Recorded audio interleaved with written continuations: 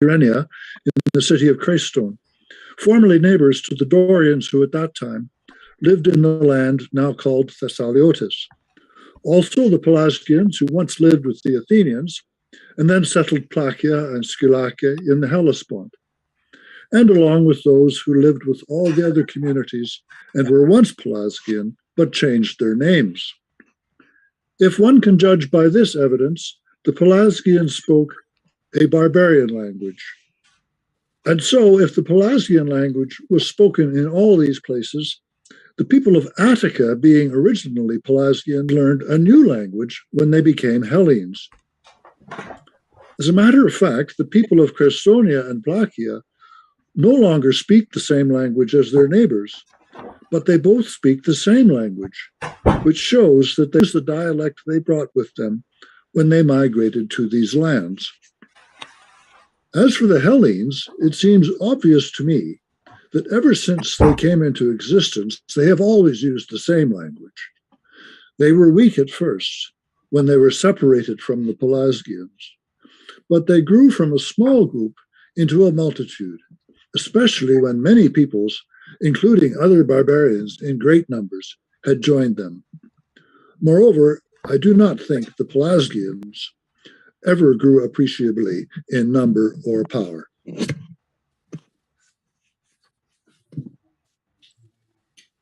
Pues bien, de esos dos pueblos, Creso averiguó que el Ático estaba sojuzgado y dividido en facciones bajo el poder de Pisístrato, hijo de Hipócrates. Era tirano de Atenas. Este Hipócrates era un simple ciudadano al que, asistiendo a los Juegos Olímpicos, ocurrió un gran prodigio, pues había inmolado a las víctimas cuando los calderos, levantados ya y llenos de carne y agua, sin fuego, se pusieron a hervir hasta derramarse. Y el lacedemonio Quilón, que se encontró allí por casualidad y había presenciado el prodigio, aconsejó a Hipócrates, en primer lugar, que no llevase a casa como esposa a una mujer prolífica. Luego que, si ocurría que ya la tuviera, que la repudiase. Y si ocurría que tuviera un hijo, que renunciara a él. Sea como fuere, Hipócrates no quiso, y más tarde le nació el citado Pisístrato, el cual, con ocasión de la guerra civil entre los atenienses de la costa y los del llano, siendo jefe de los primeros, Megacles, hijo de Almeón, y los del llano, Licurgo, hijo de Aristolaides, levantó, con miras a la tiranía, una tercera facción, reunió partidarios y, una vez que se hubo erigido en presunto caudillo de los montañeses, tramó lo siguiente: a sí mismo y a sus mulos, y condujo el carro al ágora, como si se hubiese salvado de sus enemigos, que, según dijo, la habían querido matar cuando se dirigía al campo, y pidió al pueblo que le concediese tener una guardia en atención a sus anteriores merecimientos como general en la campaña contra los megarenses, cuando tomó Nicea y llevó a cabo otras grandes hazañas. Y el pueblo de Atenas se dejó engañar y le dio a coger de entre los ciudadanos a 300 hombres, que fueron no los lanceros de Pisístrato, sino sus maceros, pues le guardaban las espaldas armados con mazas de madera. Y estos hombres se sublevaron con Pisístrato y se apoderaron de la Acrópolis. Desde entonces, Pisístrato fue el que alterara las magistraturas existentes ni cambiara las leyes. Gobernó la ciudad de acuerdo con la constitución vigente y la administró honradamente y bien. Pero poco tiempo después, puestos de acuerdo los partidarios de Megacles y los de Licurgo, lo expulsaron. Así fue como Pisístrato se adueñó de Atenas y perdió la tiranía cuando aún no estaba firmemente arraigada. Mas los que se habían echado a Pisístrato empezaron a pelearse entre sí, y acosado por la facción, Megacles hizo preguntar por un heraldo a Pisístrato si estaba dispuesto, para ser tirano, a tomar a su hija por esposa. Y aceptada la proposición por Pisístrato, y puesto de acuerdo en las condiciones dichas, imaginan para su vuelta un plan que yo encuentro de lo más ingenuo, ya que desde muy antiguo la raza griega se ha distinguido de los bárbaros por ser más lista y estar más exenta de necia ingenuidad, si es que verdaderamente, en esta ocasión, imaginaron semejante treta entre los atenienses, que tienen fama de ser los primeros de los griegos por su inteligencia. En el demo de Peanía había una mujer, cuyo nombre era Fie, de 4 codos menos 3 dedos de talla, y además de buen ver. Disfrazaron a esta mujer con una armadura completa. La hicieron subir a un carro, le enseñaron la actitud que debía tomar y la condujeron a Atenas. Y por delante enviaron heraldos que al llegar a la ciudad hicieron la proclama que les había encargado, diciendo lo siguiente: atenienses, recibid de buena voluntad a Pisístrato, a quien la misma Atenea, queriéndole honrar como a ningún mortal, restituye a su propia Acrópolis. Esto iban publicando los heraldos de un lado a otro. Los demos, Atenea repatriaba a Pisístrato, y los habitantes de la capital, convencidos de que la mujer era la diosa en persona, adoraron a aquella mortal y dieron la bienvenida a Pisístrato. Y habiendo recobrado la tiranía de la manera que acabo de decir, Pisístrato, con arreglo a lo convenido con Megacles, se casó con la hija de los Almeónidas, que estaban con la hija de Megacles, perdón. Pero como ya tenía hijos mozos y se decía de los Almeónidas que estaban malditos, no queriendo que le nacieran hijos de la nueva esposa, se unía a ella en forma ilícita. Al principio, la mujer le ocultaba la cosa, pero luego, sonsacada o no por su madre, se lo contó, y ésta a su marido. Y Megacles llevó muy mal la afrenta que recibía de Pisístrato. Y enojado como estaba, depuso enemistad con los dos de sus familias. Pisístrato, enterado de lo que se tramaba contra él, abandonó todo el país y llegado que hubo a Eritrea, deliberó juntamente con sus hijos. Y como prevaleció la opinión de Hipias de reconquistar nuevamente la tiranía, entonces se dedicaron a reunir donativos de las ciudades que tenían con ellos alguna deuda de gratitud. Y habiendo sido muchos quienes le proporcionaron sumas considerables de dinero, los tebanos superaron a todas las aportaciones de dinero. Y luego, por decirlo en pocas palabras, el tiempo pasó y todo quedó preparado para el regreso.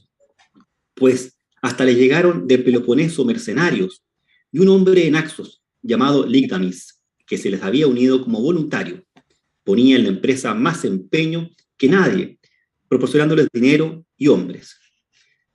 Partieron pues de Eritrea y regresaron después de 10 años. Lo que tomaron fue Maratón.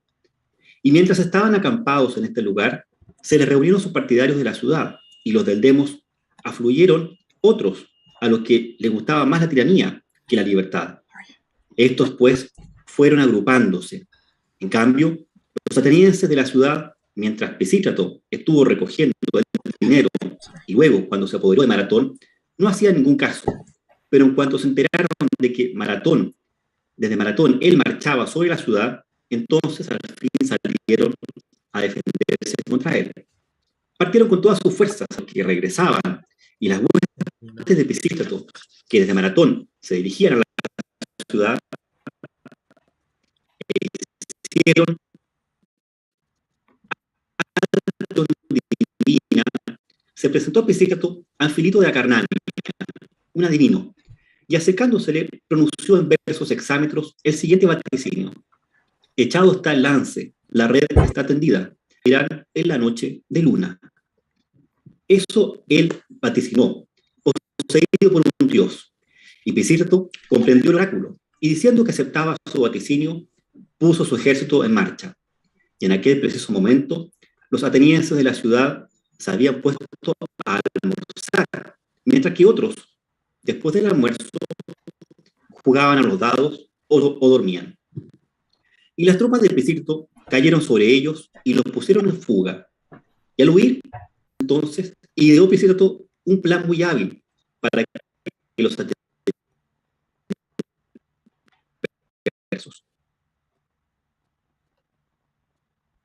y ellos, a medida que alcanzaban a los fugitivos, les decían que lo que les había encargado Pisístrato, exhortándoles a no tener miedo y a volver cada cual a sus ocupaciones.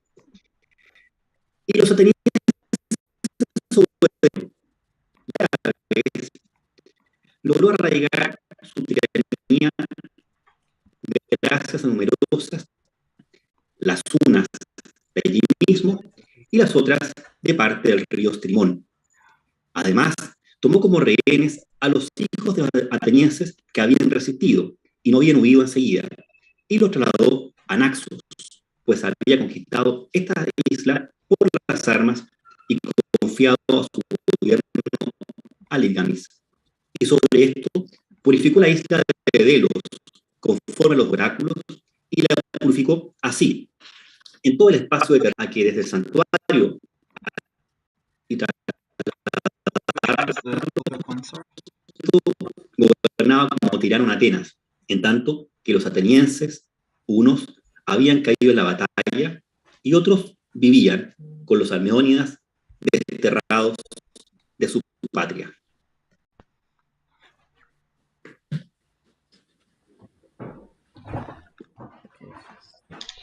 Τους μενούν Αθηναίους τα όπτα των χρόνων, τούτων επινθάνετον των Ελλήνων κατά τες πέας, αутούς καί ξενοησίν απροσμίκτη. Μετέβαλον δε χωδέ εσ εονομίαν.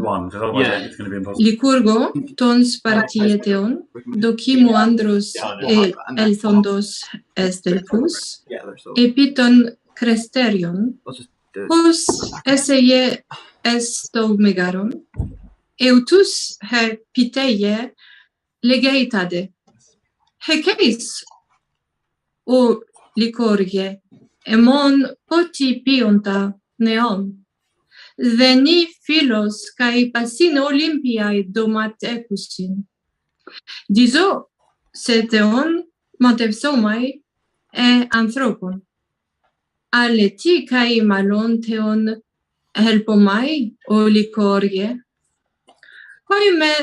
Hoimen de tines pros tutsoisin legusin, kai prasin autoi ten piteyen ton nun katesteota kosmon spartiotisin.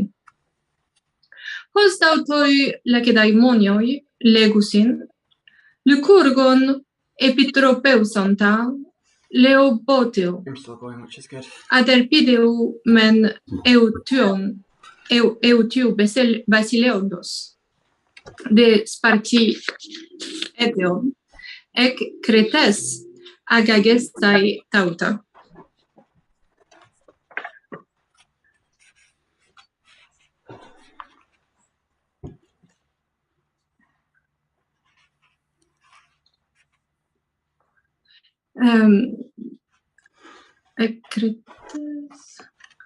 Os gar epitropeuse tahista metesteste tanomima panta, kai epulaxe tauta me parabainein.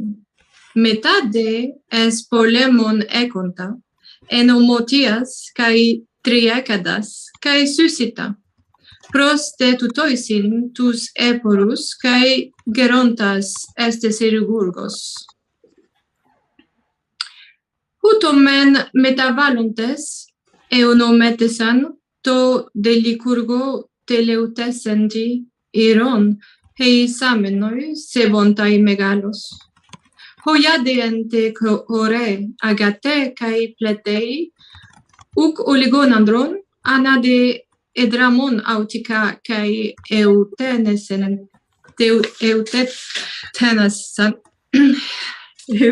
tenetesan kai despi ugeti apecra esukien agin. Ala catapronesontes arcadon cresontes einai ecreste riasonto en del poisin epipasite arcadon core. Hede piteie spi cratade.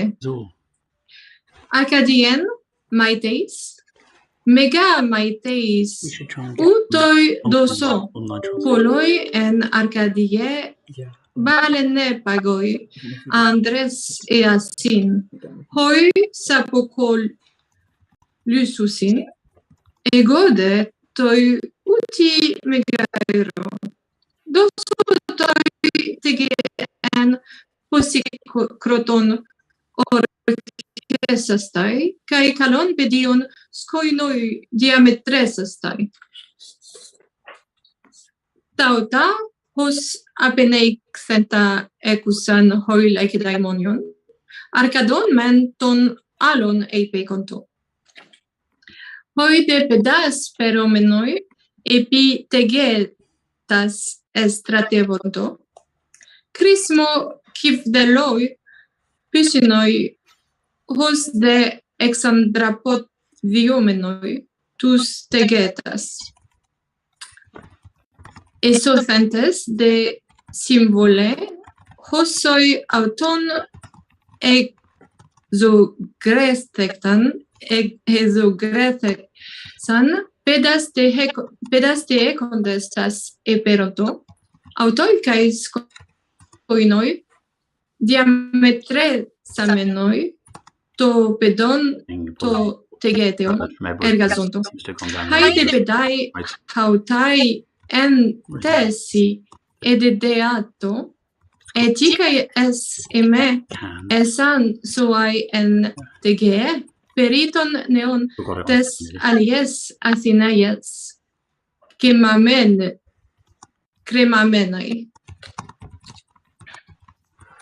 Catamen de ton proteron polemon, synechos aiei kakos ael thleon, prostus tegetas. Cata de ton catacroison chronon, kai ten anaxandrideo, kai Aristonus Basileien en Lacedaemoni, ede hois partiateitai, catuperteroi to polemo egegonesan, tropotoio de genomenoi. Epeidea iei to polemo esunto hypotegeetion, pepsantes Theoporus es delphus, e peiroton tina anteon ilasamenoi, catuperteton toi polemoi tegeton genoiato. Hede puties pi ecrese ta Oresteo tu Agamemnonos, ostea epagagomenos. Osde aneurein uk oite eginonto ten teken tu Oresteo e pempton autis tes esteon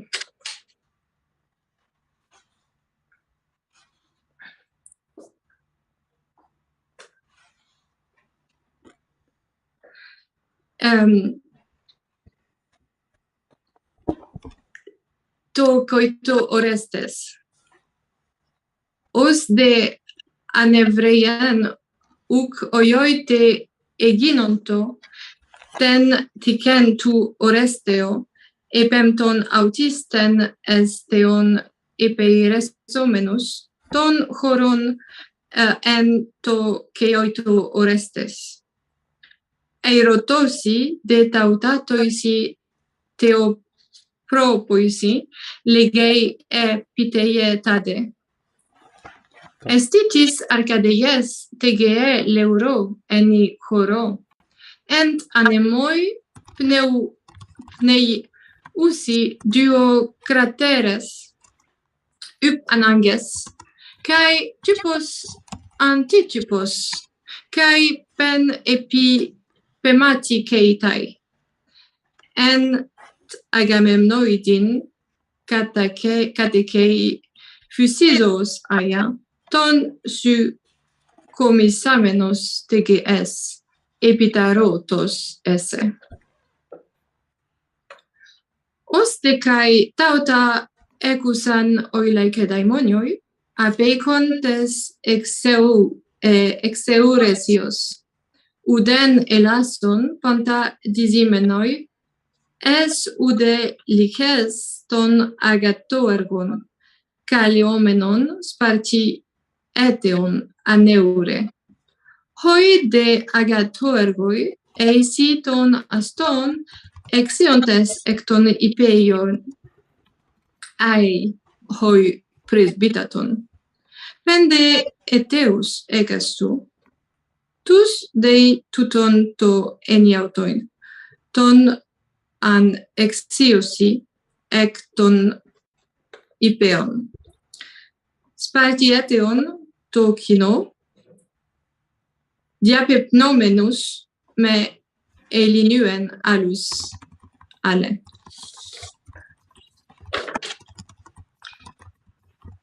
Tuton on ton anthropon, liches aneure en tegee, kai syntichie chrysamenos kai sopie, eusisgar touton ton chronon, epimixies prostus segetas. Elton es calceon, eteiei to sideron exelau nomenon, kai en tomati en oreon to poiomenon.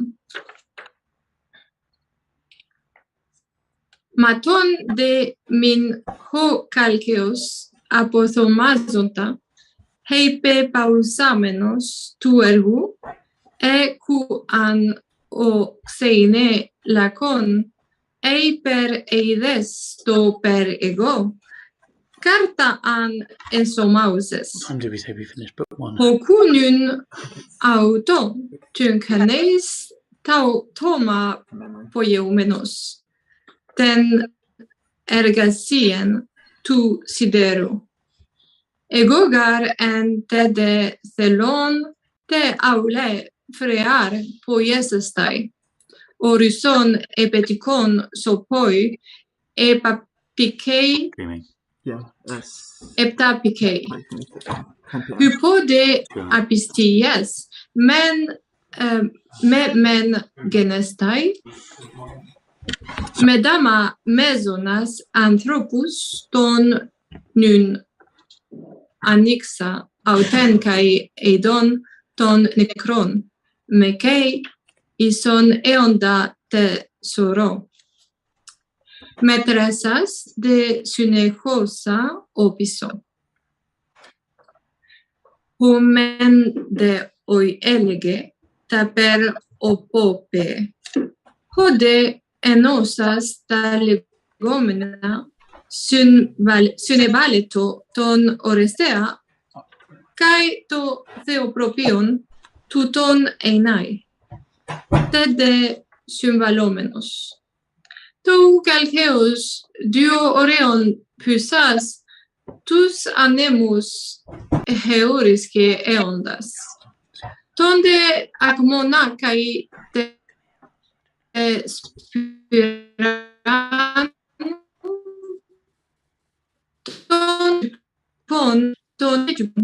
tonde pima epipemati keimenon. Kata toyonde ti eikazon, hos epikakoi anthropu sideros aneuretai. Symbalomenos de tauta, kai apelton esparten e prase la kedaimoniosi, pan to pregma. Hoide ec logu plastu epeneicantes hoi aiten e dioxan. Hode apicomenos es uc ectidontos ten aulen. Chronoide hos anegnose enoic testi anoruxas de ton tapon caeta ostea sulexas oicheto feron esparten. Kai apotutu tu chronu ocos peiroato alelon poloi catuperteroi toi polemoi eginonto hoi lacedaimonioi. Ede despi kai hepole tes Peloponnesu en catestramene.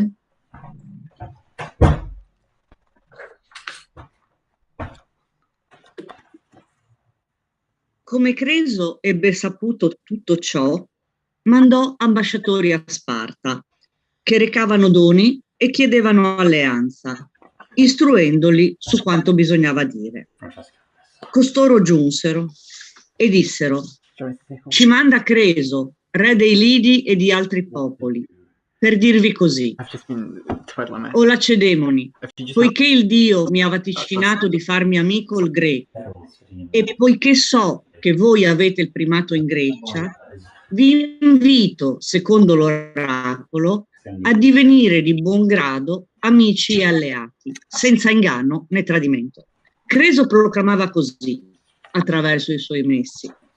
Gli Spartani, che anch'essi sapevano il responso dato a Creso, si rallegrarono della venuta dei Lidi e fecero giuramenti di ospitalità e di alleanza.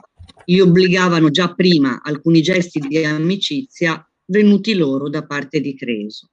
Infatti, quando gli Spartani mandarono ad acquistare a Sardi l'oro che volevano impiegare per la statua di Apollo, che si trova ora a Tornax in Laconia, Creso, a loro che volevano comprarlo, ne aveva fatto dono.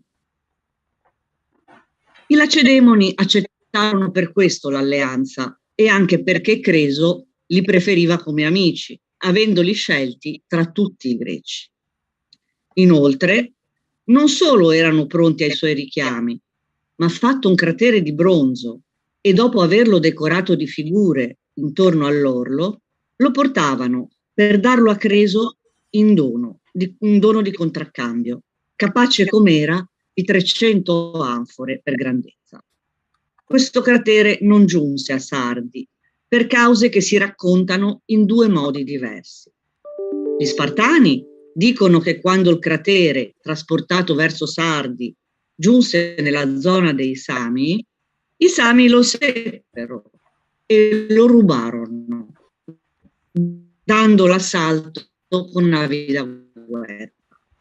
Gli stessi Sami, invece, raccontano che gli Spartani che portavano che Sardi e Creso erano stati presi. Allora vendettero il cratere a Samo. Alcuni cittadini privati lo comperarono e lo offrirono al tempio di Era. Forse quelli che lo vendettero, giunti a Sparta, avranno detto di essere stati derubati dai Sami.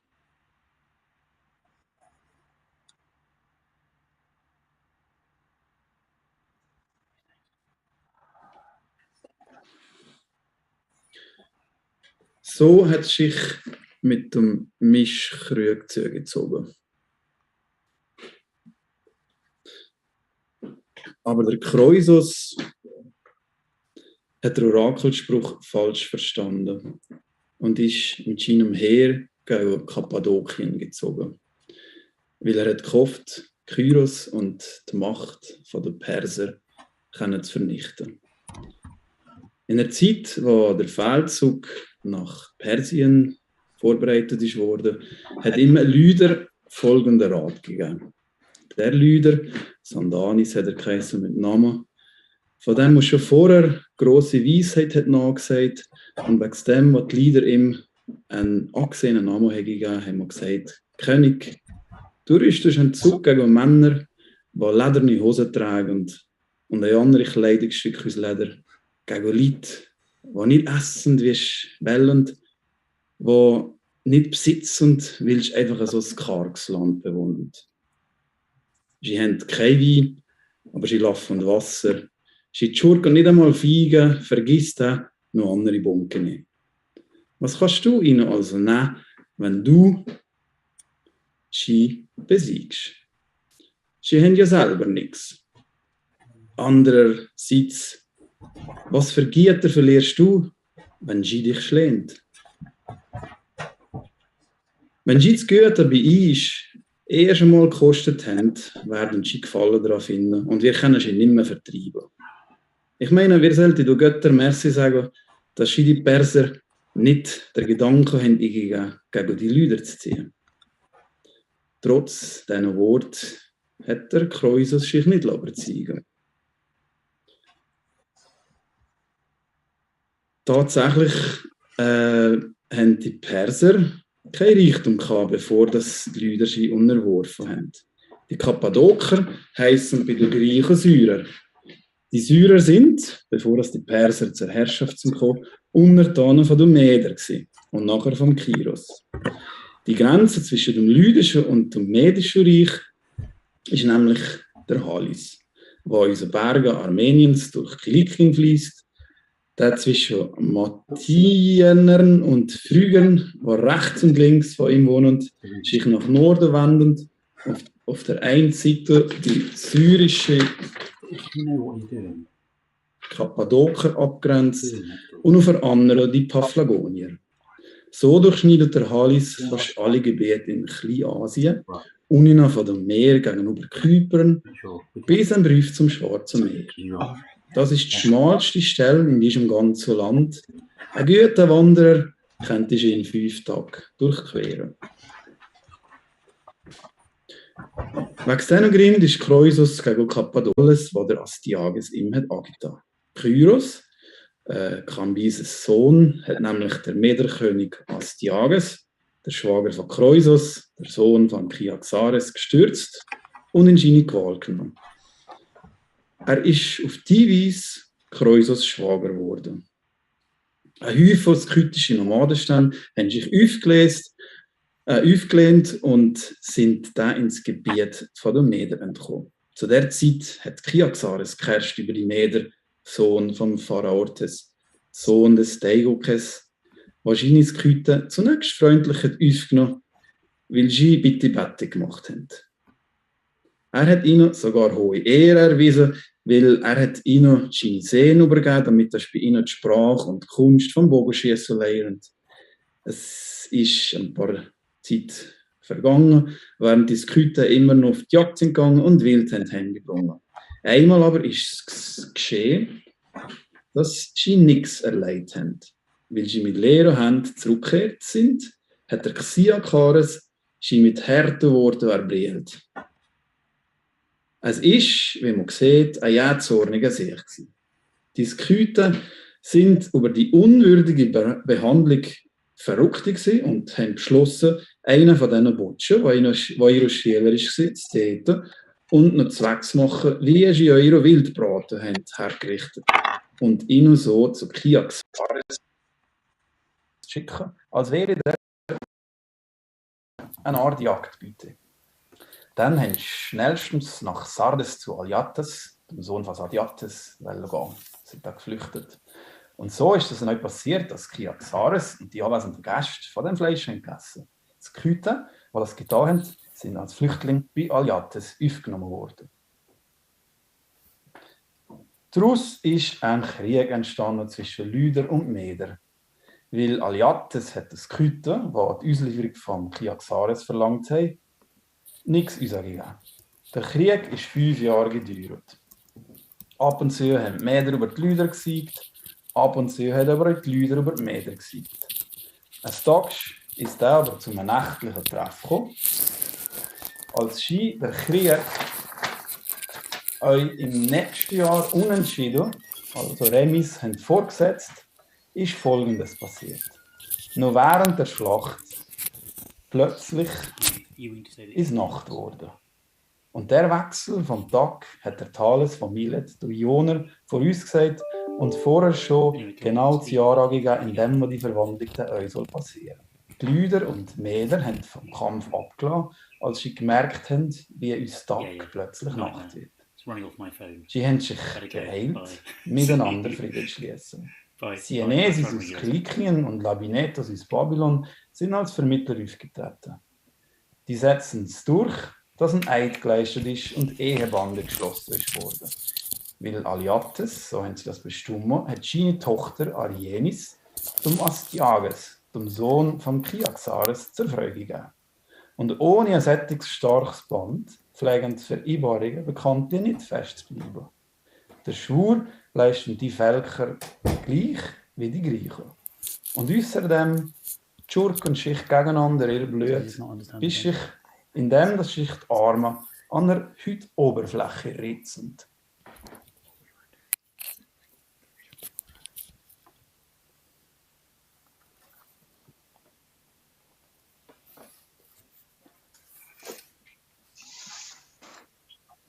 Der Cyrus hat also den Astyages, sein Grossvater mütterlicherseits, unterworfen und ihn in seine Gewalt gebracht.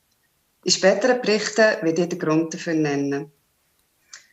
Wegen dem hat der Caucasus dem Cyrus gerollt und darum hat er auch das Orakel befragt, ob er gegen die Perser soll ins Feld ziehen soll. Als er dann einen zweideutigen Orakelspruch hat bekommen, hat er ihn zu seinen Gunsten ausgelegt und ist im Perserreich eingerückt. Als der Caucasus an Halis ist gekommen, hat er sein Heer drüber geführt, wie ich meine, auf die vorhandenen Brücken. Bei den Griechen erzählt man sich überall, der Thales aus Milet habe das Heer übergebracht. Als der Caucasus nämlich ist unsicher war, wie er das Heer über den Fluss bringen soll, dann seien eben die Brücken noch nicht da gewesen, hat es der Thales fertiggebracht, dass der Fluss, der zuerst nur links vom Heer war, dann auch auf der rechten Seite ist durchgeflossen. Das hat er folgendermaßen zustande gebracht. Er hat oberhalb vom Lager einen halbmondförmigen Graben hineingezogen. Dann hat er den Strom aus dem alten Flussbett in den Graben gelegt und unterhalb vom Lager ist der Hylas wieder in sein altes Bett zurück. Nach der Teilung hat man den Strom auf beiden Seiten überschreiten. Andere erzählen, das alte Flussbett sei ganz ausgetrocknet. Das glaube ich aber nicht. Wie hätten sie denn sonst beim Rückmarsch über den Strom kommen? Nach der Überquerung vom Halis ist der Caucasus in den Teil von Kappadokien gekommen, wo Pteira heisst. Das ist die stärkste Siedlung im Landstrich und kommt nach Sinope, der Stadt am Schwarzen Meer. Dort hat er sein Lager gemacht und die Felder der Syrer verwüstet. Er hat die Stadt Petra erobert und die Bewohner in die Sklaverei verkauft. Dann hat er alle Nachbarstädte überwunden und die unschuldigen Syrer weggeführt. Da hat der Kyros sein Heer gesammelt, hat alle Krieger im Gebiet zwischen den beiden Fronten auf seine Seite gezogen und hat sie dem Caucasus entgegengestellt. Bevor er mit dem Heer ist aufgebrochen, hat er Boten an die Ioner geschickt und versucht, sie vom Caucasus wegzunehmen. Die Ioner haben aber abgewiesen.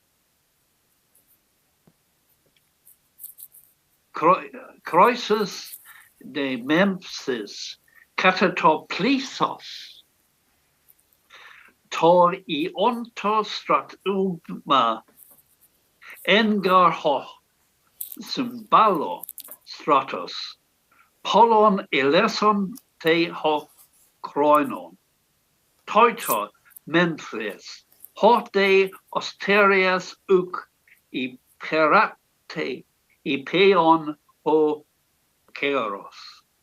Apelene este Cyrus.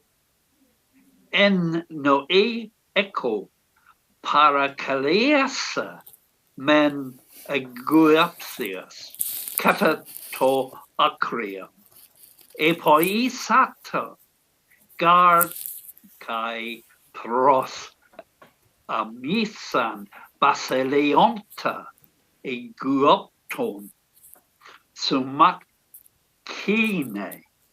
protero he per pros lecedemonios Metapapsemenios, de kai Babylonios, kai gartois toitos auto, epipoito, sumakine, ito parane, teto chrono, toiton, ton Babylonia,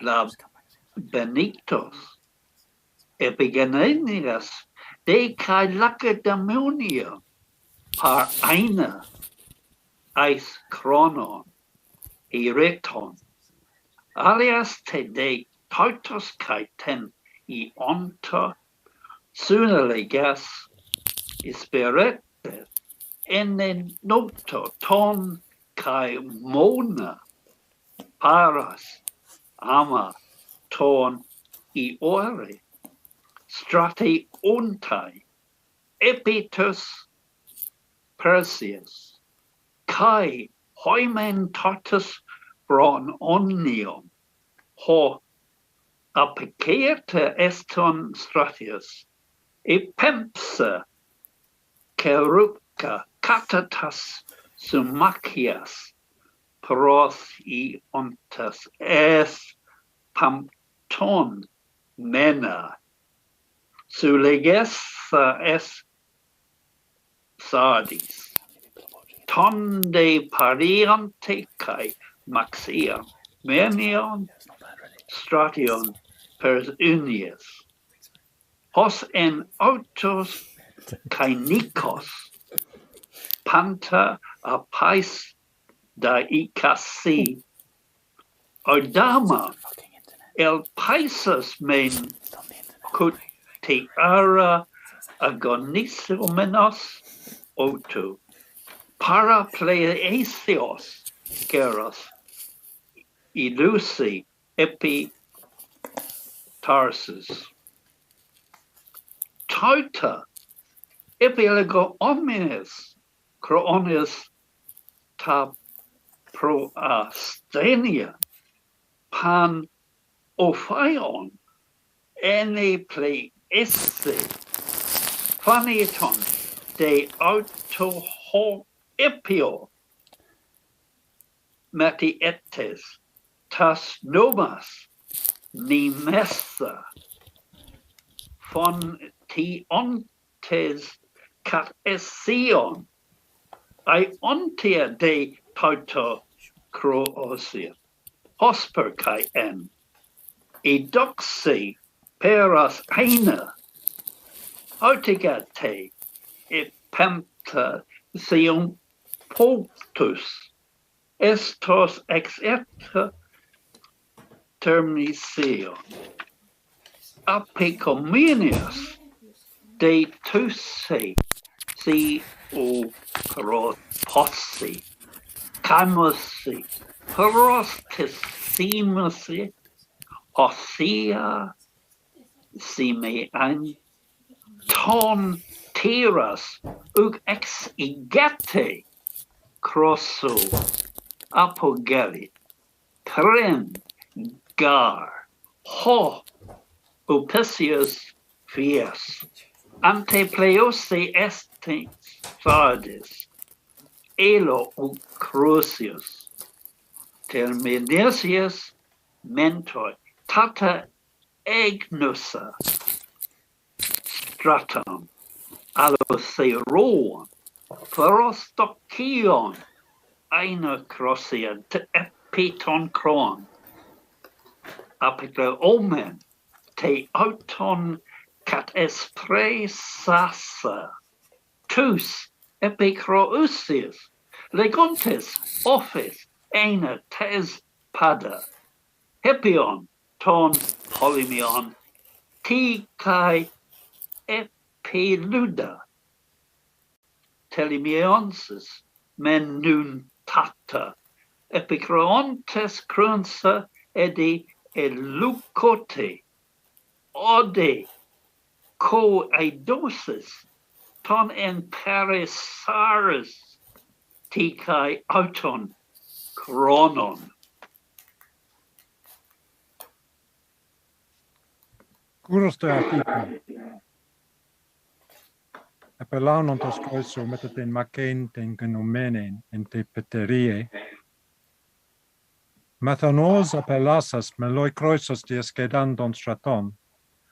Uluomenos jurisque pregma oene, elaunen, hus dunai to takista epitas sadis, prine to deuteron helisene ton lidon ten dunamin.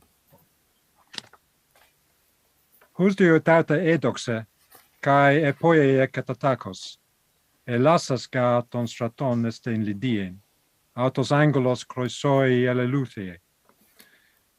En thauta kroisos es aporien polena pigmenos, osoi paradoxon escata pregmata eos autos catadocie, homos tus ludus exega ies macin. Ende, tuton ton chronon, ethnos uden ente Asie iute Andreoteron iute Alkimoteron tu ludio. Et macis feion en apipon, dorotate euphorion megala, que autoi esan ipuessa agatoi. And that are no longer happening. Este podian de sun fonton tuto, to protu astios esti tu sadie nu, eon megatec epsilon, dia diautu potemereontes kai aloi kai ilos suregnusi eston megiston, caleomonon de Iermon, hos exorios iru metros tindumenis reon, ecte deus es thalasan catathocaen polin. In thata hucuros, hos ede tus ludus es macen tasomenus, catorodesas de Nippon, e poese apargu hypothemenu andros medu toi onde.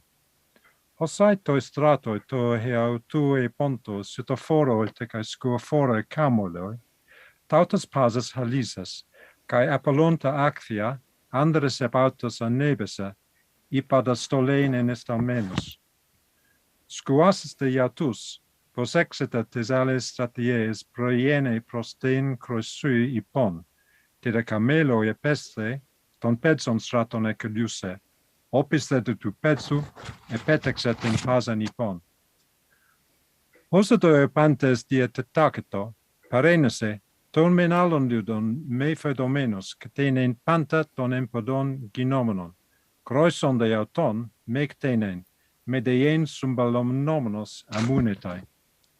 Tautamen perenese, tasta camelos etexe antiatesi pu, toin de jeneken.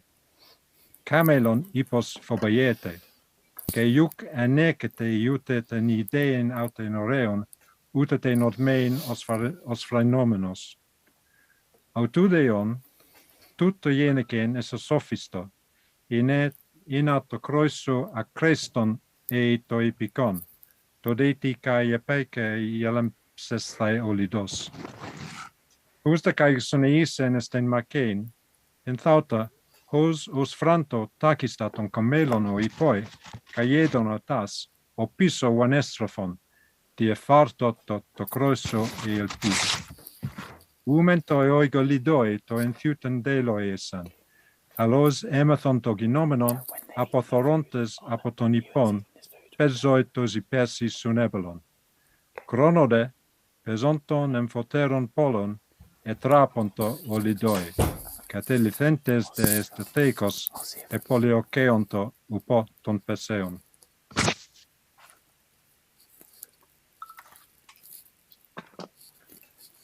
Quando costoro misero l'assedio ai lidi, Creso, ritenendo che sarebbe durato a lungo, mandò fuori dalle mura altri messi, ai popoli alleati.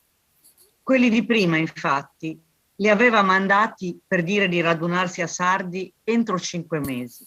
Questi li inviò per chiedere di recare aiuto a Creso, che era assediato, il più presto possibile. Tra gli altri popoli alleati mandò messi anche a Sparta. Anche agli Spartani, proprio allora, era capitata una contesa con gli Argivi per una località chiamata Tirea. Infatti questa Tirea, che era parte dell'Argolide, la occupavano gli Spartani, avendola separata dal resto. Anche il territorio fino al Capomale, a verso ponente, era degli Argivi, sia la regione in terraferma, sia l'isola di Citera e le altre isole. Essendo corsi gli Argivi in aiuto della loro terra che si voleva togliere loro, parlamentarono, accordandosi di combattere in 300 da entrambe le parti. A quella delle due parti che avesse vinto sarebbe spettato il paese. Il grosso dei due eserciti si sarebbe ritirato in patria, né sarebbe rimasto mentre gli altri combattevano, a questo scopo, perché entrambi, vedendo i propri soccombere, se gli eserciti erano presenti, non li soccorressero.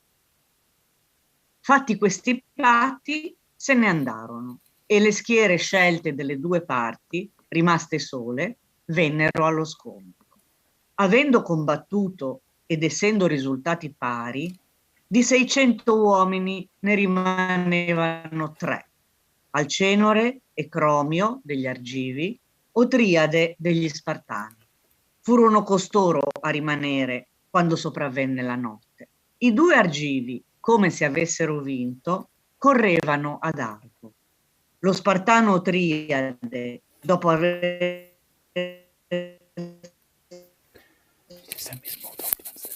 spogliato i cadaveri degli Argivi e trasportato al suo posto. Il giorno dopo, gli uni e gli altri vennero a prendere informazioni. Per qualche tempo, ciascuno dei 2 pretendeva di aver vinto.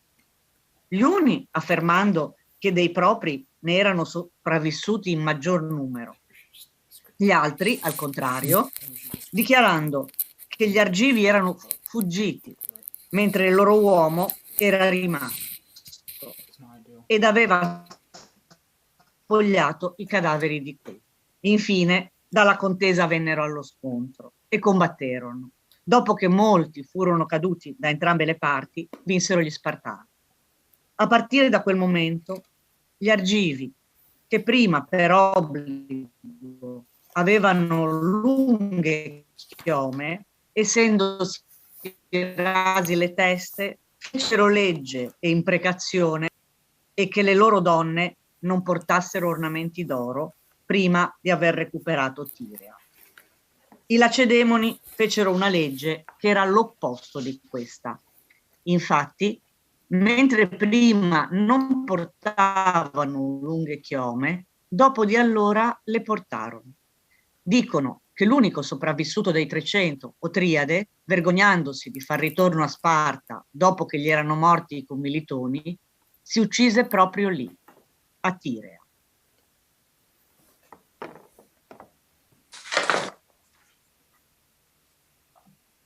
W jakim położeniu znajdowali się Spartiaci w chwili, kiedy przybył z Sardes Herod z prośbą o udzielenie pomocy obleganemu Kresusowi? Mimo to, po wysłuchaniu Herolda byli zdecydowani pomoc tę wysłać. Już ukończyli swe zbrojenia, a okręty były do odjazdu gotowe, kiedy nadeszła inna wiadomość, że twierdzę Lidyjczyków zdobyto, Kresus zaś dostał się do niewoli. To ku wielkiemu ich ubolewaniu położyło koniec wyprawie. Sardes zaś w ten sposób zostało zdobyte.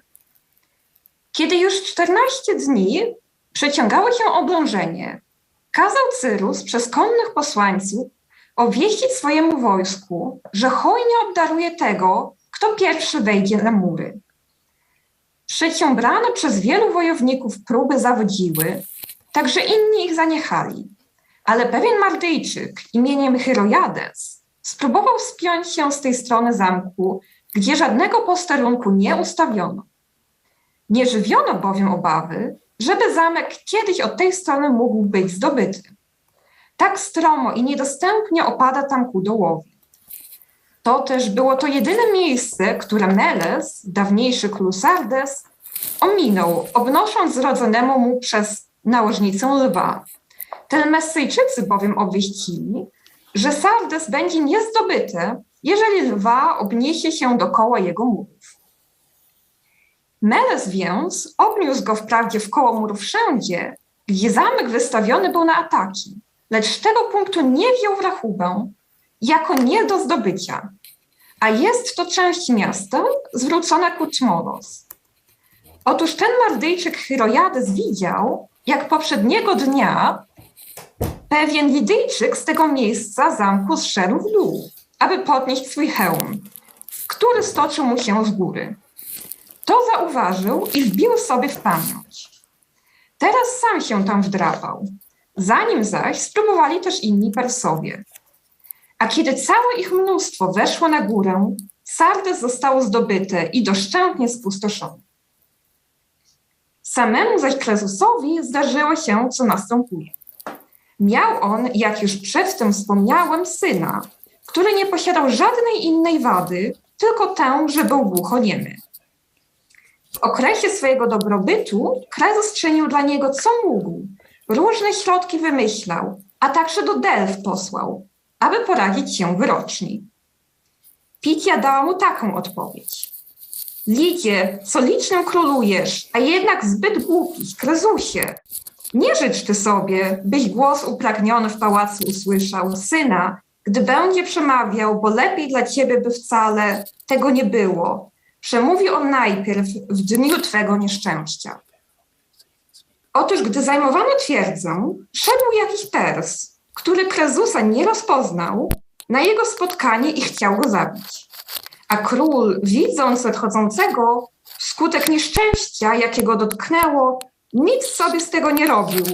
Nic mu też na tym nie zależało, że cios pozbawi go życia.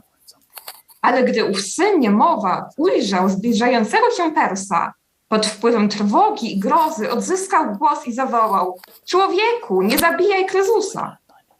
Był to pierwszy dźwięk, jaki z siebie wydał, ale odtąd zachował już mowę na resztę życia.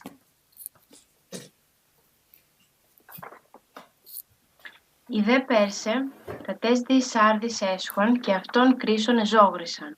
Άρχισαν τα αίτια 4 και 4 ημέρας πολιορκηθέντο. Κατά το Χριστήριον τε καταπαύσαντα την εαυτού μεγάλην αρχήν. Λαβώντες δε αυτόν οι Πέρσε ήγαγον παρακύρων. Ο δε συνήσας πυρήν μεγάλην ανεβίβασε επ' αυτήν των κρίσονται, εν πέδεση δεδεμένων και δις 7 λιδών παρ' αυτόν πέδας, ενώ έχων είτε διακροθήνια ταύτα κατά γηήν Θεών ο Θεοδή, είτε και ευχήν επιτελέσε θέλων, είτε και πειθόμενος των κρίσεων είναι Θεοσεβαία του δε εινεκεν, ενεβίβασε επί την πυρήν. Βουλόμενος ιδένε ή της μην δε μόνος ρίσεται του μη ζώντα κατά καυτίνε. Τον μεν δι πιέν ταύτα, το δε κρίσο εστεώτη επί της πυρής εισελθήν και πέρεν κακό αιώντι το σούτο, το του Σόλωνος, ως ή συν Θεό ηρημένων, το μηδένα είναι των ζωών των όλβιων. Ως δε άρα μην προστείνε τούτο, ανενικάμενον τε και ανεστενάξαντα εκ πολλής ησυχής, εστρής ονομάσε Σόλων. Και τον κύρον ακούσαντα και λεύσε τους ερμηνέας επιρέστε των κρίσων, τι να τούτον επικαλέητο. Και τους προσελθόντας επιρωτάν, κρίσον δε τέος μεν σιγήν έχειν ηρωτώμενον, μετά δε ως ειναγκάζετο υπήν. Τον αν εγώ πάση τυράννηση προετίμησα μεγάλων χρημάτων εις λόγους ελθύν, ως τε σφιάσιμα έφραζε πάλιν επιρώτων τα λεγόμενα. Λιπαρεόντων δε αυτών και όχλων παρεχόντων έλεγε δι, ως ήλθε αρχήν ο Σόλων αιών Αθηναίος και θεϊσάμενος πάντα τον εαυτού μεγάλων, τον εαυτού όλβων αποφλαυρίσιε ή αδιείπας, ώστε αυτό πάντα που βεβήκει την περεκίνηση είπε. Ουδέν τι μάλλον εσεαυτόν λέγον ή ουκ εσ άπαν το ανθρώπινον και μάλιστα τους παρασφίσει αυτήσει ολβίους δοκέοντας είναι. Τον μεν κρίσον τα αυτά πηγέστε, τις δε πυρής ήδη αμένης και έστε τα περιέσχατα. Και τον κύρον ακούσαντα των ερμηνέων τα κρίσος είπε, μεταγνώντα και ενώσαντα ότι και αυτός άνθρωπος αιών άλλων άνθρωπων, γενόμενον εαυτού ευδαιμονή ουκ ελάσσο, ζώντα πυρίδι δίη, προστετούτηση δίσαντα την τύσιν και επιλέξάμενον ως ουδέν ή τον ενανθρώπιση ασφαλέως έχων, και λέβην σβενίνε την ταχύστην το καινόμενον πυρ και καταβιβάζειν κρίσονται και τους μετά κρίσου. Και τους πυρωμένους ου δύναστε έτη του πυρός επικρατήσε. Εν ταύτα λέγεται η Πολυδών, κρίσον μαθώντα την κύρου μετάγνωσιν, ως ώρα πάντα μεν άντρας βενήντα το πυρ, δυναμένους δε ουκέτι καταλαβήν, επιβόσαστε τον Απόλλωνα επικαλεόμενον, ή τι ή και χαρισμένον εξ αυτού εδωρήθη, παραστήνε και ρίσαστε μην εκ του παρεόντος κακού. Τον μεν δακρύοντα επικαλέστε των Θεών, εκ δε εθρείστε και νηνεμείς, συνδραμήν εξαπίνεις νέφεα και χειμώνα και καταραγίνε και είσαι είδατε λαβρωτάτο, κατασβεστίνετε την πυρήν. Ούτω δημαθώντα των κύρων, ως ή ο Κρίσος και Θεοφιλής και ανήρ αγαθός, καταβιβάσαντα αυτόν από της πυρής ερέστε τάδε. Κρίσε, τις σε ανθρώπων ανέγνωσε επιγήν την εμήν στρατευσάμενον πολέμιον αντιφύλου εμί καταστήνε. Ο δε είπε, ο βασιλεύ, εγώ ταύτα έπρηξα, τι σήμαινε ευδαιμονή, τι εμοευτού δε κακοδαιμονή.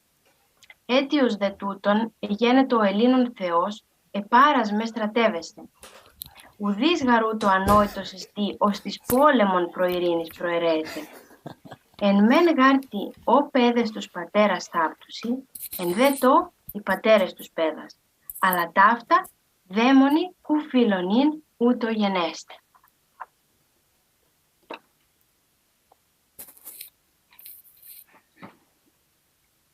Felly diweddodd Caucasus.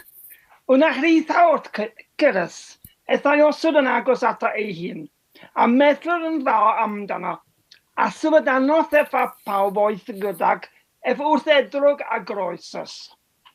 Oedd o'r an effwn dawel, wrthyn y feddwl.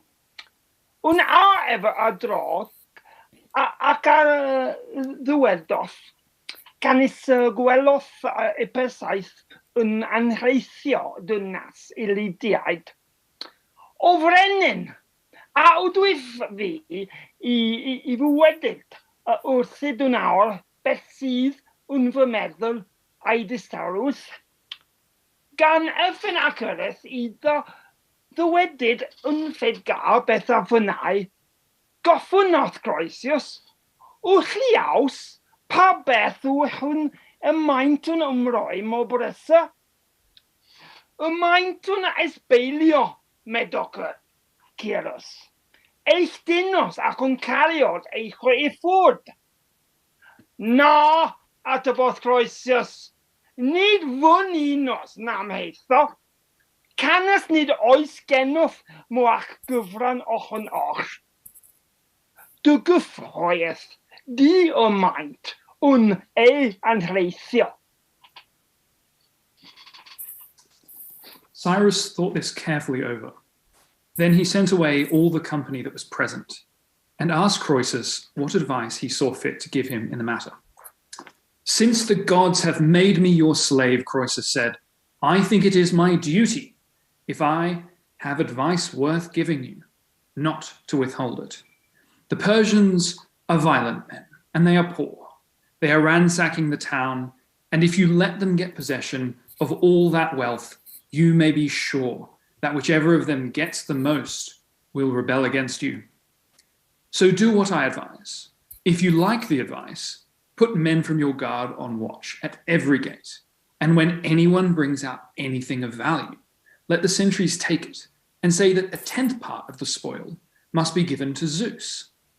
If you do that, they will not hate you, as they certainly would if you confiscated the things by mere authority. They will admit that it is an act of justice and be willing to give up what they have got. Cyrus was delighted with this advice, which he thought was excellent. With many compliments to Caucasus, he gave orders to the guard to put the proposal into practice. Then turning to Caucasus, I see, he said, that though you are a king, you are ready to do me good service in word and deed. I should like to make you some return. Ask therefore for whatever you wish, and it shall immediately be yours. Master, Caucasus answered, you will please me best if you let me send these chains to the god of the Greeks, whom I most honored, and ask if he is accustomed to cheat his benefactors. Cyrus asked the reason for this request, whereupon Caucasus repeated the whole story of what he had hoped to accomplish and the answers of the oracles, and dwelt at length upon the rich gifts he had sent, and on how his belief in the prophecies had emboldened him to invade Persia. Then he ended by repeating his request for permission to reproach Apollo for his deceit. Cyrus laughed and told Croesus he should have what he wanted and anything else he might ask for, no matter when. Croesus therefore sent to Delphi and instructed his messengers to lay the chains on the threshold of the temple. Then, pointing to the chains, they were to ask the god if, when such things were the fruits of war, he was not ashamed to have encouraged Croesus by his oracles to invade Persia in the confident hope of destroying the power of Cyrus. And they were also to ask if it was the habit of Greek gods to be ungrateful. It is said that when the Lydian messengers reached Delphi and asked the questions they had been told to ask, the priestess replied that not God himself could escape destiny. As for Croesus, he had expiated in the 5th generation the crime of his ancestor, who was a soldier in the bodyguard of the Heraclids, and, tempted by a woman's treachery, had murdered his master and stolen his office, to which he had no claim. The god of prophecy was eager that the fall of Sardis might occur in the time of Croesus' sons rather than in his own, but he had been unable to divert the course of destiny. Nevertheless, what little the fates allowed he had obtained for Croesus' advantage. He had postponed the capture of Sardis for 3 years. So Croesus must realize that he had enjoyed 3 years of freedom, more than was appointed for him. Secondly, the god had saved him when he was on the pyre. As to the oracle, Croesus had no right to find fault with it. The god had declared that if he had attacked the Persians, he would bring down a mighty empire. After an answer like that, the wise thing would have been to send again to inquire which empire was meant, Cyrus's or his own. But as he misinterpreted what was said and made no second inquiry, he must admit the fault to have been his own. Moreover, the last time he consulted the oracle, he failed also to understand what Apollo said about the mule. The mule was Cyrus, who was the child of parents of different races, a nobler mother and a baser father. His mother was a Mede and daughter of Astyages, king of Media, but his father was a Persian, subject to the Medes, and had married his queen, to whom he was in every way inferior. When the Lydians returned to Sardis with the priestess's answer and reported it to Croesus, he admitted the god was innocent and he had only himself to blame.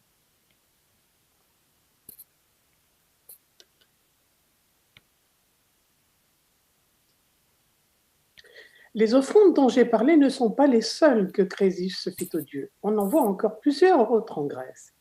Il fit présent à Thèbes en Béotie d'un trépied d'or qu'il consacra à Apollon Isménien, à Éphèse des génisses d'or et de la plupart des colonnes du temple.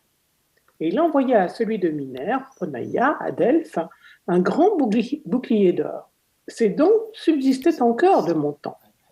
Il s'en est perdu plusieurs autres. Quant à ceux qu'il donna aux Bronchides, dans le pays des Milléniens, ils étaient, autant que j'ai pu le savoir, semblables à ceux qu'il fit à Delphes, et de même poids. Les présents qu'il envoya à Delphes et au temple d'Amphiaraüs venaient de son propre bien, c'étaient les prémices de son patrimoine. Les autres, au contraire, provenaient des biens d'un ennemi qui avait formé un parti contre lui avant son avènement à la couronne et qui avait pris avec chaleur les intérêts de Pantaléon, qu'il voulait placer sur le trône de Lydie. Pantaléon était fils d'Aliacte et frère de Crésus, mais d'une autre mère, car Crésus était né d'une Carienne et Pantaléon d'une Ionienne. Crésus ne se vit pas plutôt en possession de la couronne que son père lui avait donnée, qu'il fit périr cruellement celui qui avait formé un parti contre lui. Quant aux biens de ce conspirateur qu'il avait destiné auparavant à être offerts aux dieux, il les envoya alors, comme nous l'avons dit, au temple que nous venons de nommer. Mais en voilà assez sur les offrandes de Crésus. La Lydie n'offre pas, comme certains autres pays, des merveilles qui méritent place dans l'histoire, sinon les paillettes d'or détachées du supérieur à ceux que l'on admire ailleurs, J'en accepte toutefois les monuments des Égyptiens et des Babyloniens. C'est le tombeau d'Aliat, père de Crésus. Le pourtour est composé de grandes pierres, elles restent de terre amoncelée. Il a été construit aux frais des marchands qui vendent sur la place, des artisans et des courtisanes.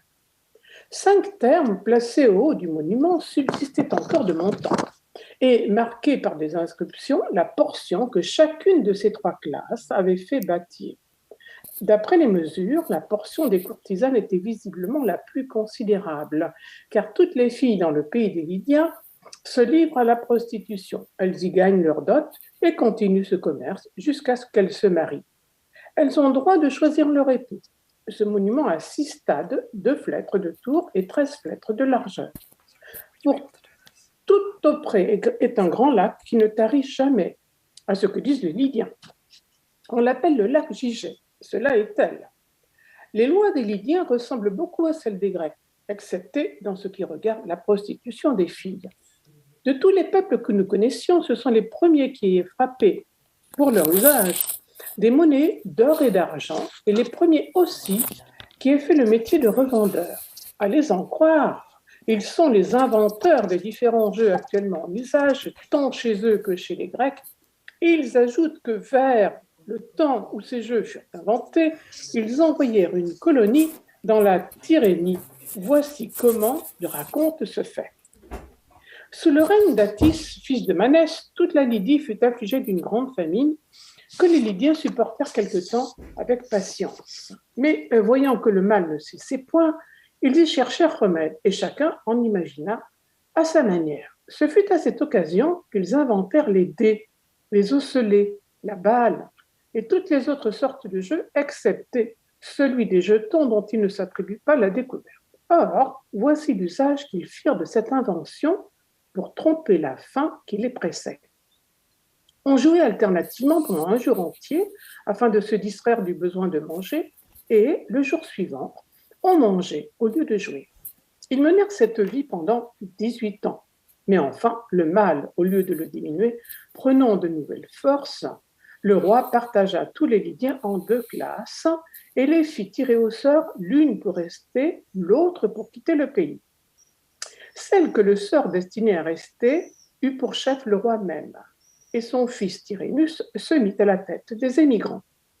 Les Lydiens que le sort bannissait de leur patrie allèrent d'abord à Smyrne, où ils construisirent des vaisseaux, les chargèrent de tous les meubles et instruments utiles et s'embarquèrent pour aller chercher des vivres et d'autres terres.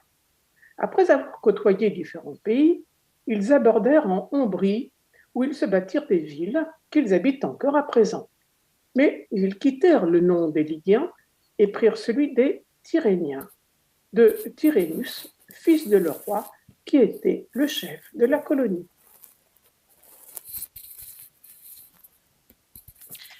A partir de este punto, nuestro relato va a contar, por lo tanto, quién era el tal Ciro que destruyó el imperio de Creso y cómo los persas llegaron a adueñarse de Asia. A este respecto, referiré las cosas con arreglo a cómo las cuentan algunos persas que no pretenden exaltar la obra de Ciro, sino decir la estricta verdad, pese a que, sobre la historia de Ciro, podría dar también a conocer otras 3 versiones diferentes.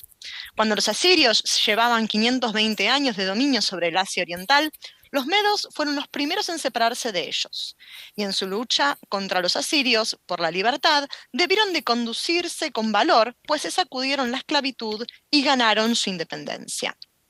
Y tras ellos, los demás pueblos hicieron también lo mismo que los medos.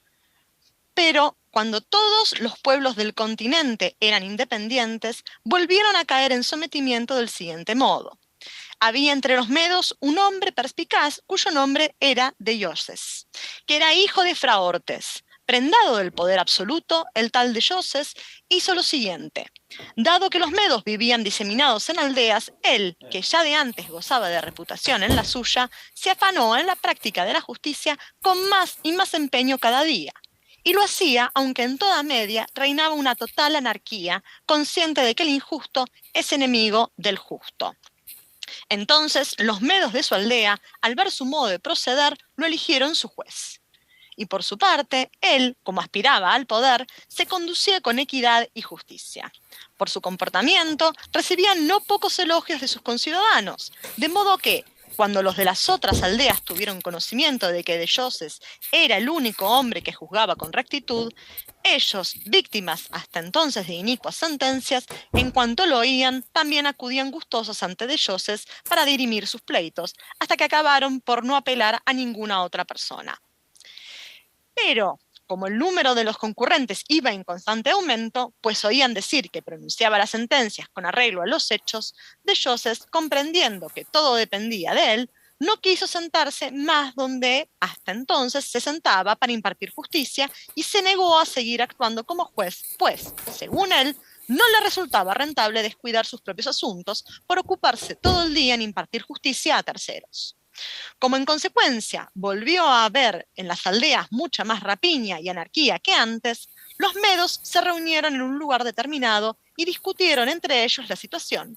Según creo, fueron los amigos de Deyoses quienes, sobre todo, tomaron la palabra. En estos términos: como en las circunstancias actuales indudablemente no podemos habitar este país, venga, nombremos rey a uno de nosotros.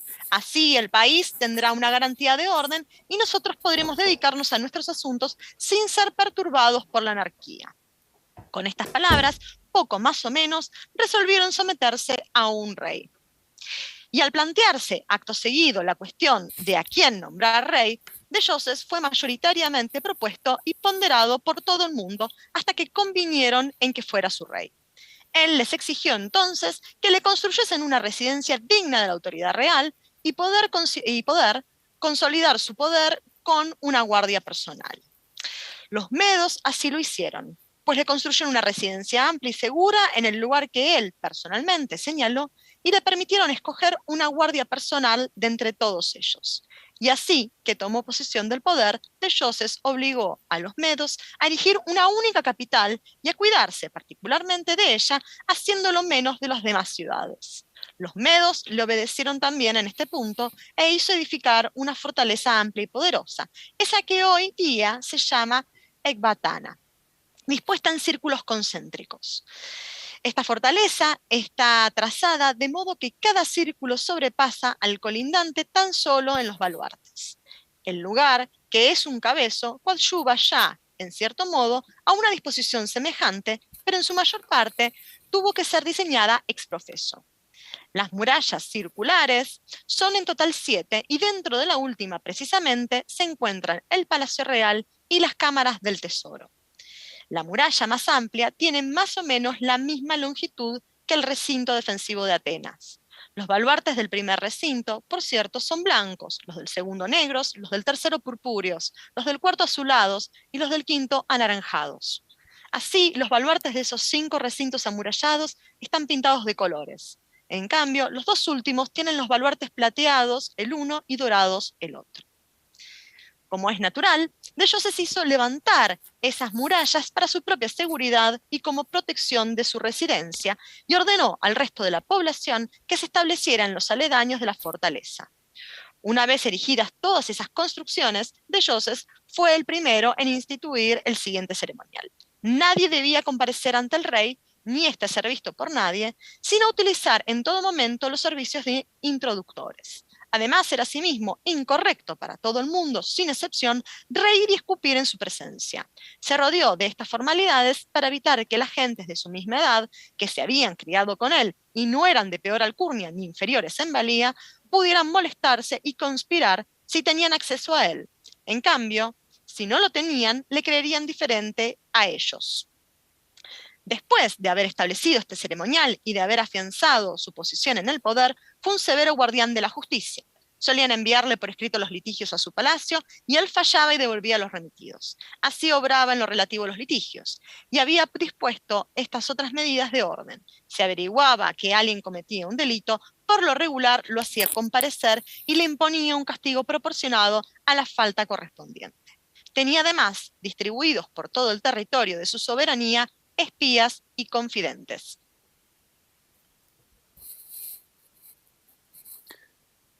Deyokes also zog das medische Volk zu einer Einheit zusammen und machte sich darüber zum Herrscher. Es gibt aber von den Medern so viele Stämme, die Buser, die Paretakener, die Strochaten, die Arizanter, die Budier, die Mager. So viele Stämme der Meder gibt es also. Deioces Sohn war Phraortes. Als Deioces nach 53-jähriger Königsherrschaft starb, übernahm dieser die Herrschaft. Nach deren Übernahme war es ihm nicht genug, nur über die Meder zu herrschen, sondern er zog gegen die Perser zu Felde, griff sie als Erste an und machte sie als Erste zu Untertanen der Meder.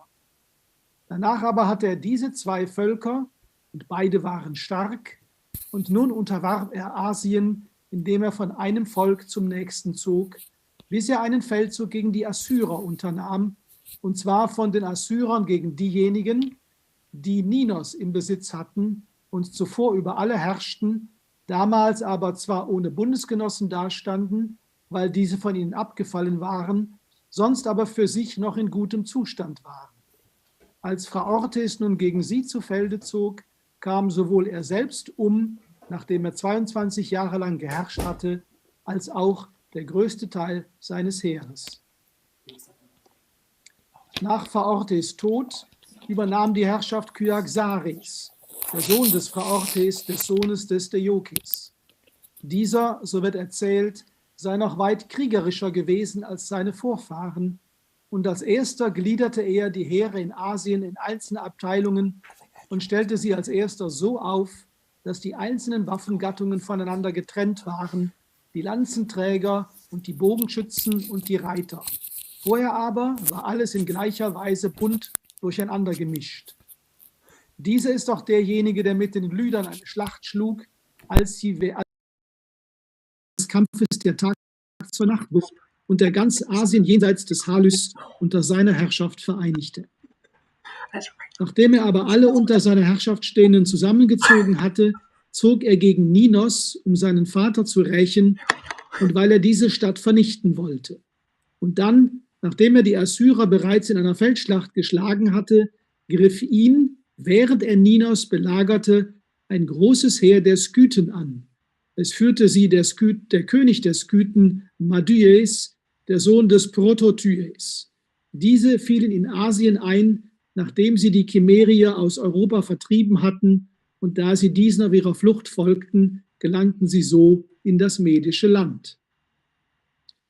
Es beträgt aber vom Majetis-See die Entfernung bis zum Fluss Phasis und zu den Kolchern 30 Tage Reisen für einen rüstigen Wanderer, und von Kolchis ist es nicht mehr weit, um ins medische Land hinüberzusteigen, sondern nur ein Volk wohnt dazwischen, die Saspeirer.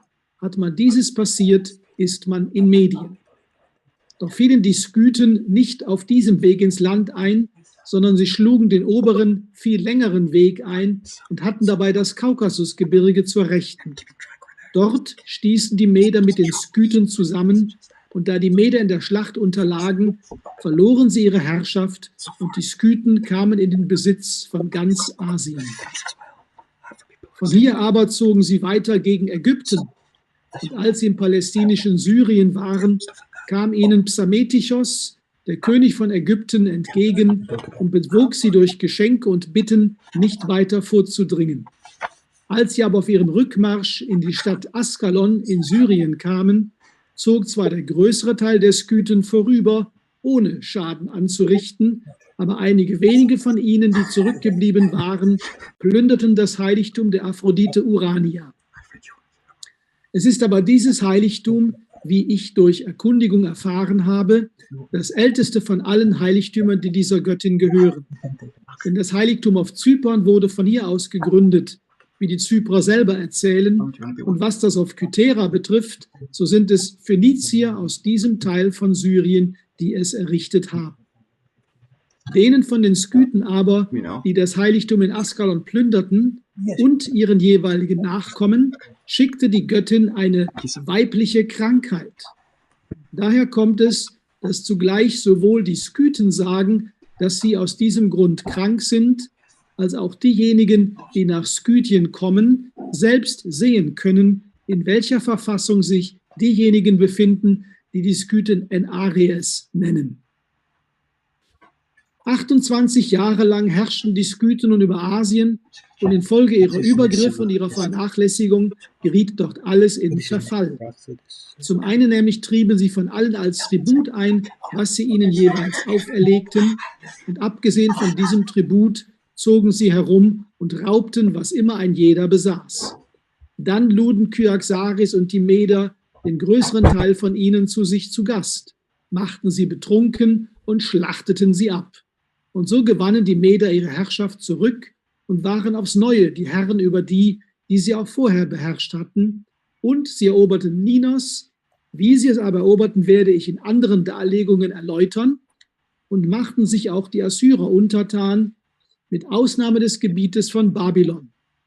Nach diesen Ereignissen starb Kyaxares, nachdem er 40 Jahre lang, die Jahre, in denen die Skythen herrschten, eingeschlossen, regiert hatte. Es übernahm nun Astyages, der Sohn des Kyaxares, die Königsherrschaft. Ihm wurde eine Tochter geboren, der er den Namen Mandane gab. Von dieser träumte Astyages, dass sie so viel Wasser ließ, dass sie damit zunächst seine eigene Stadt anfüllte, dann aber auch noch ganz Asien überschwemmte. Als er nun den Traumdeutern unter den Magern den Traum vorlegte, geriet er in Schrecken, als er von ihnen alle Einzelheiten erfuhr. Später dann, als diese Mandane heiratsfähig war, gab er sie keinem von den Medern, die seinem eigenen Rang entsprachen, zur Frau, weil er jenen Traum fürchtete, sondern er gab sie einem Perser, der Kambyses hieß und von dem er festgestellt hatte, dass er von guter Herkunft und von ruhigem Wesen war. Er hielt ihn für weit unterhalb einem Meder mittleren Standes stehend. Als Mandane aber mit Kambyses ehelich zusammenlebte, hatte Astyages gleich im ersten Jahr einen weiteren Traum. Es schien ihm, dass aus dem Schoß dieser Tochter ein Weinstock wachse und dieser Weinstock ganz Asien überdecke. Nachdem er aber dies gesehen und wieder den Traumdeutern vorgelegt hatte, ließ er aus Persien seine Tochter kommen. Sie stand kurz vor einer Niederkunft. Als sie gekommen war, ließ er sie bewachen und wollte das Kind, das von ihr geboren würde, umbringen. Aufgrund seines Traumgesichts nämlich hatten die Traumdeuter unter den Magern angezeigt, dass das Kind seiner Tochter an seiner Stelle König sein werde.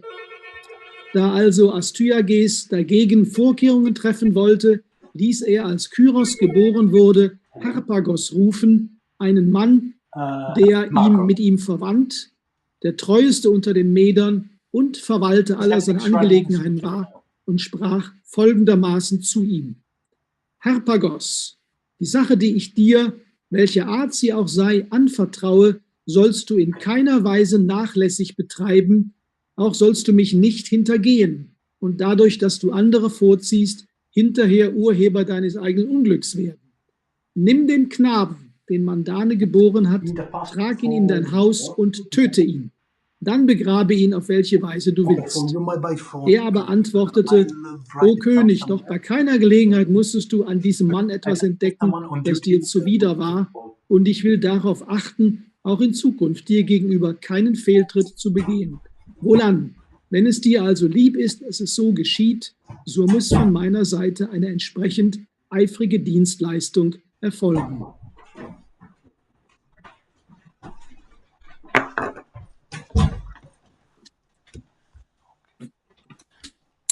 Harpagus answered thus: The child was given to him, consigned to his death, and he went to his house weeping.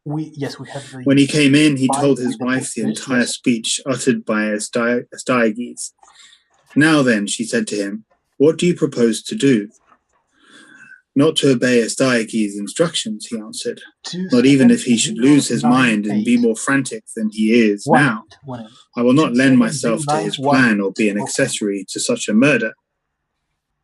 There are many reasons why I will not kill him, because the child is related to me, and because Astyages is old and has no male children. Now, if the sovereignty passes to this daughter of his after his death, whose son is he now killing by means of me, what is left for me but the gravest of all dangers? For the sake of my safety, this child has to die. The one of Astyages' own people has to be the murderer, and not one of mine. No worries, just let me know if you know more. Thank you. So saying, he sent a messenger at once to one of Astyages' cowherds, who he knew pastured his herds in the likeliest spots and where the mountains were most infested with wild beasts. The man's name was Mithridates, and his wife was a slave like him. Her name was in the Greek language Kaino, in the Median Spako, for Spax is a Median word for dog. The foothills of the mountains where this cowherd pastured his castle are north of Ecbatana, towards the Euxine Sea. For the rest of Media is everywhere a level plain, but here on the side of the Saspiries, the land is very high and mountainous and covered with woods. So when the cowherd came in haste at the summons, Harpagus said, Astyages wants you to take this child and leave it in the most desolate part of the mountains, so that it will perish as quickly as possible. And he wants me to tell you that if you do not kill it, but preserve it somehow, you will undergo the most harrowing death, and I am ordered to see it exposed.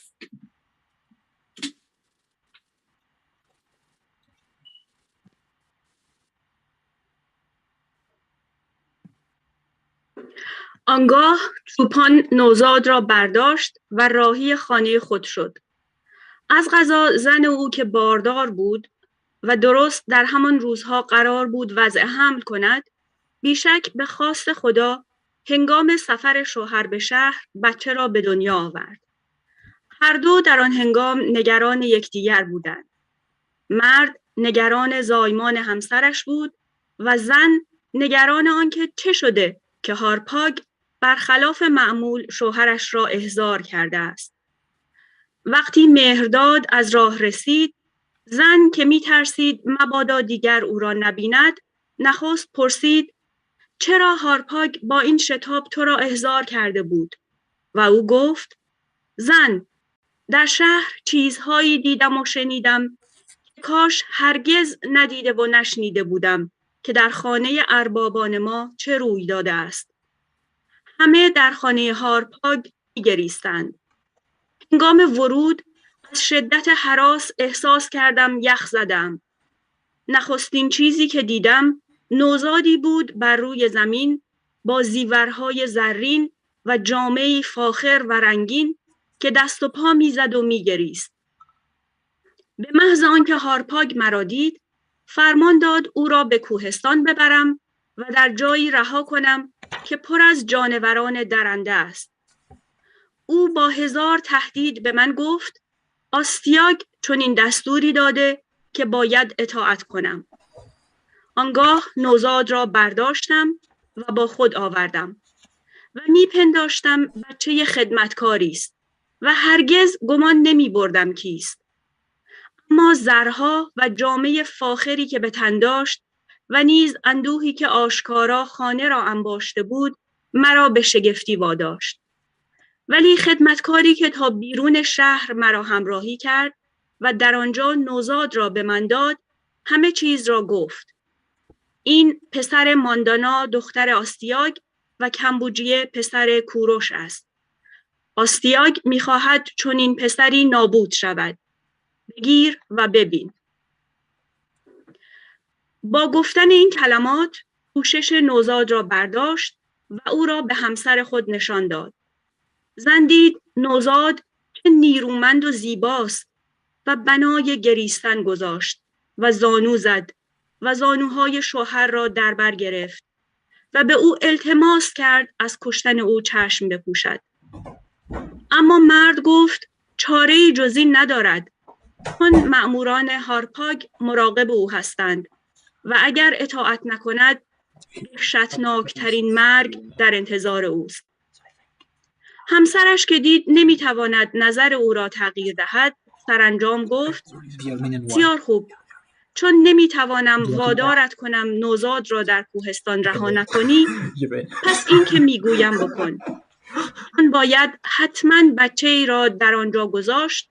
به تو میگویم که من نیز دیروز کودکی به دنیا آوردم، ولی نوزادم مرده به دنیا آمد. پس این نوزاد مرده را در کوهستان بگذار و آنگاه نوزاد دختر آستیاگ را مثل بچه خودمان بزرگ می‌کنیم.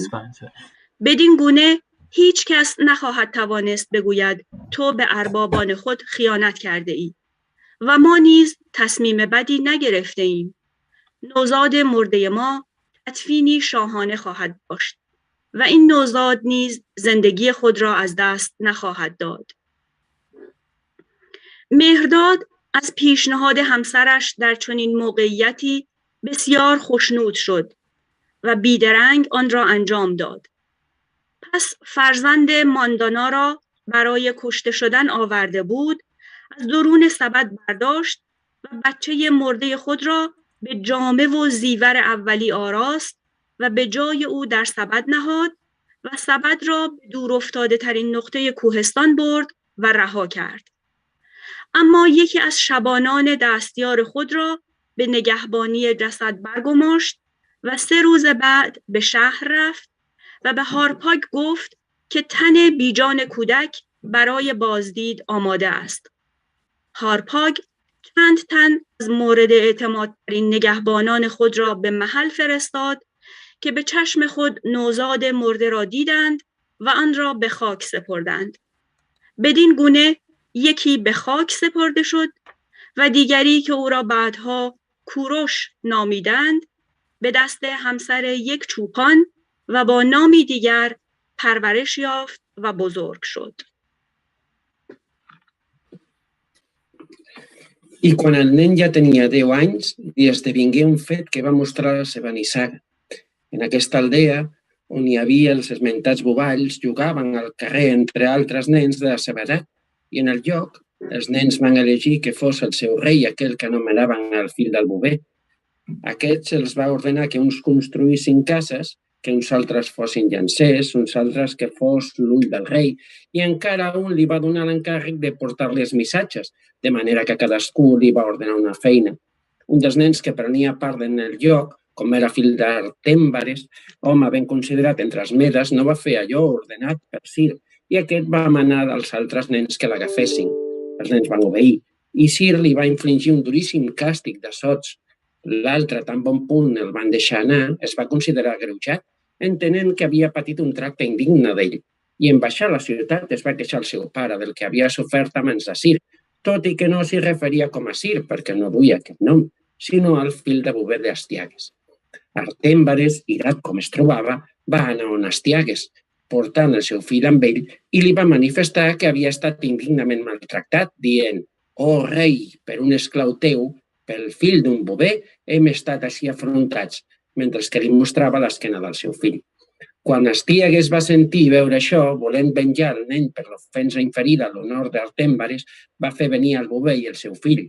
Quan hi van comparèixer ambdós, tots mirant-se a Cir, Astiagues va dir: «Tu, que ets el fill d'un home de tal condició, has gosat maltractar amb tan gran ultratge el fill de qui és el primer en la meva consideració?»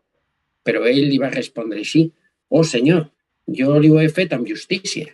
En efecte, els nens de l'aldea, entre els quals ell es trobava, tot jugant em van nomenar rei. Els semblava que jo era el més escaient per al càrrec. Els altres nens van executar allò que els havia ordenat, mentre que aquest em va desobeir sense tenir-ne cap motiu. I per això va rebre el seu càstig. Si per això m'he fet mereixedor d'algun mal, heus-me aquí. E mentre Sorrapat dicía estas palabras, Astiaxes recoñeceu-no. Pareceulle que os trazos da súa faciana se lle semellaban a el mesmo e que a súa resposta era máis propia dun home libre, e que o tempo que transcorrera desde que fora abandonado coincidía coa idade do neno. E quedou mudo durante un anaco, sorprendido por estas cousas. Xa reposto a duras penas, coa intención de poñer a proba o boiero, as súas fixo saír a Artèmbares e díxolle: «Artèmbares, farei de modo que ti o teu fillo non vos poidades queixar de nada». Así que Astiaxes despediu a Artèmbares e ordenou aos serventes que conducisen a Ciro ao interior do palacio. Cando Antíaxes quedou a soas co boiero, preguntoulle de onde recibira o neno e quen era o que llo entregara. O boiero contestoulle que era fillo seu e que a nai do neno aínda vivía con el. E Astíases retrucoulle que non era unha boa decisión querer ser torturado cruelmente, e mentres lle dicía isto, ordenoulle aos lanteiros que o apresasen. O boieiro, ao ser conducido para ser torturado, confesou toda a verdade dende o principio, rematando con súplicas e implorando ao rei que se compadecese del. Astíases non lle deu tanta importancia ao boieiro unha vez que confesou a verdade, senón que, moi anoxado con Harpago, ordenou que os lanceiros o chamasen, e cando Harpago estivo ante a súa presenza, preguntoulle a Astíases: Harpago, de que maneira deches morte o neno que che entreguei nacido da miña filla? Harpago, como vira o boieiro dentro do palacio, non optou pola vía da mentira, para non ser posto en evidencia o seu descuberto, senón que dixo o seguinte: Rei, cando recollín o bebé, matinei en como podría cumprir co que ti me ordenaches para non cometer unha falta contra ti, sen converterme nun asesino nin ante os ollos da tua filla, nin tampouco ante os teus. E actuei así, chamei este boieiro e deille ao neno, insistindo en que ti eras quen ordenaba matalo. E dicindo isto non mentía, pois así ti o mandabas.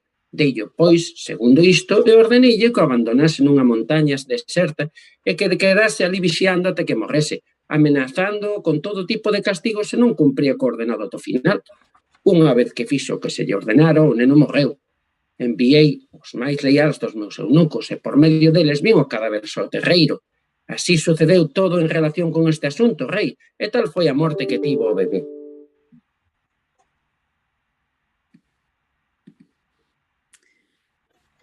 So Harpagus told the story straightly, but Astyages concealed the anger he felt at what had happened.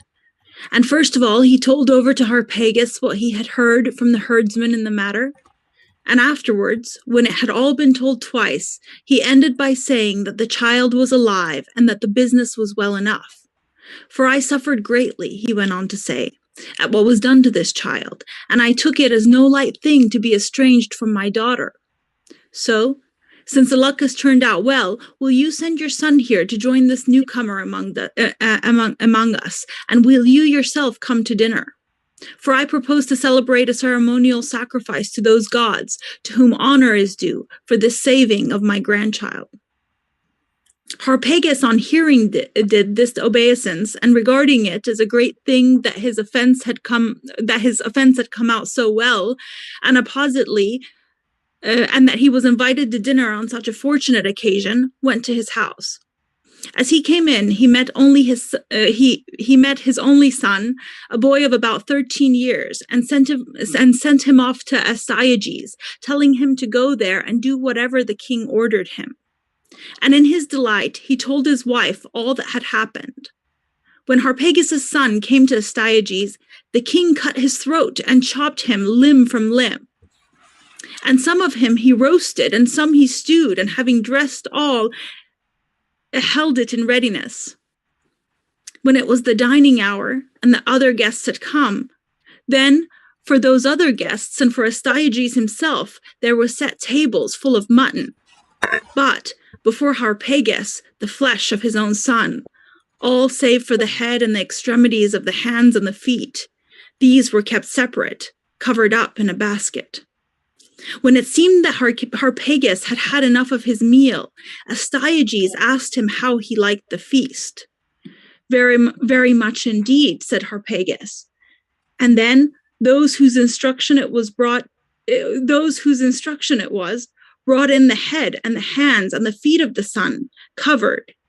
These men stood before Harpagus and bade him uncover and take what he pleased from it. Harpagus did so, and uncovering, saw the remains of his son. But when he saw them, he gave no sign of disturbance and remained quite himself. Astyages asked him if he knew what wild thing it was whose flesh he had been eating. Yes, he said, I know. Whatsoever my lord the king does is pleasing. So he answered, and taking up what was left of the flesh, went home, resolved, I suppose, to gather all together and bury it.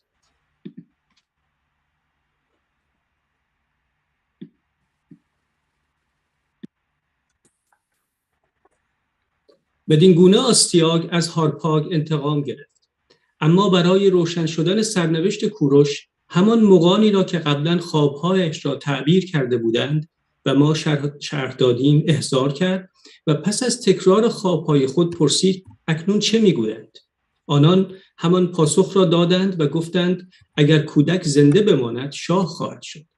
آستیاگ گفت کودک زنده است و در روستا زندگی می کند و کودکان دهکده‌اش او را به شاهی برگزیدند و هرچه را که یک شاه راستین می کند کرده است و هر یک را به وظایفی چون پاسداری و نگهبانی و پیام رسانی و جزان برگماشته و بر همه ایشان فرمانروایی کرده است. به نظر شما این نشانه چیست؟ مغان پاسخ دادند اگر کودک زنده است و بدون نقشه قبلی پادشاهی کرده است آسوده خاطر باش و از چیزی بیم نداشته باش، او دوباره شاه نخواهد شد. حتی پیشگویی های ما نیز گاه به صورت ساده تحقق می‌یابند و اغلب خوابها اهمیت چندانی ندارند. آستیاگ پاسخ داد من نیز خود چنین تعبیری دارم و چون کودک عنوان شاه یافته است خواب تعبیر شده و من دیگر بیمی ندارم. با این حال مسئله را خوب بررسی کنید و مرا از بهترین راه حل چه برای نجات تخت و تاجم و چه رهایی خودتان آگاه سازید. آنگاه مغان پاسخ دادند شاها ما نیز بسیار خواهانیم که تو بر سریر قدرت بمانی، زیرا اگر پادشاهی به این پسر که یک پارسی است انتقال یابد در واقع به دست بیگانگان افتاده و مادها برده پارسیان و بیگانه خواهند شد و همه ما پایگاه خود را از دست خواهیم داد. تو هم میهن ما هستی و ما در پادشاهی تو از بخشی از قدرت و افتخارات بهره میبریم. پس پیداست که ما نیز باید خواهان بقای تو و پادشاهیت باشیم. اگر امروز کمترین خطری احساس میکردیم به تو هشدار میدادیم، اما اکنون که خواب پادشاه به شکل بی اهمیتی تحقق یافته است اطمینان خاطر یافته ایم و نظر ما آن است که کودک را نزد خود دور کنی و نزد پدر و مادر واقعیش به پارس بفرستی. آستیاگ از پاسخ آنان خوشنود شد و کوروش را فرا خواند و گفت فرزندم من به علت خواب بیهوده‌ای که دیده بودم در حق تو بدی کردم، ولی تقدیر نیکویت تو را نجات داد. اکنون با نگهبانی که همراه تو خواهم کرد آسوده به پارس برو. در آنجا پدر و مادر واقعی خود را که با مهرداد چوپان و همسرش بسیار تفاوت دارند خواهی شناخت. آستیاگ پس از این سخنان کوروش را به پارس فرستاد. کودک با ورود به خانه کمبوجیه والدین خود را باز یافت و آنان نیز وقتی اطمینان یافتند او به راستی فرزند ایشان است پرشورترین و پرمهرترین استقبال را از او کردند، چون میپنداشتند برای همیشه او را از دست دادند و پرسیدند چگونه نجات یافته است. کوروش داستان خود را باز گفت تا به اینجا رسید که گفت تا کنون در نادانی و بی اطلاعی کامل به سر می بردم و در راه بود که به حقیقت ماجرا پی بردم، زیرا میپنداشتم پسر چوپان آستیاگ هستم، اما در طول راه نگهبان همراه هم همه چیز را گفت. کوروش افسود که زن چوپان به او شیر داده است و پیوسته این زن را می ستود و مدام نام سینو یا سپاکو ورد زبانش بود که به معنای سگ است. پدر و مادرش این نام را پذیرفتند و چون باز نجات پسرشان از نظر پارسیان بسیار باور نکردنی و شگفت می نمود شایع ساختند که وقتی کوروش را سر راه گذاشته بودند ماده سگی به وی شیر داده است. بنابراین خاستگاه این حکایت مشهور درباره کوروش چنین است.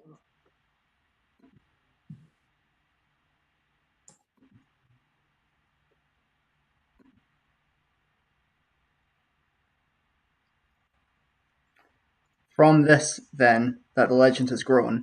But when Cyrus had become a young man, and, indeed, all of those his age, the bravest and most loved, Harpagus courted him with gifts, for he was eager to take his own vengeance on Astyages. He saw no possibility of any punishment coming upon the king from one who is only a private person, but, as he observed Cyrus growing up, he tried to make an ally of him. In the shape of Cyrus's suffering, he saw his own. He had already done the following by way of prelude. Astyages was a very hard ruler for the Medes. Now Harpagus held private conferences with each of the chief noblemen among them, and urged that they should set up Cyrus as their leader and depose Astyages. Harpagus had done all this and made everything ready, and now he wanted to make his thoughts known to Cyrus, who is living among the Persians. Because the roads were guarded, he had no other means but the following contrivance.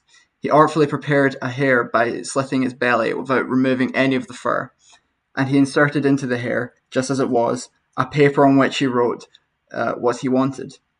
He then stitched up the belly of the hare and gave it to the trustiest of the servants, along with a hunting net.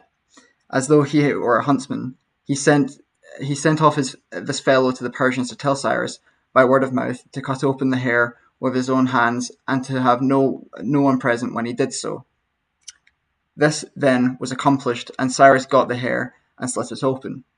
He found the paper inside and read it. The writing said, "Son of Cambyses, the gods watch over you, else you had never had such luck.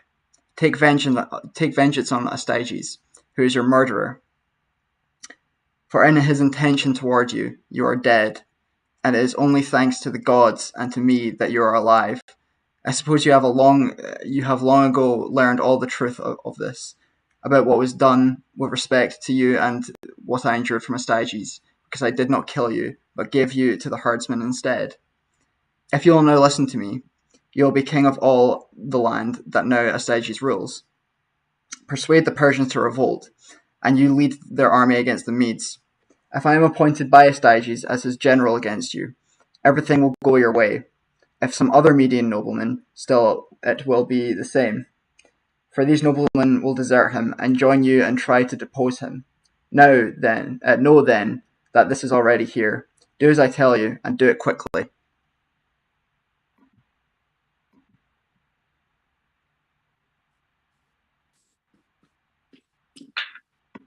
کوروش با آگاهی از این نقشه در اندیشه شد که چگونه پارسیان را به ماهرانه ترین شیوه به شورش وادارد. آنگاه پس از اندیشه فراوان تدبیر زیر را به اجرا گذاشت. نامه ای از سوی آستایاگ خطاب به خود نوشت. سران پارسی را گرد آورد، در حضور آنان نامه را گشود و اعلام کرد که آستیاگ او را به فرمانروایی بر پارس گماشته است. آنگاه افزود: ای پارسیان، به شما فرمان می‌دهم هر یک داسی بگیرید و در اینجا گرد آیید. چنین بود فرمان او. در پارس تیره‌هایی قبایل متعددی زندگی می‌کنند. کوروش برخی از آنان را فرا خواند و به شورش برانگیخت که عبارت بودند از پاسارگاردها، مارافیها و ماسپیها. بقیه پارسیان از وابستگان قبایل یاد شده هستند.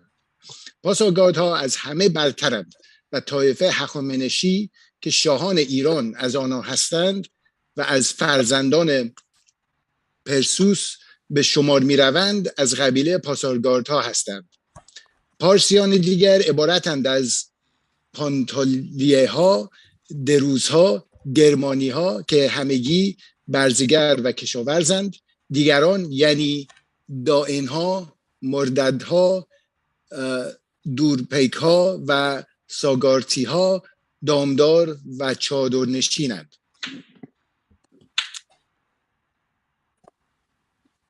وقتی همه با داسی در دست جمع شدند، کوروش فرمان خود را صادر کرد.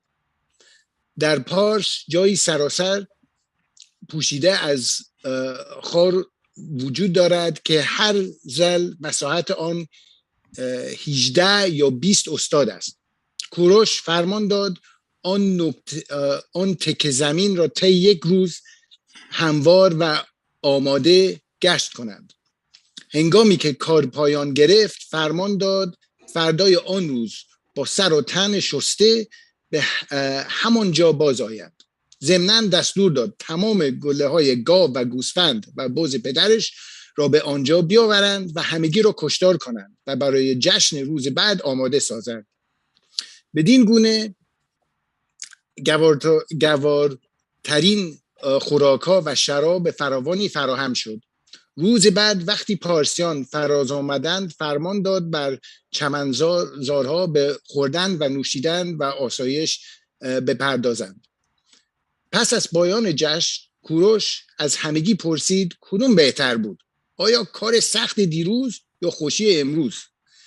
ایشون فریاد برآوردند که تفاوت بسیار بود. دیروز جز رنج و زحمت نبود و امروز جز آسایش و لذت. آنگاه کوروش نقشه خود را چنین فاش ساخت: ای پارسیان، این درست وضعی است که شما دارید. اگر بپذیرید که از من پیروی کنید، این خوشی ها را هزاران نیکویی دیگر از آن شماست و دیگر کارهای بردوار نخواهید داشت. اما اگر نپذیرید، همانند دیروز رنج و زحمت بیشمار در انتظار شماست. پس به من گوش کنید تا آزاد باشید. ایزدان مرا به گیتی آوردند تا این وظیفه را انجام دهم و شما را آزاد کنم. اطمینان دارم که شما در هیچ چیز در جنگیدن یا کارهای دیگر کمتر از مادها نیستید.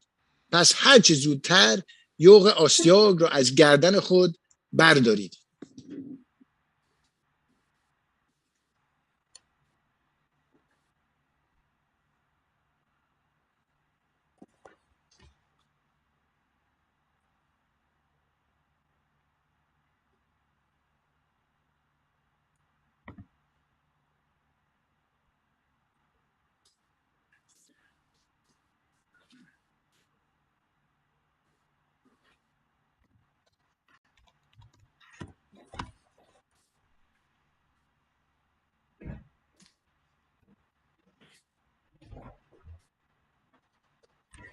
We're missing the reader. Okay, no. Anish go divin. Ovi kenner amshe eg na pershi, hogad la hahas fi hirsha went mach. Ba ol clol of father gorod of smacht eg na meidi. For the mic issues. Yeah. Yep. Liam, I don't know, something strange is going on.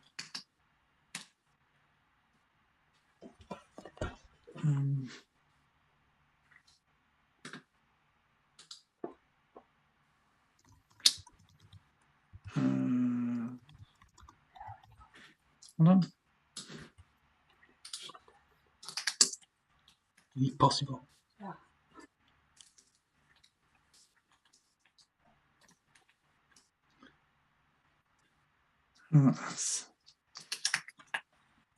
Okay, where are we?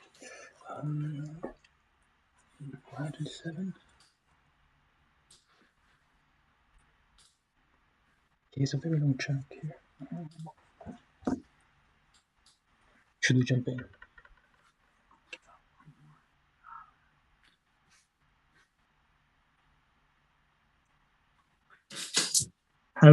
Yes, good. Can you hear me?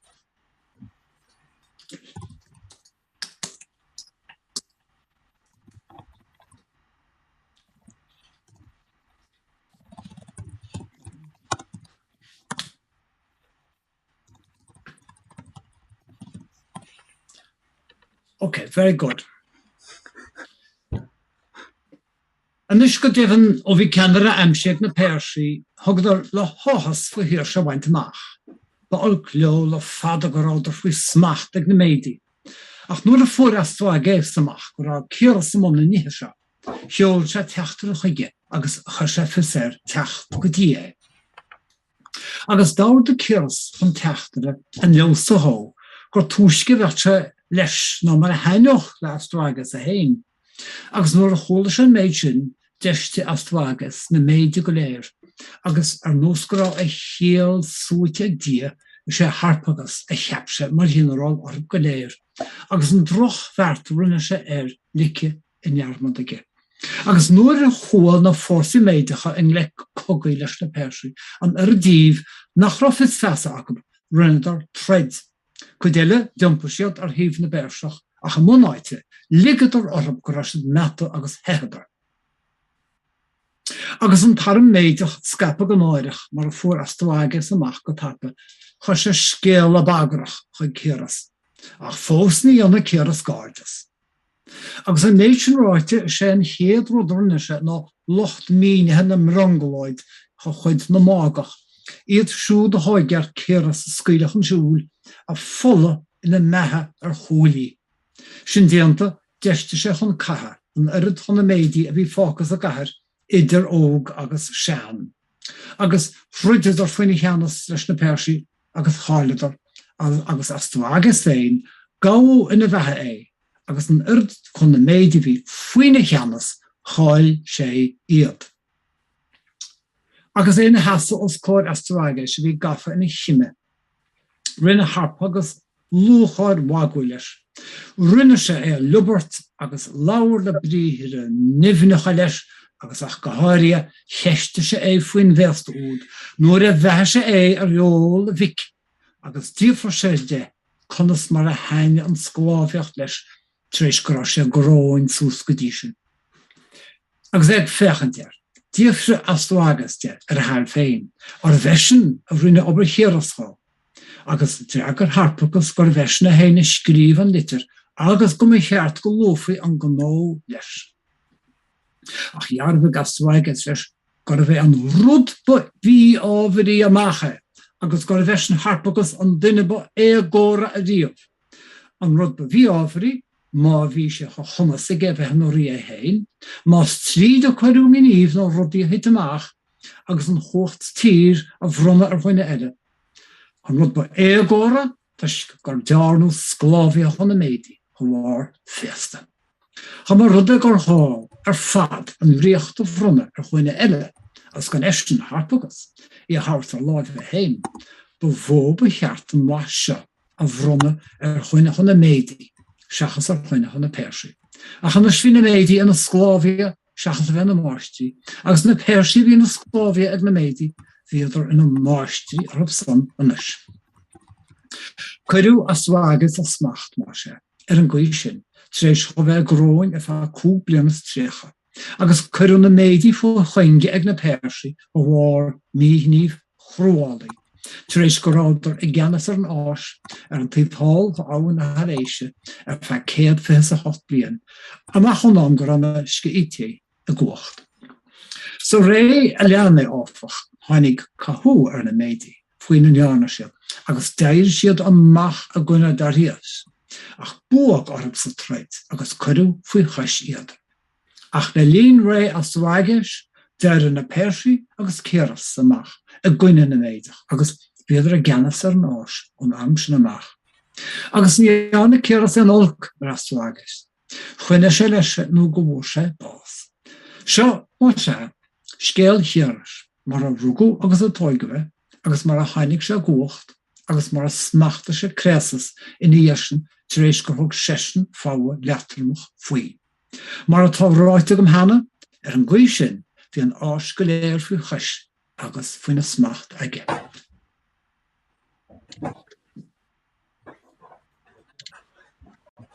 The customs which I know the Persians to observe are the following.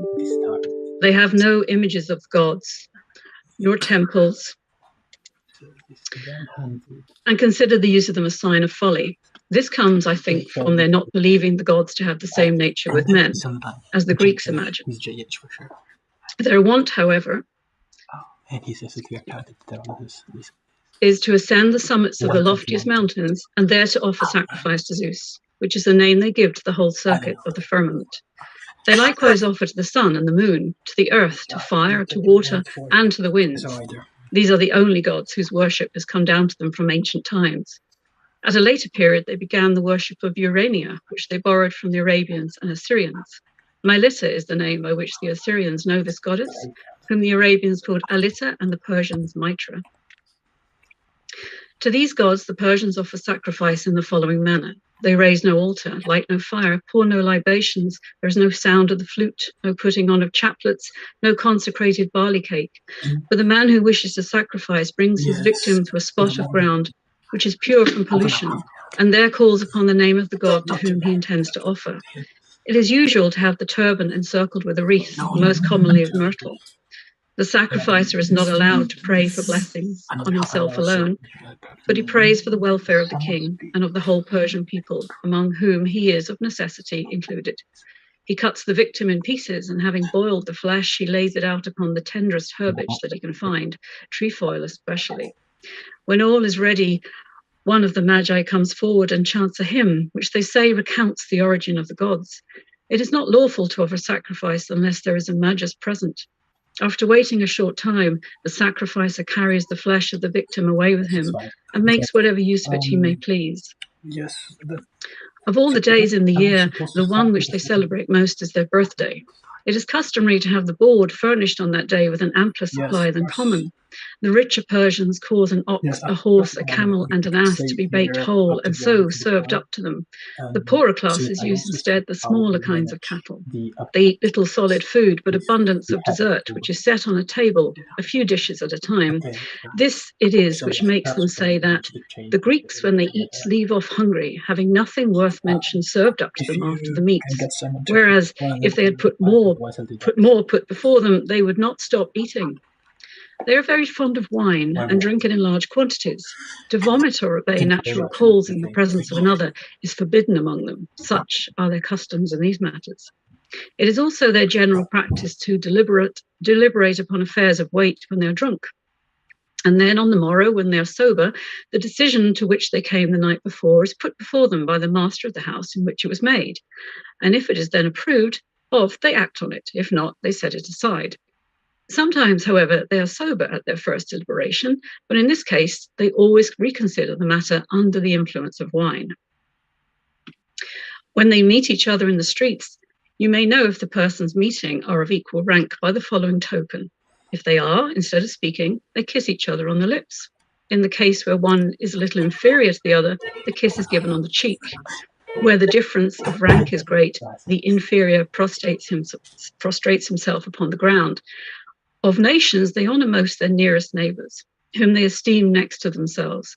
Those who live beyond these, they honour in the second degree, and so on with the remainder. The further they are removed, the less the esteem in which they hold them. The reason is that they look upon themselves as very greatly superior in all respects to the rest of mankind, regarding others as approaching to excellence in proportion as they dwell nearer to them. Whence it comes to pass that those who are the farthest off must be the most degraded of mankind. Under the domination of the Medes, the several nations of the empire exercised authority over each other in this order. The Medes were lords over all and governed the nations upon their borders, who in their turn governed the states beyond, who likewise bore rule over the nations which had joined them. And this is the order which the Persians also follow in their distribution of honor. For that people, like the Medes, has a progressive scale of administration and government. There is no nation which so readily adopts foreign customs as the Persians. Thus, they have taken the dress of the Medes, considering it superior to their own, and in war they wear the Egyptian breastplate. As soon as they hear of any luxury, they instantly make it their own, and hence, among other novelties, they have learnt unnatural lust from the Greeks. Each of them has several wives and a still larger number of concubines. Next to prowess in arms, it is regarded as the greatest proof of manly excellence to be the father of many sons. Every year, the king sends rich gifts to the man who can show the largest number, for they hold that number is strength. Their sons are carefully instructed from their 5th to their 20th year in 3 things alone: to ride, to draw the bow, and to speak the truth. Until their 5th year, they are not allowed to come into sight of their father, but pass their lives with the women. This is done that, if the child dies young, the father may not be afflicted by its loss. To my mind, it is a wise rule, as also is the following: that the king shall not put anyone to death for a single fault, and that none of the Persians shall visit a single fault in a slave with any extreme penalty. But in every case, the services of the offender shall be set against his misdoings. And if the latter can be found to outweigh the former, the aggrieved party shall then proceed to punishment. The Persians maintain that never yet did anyone kill his own father or mother. But in all such cases, they are quite sure that, if matters were sifted to the bottom, it would be found that the child was either a changeling or else the fruit of adultery. For it's not likely, they say, that the real father should perish by the hands of his child. They hold it unlawful to talk of anything which is unlawful to do. The most disgraceful thing in the world, they think, is to tell a lie. The next worst, to owe a debt, because among other reasons, the debtor is obliged to tell lies. If a Persian has the leprosy, he is not allowed to enter into a city or to have any dealings with the other Persians.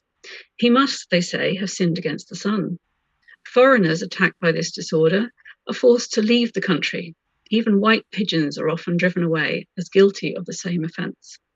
They never defile a river with the secretions of their bodies, nor even wash their hands in one, nor will they allow others to do so, as they have a great reverence for rivers. There is another peculiarity which the Persians themselves have never noticed, but which has not escaped my observation. Their names, which are expressive of some bodily or mental excellence, all end with the same letter, the letter which is called San by the Dorians and Sigma by the Ionians. Anyone who examines will find that the Persian names, one and all without exception, end with this letter. Thus much I can declare of the Persians with entire certainty, from my own actual knowledge. There is another custom which is spoken of with reserve, and not openly, concerning their dead. It is said that the body of a male Persian is never buried until it has been torn either by a dog or a bird of prey. That the Magi have this custom is beyond a doubt, for they practice it without any concealment. The dead bodies are covered with wax and then buried in the ground. The Magi are a very peculiar race, different entirely from the Egyptian priests, and indeed from all other men whatsoever. The Egyptian priests make it a point of religion not to kill any live animals except those which they offer in sacrifice. The Magi, on the contrary, kill animals of all kinds with their own hands, excepting dogs and men. They even seem to take delight in the employment and kill as readily as they do other animals, ants and snakes and such like flying or creeping things. However, since this has always been their custom, let them keep to it. I return to my former narrative. Iones de kai aioles, hoi soi ludoi takista katestrapato hypoperseon, epempon angelus es sardis parakyron, etelontes epitoisi autoisi enai, toisi kai kroisoi asan katekooi. Hode accusas auton ta proisconto, elexes pi logon. Andra pas auleten, idonta ictus entai talassei auleen. Doceontas peas exeleus estai esgen. Hos de pseustenai tes elpidos, laben ampiblestron kai peribalente pletos pollon ton ictuon kai exeriusai. Idonta de pallomenus, epen ara auton prostus ictus, paues temoi orceomenoi, epe udemeu auleontos et telete ec bainontes orchestai. Kyros men tuton ton logon toisi iaosi, kai toisi aioleusi, tonde heneca elexe.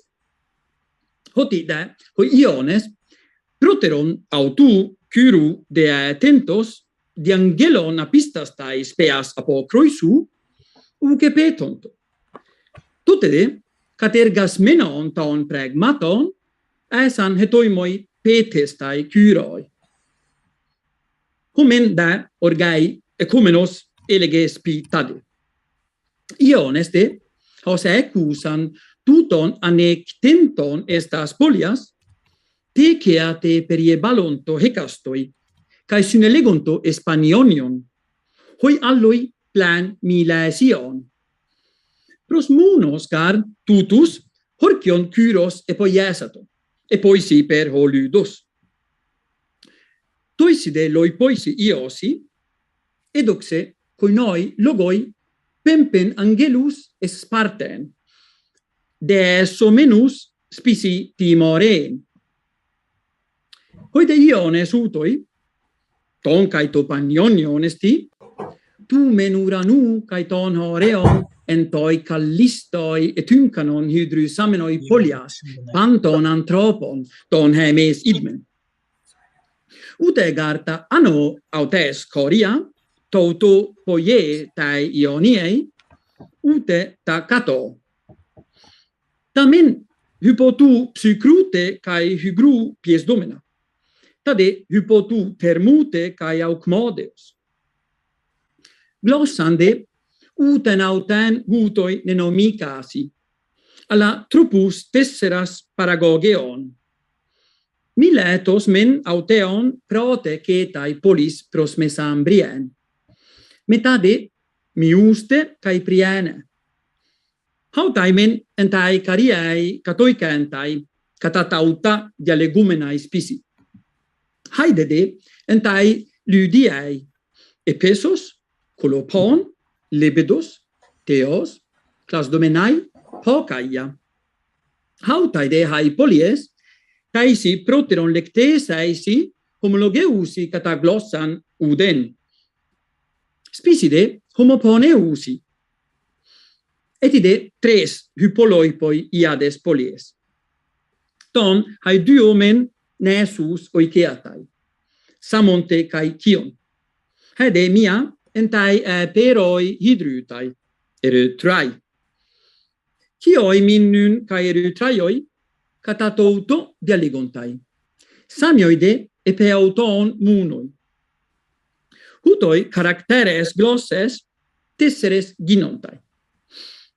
Tuton de on ton ionon, hoi milesioi men esan enscepei tu pobu.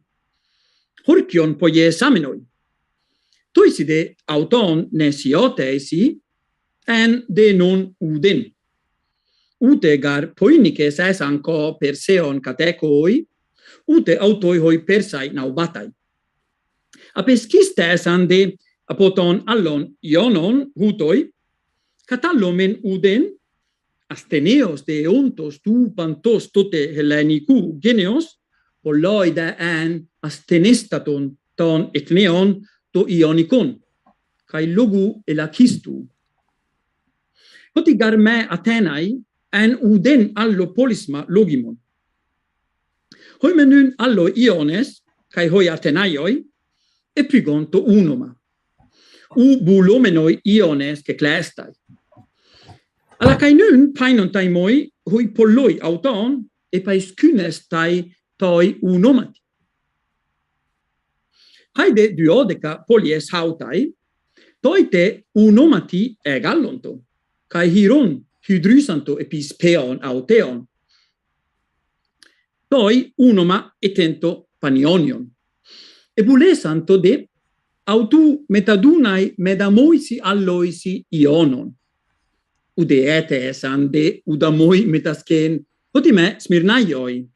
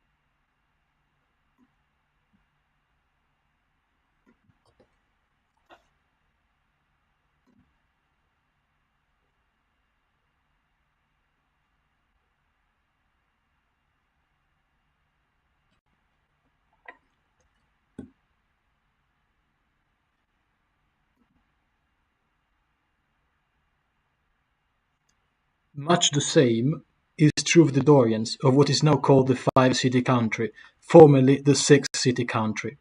These two refused to admit any of the neighboring Dorians into the Triopian holy place, and indeed debarred from the association any of their own who had committed offences against the holy place.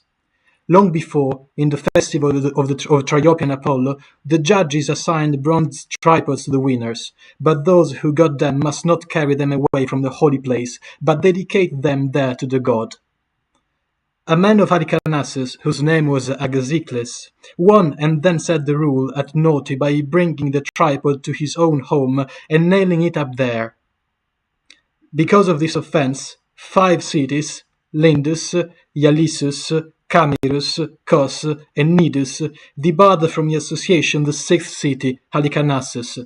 This was the penalty imposed on the latter city.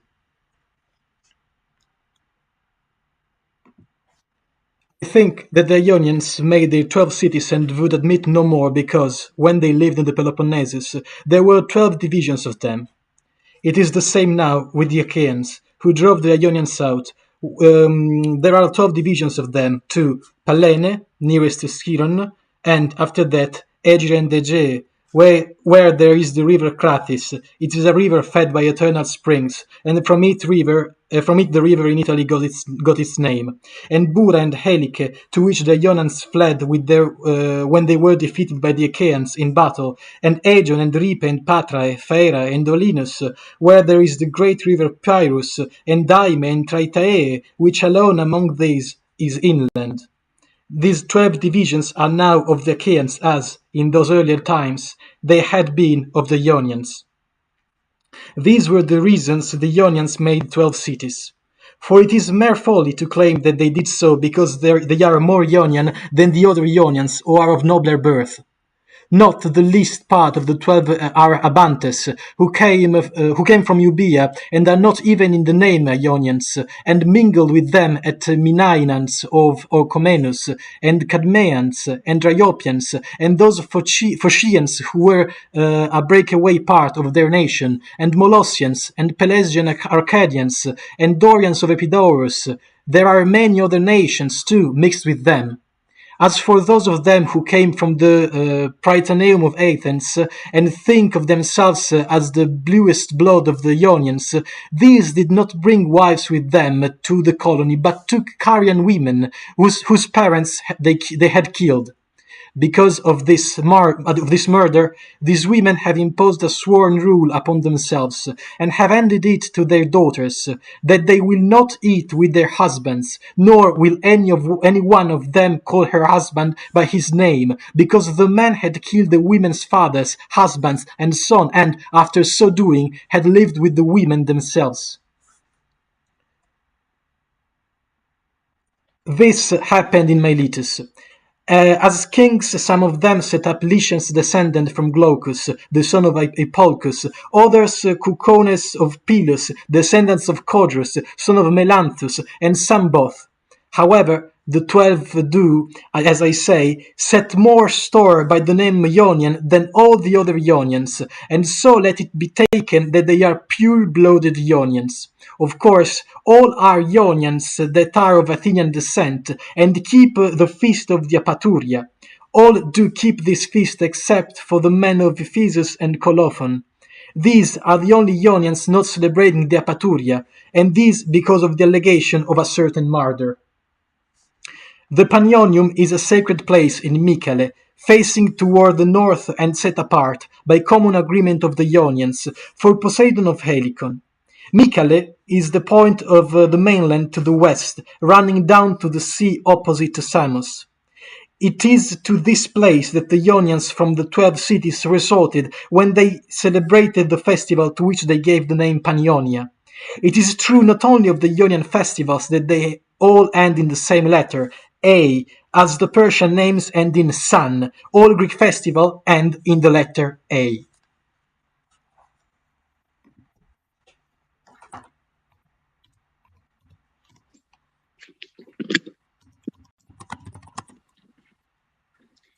Las susodichas son las ciudades jonias.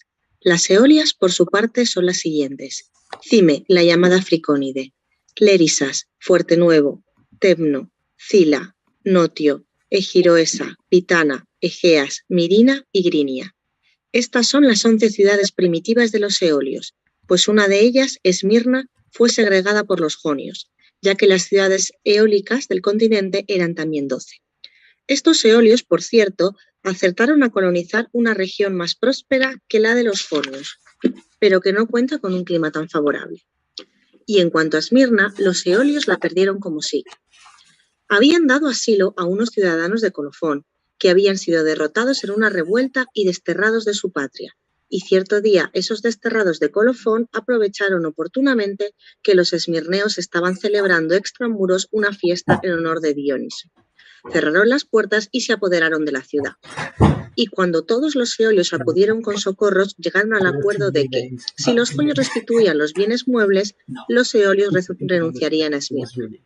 Los esmirneos se atuvieron al acuerdo y entonces las otras 11 ciudades se los repartieron y los admitieron en el número de sus propios ciudadanos. Esas son, pues, las ciudades eolias del continente, sin contar las situadas en la región de Lida, que formaban un grupo al margen. Y en cuanto a las que ocupan las islas, 5 comunidades se hallan en Lesbos, pues a una sexta establecida en Lesbos, la ciudad de Arisba, la redujeron a esclavitud los metimneos, pese a que era de su misma sangre.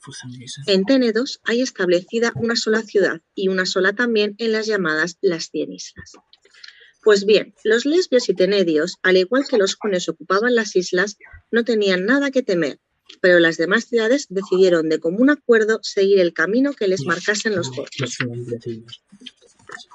Cuando los emisarios de los jonios y eolios llegaron a Esparta, pues los planes de defensa se llevaban a cabo con la natural rapidez, eligieron para que hablase en nombre de todos al comisionado de Focea, cuyo nombre era Pitermo.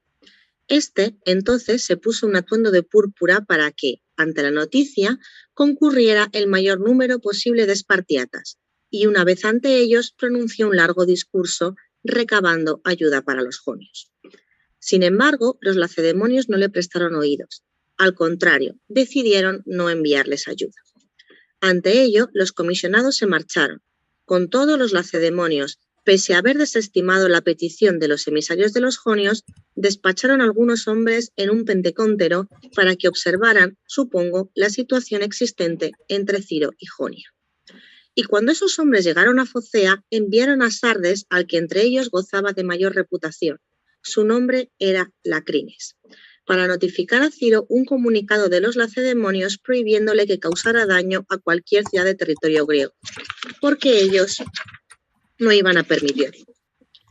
Ante estas palabras del heraldo, se cuenta que Ciro preguntó a los griegos que a su lado estaba qué clase de hombres eran los lacedemonios y cuál era su número para dirigirle semejante amenaza. Y al ser informado replicó el heraldo espartiata: jamás he temido a ese tipo de hombres que, en medio de sus ciudades, tienen un lugar a propósito para reunirse y engañarse unos a otros con sus juramentos. Si yo gozo de salud, esos individuos no tendrán como tema de sus conversaciones las desgracias de los jonios, sino las suyas propias. Ciro lanzó esa bravata contra todos los griegos, porque cuentan con mercados y se dedicaban a la compra y a la venta, ya que por su parte los persas no suelen tenerlos y ni siquiera poseen plazas de ningún tipo.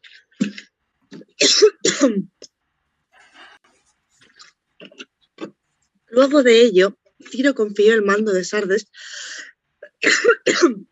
al persa Tabalo y el transporte del oro de Creso y de los demás lidios al lidio Pactias. Y él partió para Esbatana, llevando consigo a Creso y sin prestar de momento la menor atención a los jonios. En realidad, se lo impedía la cuestión de Babilonia, el pueblo bactrio, las sacas y los egipcios contra quienes proyectaba dirigir personalmente una expedición mientras enviaba contra los jonios a otro general.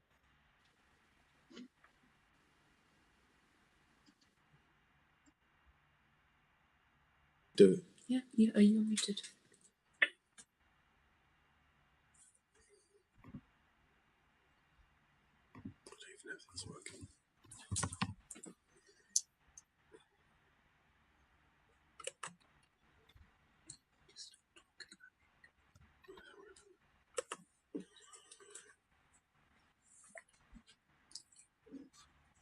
Hos da apelase hokuros ekton sardion, tus ludus apestese Hippopotamus apote tabulu kai kuru, katabas da epithalasan hataton chruson ekon pantaton ekton sardion, epicurus da emistuto kai tus epithalasius anthropus epethesun heautoi stratuesthai. Elasas da epitas sardis epoliorke e tabalon a pergmenon ente acropoli. Piuthomenos de kat hodon tauta hokuros epe pros kroison tade. Kroise, ti estai telos ton genomenon tuton emoi. U pasontoi ludoi hos oikasi pregmata paracontes kai autoi econtes. Frontidzo me ariston exandropoditasthai spheas. Homoios gor moiniun gefainomai pepoiekanai hos etis patere apoktenas ton paidon autoi phasaito. Hos de kai ego ludon ton men pleon ti e patera eonta se labon ago.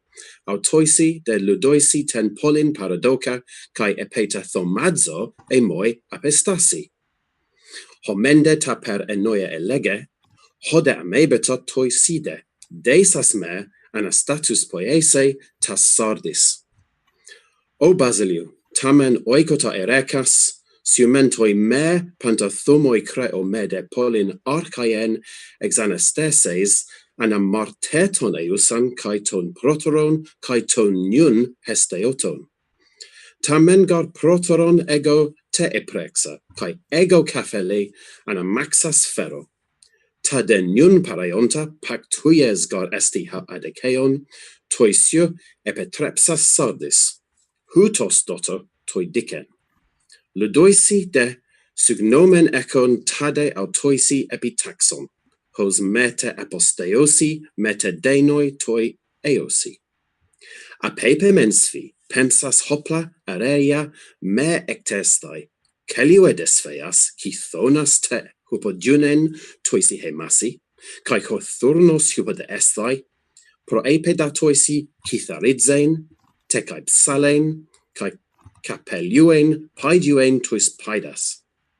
Kai takeos feas o Basiliu, Unices and andron opseai gegonotas, hoste udendenoi toi esontai me aposteosi.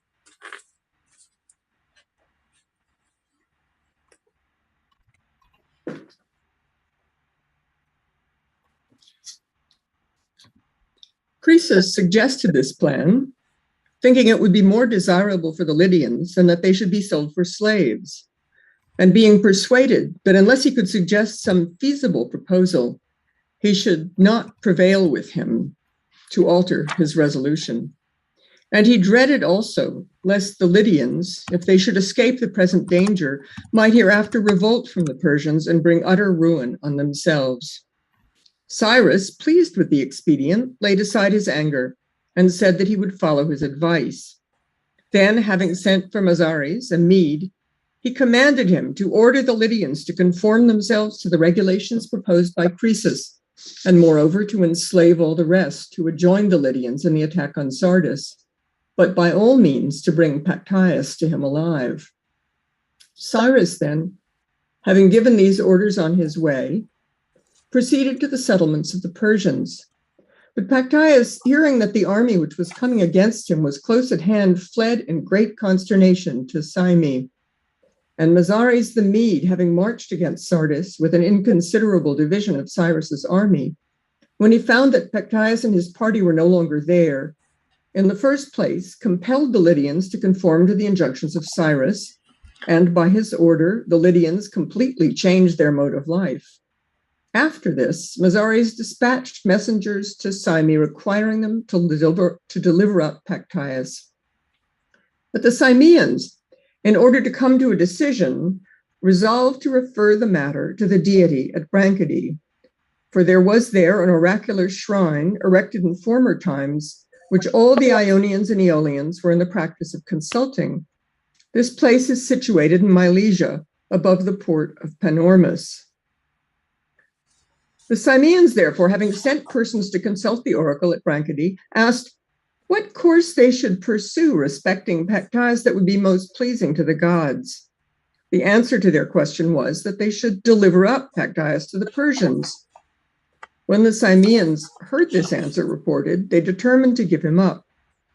But though most of them came to this determination, Aristodicus, the son of Heraclides, a man of high repute among the citizens, distrusting the oracle and suspecting the sincerity of the consulters, prevented them from doing so, till at last other messengers, among whom was Aristodicus, went to inquire a second time concerning Pactyas.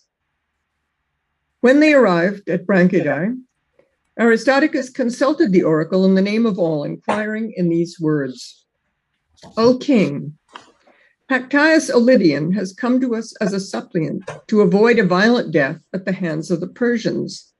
They now demand him and require the Samians to give him up.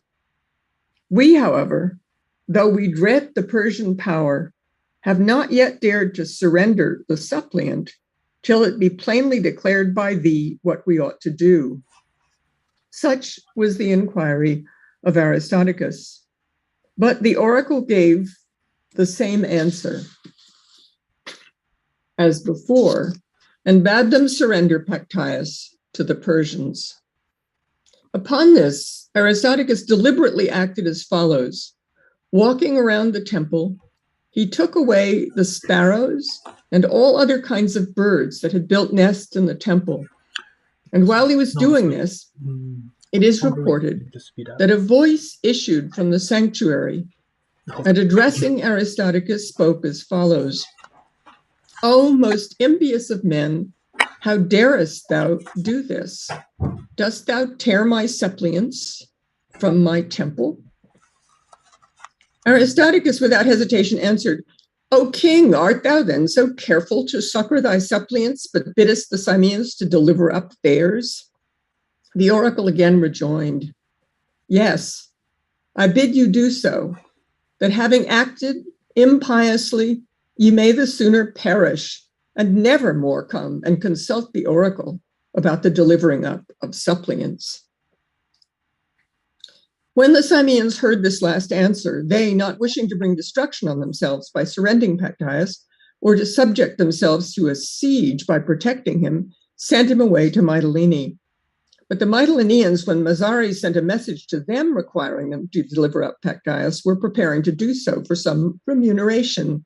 What I am unable to say precisely, for the proposal was never completed.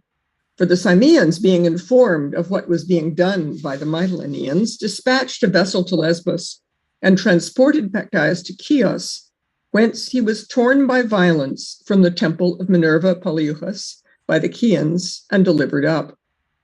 The Chians delivered him up in exchange for Atarneus. This Atarneus was a place situated in Mysia, opposite Lesbos. In this manner, Pactyas fell into the hands of the Persians. Therefore, having got possession of Pactyas, they kept him under guard in order that they might deliver him up to Cyrus. And for a long time after this, none of the Chians would offer barley meal from Atarneus to any of the gods, or make any cakes of the fruit that came from thence, but all the productions of that country were excluded from the temples. Thus, the Chians gave up Pactyas. Mazares, after this, marched against those who had assisted in besieging Tabulus, and in the first place, he reduced the Prienians to slavery, and in the next, overran the whole plain of the Meander and gave it to his army to pillage. And he treated Magnesia in the same manner, and shortly afterward, he fell sick and died. On his death, Harpagus came down as his successor in the command. He also was by birth a Mede, the same whom Astyages, king of the Medes, entertained at an impious feast, and who assisted Cyrus in ascending the throne. This man, being appointed general by Cyrus on his arrival in Ionia, took several cities by means of earthworks, for he forced the people to retire within their fortifications, and then, having heaped up mounds against the walls, he carried the cities by storm. Phocea was the first place in Ionia that he attacked. These Phoceans were the first of all the Grecians who undertook long voyages, and they are the people who discovered the Adriatic and Tyrrhenian seas, and Iberia and Tartessus. They made their voyages in 50-oared galleys and not in merchant ships. When they arrived at Tartessus, they were kindly received by the king of the Tartessians, whose name was Arganthonius. He reigned 80 years over Tartessus and lived to the age of 120. The Phoceans became such great favorites with him that he at first solicited them to abandon Ionia and to settle in any part of his territory they should choose. But afterwards, finding he could not prevail with the Phoceans to accept his offer, and hearing from them the increasing power of the Mede, he gave them money for the purpose of building a wall around their city. And he gave it unsparingly, for the wall is not a few stades in circumference and is entirely built of large and well-compacted stone. Apologies.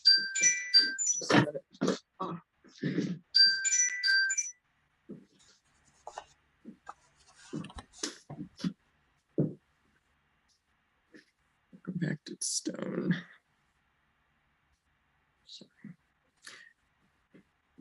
Now the wall of the Phocaeans had been built in the above manner, but when Harpagus marched his army against them, he besieged them, having first offered terms that he would be content if the Phocaeans would throw down only one of their battlements and consecrate one house to the king's use. The Phocaeans, detesting slavery, said that they wished for one day to deliberate and would then give their answer. But while they were deliberating, they required him to draw off his forces from the wall. Harpagus said that though he well knew their design, yet he would permit them to consult together.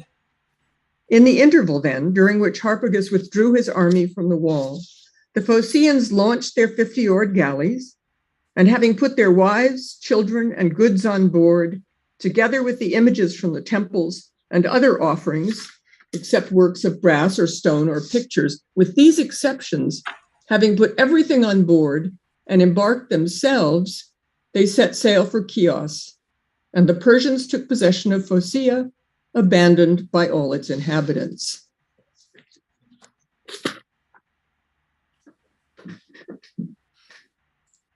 I Focaie, dopo che i guia mia lui ti indica le isole chiamate Oinuhe, come che guia poro che le isole le dientehe mercat e che lui restehe era i fo, i che mette in via per Curnon, perché 20 anni prima, le in Curnon, per un oracolo, i guia fonda una città che è chiamata Lie, Argantonio sen che il telle lia sa mort. Quando i par per Curnon, prende tutto, i va a Focaie e i fa poi per scia che è tale de guardia dopo che Harpagos gli amitille. Dopo, il temato con la roba lì, i fa congiuri e maledizioni contro che dei ho che ghe abbandonare la spedizione e poi i bason del mare in tockel de fer. E i giuro che tornerà mia Focaie prima che quel tockel de fer re e il turno a galo. Quando ormai è partito, a più della metà era in cre e faccia parte della nostalgia della città ed è come gli la a vivere. E quindi contro quel che gli ha giurato, i turno Andrea Focaie. Che invece i gli ha tignic a quel che gli ha giurato, i parte delle isole Oinuhe. Dopo che ria Curnon, i vif per i cani, en hemma che sa ieri prende loro e che fa pode hantuare. E come che però i gerobao e i genfade tutte a tutti i visi, gli etruschi cartaginesi, i che mette in hemma e che fa la guerra con he hantanaf. I Focaie, i halta po lur naf, che io proprio he hanto, e che van cutro en del mar che he chiama mar de Hardegno. I Focaie i ven la battaglia en del mar, ma la paga caro. I per 40 naf e le vinche che resto, io peut doprà perché i roster i hiam verhac. Allora, i turno alla lie, i carga i fioi e le fonne e tu qualche che sta delle naf e poi va via da Curnon e va a Region. Ion delle naf bogiade, i partei cartaginesi e gli etruschi. Gli etruschi, che in ciapa touch de peu, i agule. I ciapa i part. Dopo però, che c'è agule, che ogni aiu che il pahè, che il fede spera boom, che il pahè endo che guia copata culpi de prede i Focaie, endo chi a hotrac, e diventa storpiat, malat o paralizzat. Allora gli agule i manda argiu a Delfi a eder come Heppel fa a riparare che peccallè. La più la che di de fa che agule i fa monche. Cioè, i che fa dei sacrifici in grande. E poi dopo, poi una gara ginica e giorno a caldo. Insomma, a che focai è là, la che nada è. Che invece che è naccia region, dopo, i par de lì e fonda una città della terra notria, che adella si chiama Huele. Il fondo, dopo i gahintit, del non de Posidonia, che la pitia e del oracol, l'antindia che dusia fondan hantuare all'eroe Curno. Mia, una colonia l'isola Curno.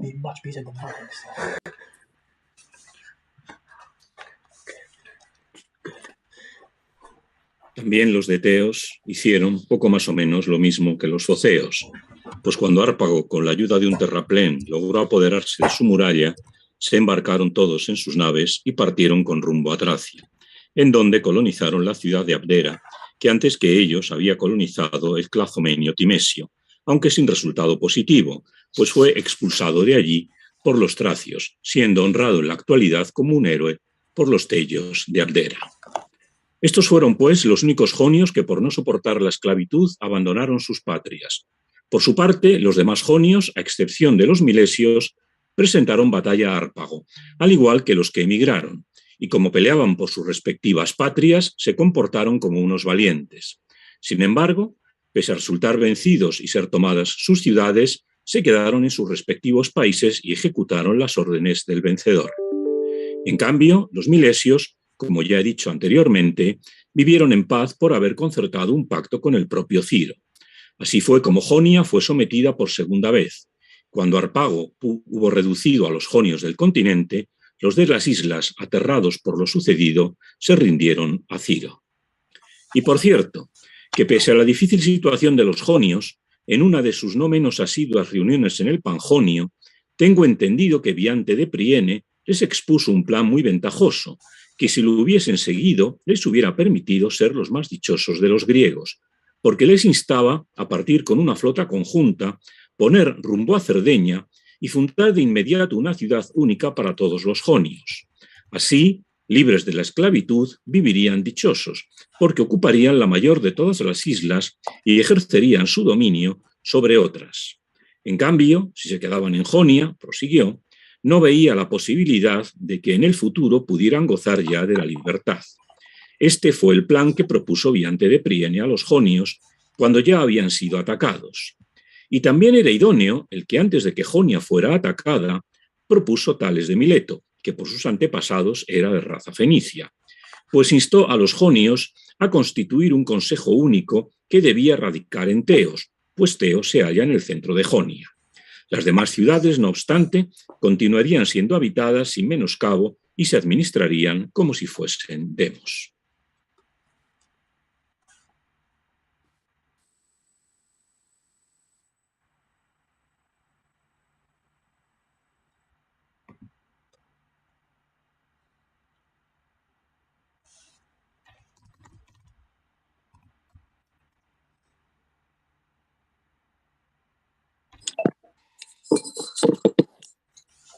Yes, this is, do you hear me?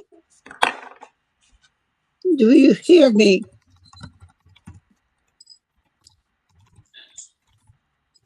Yes. Ok. Costoro dettero agli Ioni simili consigli. Arpago, dopo aver sottomesso la Ionia, faceva una spedizione contro i Cari, i Cauni e i Lici, conducendo con sé Ioni ed Eoli.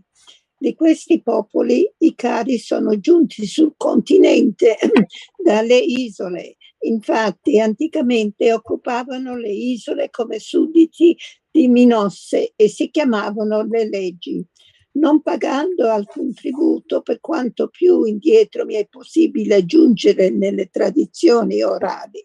Essi invece, se Minosse ne aveva bisogno, equipaggiavano le navi. Poiché Minosse aveva sottomesso molte terre e aveva fortuna in guerra, il popolo cario in quel tempo era di molto il più importante fra tutti i popoli. Inoltre si debbono a loro 3 invenzioni di cui i greci si servirono. Infatti sono i Cari che hanno insegnato a legare i cimieri sopra gli elmi. a mettere emblemi sugli scudi, e tutti coloro che erano soliti servirsi di scudi li portavano senza manici, maneggiandoli con cinghie di cuoio, cingendoli intorno al collo ed alla spalla sinistra. In seguito, molto tempo dopo, i Dori e gli Ioni scacciarono i cari dalle isole ed essi così vennero sul continente. I cretesi raccontano che avvenne questo dei cari. I cari però non sono d'accordo, ritengono invece di essere originari del continente e di aver sempre avuto lo stesso nome che hanno ora. Mostrano a Milasa un antico tempio di Zeus Cario, al quale sono ammesse anche i Misi ed i Lidi, in quanto imparentati con i Cari. Dicono infatti che Misos e Lidos erano fratelli di Car. Costoro dunque sono ammessi, mentre sono esclusi tutti quelli che sono di un'altra stirpe, pur parlando la stessa lingua dei Cari. I Cauni a me sembrano autoctoni, mentre essi dicono di venire da Creta. Come lingua si sono avvicinati ai Cari, o i Cari si sono avvicinati ai Cauni. Questo infatti non posso giudicarlo con certezza. Hanno usi molto diversi dagli altri uomini e anche dai Cari. Per essi è bellissimo radunarsi a bere tra coetanei e amici, uomini, donne e bambini. Dopo aver innalzato templi a divinità straniere, poiché in seguito cambiarono idea e decisero di avere solo dei patri, tutti i Cauni adulti, indossate le armi, giunsero sino ai confini di Calinda, percuotendo l'aria con le lance. Dicevano di scacciare in tal modo i dei stranieri.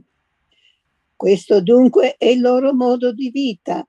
I Lici, invece, in origine vennero da Creta. Erano barbari, infatti, coloro che occupavano anticamente tutta Creta. Poiché a Creta i figli di Europa, Sarpedone e Minosse, erano venuti a contesa per il regno, quando nel contrasto prevalse Minosse, scacciò Sarpedone e i suoi partigiani. Banditi essi giunsero in Asia nella Miglias. Infatti quella che oggi abitano i Lici era anticamente la Miglias ed allora i Migliai si chiamavano Solimoi. Finché Sarpedone regnò su di loro, i Lici si chiamarono con il nome che avevano portato e con cui ancora oggi sono chiamati dai vicini Termilai. Quando poi Licos, figlio di Pandione, scacciato egli stesso dal fratello Egeo, giunse da Atene ai Termilai presso Sarpedone, allora essi dal nome di Licos con il tempo furono chiamati Lici. I Cari dunque furono resi schiavi da Arpago senza aver compiuto nessuna impresa gloriosa. Non la compirono né gli stessi Cari né nessuno dei greci che abitano quel paese. Lo abitano tra gli altri anche gli Cnidi, coloni di Sparta. La loro terra è volta verso il mare, si chiama Triopion, comincia dal Chersoneso di Bibassos e la Cnidia è tutta circondata dal mare, escluso la piccola parte.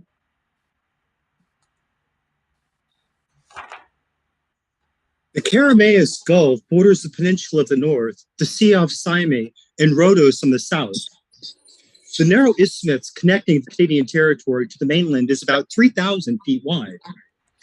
While Harpagus was subjugating Ionia, the Canadians tried to dig through this strip of land with the intent of making their own land an island, since all the territory to the west of where they were digging belonged to them. But the extent to which the huge crew of Canadians who worked there on the canal suffered injuries seemed almost supernatural. They were injured all over their bodies, but especially in their eyes because of the smashing of rock. They then sent sacred delegates to Delphi to ask why this was happening.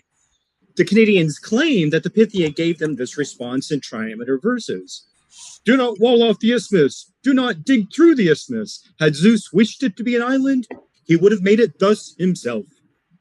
When the Cnidians received the response from the Pythians, they stopped digging and gave themselves up without resistance to Harpagus, who at that moment was advancing towards them with his army. Above Halicarnassus and inland from it lived the Pedazians. Whenever they or their neighbors had been threatened by some calamity or another, their priestess of Athena would grow a long beard, and this omen had occurred 3 times in the past.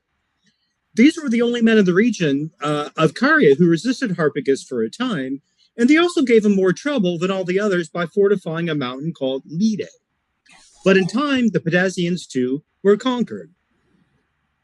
When Harpagus led his army onto the plain of Xanthus, the Lycians attacked him suddenly and fought, a few against many, and with great valor. They were defeated, however, and forced to retire inside their walls. Once trapped in their city, they gathered together the women, children, possessions, and servants on the Acropolis and set fire to it, burning up everything. Then, having sworn powerful oaths, the men of Xanthos went forth again to do battle against Harpagus. They all died fighting. And so the present-day Lycians who claim to be Xanthians are mostly immigrants, with the exception of 80 families whose ancestors at the time of the battle happened to be abroad and thus survived. That is how Harpagus took Xanthos. He took Canos in a similar way, since the Canian response to Harpagus was much like that of the Lycians.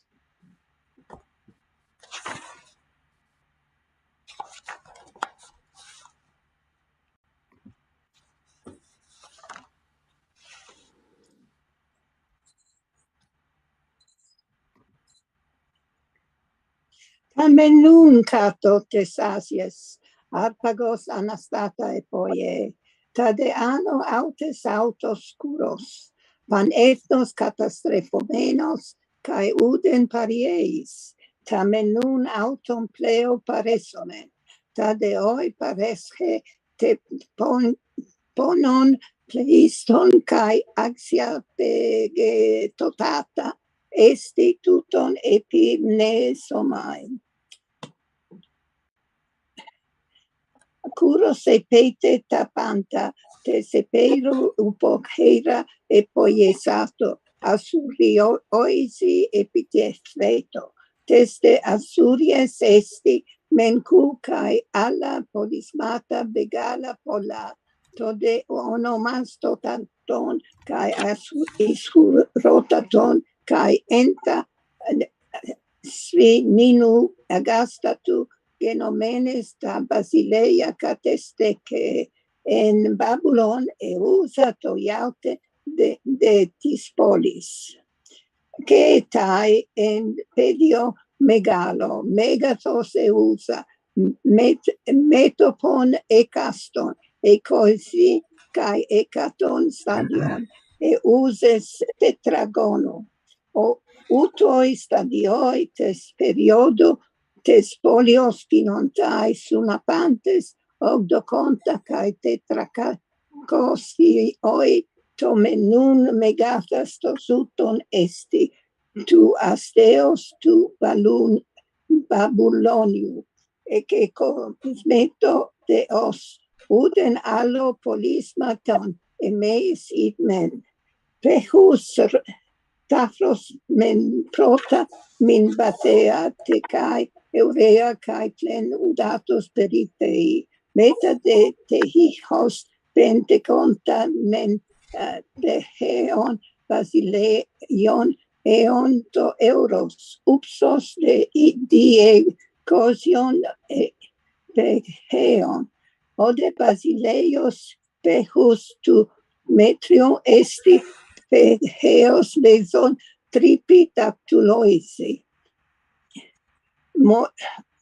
dei de me pros tutoisi eti frasai inate ec testafru ge anasimose cae tote ixos ontina tropon ergasto orusonte samaten talfron eplinteon ten ec tu orugmatos ec feroz menet eculusantes de plintus icanas optesan autas en camis oisi. Meta de telmati creo menoi asfalto ferme, cae dia trieconta domo plintu tarsus calamon. Diastoi barzontes edeman prota mentes ta fruta heilea, deutera de autoto de hijos ton auton tropon. Epano de tu de iheos parata eshata oikebata nu munocola edeman tetrambenai es alela to beson de ton oikematon elipon de flipo perielasin pulae de enestasi perix tu de hijos hecaton halkeai pasai kai starmoi de kai upersura os autos. Esti de ale polis apehusa octo emeron eodon apo Babylonus. Isumona aute enfa esti potamos omegas. Is kaito potamo to unoma. Espane de utos eston eufrete potamonton freson utos on his potamos amato udati thrombus asphaltu anadidoi polus ensen asphaltos esto en Babyloni te hijos ecoemiste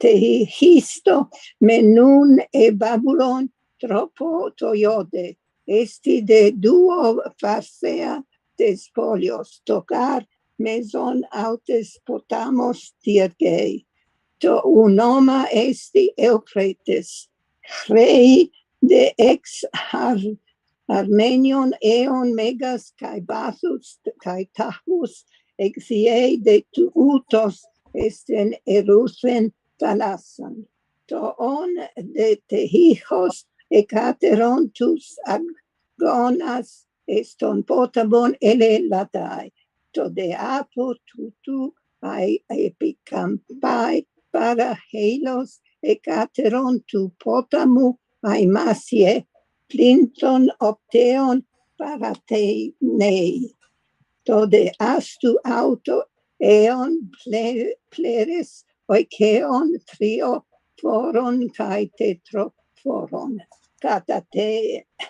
katatetai tas udos ifeas tas te alas kai tas epicasias tas epi ton potamon husas katade on ecaste odon ente aimasie de paraton potamon pulides epesa osai per ai laurai tosauti aritsbon esan de kai autai halkiai ferusai kai autai es auton ton potamon tuto mendeto tekos thorex estin heteron de esothen tekos perthee polo teo astenestoron tu heterotekeos stenotoranda en de farsei hecatero tes polios et te kisto en meso en tomen ta basileia peribolo te megalo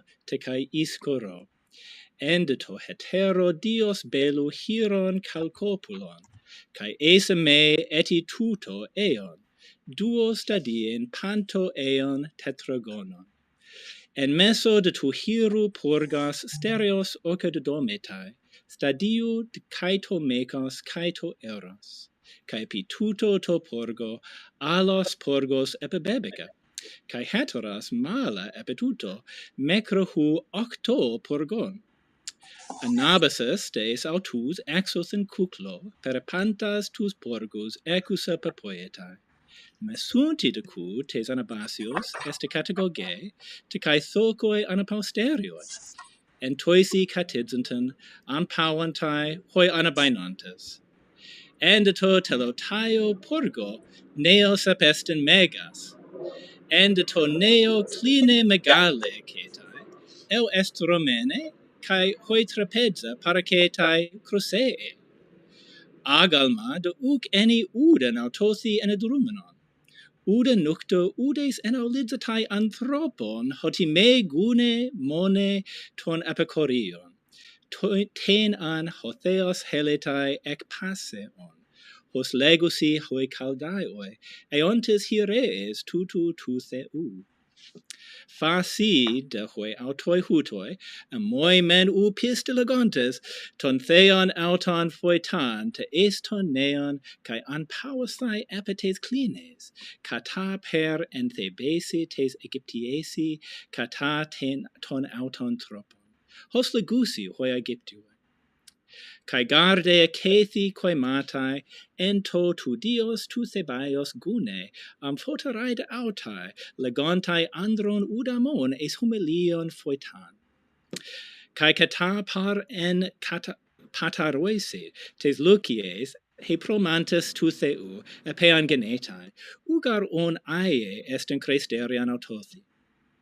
Epean de genetai toto un sun cataclinee, tas nuktas eso en teneo.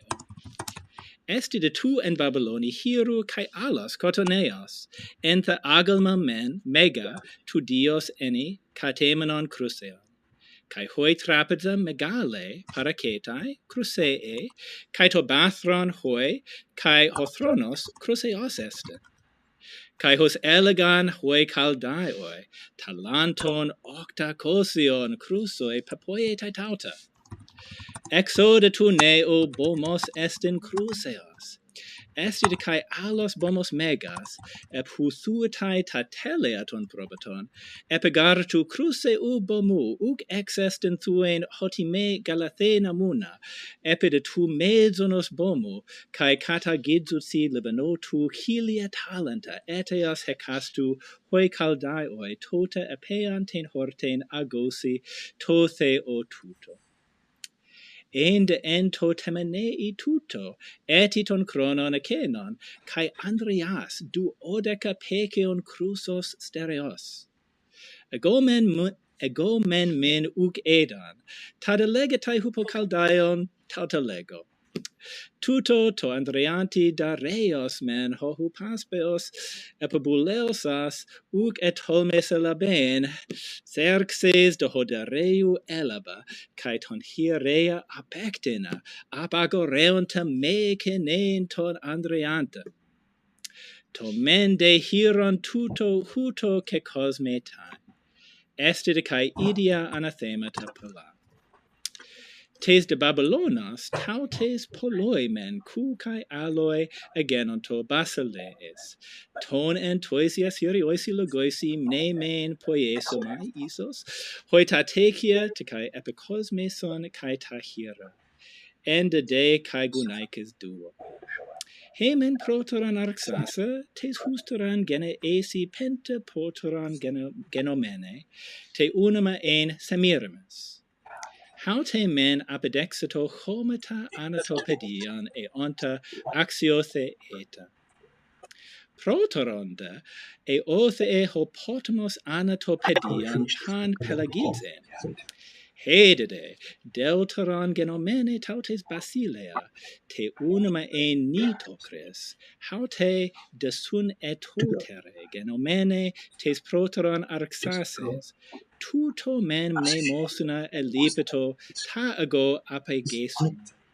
Tuto de ten midon horosa arcane megalen te kai uk atremidusan al ala ta arai re mena astea autoisi, and de kai te ninon, profulaxito hose dunato malista.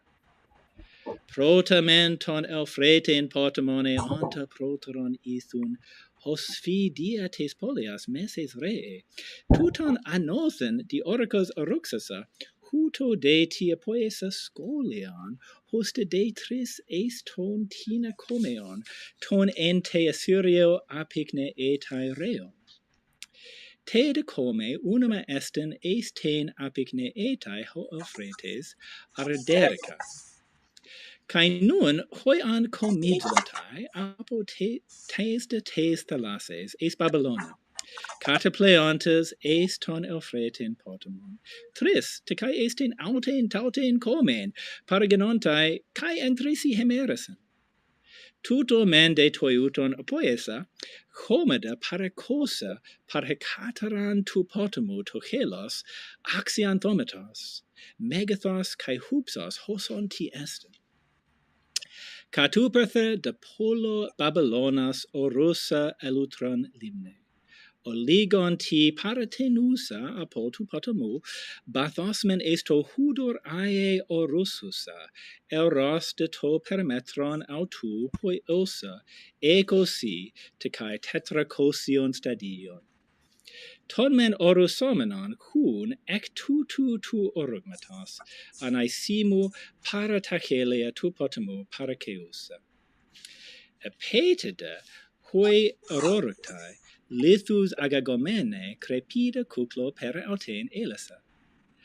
Epoi de amphotera tauta, tonta potamon scolion, kai to origma panhelos, hos hotopotamos bradutoros per campas polas agnomenos, kai hoi plooi esi eosi scolioi esten Babylona. Ecteton ploon ec decetai periodos tes limnes macre. Cata tuto de ergadzato tes cores, te hai te es bolai esan, cae ta suntuma tes ec medun hodu, hina me epimis gomenoi hoi medoi, ec manthanoian autes tapregmeta. Tauta mende ec batheos parabalato, toi ende ex auton par entheken apoi esato. Tes poleos uses duo farseon, tu de potamo meson acontas, epeton proteron basileon, hocos tis etheloi es tu hetero farseos es tuteron diabenae, creen ploio diabainen, cae ein hosagodokeo ogleron tuto. Autede cae tuto proeda. Epetegar, orusa, to elutron te limne, mnemosynon toda allo apo tu autu ergo elipedo. Etamneto lithus perimekeas, hos de hoi esan hoi lithoi hetoimoi, kai to corion aroracto. Ec trepsasa tu potamo torea ran pan, esto oruxa corion, en ho empipleto tuto, en tuto apexeras menu tu arcaiur ethru tuto mentachelia tu potamo cataten polen, cae tas catabasias tas ecton pulidon, eston potamon farusas, an oikodomisa plinthoisin optesen, cata ton auton logon to tekei. Tuto de cata mesen cu malasta ten polen, toisi lithoisi tus oruxato oikodomo ogeferan, de usa tus litherus sidero te gaimalubdo. Epetenesca de epauten, hocos men hemere genoito, xule tetragona. Ephon ten diabasen apoi elto hoi Babylonioi. Tas de nuctas taxula tauta apare escon tu de heneca, hina me diafoi tel ontes tas nuctas kleptoien par alelon. Hosta tota oructhen limne pleres egegone e hupo tu potamu, cae ta peritin geferon eke cosmeto, ton elfretin potamon esta arcaia reethra, ectes limnes exegega. Kai huto to oructhen helos genomenon es deon adoke e gegonenai, kai tuisi polietiesi gefere ein kataskeos mene. Heda aute haute basilea kai apaten toiende tina amecanesato. Huperton malista leo foron puleon tu asteos tafon he aute kataskeo asato, meteoron epipoles auteon ton puleon. Ena collapsida est ton tafon grammata legonta tada, Ton tis emeo husteron ginomenon Babylonos basileon ein spanise crematon anoixas ton taphon labato hocosa bullatai cremata. Me mentoiga me spanisas ga alos anoixe u gar amenon. Hutos hotaphos ein akinetas mecra hu eis dareion par iltha he basilea. Dareo de kai denon adoke e enai tesi pulesi tautesi maiden crasai kai crematon kemenon kai auton ton grammaton epicaleomenon me ulaben alta. Tesi de pulesi tautesi udenacrato tu de heneca hoti huper cephales hoi genito honecras di exalaunonti. Anoixas de ton taphon, hera crematamen ton de necron, kai grammata legonta tada. E me a pleistos te eas, crematon ta aisco cerdes, uc on necron thecas aneoges. Haute men nun he basileia toiaute tis legatai genestai.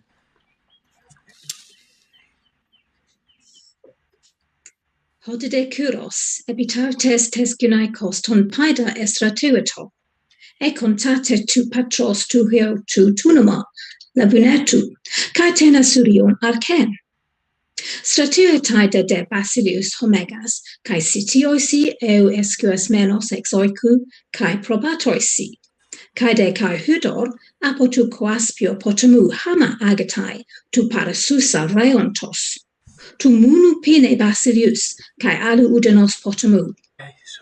Tuto de tu coaspio tu hudatos a pepsemenu polai kata hamaxai, tetracucloi hemioneai, comisdusai, en ageioisi agureioisi hepontoi, hoce an elaune hecastote. Yes. Epeta de hocuros poriomenos epitren Babylona, eginito epigunde potamoi, tu hymen pegai en matianoisi odyssey, rei de dia datanion, et didoide es heteron potamon tigran, hod a para open pollen reon, esten erutren talasen ectidoi, tuton de ton gunden potamon, hostia bainen eperato hocuros, eontaneusi pereton, en tauta hoiton tis hieron hippon ton leupon, hyperhybridos espas, eston potamon dia bainen eperato. Hodemin subsessas hypobrucion oikoke eperon. Cata tede e calepine toi potamoi hocuros, tuto hubrisanti, cae hoi epepeira se huto demin astenea poiesin, hosto tu loipu, cae gunaicas min eupetios togono ubrecusas diabesistai. Metadeten apelen, metesten epibabylona stratusin, diare ten stratien dica. Dielonde, catetene scoinoteneas hypodexas dioricas doconta cae hecaton, par hecateron toceros tu gunjup de tramenas pantatropon, diataxe dietripsan ergas dominoi.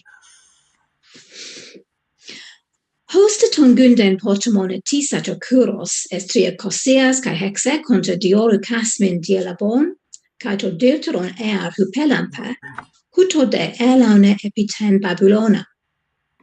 Hoide Babylonioi extratu samenoi emenon auton.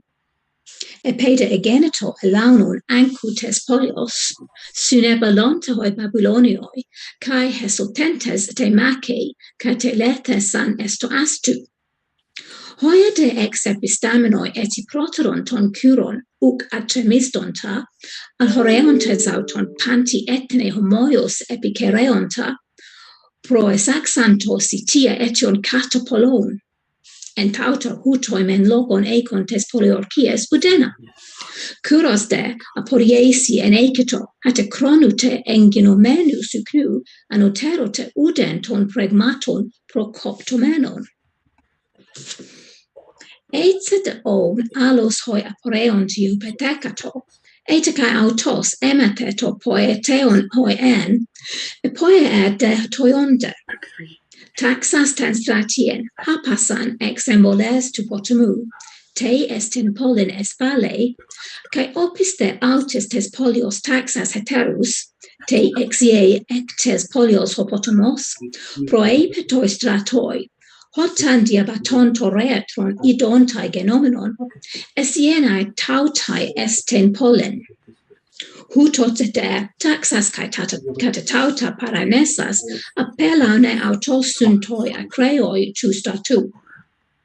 Apicomenos de epiten limne, taper heton Babylonion basilia epoiese kataton apotomon kai kataten limne, epoie kai hokuros heteratoi auta.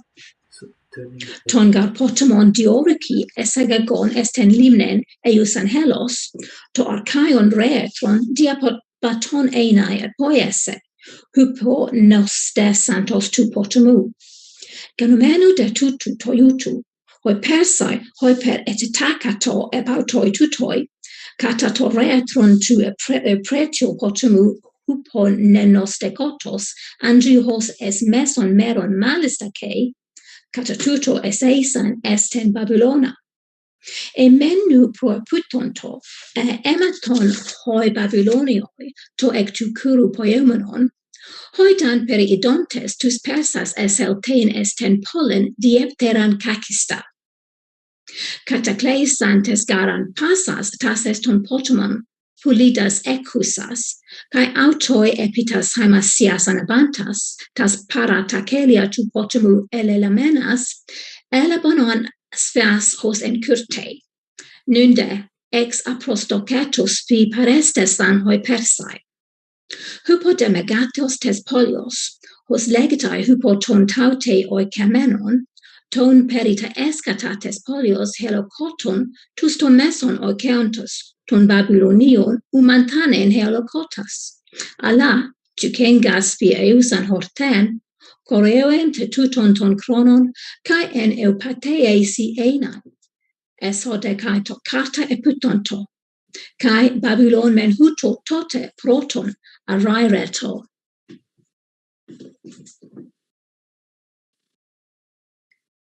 I will give a number of examples to illustrate the resources of Babylon, including the following. The whole of the great king's empire is divided up for the purpose of feeding him and his army. This is apart from the tribute payment, which is a separate obligation. Now, for 4 of the 12 months of the year, Babylonian territory provides the food, while the whole of the rest of Asia does so for the remaining 8 months. In other words, Assyrian territory alone has 1/3 of the resources of the rest of Asia. The administration, or satrapy, to use the Persian word, of this territory is by far the most powerful of all the administrative posts in the Persian Empire, as is shown by the fact that while Tritanthamus, the son of Artabazus, held the post as the king's deputy, his income was a full artaba of silver every day for his satrapy, an artaba being a Persian measurement equivalent to the Attic mednos, and 3 chonixes. Over and above the horses he kept for military purposes, he also had his own private herd of 800 stud stallions and 16,000 mares, 1 stallion to cover 20,000 mares. He had so many Indian hunting dogs to maintain that 4 sizable villages from the plain were exempted from any other form of taxation and had to provide food for the dogs. These are the kind of resources the governor of Babylon had at his disposal. Assyria has a low rainfall, but is enough to get the crops' roots to begin growing. However, it is irrigation by the river that makes the crops ripen and the grain appear. It is not like Egypt, where the river itself rises and floods the field. In Assyria, they use manual labor and swipes to irrigate the crops.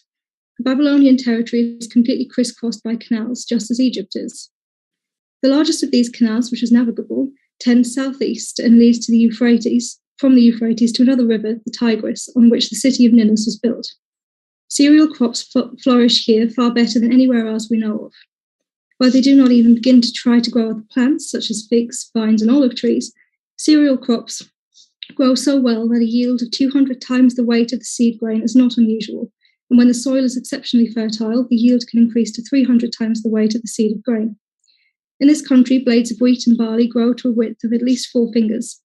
I'm not going to mention the size of the plants that grow from millet seed and sesame seed, although I know how big they are, because I'm well aware of the skeptical response even my account of the crops has evoked in those who have not been to the Babylonian countryside. They do not use olive oil at all, but they get oil from sesame seed. Palm trees grow all over the plain, and the majority of them produce fruit from which people use to make food, wine, and syrup. The method of cultivation of the palm of Syria resembles the cultivation of the fig in Greece in a number of ways, and not least in the way they tie the fruit of what the Greeks call the male palm trees to the date-bearing trees, so that the gall wasp, which is carried by the male trees in their fruit, as is also the case with wild figs, in fact, can penetrate the date and cause it to ripen rather than fall off prematurely. I will now give a description of what was, to me, the most amazing thing in Assyria after Babylon itself. They have boats plying the river down to Babylon, which are completely round and are made of leather. In Armenia, which is upstream from Assyria, they cut branches of willow and make them into a frame around the outside of which they stretch watertight skins to act as a hull. They do not broaden the sides of the boat to form a stern or narrow them into a prow, but they make them round like a shield. They then line the hull of the boat with straw and send it off down the river laden with goods. Their cargo is most commonly palm wood casks filled with wine. The boats are steered by two men who stand upright and wield a paddle each. One of them pulls the paddle towards his body while the other pushes the paddle away from his body. These boats vary in size from very large downwards. The largest of them can manage cargo weighing 5,000 talents. Each boat carries a live donkey, or in the case of the larger boat, several donkeys. At the end of the voyage in Babylon, when they have sold their cargo, they sell off the frame of the boat and all the straw, load the donkeys up with skins and drive them back to Armenia. They do this because the current of the river is too strong for boats to sail up it, and this is why they make their boats from skins rather than wood. Once they've got back to Armenia with their donkeys, they make themselves more boats in the usual way. This is what their boats are like. As for their clothing, they wear a linen tunic, which reaches down to their feet. On top of this, they wear another tunic made out of wool, and they put a white shawl around their shoulders. Their shoes are of a local design and resemble Boeotian slippers. They wear their hair long and wrap a turban around their heads. They perfume their whole bodies. Every man has a signet ring and a hand-carved staff, and each staff bears a design of some kind, an apple, a rose, a lily, an eagle, or something. It would be abnormal for any of them to have a staff which is not emblazoned with a device, so much for their outfits. I now turn to their customs, the most sensible of which, in my opinion, is also practiced, I hear, by the Illyrian tribe, the Eneti. Once a year, in every village, this is what they used to do.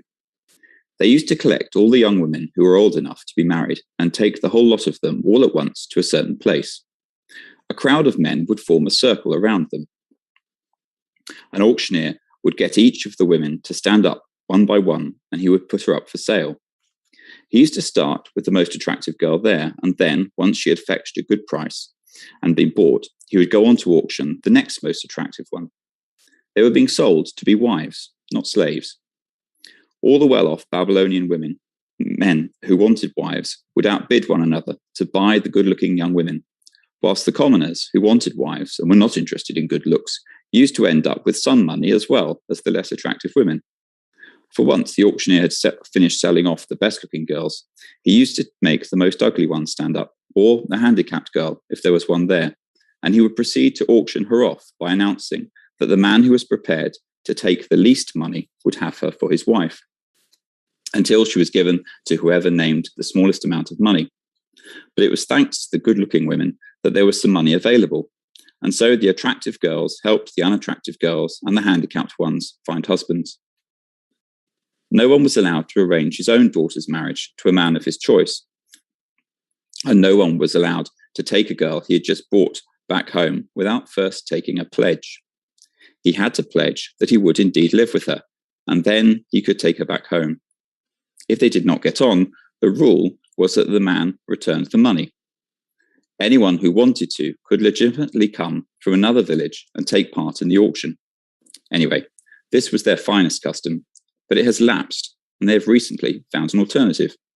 Since their loss of independence, they have been reduced to squalor and economic ruin, and nowadays, every commoner who lacks an income has his female children work as prostitutes. Their next most sensible custom is as follows. Because they do not consult doctors, when someone is ill, they carry him to the main square, where anyone who has personal experience of something similar to what the ill person is suffering from, or who knows someone else who has, comes up to him and offers him advice and suggestions about his illness. They tell him what remedy they found effective in their case, or what they saw working in someone else's case, which enabled them to recover from a similar illness. No one is allowed to walk past a sick person in silence without asking what sort of illness he has. They use honey to embalm the dead, and their mourning procedure is similar to that of Egypt. Whenever a Babylonian man has had sex with his wife, he sits and purifies himself with incense, while his wife does the same elsewhere. At daybreak, they both wash as well, and they cannot touch any bowls and so on until they have washed. This is exactly the same as what the Arabians do. The most disgraceful Babylonian custom is that at some point in her life, every woman of the land is required to sit in the sanctuary of Aphrodite and have sex with a strange man. It is not unknown for women who are snobbish because of their wealth and who refuse to associate with the rest of the women there to drive to the sanctuary in covered carts and stand there surrounded by a large retinue of attendants. The usual practice, however, is for a number of women to sit in the precinct of Aphrodite wearing a garland made of string on their heads. New women are constantly coming into the precinct to replace the ones who are leaving. Plumb straight lines run this way and that through the women and men. Men they have never met before walk along these lanes and take their pick of the women. A woman sitting in the sanctuary is not allowed to return home until one of the strangers has thrown money into her lap and had sex with her, which happens outside the sanctuary. The man who throws the money has to say, "I call upon the goddess Mylitta to bless you," Mylitta being the Assyrian name for Aphrodite. It can be any amount of money. By religious law, she is not allowed to refuse it because it becomes sacred. The first man to throw money is the one she has to leave with. She cannot reject anyone. Once she has had sex with him, she has fulfilled her sacred obligation to the goddess and is free to return home. Afterwards, you can offer her as much money as you like, but you will not get her. Women who are attractive and tall get to go home quickly, whilst the ugly ones wait for a long time without being able to do their duty. In fact, some of them wait 3 or 4 years. Almost exactly the same custom is practiced in some parts of Cyprus too. So much for the Babylonian customs. There are also 3 clans who eat nothing but fish, but once they have caught them, they dry them in the sun and put them in a mortar, grind them up with pestles, and sieve the powder through pieces of muslin. Then they knead the powder into a kind of dough and have it this way, or they bake it like bread, according to their individual preferences. After having conquered the Assyrians, Cyrus was eager to bring the Massagetae under his rule. They are said to be a large tribe with a reputation for being warlike. They live in the east, beyond the river Araxes and opposite the Isidonids. There are some who claim they are a Scythian people. Accounts of the size of the Araxes vary. Some make it larger than the Ister, some smaller. There are said to be a great many islands in it, which are about as big as Lesbos, and whose inhabitants live during the summer months off all kinds of roots that they dig up, while during the winter they eat the fruit from a kind of tree which, they have discovered, they can put into storage when ripe and keep for later consumption. They have also discovered a kind of plant whose fruit they use when they meet in groups. They light a bonfire, sit around it, and throw this fruit on the fire and sniff the smoke rising from the burning fruit they have thrown onto the fire. The fruit is the equivalent there to wine in Greece. They get intoxicated from the smoke, and then they throw more fruit onto the fire and get even more intoxicated, until eventually they stand up and dance and burst into song. That is how these people are supposed to live. The Araxes rises in Matien, as does the Gynades, the river Cyrus divided into 360 channels, and it ends in 40 mouths, all except one of which issue into marshes and swamps, which are said to be the homes of people who eat raw fish and normally wear sealskin clothing. The one of the mouths, which keeps cleanly to its channel, flows into the Caspian Sea. The Caspian Sea is isolated and does not interconnect with the other sea. I say the other sea because the whole sea of the Greek sail and the one beyond the Pillars of Heracles, which is called the Atlantic, and the Red Sea are actually a single sea. The Caspian, however, is a distinct sea, a sea in its own right. Its length is as such as it would take someone 15 days to row across it, and at its broadest point, it would take 8 days.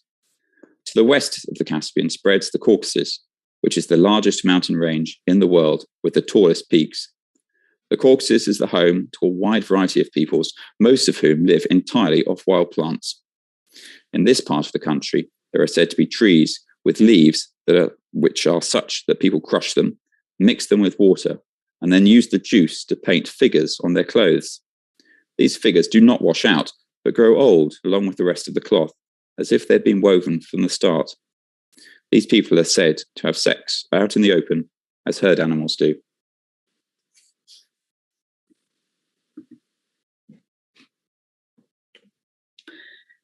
This sea called Caspian is hemmed in to the west by the Caucasus. Towards the east, and the sunrise, there stretches from its shores a boundless plain, as far as the eye can see. The greater part of this wide plain is the country of the Massagettai, against whom Cyrus was eager to lead his army. For there were many weighty reasons that impelled and encouraged him to do so.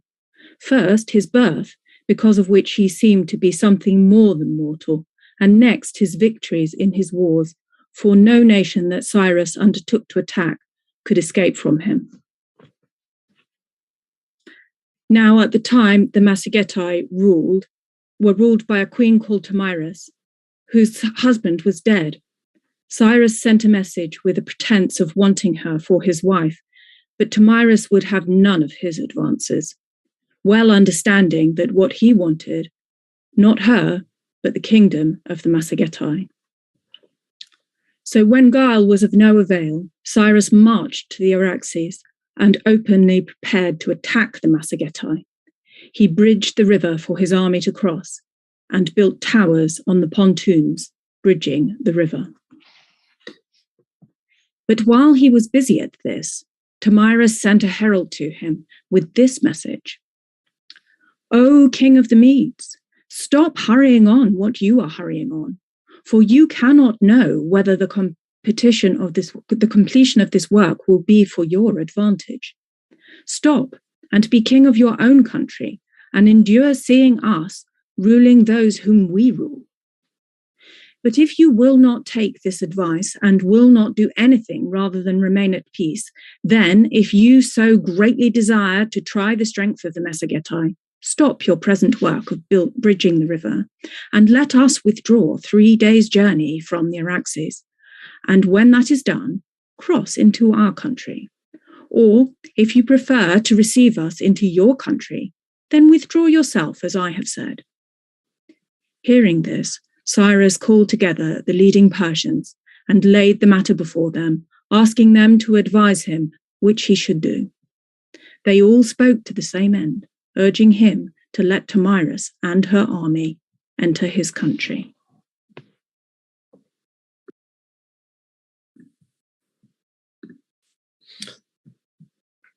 Pareonde caem pomenos ten gnomen tauten, croisos, holudos, apedeignoto enantiente procaemene gnome, legontade. O Basileu, eipon men cae proterontoi, hoti epemes deus edo ketoi, to anhoros palma eon oikoi tosoi katadunamin apotrepsen. Tademoi patemata eonta acarita matemata gegone.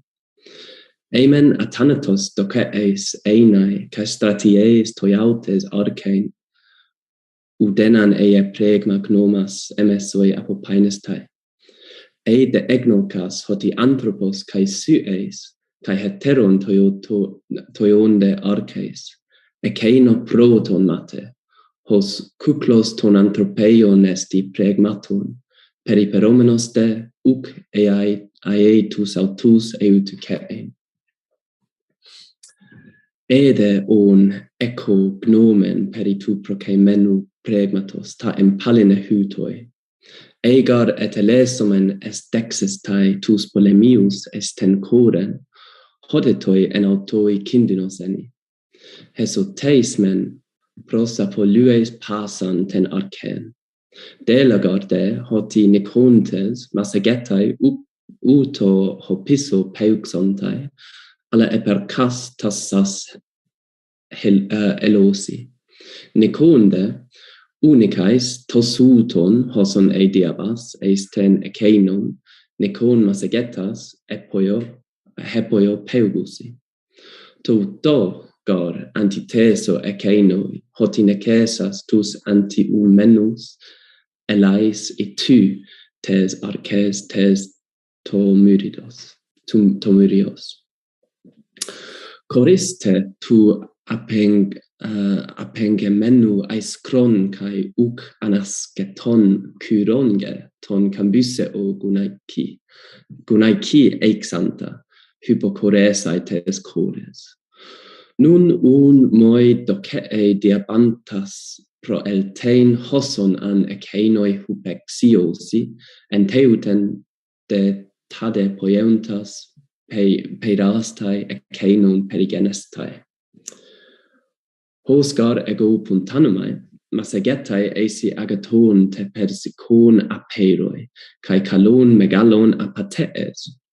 Tutoisi on, toisi andrasi, ton probaton apedeos, pola catacopsantas, kai skeusantas, proteinae en toi stratopedoi toi hemeteroi daita. Proste kai creteras apeideos oinu, cretu kai sitia pantoia. Poiesantas de tauta, hupole pomenus tes straties top plaurotaton, tus loipus autis, ex anacorein epiton potamon. Engar ego gnomes me hamarto, Keinoi idomenoi agatapola trepsontai te pros auta, kai hemin to enteuten leipetai apodexis ergon megalon. Gnomai men hautai synestasan. Kyros de meteis ten proteren gnomen, ten croisu de helomenos, pros goreue tomuri, ex anacorein hos autu diabesomenu epekeine. Hemen de ex anacoree kata hypesketo prota. Kyros de croison esta keiras esteis, toi paidi campusei, toi per ten basileien edidu, kai pola entelamenos hoi timan te auton, kai eupoiein, ende he diabasis, he epimasagetas me ortotei. Tauta entelamenos kai apostelas tus persas, autos diebaine ton potamon kai hostratos autu. Epeite de eperote ton araxea, nuktos epeltuses eide opsin heudon, enton masageteon te core toiende. Edocee hokyros entoi hypnoi, horan ton hystaspeos, paidon ton presbytaton, ekonta epiton omon pterugos, kai tuteon te men ten asian, te de ten europen, episkiasdein. Hystaspe de toi arsamenos, onti andri akemenidei, en ton paidon dareios presbytatos, eon tote helikien es eikosi ku malista ette, kai hytos kateleleipto en perseisi, ugar eikeko helikien strateuestai. Epei un de egeirete hokyros, edidu logon helptoi perites opsios. Hos de hoi edocee megale einai he opsis, kalesas hystaspea kai apolabon mynon eipe hystaspes. Pais sos epibuleuon emoi te emei orke heloke. Hos de tauta atrekeos oida ego se maneo. Emeu teoi kedontai, kai moi panta prodeiknusi ta epiperomena. Ede un entoi pro oikomenoi nukti, Heudon eidon ton son paidon ton presbytaton econta epiton omon telugas kai tuteon teimen ten Asian teide ten Europa episkeaste. Ucun esti mecane apotes opsios tautes udemia tome eceinon epibuleuen emoi. Synun ten takisten poreueo hopisto es persas kai poe hokos epe an ego tade catastrepsamenos el to eke hos moi catasteses tom paida es elenkon. Kyros men dokeon hoi dareion epibuleuen elegetade. Toide hodaimon pro epaine hos autos men teliutesein autu taute meloi hede basileie autu pericoreoi eis dareion. Ameivetai de on ho hystaspes toiside. O basileu me eie aner perses gegonos hostis toi epibuleu see. Es eigar esti apoloito hos takista. Hos antimendulon epoiesas eleuterus persas enai, antide arcestai hyp alon arcein hapanton. Eidetis toi opsis apangelle paida tonemon neotera buleuen periseo ego toi paradidomi crestai autoi tuto hotian su buleai. Hystaspes men tutois si amepsamenos cae diabaston raxea eie es persas pulaxon kyroi ton paida dareion.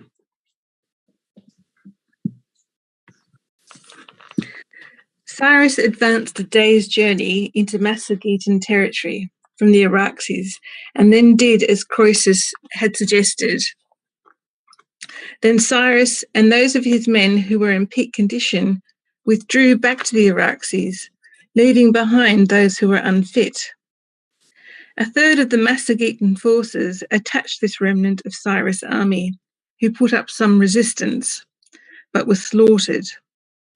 Once they had overcome this opposition, the Massagetae noticed the feast which had been laid out, and they reclined and ate it. When they had eaten and drunk their fill, they fell asleep, and then the Persians fell on them. Many of the Massagetae were killed, but even more were taken prisoners, including Queen Tomyris' son, who was the commander of the army and whose name was Spargapaces. When news of what had happened to her army and her son reached the queen, she sent a herald to Cyrus with the following message: "You bloodthirsty man, Cyrus, what have you done? What you have done should give you no cause for celebration. You use the fruit of the vine, the wine which you swill until it drives you so mad that as it sinks into your body's foul language rises up to your tongues. That was the drug.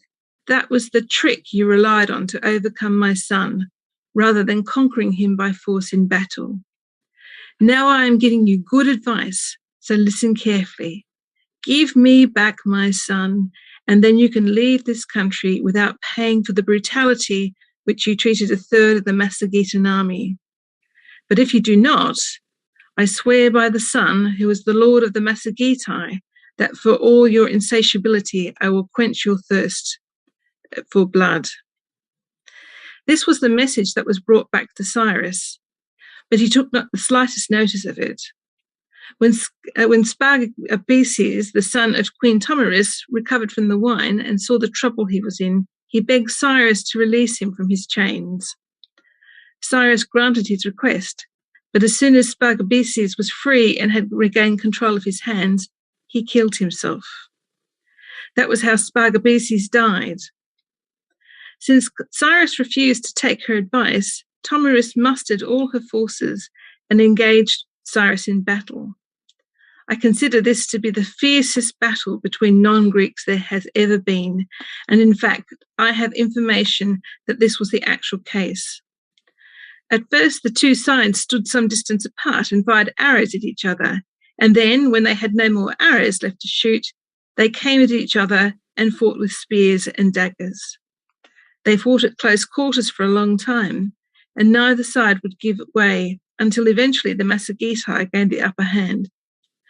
Most of the Persian army was wiped out there, and Cyrus himself died too. His reign had lasted for 29 years. Tomyris filled a wineskin with human blood and searched among the Persian corpses for Cyrus' body.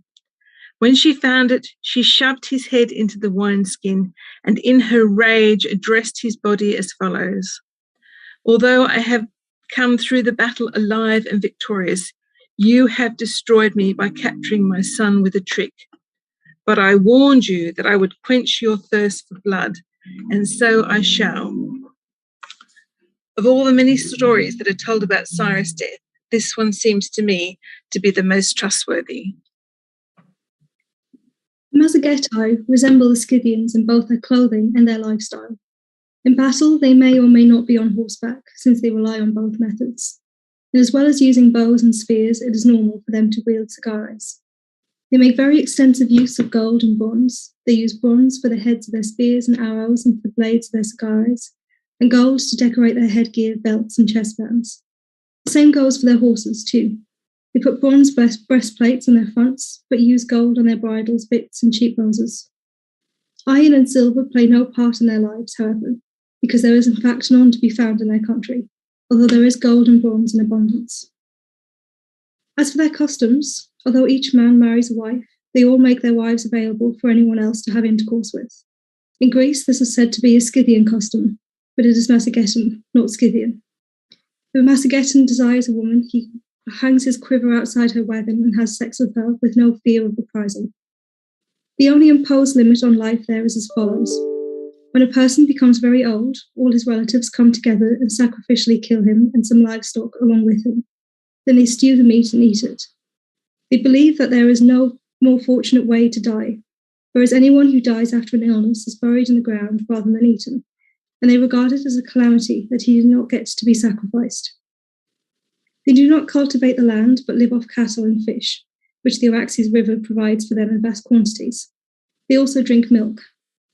The only god they worship is the sun, to whom they sacrifice horses. The thinking behind this ritual is that they should offer the swiftest mortal creature to the swiftest of gods. Despois de morrer Ciro, herdou o reino Cambises, fillo de Ciro e de Casandane, a filla de Farnaspes. Esta morrera con anterioridade e Ciro guardou un loito estricto por ela e ordenou observalo tamén a todos aqueles sobre os que gobernaba. Así, sendo fillo desta muller e de Ciro, Cambises considerou que Sonios e Eolios eran escravos heredados do seu pai e levou a cabo unha campaña militar contra Egipto, levando con el soldados dos povos sobre os que gobernaba, ademais de gregos que estaban baixo o seu dominio. Os egipcios, antes de que Psaménico reinara sobre eles, crían que foran os máis antigos de todo o xénero humano, pero cando Psaménico accedeu ao trono e quiso indagar cales foran os primeiros seres humanos, desde entón os fenicios creen que son anteriores a eles e que eles o son a todos os demais. Psaménico non conseguiu saber, a pesar das súas investigacións, a resposta a cales foran as primeiras persoas, e entón indeou o seguinte: entregou a un pastor dous nenos acabados de nacer de pais descoñecidos para que os criase entre os seus rebaños con modo de vida seguinte. Ordenou que en presenza dos nenos ninguén emitise ningunha voz, que debía vivir aillados nunha sola cabana solitaria e que cando chegase o momento lles levasen unhas cabras para que comesen e que os atendesen en todo o necesario. Isto fixo, e ordenou Psamético porque desexaba oír que palabra pronunciarían en primeiro lugar unha vez que deixasen de emitir balbucidos. E así justamente sucedeu. En verdade, pasados 2 anos dende que o pastor os coidaba desta forma, nunha ocasión que abriu a porta e entrou, ambos os nenos, botándose aos seus pés, pronunciaron becos, tendendo os brazos cara a él. Cando o pastor oíu iso por primeira vez, non lle deu importancia. Mas como moitas veces que ía o pastor onde a eles para cuidalos oía esta palabra, comunicoulle ao seu señor. Este ordenoulle levar os nenos á súa presenza. Cando Psaménico o ouiu en persona, preguntou que pobo designaba algo coa palabra becos, e buscando descubrir que os frisios chamaban así o pan. Desta maneira, os egipcios, detrudindo a partir deste feito, chegaron á conclusión de que os frixios eran máis antigos que eles. Oín que sucedeu isto de boca dos sacerdotes de Hefesto, en Memphis. Os gregos, ademais de moitas outras falsidades, afirman que Samético lle arrancou a lingua a unhas mulleres e lles encargou a elas a crianza destes dous nenos.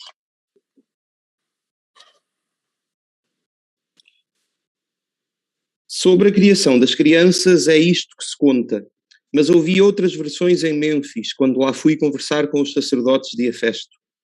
Dirigi-me em seguida a Tebas e também a Heliópolis por causa deste assunto, procurando saber se estão de acordo com as histórias que tinha ouvido em Mênfis.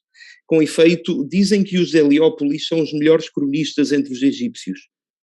O que ouvi nas minhas conversas acerca dos assuntos que dizem respeito aos deuses, não estou agora interessado em discuti-lo, à exceção apenas dos seus nomes, por considerar que todos os homens a esse respeito sabem o mesmo.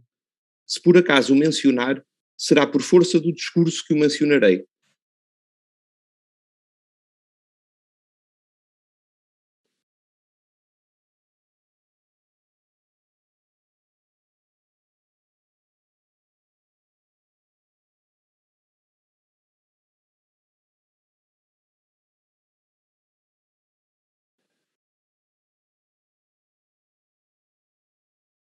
Quanto aos assuntos humanos, foi isto o que me disseram, estando de acordo entre eles, que os egípcios foram os primeiros a inventar o ano, dividindo-o em 12 meses.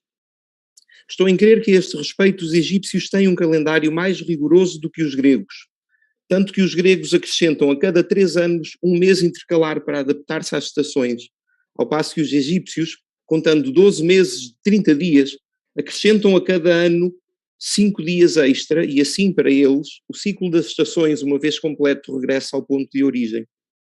Também me disseram que os egípcios foram os primeiros a elencar os epítetos dos deuses e que os gregos os tomaram emprestados deles, a atribuir altares, estátuas e templos a esses deuses e ainda a esculpir as suas efígies na pedra. Sobre estes assuntos, empenharam-se em demonstrar que foi assim que se passou, e disseram-me também que o primeiro homem a reinar sobre o Egito foi Mine. No tempo dele, à exceção do distrito tebano, todo o Egito era um pântano e nenhuma região estava acima do nível das águas, nenhuma das que agora está abaixo do lago Meris, até ao qual, desde a costa, são 7 dias de viagem rio acima. E parecia-me que falavam com acerto acerca desta terra. É que é evidente, mesmo para quem não tem ouvido nada, apenas pela observação, desde que seja esperto, que o Egito, para onde os gregos viajam, mesmo para os egípcios, é uma terra recentemente conquistada ao rio.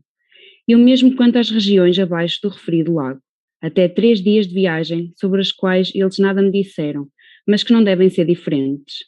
É esta, enfim, a natureza da terra do Egito. Em primeiro lugar, quando estamos a aproximar-nos, faltando ainda um dia de viagem, se lançarmos ao rio uma linha de sondagem, ela vai trazer lama agarrada, e estaremos a uma profundidade de 11 braços. Ora, isto mostra a que profundidade está o depósito de terra do rio. A medida costeira do Egito são 60 juncos, considerando nós, Egito, a terra que vai desde o Golfo de Plintino até o lago Serbónida, ao longo do qual se prolonga a Cordilheira do Cássio. Entre um e outro são, portanto, 60 juncos. Os homens que têm pouca terra medem-na em braços, os que têm um pouco mais em estádios, os que têm muita em paraçangas, e os que têm uma quantidade invejável de terra em juncos. Uma paraçanga são 30 estádios, e um junco, a unidade de medida egípcia, são 600 estádios. Assim sendo, a medida costeira do Egito seria de 3.600 estádios. Daqui até Heliópolis, avançando para o interior, o Egito é vastíssimo, sendo todo ele composto de planícies, explosivos e lama. O caminho desde o mar até Heliópolis, avançando para o interior, corresponde à distância entre o templo dos 12 deuses em Atenas e Pisa. Pequena diferença acharia quem medisse estes caminhos, pois não é exatamente a mesma medida, mas não são mais do que 15 estádios de diferença. A viagem de Atenas para Pisa são 15 estádios menos que 1500, e a da costa até Heliópolis é exatamente esse número. A partir de Heliópolis, avançando para o interior, o Egito fica mais estreito. Do lado da Arábia estende-se uma cordilheira que vai que vai de norte para sul e depois para oeste, prolongando-se sempre para sul até ao chamado Mar Eritreu, no qual ficam as pedreiras talhadas para construir as pirâmides de Mênfis. Neste ponto, a cordilheira detém-se e muda de direção rumo às regiões antes referidas. No ponto em que é mais extensa, como pude verificar, são 2 meses o caminho de Oriente para Ocidente, e as fronteiras mais a Oriente são conhecidas por produzirem incenso. É assim, portanto, a referida cordilheira, mas outra cordilheira rochosa se estende do Egito para a Líbia, e é aí que ficam as pirâmides. Esta cordilheira é coberta por areia, virada para o mesmo lado, e corre da Arábia para sul. Desta forma, abaixo de Heliópolis não existe muita terra que seja Egito, mas a uma viagem de apenas 4 dias, o Egito fica estreito, sendo a distância entre as duas cordilheiras referidas terra plana e, creio eu, no ponto mais estreito, de não mais de 200 estádios, desde a cordilheira da Arábia até à que chamam da Líbia. Daí em diante, novamente, o Egito fica vastíssimo.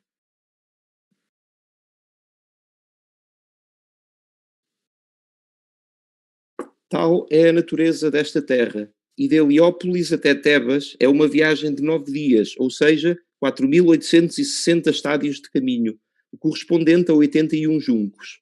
São estes, em síntese, os estádios que mede o Egito.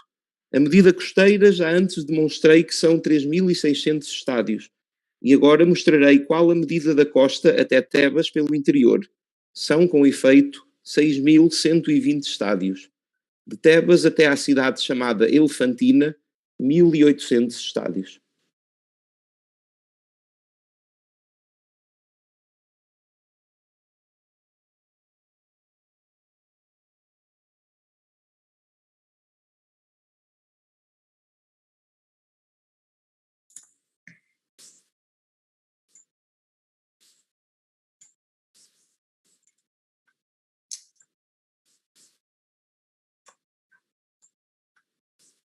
La plus grande partie du territoire que j'ai décrit me semblait, à moi aussi, comme l'ont dit les prêtres, être un ajout de terre des Égyptiens.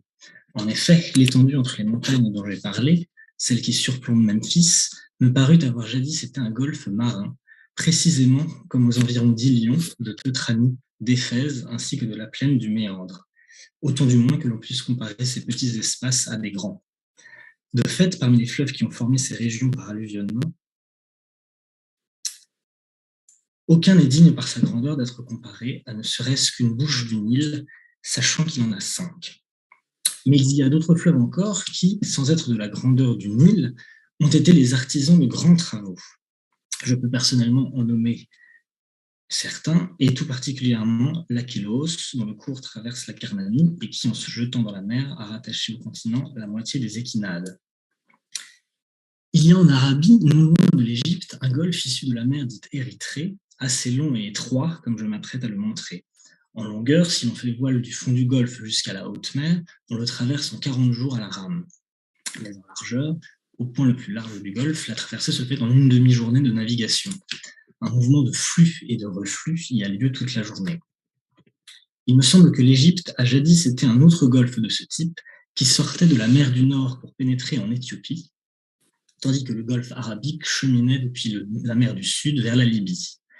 Ces deux golfes étaient quasiment joints l'un à l'autre et n'étaient séparés que par une mince bande de terre. Par conséquent, si le Nil est voué à détourner son cours pour se jeter dans ce golfe arabique, qu'est-ce qui empêchera ce golfe d'être comblé par le courant du fleuve dans l'espace d'environ 20 000 ans? Pour ma part, j'estime qu'il pourrait même être comblé en 10 000 ans. Comment donc, dans l'étendue des époques écoulées avant mon existence, un golfe même bien plus grand n'aurait-il pas été comblé par un fleuve si grand et capable de produire de tels effets? En ce qui concerne l'Égypte, je fais confiance à ceux qui rapportent ces informations et suis moi-même fort convaincu qu'il en est ainsi. Car j'ai vu que l'Égypte s'avance davantage que les terres voisines, que ces montagnes laissent apparaître des coquillages, qu'il s'y produit une efflorescence saline capable de ravager jusqu'aux pyramides, et que le seul endroit sablonneux d'Égypte est cette montagne au-dessus de Memphis. En outre, l'Égypte n'est semblable par son terrain ni à l'Arabie voisine, ni à la Libye, ni encore à la Syrie, car les Syriens habitent les régions littorales d'Arabie. Mais la terre est noire et friable puisqu'elle est constituée de limons et d'alluvions qui ont été charriés depuis l'Éthiopie par le fleuve. Au contraire, nous savons qu'en Libye, la terre est plutôt rouge et sablonneuse, et qu'en Arabie et en Syrie, elle est argileuse et pierreuse.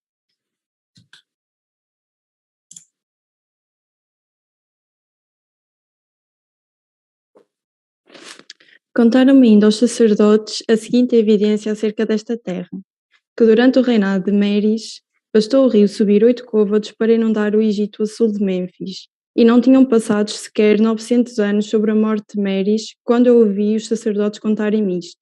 Hoje em dia, porém, a menos que o rio suba 15 ou 16 côvados, não transbordará para a terra. Os egípcios que vivem abaixo do lago Meris, noutras terras, mas sobretudo no chamado delta, se a terra continuar a aumentar de tamanho e a crescer em largura, e o Nilo não a alargar, entretanto, estou em crer que sofrerão, durante muito tempo no futuro, o que outrora eles próprios disseram que os helenos sofreriam. É que quando descobriram que toda a terra dos helenos é regada pela chuva e não inundada por rios como a deles, disseram que os helenos, defraudados na sua esperança maior, sofreriam uma carestia terrível. Quer esta história dizer que se o Deus não lhes quisesse enviar chuva e os mantivesse em seca, os helenos seriam vencidos pela fome. É que para eles não existe qualquer fonte de água além da que vem de Zeus.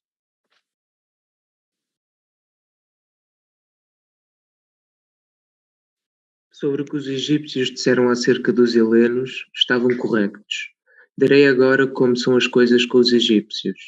Se, como antes disse, a terra a sul de Mênfis continuasse a aumentar em altura, em proporção ao que aumentava no passado, é essa, com efeito, que está a aumentar, que coisa restaria aos egípcios que aí vivem, além de passar fome? Se nem a terra fosse regada pela chuva, nem o rio fosse capaz de inundar os seus campos. Atualmente, na verdade, colhem os cereais com menos esforço do que qualquer outro povo da terra, ou mesmo de entre os egípcios, já que nem têm trabalho a lavrar com o arado, nem a sachar, nem se preocupam com nada relativo à colheita como os demais povos. Antes, sempre que o rio por si mesmo sobe e inunda os campos, para benefício deles, e depois de os inundar de novo recua, cada um, semeando o próprio campo, manda lá para dentro um porco. Depois que a semente é coberta pelo porco, então aguarda-se pela colheita e, pisoteando o milho com a ajuda do mesmo porco, colhe-se então o cereal. Se, porém, quisermos acreditar nas teorias dos iónios acerca do Egito, eles que dizem que só o delta é Egito e afirmam que na linha costeira desde a torre de vigia chamada de Perseu até às salinas pelusíacas mede 40 juncos, acrescentando que da costa para o interior se estende até à cidade de Cercazaro, perto da qual o Nilo se divide e corre uma parte para o Plúsio e outra para Canubo. Considerando ainda que o Egito... Consideram ainda que o restante Egito pertence parte à Líbia, parte à Arábia, mas aceitar essa explicação seria demonstrar que, no passado, os egípcios não tinham terra. É que, na verdade, para eles, como dizem os egípcios, estou de acordo, o delta é aluvial e, por assim dizer, recentemente surgido das águas. Ora, se de facto eles não tivessem nenhuma terra então, por que motivo se preocupariam em averiguar quem eram os homens mais antigos? Nem teriam sido necessário avançarem com a experiência das crianças, para ver que língua falariam primeiro. Aliás, nem acredito que os egípcios surgiram ao mesmo tempo que o delta, ao qual os iónios chamam Egito, mas que sempre existiram desde os primórdios da raça humana, e que à medida que o seu território cresceu, muitos deles ficaram para trás, ao passo que outros se deslocaram para sul. Com efeito, antigamente Tebas era chamada de Egito, e o seu perímetro é de 6.120 estádios. Na verdade, se as informações que temos a esse respeito são verdadeiras, os iónios não pensam bem acerca do Egito, mas se é certa a opinião dos iónios, vou provar que os helenos e os próprios iónios não são bons a fazer contas. Eles que dizem que toda a terra se divide em 3 partes, a Europa, a Ásia e a Líbia. Em quarto lugar, é preciso que acrescentem à conta o delta do Egito, se é certo que não pertence nem à Ásia nem à Líbia. É que, na verdade, a esse respeito, o Nilo não é fronteira entre a Ásia e a Líbia, já que se bifurca no ponto mais estreito do delta, e por isso está situada entre a Ásia e a Líbia. Rejeitamos também a opinião dos iónios e, pela nossa parte, dizemos o seguinte acerca do assunto, que o Egito é todo o território habitado por egípcios, como é a Cilícia pelos cilícios ou a Síria pelos assírios, e que, fronteira propriamente dita entre a Ásia e a Líbia, não conhecemos nenhuma além das fronteiras do Egito. Mas se aceitarmos a opinião dos helenos, consideraremos então que todo o Egito, desde Catadupes até à cidade elefantina, está dividido em duas partes, cada uma com o seu nome próprio, uma pertencente à Líbia, a outra à Ásia. Com o efeito do Nilo, nascendo em Catadupes, desagua no mar depois de cortar o Egito ao meio.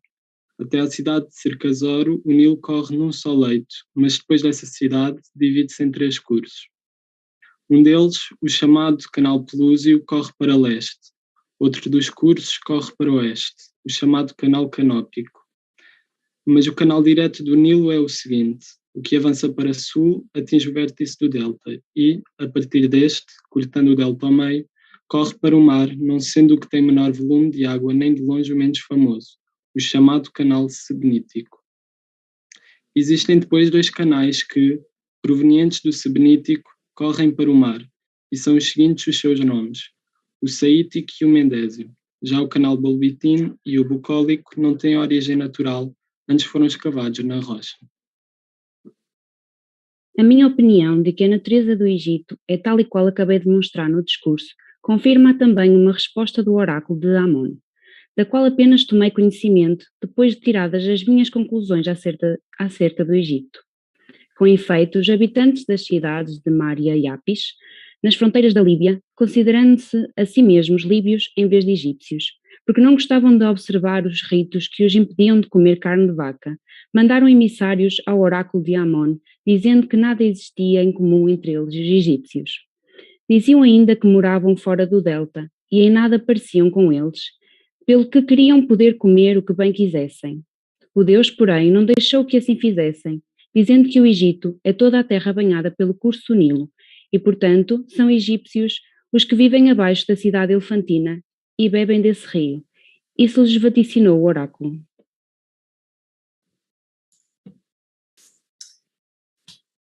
Mais le Nil, lorsqu'il est en crue, recouvre non seulement le delta, mais aussi une partie des territoires dits libyques et arabiques, ce jusqu'à une distance de 2 jours de marche de chaque côté, tantôt plus encore, tantôt moins. Sur la nature du fleuve, je fus incapable de tirer des renseignements des prêtres ou de qui que ce soit d'autre. Mais j'étais désireux d'apprendre 2 ceci. Pourquoi le Nil en crue envahit-il les terres pendant 100 jours à partir du solstice d'été, et une fois ce jour atteint, se retire de nouveau et réduit son cours, si bien qu'il conserve un faible débit tout l'hiver jusqu'au retour du solstice d'été? Je fus incapable de tirer quelque information que ce fût d'aucun des Égyptiens lorsque je leur demandais quelle était la propriété du Nil qui lui fait se comporter à l'inverse des autres fleuves.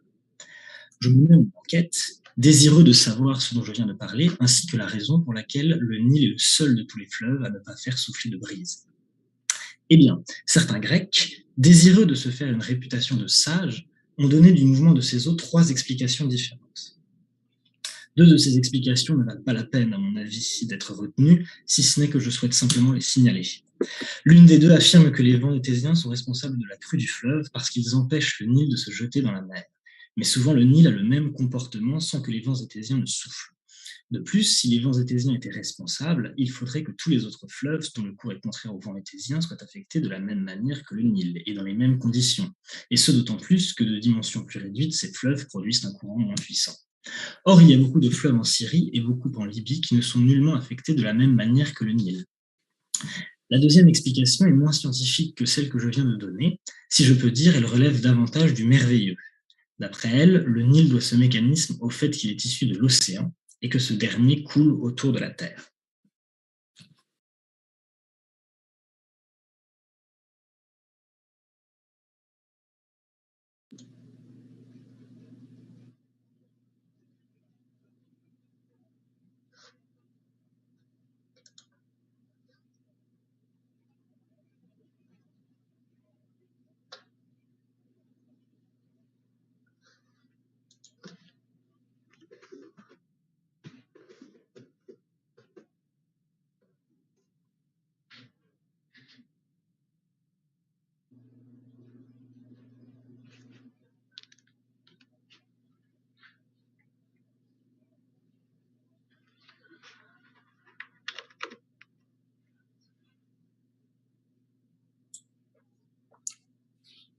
Second, the land has no rain or ice, but after a snowfall, there would have to be rain within 5 days, and therefore, if these regions receive snow, they would also receive rain. Third, the people are black because of the burning heat of the sun. The kites and swallows do not migrate, but stay there year-round, while in Scythia, when winter arrives, the cranes fly away and migrate to these southern regions for their winter habitat. So if any snow fell at all in this land through which the Nile flows, none of the above phenomena could occur, as logical necessity requires. And the man who spoke of ocean, transporting his story into the realm of the unknown, cannot possibly be refuted, for I, at least, have no certain knowledge that such a river ocean exists. I think rather that Homer, or one of the poets before him, invented the name and introduced it into his poetry.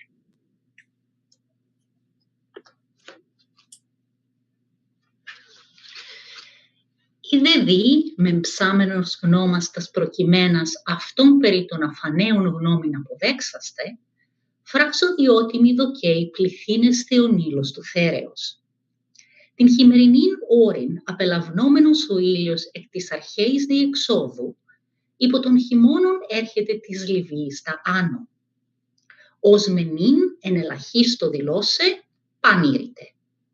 Της γάρ αναγχωτά τότε η χώρις ούτως ο Θεός και κατά ίντινα, ταύτην η κόσμη ψήντε υδάτων μάλιστα και τα εγχώρια ρεύματα μαραίνεστε των ποταμών. Ως δε πλέον η λόγο δηλώσε, ο δε έχει. Διεξιών της Λιβύης τα άνω ο ήλιος, τα δε πιέει. Άτε διαπαντός του χρόνου εθρύπτε αιώντος του ιέρος του κατά ταύτα τα χωρία και αλεηνής της χώρης εούσης και ανέμων ψυχρών, διεξιών πιέει ιον περ και το θέρος έωθε πιέειν ιον το μέσον του ουρανού. Ελκυγάρ εποητών το είδωρ, ελκύστας δε αποθέει εστα άνω χωρία. Υπολαμβάνοντες δε οι άνεμοι και διασκυντάντες τίκουσι. Και εσύ οι κότος οι από ταύτης της χώρης πνέοντες, ο τενότος και ο λείψ, ανέμων πολλών των πάντων η εωτιότατη. Δοκέει δε μη ουδέ παν το είδωρ το επέτειον εκάστοτε αποπέμπεστε του Νείλου ο ήλιος, αλλά και υπολείπεστε περί ο εωτών. Πρινωμένου δε του χειμώνος, απέρχεται ο ήλιος εις μέσον των ουρανών ο πίσω και το εντεύθεν ήδη ομοίως από πάντων έλκη των ποταμών. Τέος δε, η μενομβρίου ύδατος συνεισγόμενου πολλού αυτήσει, άτε ιωμένιστε της χώρης και χαραδρομένης, ρέουσι μεγάλη. Του δε θέρεως των τεόμβρων επιλειπώντων αυτούς και υπό του ηλίου ελκόμενοι ασθενέες εισί. Ο δε Νείλος, αιων άνομβρος, ελκόμενος δε υπό του ηλίου μούνος ποταμών τούτων των χρόνων, η κότος αυτός εουητού ρέει πολλού υφοδέστερος ή του θέρεος. Τότε μεν γάρ με τα πάντων των υδάτων ίσον έλκεται, τον δε χειμώνα μούνος πιέζεται. Ούτω τον ήλιον νόμικα τούτον αίτιον είναι. Αίτιος δε αυτός ούτως κατά την γνώμη την εμήν. Και τον ιέρα ξηρών τον ταύτη είναι, διακαίνω την διέξοδον εουητού. Ούτω της Λιβύης τα άνω θέρος Άγι κατέχει. Είδε στάσεις ήλακτο των ωραίων και του ουρανού τιμένην ο βορέης τε και ο χειμώνες στάση, ταύτη μεν του νότου είναι οι στάσεις και της μεσανδρής, τι δε ο νότος νυν έστηκε, ταύτη δε ο βορέης, ή ταύτα ούτω είχε, ο ήλιος αναπελαυνόμενος εκ μέσου του ουρανού υπό του χειμώνος και του βορραίου ήε αν τα άνω της Ευρώπης καταπερνήν της Λιβύης έρχεται, διεξιώντα δαν μην δια πάσης Ευρώπης, έλπομε πιέιναν των ίστρων τα περνήν εργάζεται των Νείλων. Τι σαύρις δε πέρι, ότι ούκ αποπνέει, την δε έχω γνώμην. ως κάρτα από θερμαίων χωρέων, ούκικος εστί ουδέν από πνέην, αύρη δε από ψυχρού τινός φιλέη πνέην.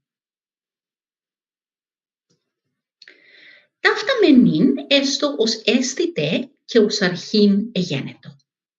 Του δε Νείλου τας πηγάς, ούτε Αιγυπτίων, ούτε Λιβύων, ούτε Ελλήνων των μη απεικομένων εις λόγους ουδείς υπέσχετο ιδένε, ήμην εν Αιγύπτο εν σάι πόλη ο γραμματιστής των ιερών χρημάτων της Αθηναίας. Ούτως δε έμειγε παίζειν εδώ και φάμενος ιδένε ατρεκαίος. Έλεγε δε όδε. Είναι 2 ώρια ες οξύστα κορυφάς απειγμένα, μεταξύ Σιήνιστε πόλεως κείμενα της Θηβαΐδος και Ελεφαντίνης, ονόματα δε είναι τίσι όρεση, το μεν κρόφι, το δε μόφι. Τα σόνδι πηγάς του Νείλου εούσας αβίσους εκ του μέσου των ωραίων τούτων ρέιν, και το μεν ήμιση του ύδατος επ' Αιγύπτου ρέιν και προς βορέιν άνεμον, το δε έτερον ήμιση απ' Αιθιοπίας τε και νότου.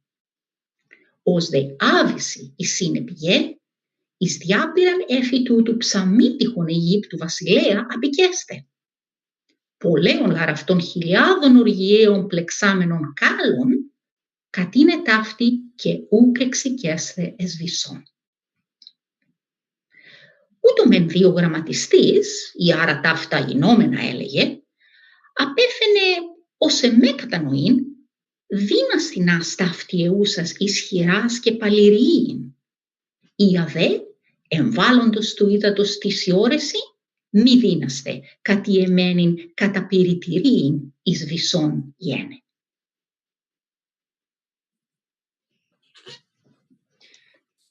De personnes d'autres, je n'ai rien pu apprendre, mais voici d'autres informations que j'ai recueillies, s'étendant le plus loin possible. Je suis allée et j'ai vu de mes yeux jusqu'à la ville d'Éléphantine. De l'au-delà, je parle par ouï-dire et me suis informée en questionnant. À partir d'Éléphantine, en remontant, on trouve un pays escarpé. Pour avancer, il faut attacher le bateau des 2 côtés, comme un bœuf. S'il échappe à ses liens, il est emporté par la violence du courant. La traversée de cette zone demande 4 jours de navigation. Le Nil y est sinueux comme le méandre. C'est une distance de 12 keunes qu'il faut franchir ainsi. Vous arriverez ensuite à une plaine unie dans laquelle le Nil renferme une île. Cette île a nom Tecumseh. À partir d'Éléphantine, en remontant, habitent déjà des Éthiopiens.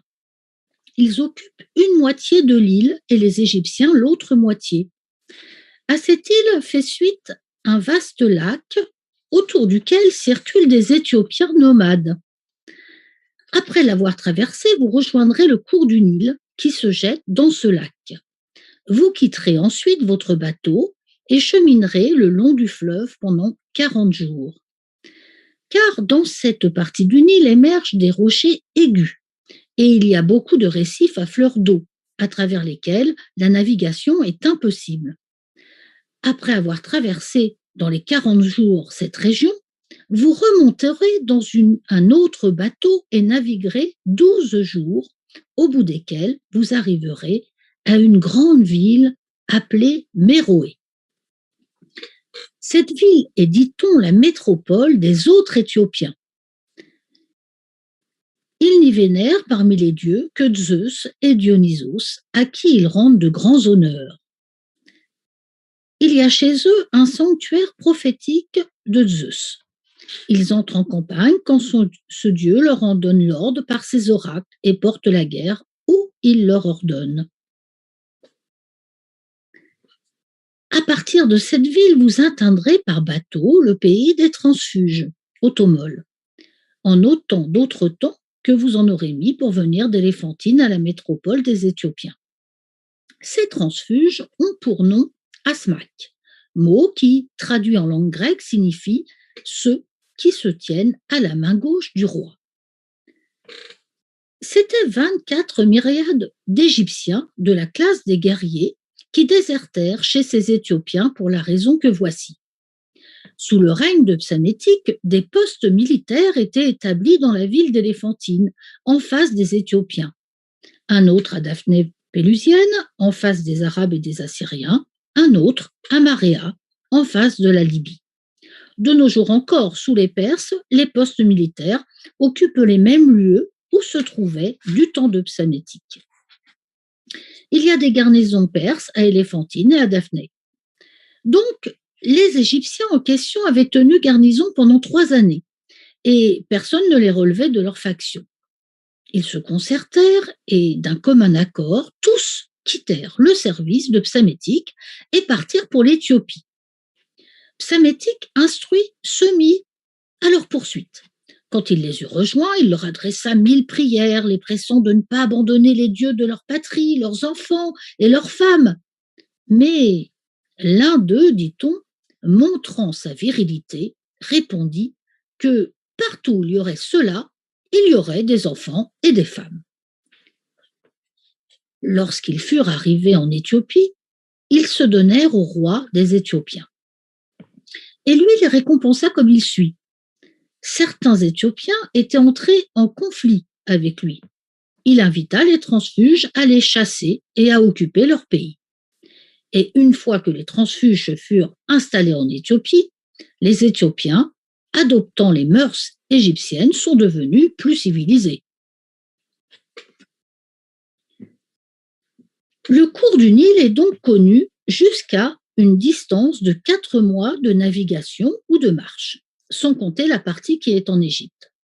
En faisant le total des journées, on trouve effectivement que tel est le temps employé pour aller d'Éléphantine chez ses transfuges. Il vient de la région du soir et du couchant. Pour ce qui est au-delà, nul n'en peut parler avec certitude, car ce pays est désert en raison de la chaleur excessive. Voici toutefois ce que j'ai entendu de la bouche de Cyrénéen. Il s'était rendu, disait-il, à l'oracle d'Amon et était entré en conversation avec Éthéarchos, le roi des Ammoniens. Après avoir parlé d'autres sujets, on en était venu à s'entretenir du Nil, à dire que personne n'en connaissait les sources. Éthéarchos raconta qu'il avait eu un jour la visite de Nasamon. C'est un peuple libyen qui habite les bords de la Syrte et le territoire situé à l'est, sur une petite étendue. Il avait demandé à ses visiteurs Nasamon s'ils pouvaient lui en dire plus qu'ils n'en savaient sur les déserts de Libye. Et ils avaient répondu qu'il y avait chez eux 2 jeunes fous, fils de grands personnages, qui, devenus à l'âge d'homme, avaient imaginé, entre autres extravagances, de tirer au sort 5 d'entre eux pour aller voir les déserts de Libye et tâcher de pousser leur inspection plus avant que ceux qui étaient allés le plus loin. Car en Libye, les bords de la mer qui la limitent vers le nord, à partir de l'Égypte jusqu'au cap Soloès, qui marque la fin du continent libyen, sont habités d'un bout à l'autre par des hommes de race libyenne divisés en nombreuses peuplades, sauf les parties occupées par des Grecs et des Phéniciens. Au-dessus de la zone maritime et des établissements des hommes qui touchent à la mer, la Libye est peuplée de bêtes sauvages. Mais au-dessus de la zone des bêtes, ce n'est que sable, aridité terrible, désert absolu. Nos jeunes gens, donc, délégués par leurs camarades, avec de bonnes provisions d'eau et de vivres, cheminèrent d'abord à travers une zone habitée. Puis, après l'avoir traversée, atteignirent celle des bêtes sauvages et, au sortir de celle-là, firent route à travers le désert, marchant face aux zéphyrs. Après qu'ils eurent traversé une grande étendue de pays sablonneux, en beaucoup de journées, ils virent enfin des arbres qui poussaient dans une plaine. Ils s'approchèrent et se mirent à cueillir les fruits que ces arbres portaient. Mais, pendant qu'ils les cueillaient, ils furent assaillis par de petits hommes, d'une taille inférieure à la moyenne. Ces hommes se saisirent d'eux et les emmenèrent. Les Nasamons ne comprenaient rien de leur langue, ni ceux qui les emmenaient de la langue des Nasamons. on les emmena à travers de très vastes marécages. Et après la traversée de ces marécages, ils arrivèrent à une ville où tous les hommes étaient de même taille que leurs ravisseurs et noirs de peau. Le long de cette ville coulait un grand fleuve. Il venait du couchant. Il coulait vers le soleil levant. On voyait dedans des crocodiles. Arrêtons à ce point la relation de ce que racontait l'ammonien Éthéarchos. Ajoutons seulement qu'il disait, d'après les Cyrénéens, que les Nasamons étaient rentrés chez eux et que les gens chez qui ils étaient allés étaient tous des sorciers. Ce fleuve qui coulait près de la ville, Éthéarchos conjecturait que c'était le Nil. Et le raisonnement le démontre. Le Nil, en effet, vient de la Libye et la coupe par le milieu. Et autant que je peux, par conjecture, me faire une idée de ce qu'on ne connaît pas d'après ce qui est manifeste, il part de la même distance que l'Istros. Ce dernier fleuve, dont le cours commence au pays des Celtes près de la ville Pyrénées, fend l'Europe par le milieu. Les Celtes sont en dehors des colonnes d'Héraclès, ils sont limitrophes des Kinésiens, les derniers habitants de l'Europe du côté du couchant. Et traversant toute l'Europe, il finit dans la mer du Pont Euxin, à l'endroit où se trouve Istria, habitée par les colons de Milet.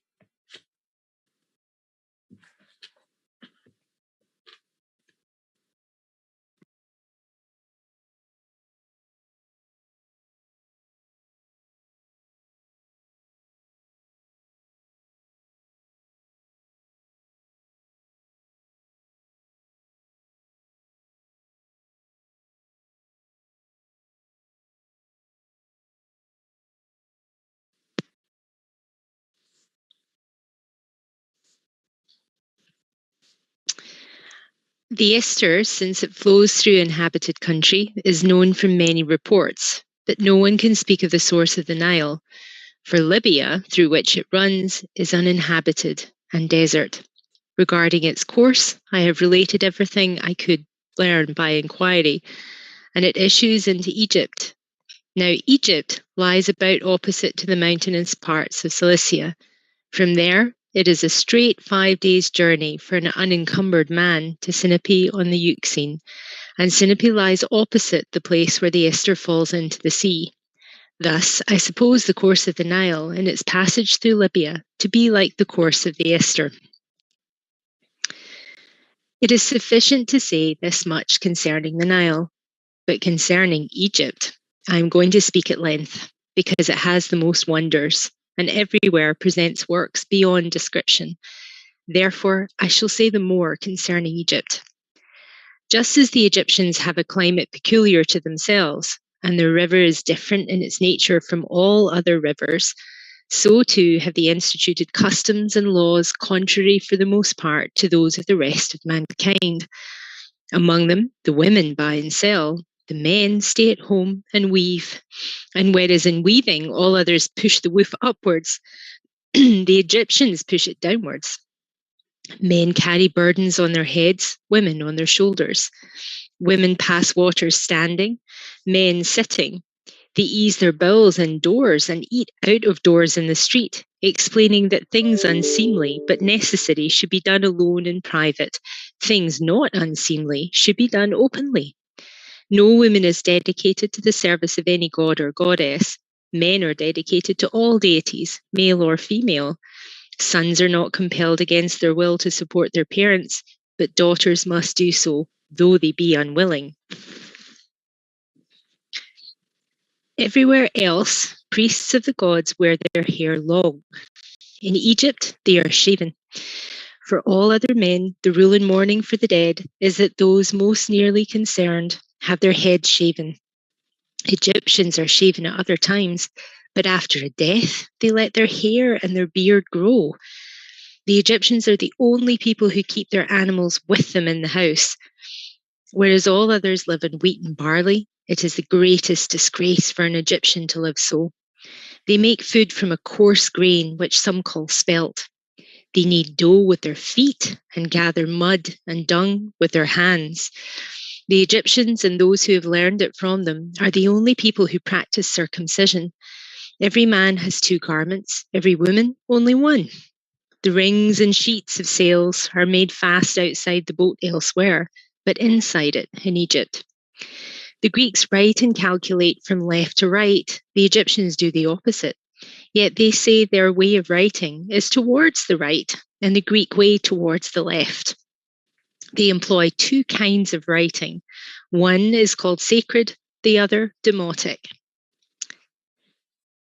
They are religious beyond measure, more than any other people, and the following are among their customs. They drink from cups of bronze, which they clean out daily. This is done not by some, but by all.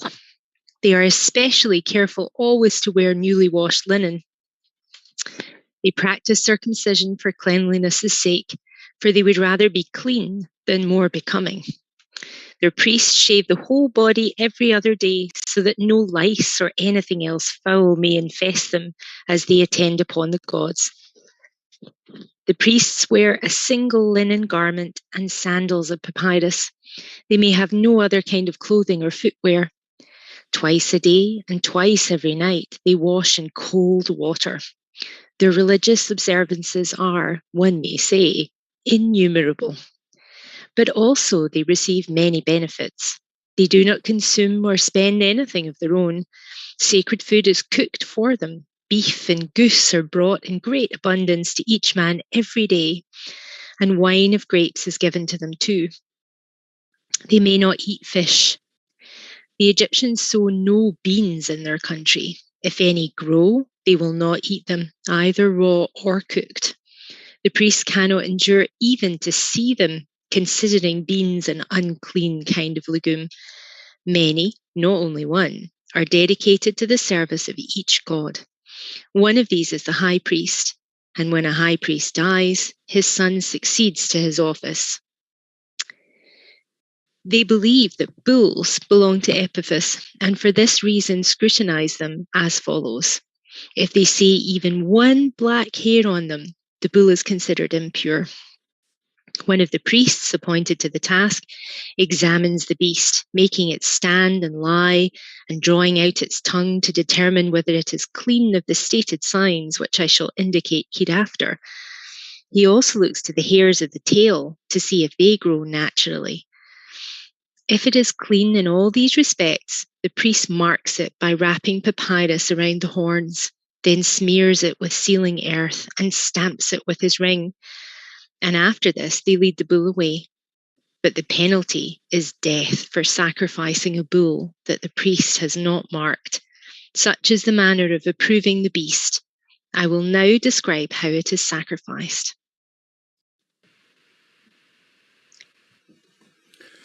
The following is the manner of sacrifice. They lead the victim, marked with their signet, to the altar, where they're about to offer it, and setting the wood alight, pour a libation of wine upon the altar in front of the victim, and at the same time invoke the god. Then they slay the animal, and cutting off his head, proceed to flay the body.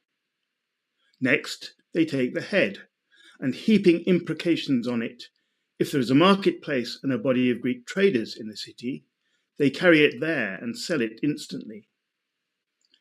If, however, there are no Greeks among them, they throw the head into the river. The imprecation is to this effect. They pray that if any evil is impending either over those who sacrifice or over universal Egypt, it may be made to fall upon that head. These practices, the imprecations upon the heads, and the libations of wine prevail all over Egypt and extend to victims of all sorts, and hence the Egyptians will never eat the head of any animal. The disemboweling and burning are, however, different in different sacrifices. I will mention the mode in use with respect to the goddess with whom they regard as the greatest and honour with the chiefest festival. When they have flayed their steer, they pray, and when their prayer is ended, they take the paunch of the animal out entire, leaving the intestines and the fat inside the body. They then cut off the legs, the ends of the loins, the shoulders, and the neck. And having so done, they fill the body of the steer with clean bread, honey, raisins, figs, frankincense, myrrh, and other aromatics. Thus filled, they burn the body, pouring over it great quantities of oil. Before offering the sacrifice, they fast, and while the bodies of the victims are being consumed, they beat themselves. Afterwards, when they have concluded this part of the ceremony, they have the other parts of the victim served up to them for a repast. The male kine, therefore, if clean, and the male calves, are used for sacrifice by the Egyptians universally, but the females they are not allowed to sacrifice, since they are sacred to Isis. The statue of this goddess has the form of a woman, but with horns like a cow, resembling thus the Greek representations of Io. And the Egyptians, one and all, venerate cows much more highly than any other animal. This is the reason why no native of Egypt, whether man or woman, will give a Greek a kiss, or use the knife of a Greek, or his spit, or his cauldron, or taste the flesh of an ox known to be pure, if it has been cut with a Greek knife. When kine die, the following is the manner of their sepulture. The females are thrown into the river. The males are buried in the suburbs of the towns, with one or both of their horns appearing above the surface of the ground to mark the place. When the bodies are decayed, a boat comes at an appointed time from the island called Prosopitis, which is a portion of the delta, 9 skeines in circumference, and calls at the several cities in turn to collect the bones of the oxen. Prosopitis is a district containing several cities. The name of that from which the boats come is Atarbekis. Venus has a temple there of much sanctity. Great numbers of men go forth from this city and proceed to the other towns, where they dig up the bones, which they take away with them and bury together in one place. The same practice prevails with respect to the interment of all other cattle, the law so determining. They do not slaughter any of them. Such Egyptians as possess a temple of the Theban Jove, or live in the Thebaic canton, offer no sheep in sacrifice, but only goats. For the Egyptians do not all worship the same gods, excepting Isis and Osiris, the latter of whom they say is the Grecian Bacchus. Those, on the contrary, who possess a temple dedicated to Mendes, or belong to the Mendesian canton, abstain from offering goats and sacrifice sheep instead. The Thebans, and such as imitate them in their practice, give the following account of the origin of the custom. Hercules, they say, wished of all things to see Jove, but Jove did not choose to be seen of him. At length, when Hercules persisted, Jove hit on a device, to flay a ram, and, cutting off his head, hold the head before him and cover himself with the fleece. In this guise he showed himself to Hercules. Therefore the Egyptians give their statues of Jupiter the face of a ram, and from them the practice has passed to the Ammonians, who are a joint colony of Egyptians and Ethiopians, speaking a language between the two. Hence also, in my opinion, the latter people took their name of Ammonians, since the Egyptian name for Jupiter is Ammon. Such then is the reason why the Thebans do not sacrifice rams, but consider them sacred animals. Upon one day in the year, however, at the festival of Jupiter, they slay a single ram, and stripping off the fleece, cover with it the statue of that god, as he once covered himself, and then bring up to the statue of Jove an image of Hercules. When this has been done, the whole assembly beat their breasts in mourning for the ram, and afterwards bury him in a holy sepulchre. The account which I received of this Hercules makes him one of the 12 gods. Of the other Hercules, with whom the Greeks are familiar, I could hear nothing in any part of Egypt. That the Greeks, however, those I mean who gave the son of Amphitryon that name, took the name from the Egyptians, and not the Egyptians from the Greeks, I think is clearly proved, among other arguments, by the fact that both the parents of Hercules, Amphitryon as well as Alcmena, were of Egyptian origin. Again, the Egyptians disclaim all knowledge of the names of Neptune and the Dioscoroi, and do not include them in the number of their gods. But had they adopted the name of any gods from the Greeks, these would have been the likeliest to obtain notice, since the Egyptians, as I am well convinced, practiced navigation at that time, and the Greeks also were some of them mariners, so that they would have been more likely to know the names of these gods than that of Heracles. But the Egyptian Hercules is one of their ancient gods. 17,000 years before the reign of Amasis, the 12 gods were, they affirm, produced from the 8, and of these 12, Hercules is one. In the wish to get the best information that I could on these matters, I made a voyage to Tyre in Phoenicia, hearing there was a temple of Hercules at that place, very highly venerated. I visited the temple and found it richly adorned with a number of offerings, among which were 2 pillars, one of pure gold, the other of emerald, shining with great brilliancy at night. In a conversation which I held with the priests, I inquired how long their temple had been built, and found by their answer that they too differed from the Greeks. They said that the temple was built at the same time that the city was founded, and that the foundation of the city took place 2,300 years ago. In Tyre, I remarked another temple where the same god was worshipped as the Thasian Hercules. So I went on to Thasos, where I found a temple of Hercules, which had been built by the Phoenicians who colonized that island when they sailed in search of Europa. Even this was 5 generations earlier than the time when Hercules, the son of Amphitryon, was born in Greece. These researches show plainly that there is an ancient god, Hercules.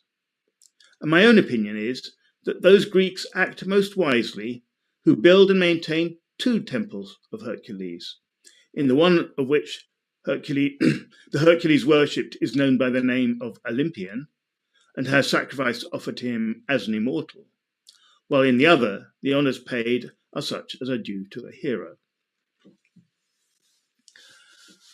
The Greeks tell many tales without due investigation, and among them the following silly fable respecting Hercules. Hercules, they say, went once to Egypt, and there the inhabitants took him, and putting a chaplet on his head, led him out in solemn procession, intending to offer him a sacrifice to Jupiter.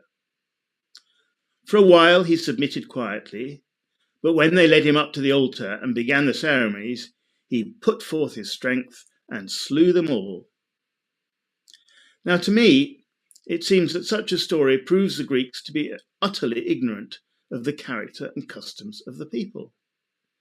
The Egyptians do not think it allowable even to sacrifice cattle, excepting sheep and the male kine and calves, provided they be pure, and also geese. How then can it be believed that they would sacrifice men? And again, how would it have been possible for Hercules alone, and, as they confess, a mere mortal, to destroy so many thousands? In saying thus much concerning these matters, may I incur no displeasure, either of God or Hero. Das ist der Grund, für was die Ägypter, die ich mentioniert habe, kein Gessen, ob männlich oder weiblich, offren. Für die Mendesier gehörte Pan zu den 8 Götter, die so und sie 412 Götter da waren. An ihre Bilder Statuen aus der Pan mit dem Kopf an den Beinen von den Geist durchgestellt. Wie auch bei den Griechen. Nicht, dass sie mengen, hier gäf so ausgesehen, wie ganz wie die anderen Götter aus. Für was sie hier so repräsentieren, darüber will ich lieber nicht angehen. Die Mendesier sind alt Gesten hellisch, die männlich mehr nach wie die weiblich. Gesten hier verehren das ganz besonders. Ein männlich Geist als am hellischsten an all. Was es stirbt, muss es ein großes Trauerfeier am ganzen Kanton von den Mendesier geben. Und der ägyptische Spruch, als Mendes tut sowohl für ein männlich Geist wie für den Pan. Am engem Leben, als ob dieser Platz etwas Erstaunliches geschieht. Ein männlich Geist hat offen Geschlechtsverkehr mit einer Frau. Das als Unteröffentlichkeit kommt. Schwein halten die Ägypter für Unreindeieren. Wenn zum Beispiel einerseits ein Ägypter zufällig ein Schwein abheckt, geht ihn zum Fluss und an Wasser sich staffen, mit all seine Glieder. Andererseits dürfen Schweinhirten, auch wenn sie stark Ägypter sind, als einzig ägyptische Männer nicht an den ägyptischen Tempel. Kein geht engem Schweinhirt seinen Durst dafür zu bestürden, oder hält sich von ihrer Frauleid eng Frau. Nee, die Schweinhirte bestürden sich unter den Nien. Die Ägypter befanden es auch nicht für richtig, ein Schwein, den andere Götter zu offern, außer der Selene und dem Dionysos. Diesen offern sie ein Schwein zur gleichen Zeit, zum gleichen Moment vom Vollmond. Duno isst sie Fleisch. Die Ägypter haben eine Erklärung für was sie Schwein auf dem Tag offern. Es ist aber auf andere Fester eine Abomination aus. Ich kann in der Sache, mir gehört sich nicht, dass ich es erkläre. Und so verlief das Opfer von einem Schwein für Selene.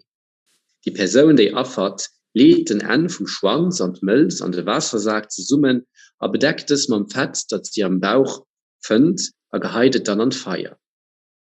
Der Rest vom Fleisch essen sie dann bei Vollmond, wenn sie dafür durchbringen. Aber sie schmecken nicht davon auf irgendeinem anderen Tag. Arme Leute mit wenig Vermögen machen Schweifiguren als Lehm, backen und offern sie.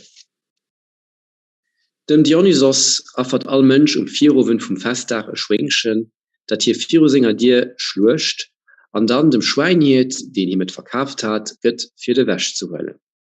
Der Rest vom Festtag vom Dionysos gött von den Ägypter gefeiert, wie auch bei den Griechen, außer was Tanzen geht. Am Platz von Phallussen hu sie den Gebrauch von Puppen erfand, die in ihre Beweich sind und mit Fisselle bewegt gehen, wobei der männliche Member ob an auf geht, aber alle so groß wie der Rest vom Körper ist. Frauen drohen nicht Uhr statt Dürfer. Der Flötespieler geht 4, Frauen haben drohen besangenden Dionysos. Für was der männliche Member so groß ist und als einziges Element vom ganzen Körper sich bewegt, darüber gibt es eine hellische Legende. Tatsächlich schenkt es mir, wie wenn der Melampus, dem Amythion sei jung, nicht unkundig wo, mir familiär, was das Affe geht. Der Melampus wurde nämlich den Griechen den Namen von Dionysos gelehrt hat, so wie der weiß ihm zu offern und die falsche Prozessionen zu organisieren. Hier nicht wirklich als Detailer von diesem Sujet angeschwart, mit Lehrmeistern nur ihm und ist mehr im Detail durchgestarrt. Es ist aber von ihm, dass Griechen gelehrt haben, den Phallus zu Ehre von Dionysos zu drohen. Also sie haben das Tradition als Sängerlehrer gezogen. Ich will also behaupten, dass der Melampus Kunst von der Weissagung erlehrt hat, weil er war ein intelligenter Mann, aber weil er zusätzlich zu den vielen anderen Sachen, die hier in Ägypten gelehrt hat, der Griech noch vieles zum Dionysos beigebracht hat, ohne vieles davon zu adaptieren. Ich will auch nicht sagen, dass wer in Ägypten am Zusammenhang am Gott gemacht wird, aber die Griechen ganz unabhängig von den Ehen entstanden ist. Da wären sie Griechen am Charakter an nicht rezent angefordert.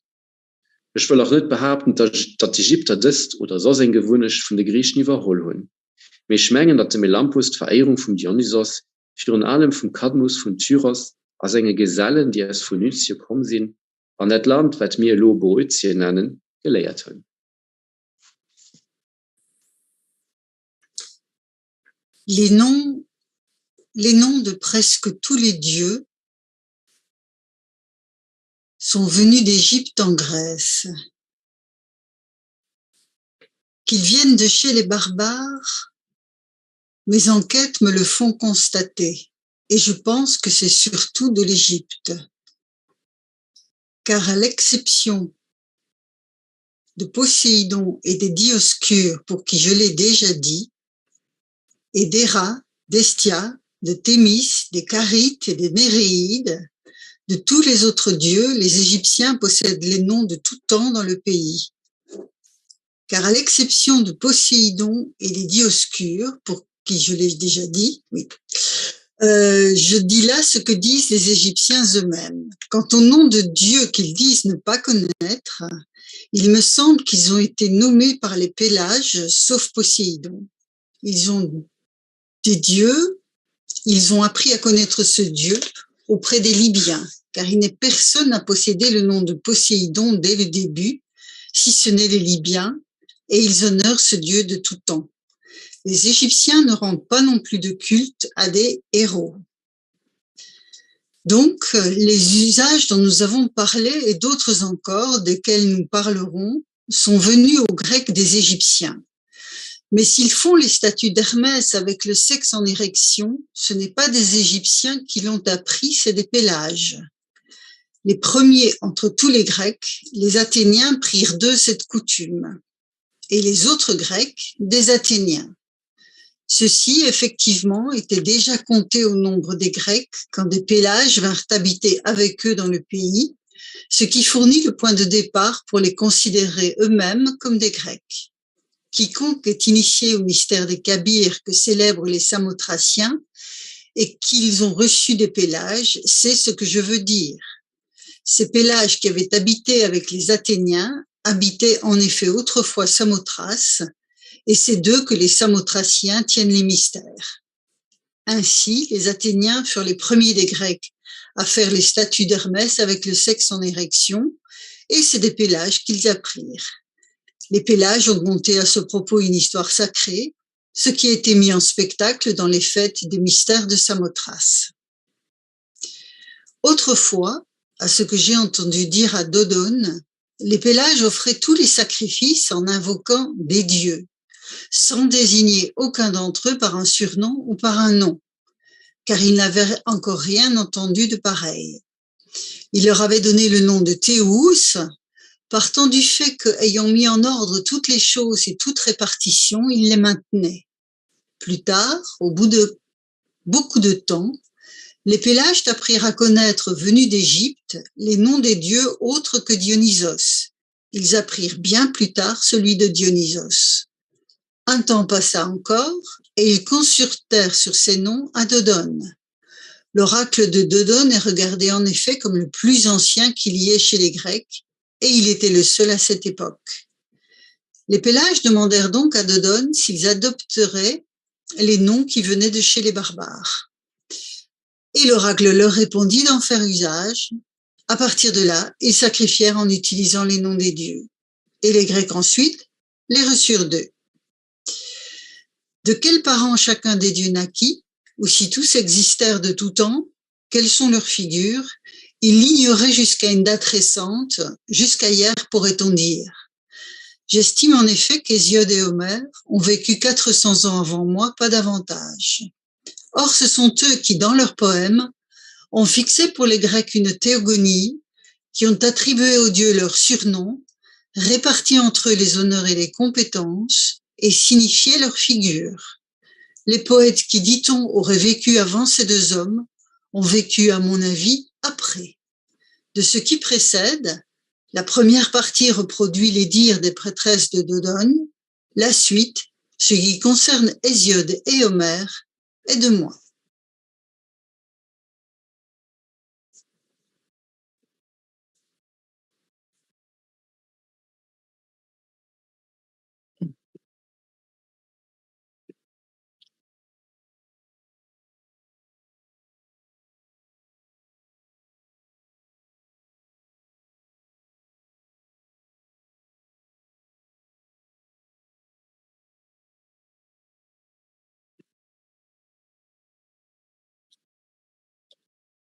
Sugli oracoli, quello presso i Greci e quello in Libia, gli egiziani narrano questo racconto. Come dissero i sacerdoti di Zeo Stebano, i Fenici rapirono da Tebe 2 donne consacrate al dio e si vennero a sapere che una era stata venuta in Libia e l'altra ai Greci. Queste donne sarebbero state le prime a stabilire gli oracoli presso i popoli che ho detto. Quando io chiesi donde conoscessero e raccontassero le cose con tanta esattezza, mi risposero che di queste donne esse avevano compiuto tantissima ricerca, che non erano riuscite a trovarle, ma che in seguito avevano appreso su di loro appunto ciò che raccontavano. Questo è quanto ascoltai dai sacerdoti di Tebe, ed ecco quanto dicevano le profetesse di Dodone. 2 colombe nere, involatesi da Tebe di Egitto, giunsero una in Libia e l'altra presso di loro. Quest'ultima, posatasi su una quercia, disse con voce umana che lì doveva esserci un oracolo di Zeus. Gli abitanti compresero che si trattava di un ordine divino e agirono di conseguenza. Raccontano che la colomba, andata presso i Libi, abbia ordinato ai Libi di fondare un oracolo di Ammone.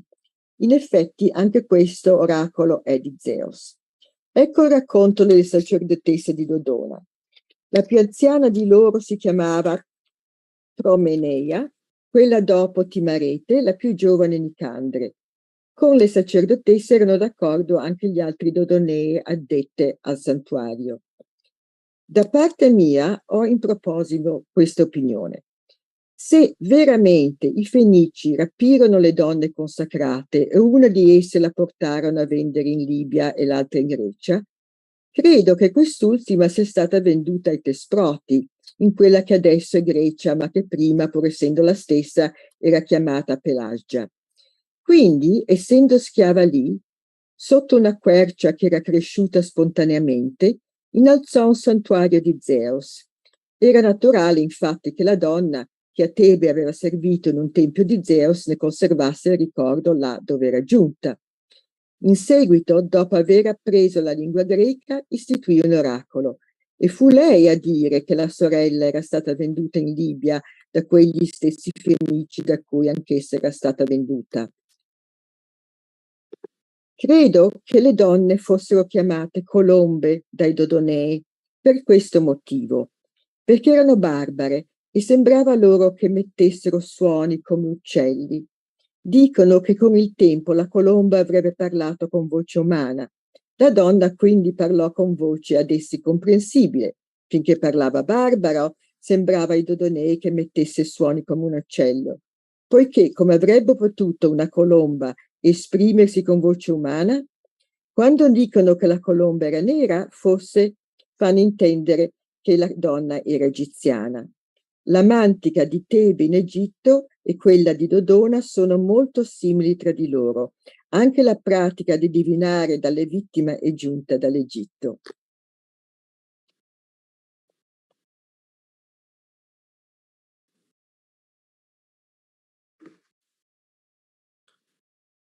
Mutta ennustavat Egyptin Teebassa ja Dodonassa ovat keskenään jotenkin samankaltaiset. Myös uhriteuraista ennustaminen on Egyptistä tullut. Kaikissa tapauksissa egyptiläiset ovat ensimmäiset ihmiset, jotka ovat panneet toimeen juhlakokouksia, kulkueita ja saattoja, ja heiltä ovat helleenit ne oppineet. Sen todistuksena on minusta seuraava seikka. Egyptiläiset ovat ilmeisesti jo ammoisista ajoista toimittaneet niitä, jota vastoin helleeneen keskuudessa vasta äskettäin on ruvettu panemaan niitä toimeen. Juhlakokouksia eivät egyptiläiset yhtä kertaa vuodessa pane toimeen, vaan heillä on niitä useita, mutta ennen kaikkea ja hartaimmin semmoisia vietetään Bubastis-kaupungissa Artemiin kunniaksi ja toiseksi Busiris-kaupungissa Isiin kunniaksi. Tässä kaupungissa näet on Isiin suuri pyhättö ja kaupunki sijaitsee keskellä Egyptin suistamoa. Isis on kreikan kielellä Demeter. Kolmanneksi he panevat toimeen juhlakokouksen Sais-kaupungissa Athenen kunniaksi, neljänneksi Heliopoliissa Helioksen kunniaksi, viidenneksi Buton kaupungissa Letolle, kuudenneksi Papremis-kaupungissa Areelle. Kun he nyt tahtovat lähteä Bubastis-kaupunkiin, he tekevät seuraavalla tavalla. He purjehtivat, miehet ja naiset yhdessä, suuri joukko kumpaakin sukupuolta kussakin veneessä. Muutamilla naisista on kalistimet, joilla kalistavat, jotkut miehet puhaltavat huilua koko purjehduksen kestäessä, ja muut miehet sekä naiset laulavat ja paukuttavat käsiään. Mutta kun he purjehtiessaan joutuvat johonkin toiseen kaupunkiin, he työntävät veneensä lähelle rantaa ja tekevät seuraavalla tavalla. Muutamit naisista tekevät sen, minkä juuri olen maininnut, toiset huutaen pilkkaavat kaupungissa olevia naisia, toiset tanssivat, toiset seisovat ja vetävät ylös vaatteitansa. Sen he tekevät jokaisen virran varrella olevan kaupungin kohdalla. Mutta sitten, kun he saapuvat Bubastiiseen, he juhlivat panemalla toimeen suuria uhreja, ja siinä juhlassa kuluu enemmän rypäleviiniä kuin muuten koko vuotena. Siinä tulee kokoon miestä ja naista, aina 700 000 henkeen, paitsi lapsia, niin kuin maan asukkaat kertovat. Niin siellä tehdään. Mutta kuinka Busiris-kaupungissa vietetään juhlaa isiin kunniaksi, sen olen aikaisemmin maininnut. Uhrijuhlan jälkeen kaikki miehet ja naiset, hyvin monet tuhannet ihmiset lyövät rintoihinsa. Kenenkä kunniaksi he lyövät rintoihinsa, sitä on minun synti sanoa. Mutta kaikki kaarilaiset, jotka asuvat Egyptissä, tekevät vielä enemmän kuin nämä. He kun puukoilla iskevät otsaansa ja sen kautta ilmaisevat olevansa ulkomaalaisia, eivätkä egyptiläisiä. Mutta sitten kuin ihmiset kokoontuvat Sais-kaupunkiin uhrijuhlallisuuksia varten, niin kaikki jonakin yönä sytyttävät useita lamppuja taivasalla piiriin talojensa ympäri. Lamput ovat kulppeja, täynnä suolavettä ja öljyä. Pinnalla kelluu lampun sydän. Tämä palaa koko yön ja juhlan nimenä on lampunsytyttäjäiset. Ja ne egyptiläiset, jotka mahdollisesti eivät tule tähän kansanjuhlaan, ottavat vaaria uhrijuhlan yöstä ja sytyttävät nekin kaikki lampunsa, ja siten ei pala ainoastaan Saissa, vaan kautta koko Egyptinkin. Mutta minkä vuoksi tämä yö on saanut osakseen valaistusta sekä kunniata, siitä kerrotaan pyhä tarina. Heliopoliseen ja Butoon egyptiläiset menevät ainoastaan uhraamaan. Papremiissa sitä vastoin he toimittavat sekä uhrejaan että muita pyhiä menoja, aivan niin kuin muuallakin. Kun aurinko menee mailleen, puuhaavat vain muutamat harvat papeista Jumalan kuvan ympärillä, mutta useimmat heistä, käsissään puiset nuijat, seisovat pyhätön sisäänkäytävän luona. Ja toisia, enemmän kuin 1000 miestä, seisoo toisella puolen taajassa joukossa, kullakin heistäkin kädessään karttu, täyttäen siten erään lupauksen.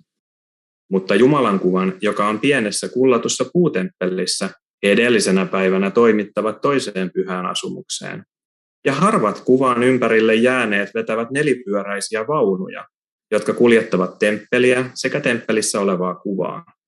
Mutta etujoukoissa seisojat eivät salli heidän tulla sisälle.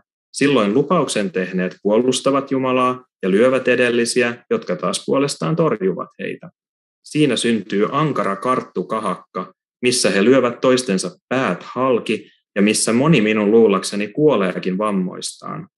Egyptiläiset itse kuitenkin väittävät, ettei kukaan kuole.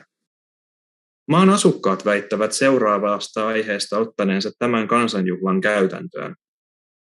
Pyhätössä asui muka Areen äiti. Ares taas, joka oli kasvatettu poissa, tuli mieheksi vartuttuaan sinne ja tahtoi seurustella äitinsä kanssa.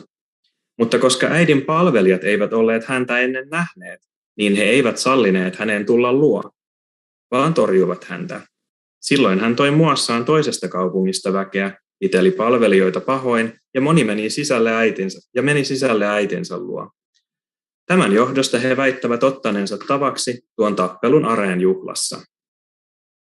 Egyptiläiset olivat ensimmäiset, jotka ovat säätäneet sen lain, ettei pyhätöissä saa pitää yhteyttä naisten kanssa, eikä pesemätönnä mennä naisen luota pyhättöön. Sillä melkein kaikki muut ihmiset, paitsi egyptiläisiä ja helleenejä, pitävät yhteyttä pyhätöissä ja menevät vaimojensa luota pesemättöminä pyhättöön, koska katsovat ihmisten olevan samanlaisia kuin muut elukat. Näkeväthän he, miten muut elukat ja lintujen heimot yhtyvät toisiinsa sekä jumalten temppeleissä että pyhitetyissä alueissa. Jos siis tämä ei olisi Jumalalle otollista, eivät elukatkaan tekisi niin. Sillä tavoin selitellen he tekevät semmoista, joka minusta ainakin on vastenmielistä. Mutta egyptiläiset noudattavat liiallisestikin pyhiä asioita koskevia säännöksiä, muiden muassa varsinkin seuraavia.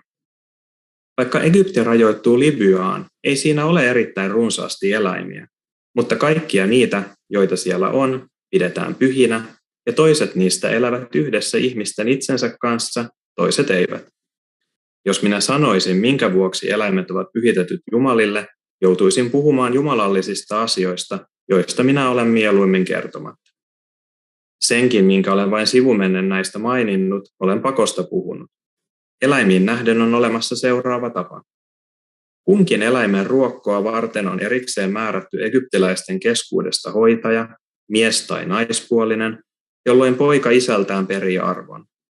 Kaikki, jotka kaupungissa ovat tehneet Jumalalle jonkun lupauksen, täyttävät sen seuraavalla tavalla. Rukoilen sitä Jumalaa, jonka oma eläin on, he ajavat lastensa joko koko pään tai puolen tai 1/3 päätä ja punnitsevat hiukset hopeassa. Ja sen, mitä ne painavat, he antavat eläinten hoitajattarelle, joka sen edestä ostaa kaloja, leikkaa ne kappaleiksi ja tarjoaa ne syötäväksi eläimille. Semmoinen ruokko on siis niille säädetty. Jos joku tappaa jonkun näistä eläimistä ja tekee sen tahallaan, on rangaistuksena siitä kuolema. Jos hän tekee sen vasten tahtoaan, niin hän kärsii sen rangaistuksen, minkä papit määräävät. Mutta sen, joka tappaa iibiksen tai haukan, teki hän sen sitten tahallaan tai vasten tahtoaan, on pakko kuolla.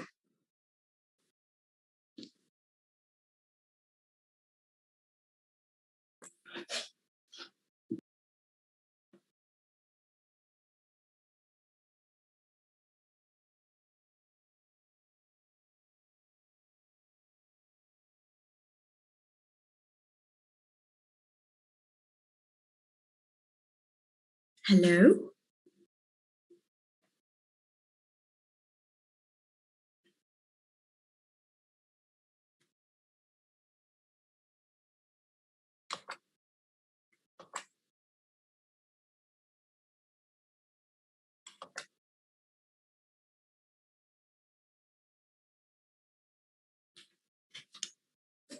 وكثير من الحيوانات عند المصريين مستأنسة، وكانت لتكون أكثر مما هي بكثير لو لم تتعرض القطط لما يأتي، حيث أن الإناث منها عندما تلد لا تعاشر الذكور، فتصبح الذكور بالرغم من شبقها غير قادرة على معاشرة الإناث، فقد فكرت لذلك بخبث في أن تغتصب من الإناث صغارها أو تسرقها أو تقتلها، ولكنها لا تأكلها بعد قتلها.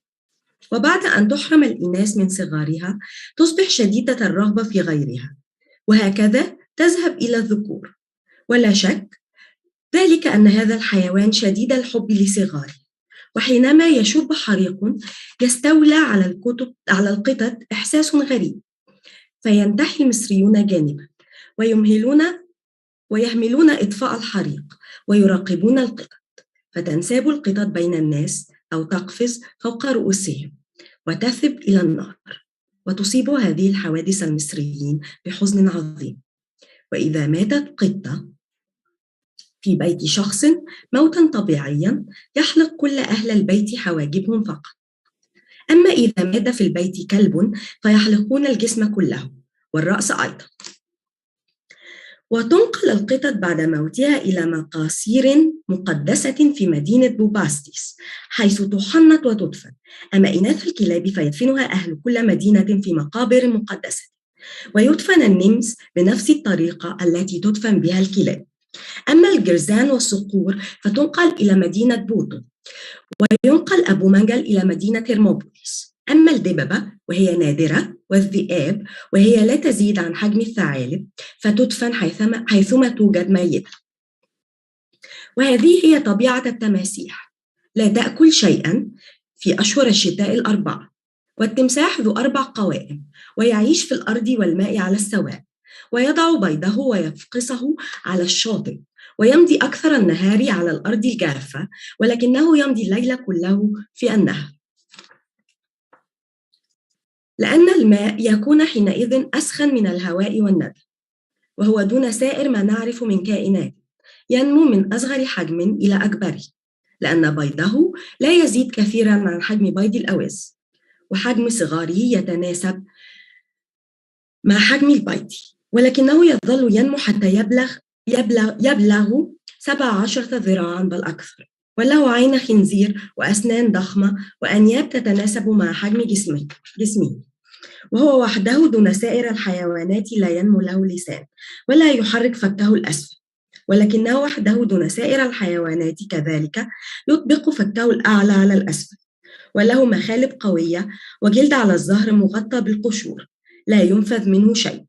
ومع أن التمساح أعشى في الماء فهو حاد البصر جدا في الهواء، وفمه من الداخل مملوء كله بالعلق لأنه يعيش في الماء، وتتحاشاه الحيوانات كلها والطيور إلا الزقزاق فإنه على وئام معه فهو يستفيد منه، إذ حينما يخرج التمساح من الماء على الأرض يفغر فاه، أو يفعل ذلك عادة في مهب الرياح الغربية، فحينئذ يدخل الزقزاق في فمه ويلتقط العلق، ويصر التمساح لهذه الخدمة ولا يؤذي الزقزاق.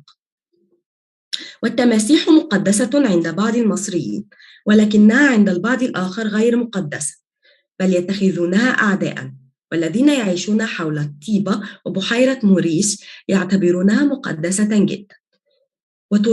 وتربي كل من هاتين الفئتين تمساحا واحدا من بينها كلها، وبعد أن يدربونه ليصير مستأنسا يضعون أقراطا من الحجر المذاب والذهب في أذنيه وأساور حول قائمتيه الأماميتين، ويقدمون له غذاء خاصا وأضحيات، ويعاملونه أحسن معاملة في حياته، فإذا مات يحنطونه ويدفنونه في مقابر مقدسة. أما الذين يعيشون حول مدينة إلفانتيني فلا يعتبرونها مقدسة، حتى إنهم لا يأكلونها، والمصريون لا يسمونها عضيات بل خمسي تماسيح، فالأيونيون هم الذين أطلقوا عليها اسم عضيات بمقارنة هيئتها بهيئة العضيات التي توجد على الحيطان عندهم. وهناك طرق كثيرة مختلفة لصيدها، وإني لا أذكر الطريقة التي تبدو لي أقدرها بالتسجيل.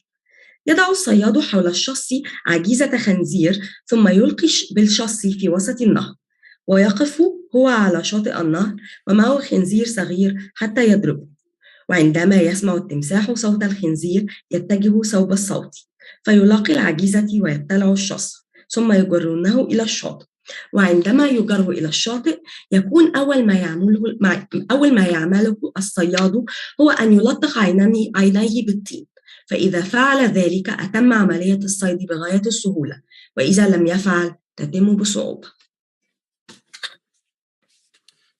The hippopotamus is thought to be sacred by the people of the nome of Hippopotamus, but not by other Egyptians.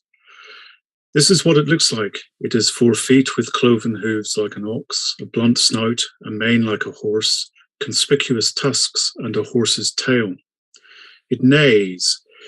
It is the size of the largest ox, and its hide is so thick that once it is dried, spear shafts are crafted from it.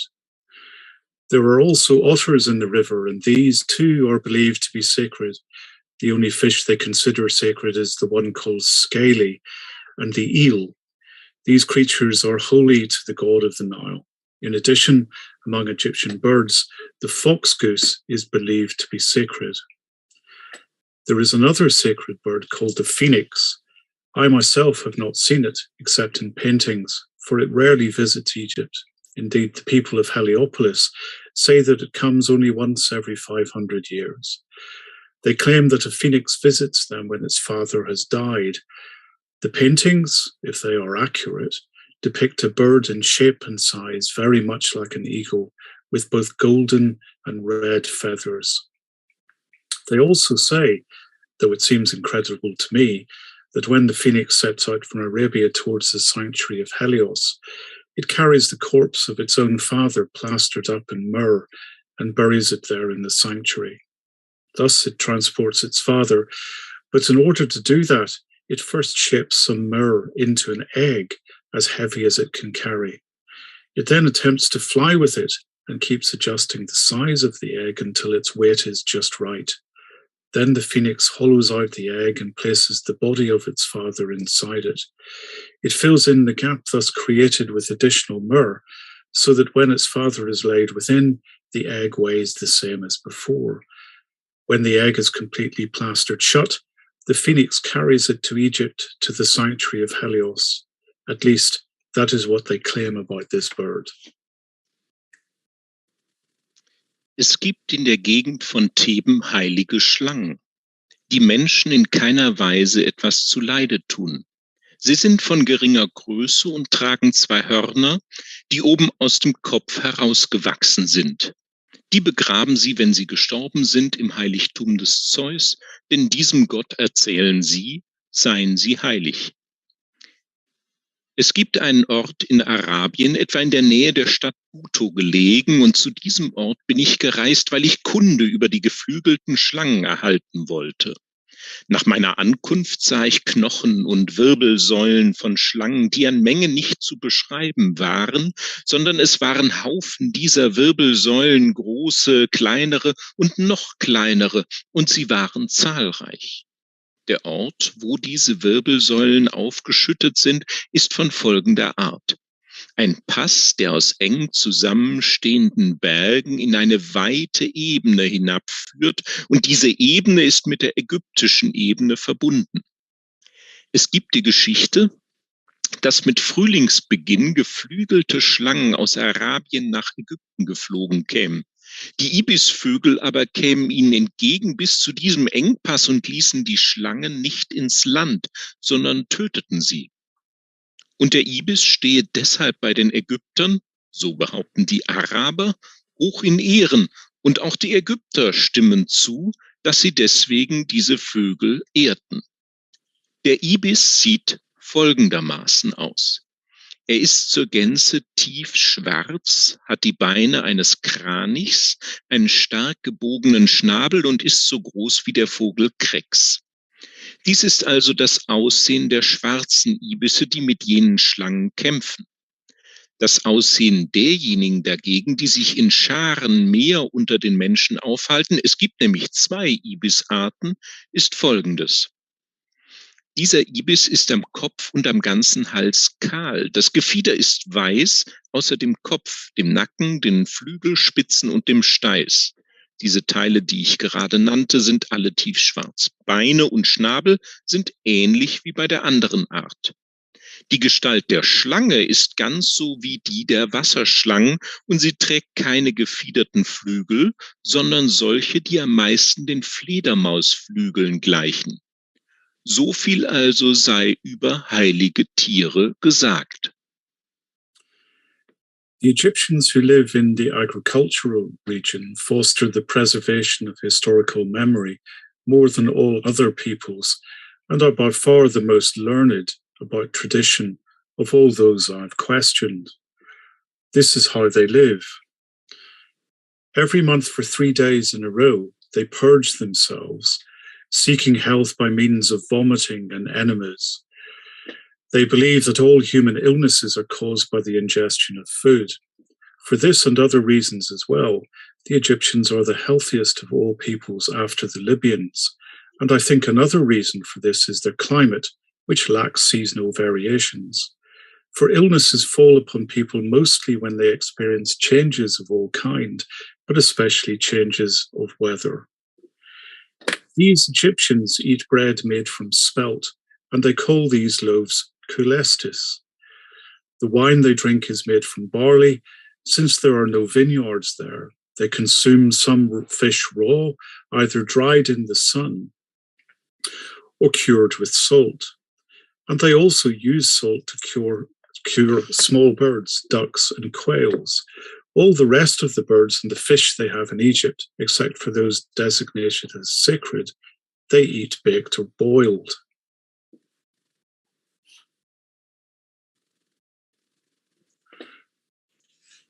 Patrioisi de creomonoi nomoisi alla nudene epictontai, toisi alla te epaxia esti nomima, caedicae aisma henesti, linos, hosperente ponice a oidemos esti, cae in cuproi, cae alle, catamentoi ethne a unume eche. Sum peretae de hutos einae ton foi Hellenes linon onomasdontes oidoisi, hoste polamen cae alla apotomasden ton peri aericupton eonton, ende de cae ton linon gothen elabonto unuma. Ainontai de ae kate tuton avedontes. Esti de Aegyptisti holinos galeomenos maneros. Epasan de min Aegyptioi tu protu basileosantos Aegyptu paida munogenea genestai. Apotonanta dauton anoron trenoisi tutoisi hupo Aegyption tmeithenai. Kai aoidein tetautein protein kai muunein specie genestai. Sumperuntai de kai toda allo Aegyptioi Helenon muunoisi lacedaemonioisi.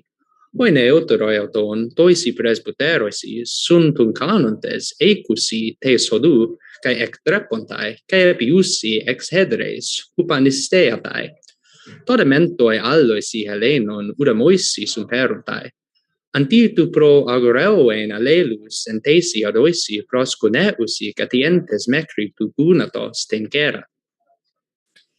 Ende ducasi de ketonas lineus peritas scelea thusantus, tus caleosi calasires, epi tutosi de erinea hemata luca ep anabledon foreusi. Umentoi escata hira espertae erinea ude sun catatapte taisvi, ugar hosion. Homologeusi de tauta toisi africoisi caleomenoisi cae bancioisi, eusi de Aegyptioisi cae pugthangoreoisi. Udegor tuton ton orgion meteconta hosion esti en eireneoisi hemasi taftenae. Esti de periauton hieros logos legomenos. Kai tade ala Aegyptioisi esti exuremena. Mes te kai hemere hecaste theon horteo esti, kai te hecastos hemere genomenos horteusi encurese, kai hocos telutese, kai hocoius tis estai. Kai tutosi ton elenon oin poiesi genomenoi echresanto.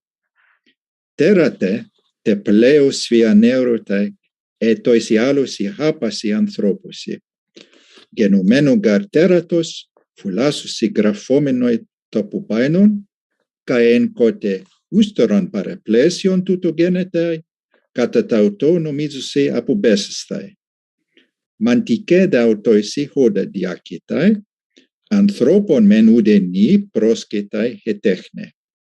Tonde theon metexeteroisi. Kai ka Heracleus manteion autothiesti, kai Apollonos, kai Athanaes, kai Artemidos, kai Arios, kai Dios. Kai togemalista intime agonton panton ton manteion letus in butui poliesti. Mentoi aege manteiais vicatatauto estasi. Alla diaforoesi. La medicina la tenen distribuïda en aquests termes. Cada metge s'ocupa d'una sola malaltia i no de més.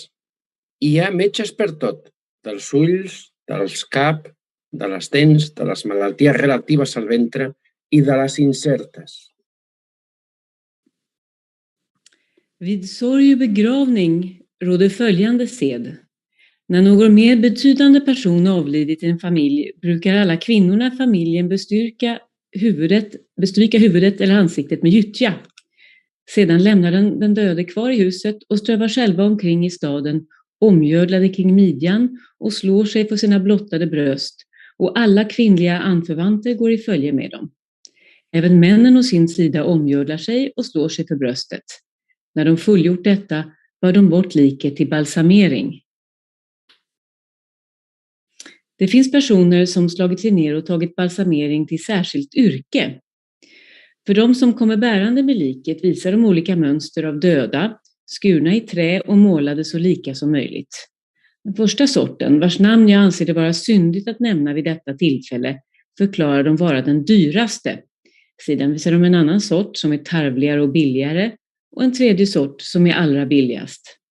Därefter frågar de dem efter vilket mönster de vill ha den döde behandlad. När de så kommit överens om priset går de andra sin väg. De kvarvarande balsamerar nu liket. Det tillgår enligt det dyraste mönstret på följande sätt. Först tar de ut hjärnan, dels genom näsborrarna med ett krokigt järn, dels genom att hälla in vissa syror. Därpå gör de med en vass etiopisk sten en inskärning i veka livet och tar ut hela bukhålan. Sedan de renat den och spolat den med palmvin spolar de den ytterligare med stött rökelse. Därpå fyller de magen med ren stött myrra och kassia och all annan rökelse utom libanotos och syr sedan ihop den. Därefter lägger de kroppen i natron och förvarar den så i 70 dagar. Längre tid får man inte låta den ligga. När de 70 dagarna är till ända tvättar de liket, lindar hela kroppen med remsor av byssoslinne och överdrar allt sammans med gummi, vilket egyptierna i regel använder istället för lim. Sedan hämtar släktingarna liket och låter göra en människobild av trä och nedläcker så liket i denna. Därpå tillsluter de den och förvarar den så i en gravkammare uppställd rakt mot väggen. Så behandlar de liken på det dyraste sättet. De som undviker den dryga kostnaden för detta och istället väljer det mellersta sättet får sina döda behandlade på följande sätt. Man fyller lavemangssprutor med cederolja och fyller den dödes mage därmed utan att skära upp kroppen eller taga ut magen. Man sprutar blott in den genom ändtarmen och stoppar till öppningen så att det inte rinner ut, varpå man lägger kroppen i saltlake det bestämda antalet dagar.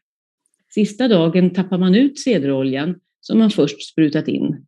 Oljan har så stor kraft att den upplöser och sedan för med sig magen och inälvorna.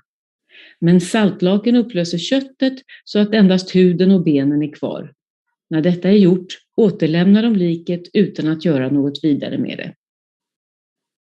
Det tredje sättet varpå man behandlar de fattigare är följande. Man renar magen med laxermedel och låter sedan den döde ligga i saltlake i 70 dagar varpå man låter avhämta liket.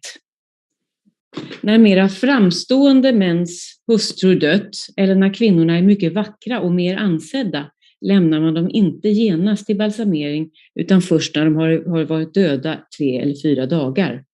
Detta gör de för att balsamerarna inte ska driva otukt med kvinnorna. Ty man har berättat att en gång en balsamerare ertappats med att ha bedrivit otukt med en nyss avliden kvinnas lik. Om någon egypter eller främling blivit funnen bortryckt av en krokodil eller dödad genom själva floden så är invånarna i denna stad där kroppen driver i land ovillkorligen skyldiga att balsamera den, smycka den på bästa sätt och sedan begrava den i heliga gravkamrar. Ingen av den dödes anförvanter eller vänner får lov att röra vid den utan Nilens egna präster begraver den högst egenhändigt alldeles som vore det mer än en människas lik. Os egipcios evitan seguir os costumes gregos e para falar con máis exactitude evitan os costumes de calquer outro povo. E todos actúan así agasos dunha cidade que hai no nomo tebano chamada Quemis, nas proximidades da Neápole. Nesa cidade hai un recinto sagrado cuadrangular en honor a Perseo, o fillo de Danae, rodeado de palmeiras que teñen uns propilios de pedra de grandes dimensións, nos que se alzan a 2 grandes estatuas tamén de pedra. No interior deste recinto hai un templo e dentro dele eríxese unha estatua de Perseo. Os quemitas afirman que Perseo se lles aparece moitas veces na súa rexión e tamén con frecuencia dentro do santuario e que pode verse ali unha sandalia que eleva do tamaño de 2 cóbados e que cando esta aparece todo Egipto goza de prosperidade. Isto é o que contan. E practican os seguintes costumes gregos en honor de Perseo. Celebran un certame deportivo con competicións en todo tipo de probas e entregan aos gañadores como trofeos, animais, túnicas e peles. Cando preguntei por que Perseo adoitaba parecerse só a eles, diferenciándose dos demais egipcios ao celebrar probas deportivas, dixéronme que Perseo era orixinario da súa cidade, pois Dánao e Linceo, que eran quemitas, fixeron unha navegación cara a Grecia, e que se facía árbores na lóxica a partir destes chegábase a Perseo. Afirmaban que este, cando chegou a Egipto pola mesma razón na que coinciden os gregos, quería levar de Libia a cabeza de Gorgona, visitara tamén o seu territorio e coñeceran todos os seus familiares, e que el chegara a Egipto coñecendo só o nome de Quemis, que oíra da súa nai, e que celebraba unha competición deportiva na súa honra porque el o ordenara. All these customs are observed by those Egyptians who dwell upstream or inland of the marshes. The inhabitants of marsh country, in fact, follow some of the same customs as the rest of the Egyptians. For example, each of them lives with one wife, just as the Greeks do. They have, however, discovered their own ways to economize on the cost of food. Whenever the river floods and transforms the plains into a sea, many lilies grow in the water, which the Egyptians call the lotus. After they pick these, they dry them in the sun and crush their centers, which are quite similar to the centers of poppies. Then they make loaves of it, which they bake in the fire. The root of the lotus is also edible and somewhat sweet, round and about the size of an apple. There are other lilies too, similar to roses. These also grow in the river, and the fruit sprouts up from them in a separate flower, which grows adjacent and out of the root. The fruit is very similar in shape to the comb of wasps. Within the fruit are kernels that grow as large as olive pits, and these they enjoy both fresh and dried as snacks. Furthermore, they pull up the yearly growth of the papyrus plant from the marshes and cut off the upper part to use for various purposes, but they either eat or sell the lower part that is left, which grows up to the length of 18 inches. Those who prefer to make the best use of the papyrus, however, bake it in a red-hot oven and eat it cooked that way. There are other people in the marshes who live only on fish that they catch. They remove the guts, dry the fish in the sun, and eat them. The fish that swim together in schools are not born in the river branches of the delta. When they have grown to maturity in the lakes, the urge to breed incites them to go out to sea in schools. The males lead the way, shedding their seed as they go, while the females follow, swallowing the seed and thereby conceiving. After the females have been impregnated, they all swim back again, each school to its former home. But the males no longer swim in front as before. Now the leadership passes to the females, who lead in the schools and behave as the males did, shedding their eggs, which are like millet seeds, a few at a time, while the males follow, devouring many of these seeds, which are actually fish. Indeed, it is only those that are not swallowed which survive and grow into mature fish. Now it is a fact that the fish which are caught while they swim out to sea appear bruised on the left sides of their heads, and those caught on their return are bruised on the right. This happens to them because they cling close to the land on the left as they swim down to sea, and keep to the same bank on their way back, adhering to the shore so closely that they bump against it as they swim, apparently so that they will not lose their way in the current. When the Nile begins to rise and water starts to seep through the banks of the river, the recesses and lowlands flood first. Suddenly they are full of water, and immediately after that they teem with small fish. I think I understand how these fish come to be there. When the Nile's level was falling the previous year, fish laid eggs in the mud before departing with the last of the water. Then, when the next flood occurred and the water washed over the eggs, they hatched immediately, and thus the fish were born. That, at least, is my explanation concerning the fish. The Egyptians who live around the marshes use oil extracted from the fruit of the castor oil plant, which the Egyptians called kiki. They sow seeds of the castor oil plant along the banks of the river and lakes.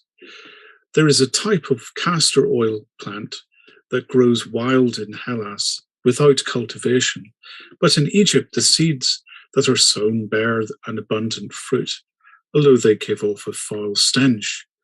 When these plants are harvested, some people cut them up and press out the oil. Others roast them and then extract and collect the oil by boiling them. The oil is thick and serves as well as olive oil when used in lamps, but it does give off a strong odor. The vast number of mosquitoes in Egypt have led people here to contrive certain defenses against them. People dwelling inland of the marshes use towers in which they climb up to sleep, since the mosquitoes are unable to fly so high because of the winds. Others who live in the vicinity of the marshes use their fish nets instead of towers. Each of them owns a net with which he catches fish during the day, which at night he arranges around his bed so that he can sleep underneath it. If one goes to bed wrapped up in a cloak or a linen blanket, the mosquitoes bite right through them, but they do not even begin to try to bite through a net. The boats they use to carry freight are made of acacia wood, which exudes drops of gum. This tree is most similar in form to the Cyrenian lotus. They cut planks of wood 3.5 feet long from this tree and set them together like bricks. They build their ships by inserting long, closely set dowels to fasten the wooden planks together, and when they have thus constructed a boat, they place cross planks over it. They do not put in any ribs at all, but actually caulk the joints inside with papyrus.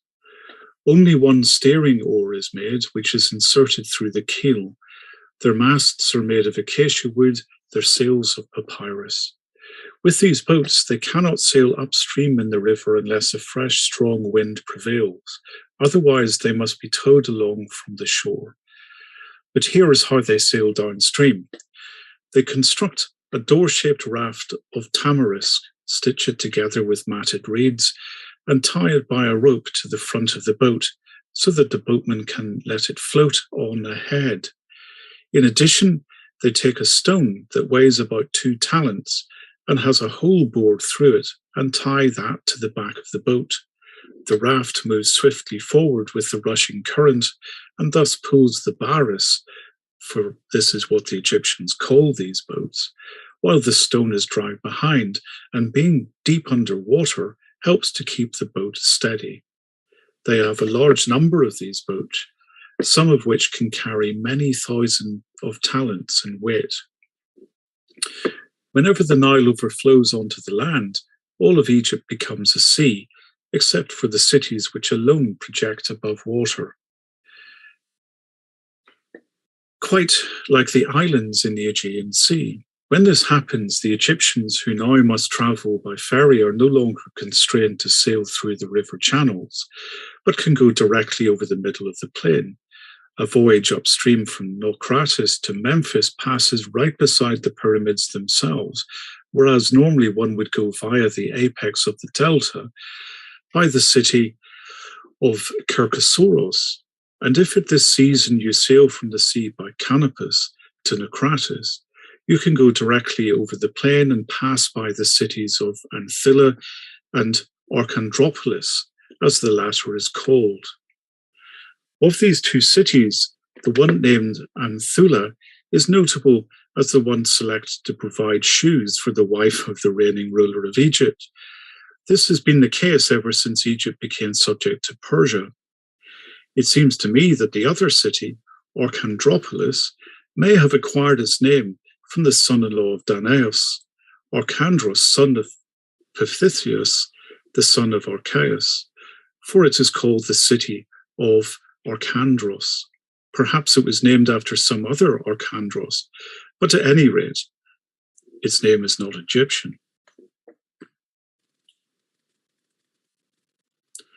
Up to this point, what I've said about Egypt has been the result of my own observation, judgment, and research. But from here on, I'm going to report the words of the Egyptians just as I heard them, although again, I shall on occasion add something of my own observation. The priests told me that the first king of Egypt was named Min, and that it was he who sheltered the area which became Memphis with dikes. Before this, the whole river flowed alongside the sandy mountain towards Libya to the west. But Min dammed up the river at the bend some 11 miles south of Memphis, which thereby dried up the old riverbed and diverted the river to a new channel that flowed between the mountains. Even today, this bend of the Nile is still very carefully maintained by the Persians, who reinforce the banks every year so that its stream remains confined behind them.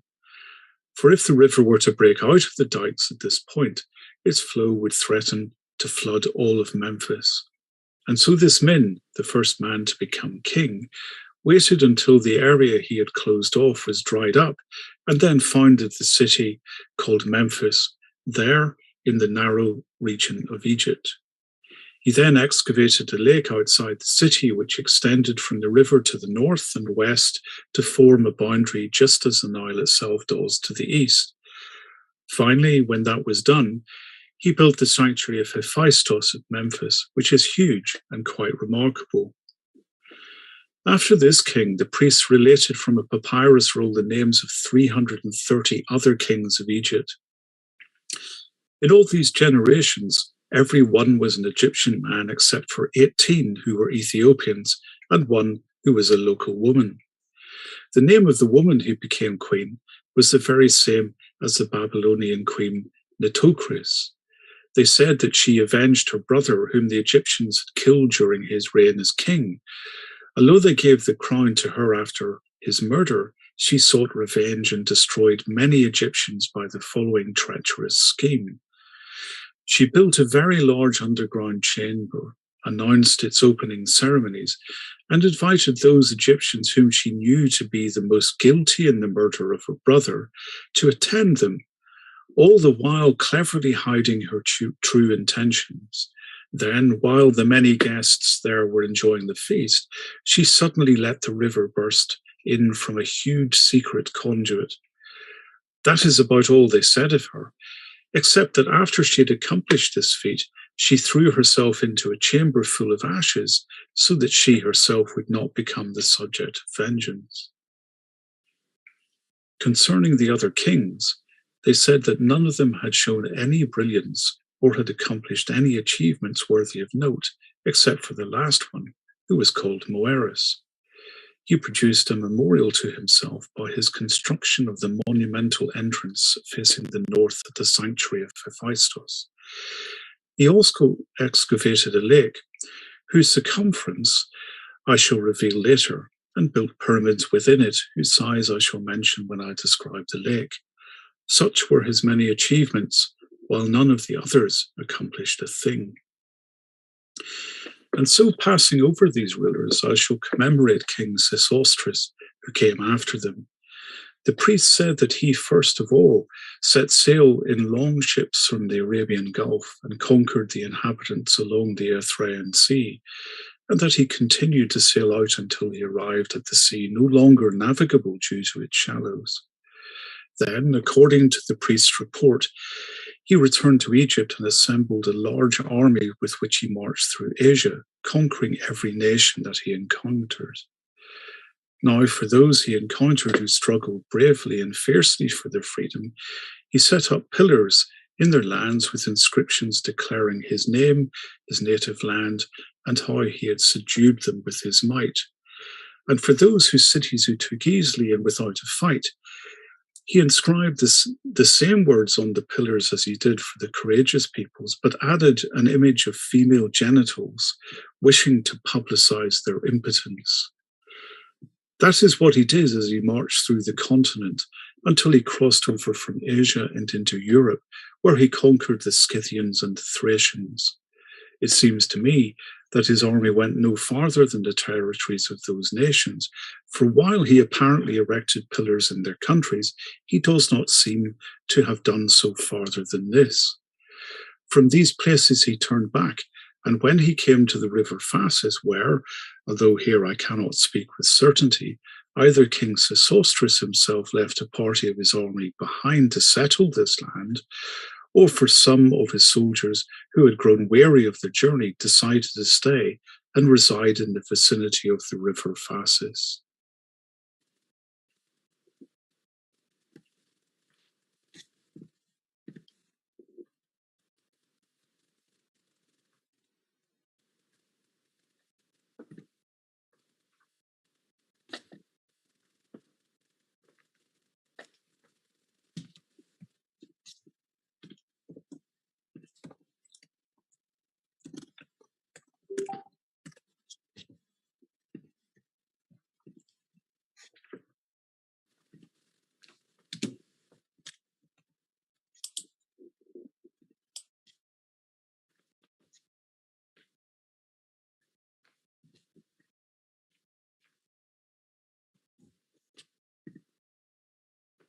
Finantaimen gar iontes voi kolhoi Aegyptioi, noesas de protoronatos e accusas alon lego. Hostemoen frontidiegeneto, eromen amphoterus, kai melon hoi kolhoi memneato, ton Aegyption, he hoi Aegyptioi ton kolhon. Nomitsen de fasan hoi Aegyptioi te sesostrios tratiesenai tus kolhus. Atus de ecasatede, kai hoti melancroes esi, kai ulotrices, kai tuto menes urenaneke, esigar kai heteroitoiutoi, ala toiside kai melon. Hutoi munoi panton anthropon, kolhoi kai Aegyptioi, kai Ethiopes, peri tamnontai abarces ta aidoia. Foinices de kai suroi, hoiente palaisine, kai autoi homologelsai para Aegyption, memathekenai. Surioi hoi peri thermodonta, kai parthenion potemon, kai macrones, hoi tutoisi astugetines eontes, apo kolhon fasi neosti memathekenai. Hutoi gar esi, hoi peri temnomenoi anthropon, munoi. Kai hutoi Aegyptioisi finantai pleontes katatauta. Aton da Aegyption, kai Ethiopion, ukeko epen hokotoroi parasan heteronex emathon, archaion garde ti fantaion. Hosde, epimisgomenoi Aegyptoex emathon, megamoi kai tora tekmerion ginitai, fornikon hokosi te aladi epimisgontai. Uketi Aegyptius mimeontai katata aidoia, ala ton epigenomenon u peritamnusi ta aidoia. Fere nun kai aloepo, periton kolhon, hos Aegyptioisi prosfere eisi. Linon munoi, hutoite kai Aegyptioi ergadzontai, kai katatauta, kai hezoi pasa, kai he glossa emferes esti aliloisi. Linon ditomen kolhikon hupoelenon sardonikon kekletai, tomentoi ap Aegyptu, apec neomenon keleatai Aegyption. Haidus stelai, ta siste katatas koras, o Aegyptu basileos sesostris, haimen pleones uketi finantai perieusai. Ente, te palaitine suriautos oroneusas, kai tegramata, ta iremena neonta, kai gunaikos aidoia. Esi de kai peri ionion, duo tupoien petresi, enke colamenoi tuto tu andros, te ec es efesies es focaion ercontai, kai te ec es sardion es smyrnen. In catorothi diener, enge gluptai megathos pempes pithames, temen dexie heriacon aic men, te aristerei toxa. Kai ten alein skuen hosautos. Kai gar Aegyptien kai Ethiopidaike. Ecte tu homu est ton heteron omon, dia ton stethion grammata ira Aegyptia dieke, enge colamina, legonta tara. Ego, ten de tencoren, homoisi toisi moisi ectesa men. Hostis de kai, hacothen esti, entautomen u deloi, heterothide de deloke. Tade kai metexeteroi ton theestamenon, memnonos econoi kadzusi menenai, polontes alethees apolelemenoi. Tuton de ten Aegypton sesostrin anachoreanta, kai anaganta polus anthropus ton etneon tontas coras katastrepseto, elegonoi hiares, epete egeneto anakomitzomenos in daphnesitesi pelusiesi, ton adelphion iautu, to epitrepseos sesostris ten Aegypton, tuton epic seniauton calesanta, kai prosatotus paidas perinesai, exothentenoi quien hulen, perinesanta de hupopresai. Ton hos mathen tuto, autica sumbuleusai te gunaiki, kai garde kai ten gunaika auton hama agastai. Ten hos sumbuleusai ton paidon, eonton ex tus duo epitenturen, ectenanta gefrosai to kaamenon, autust epikenon epibainantas exozestai. Etata poesai ton sesostrin, kai duomen ton paidon, katekainai tropo to yuto, tus deloipus aposothenai hamotopatri.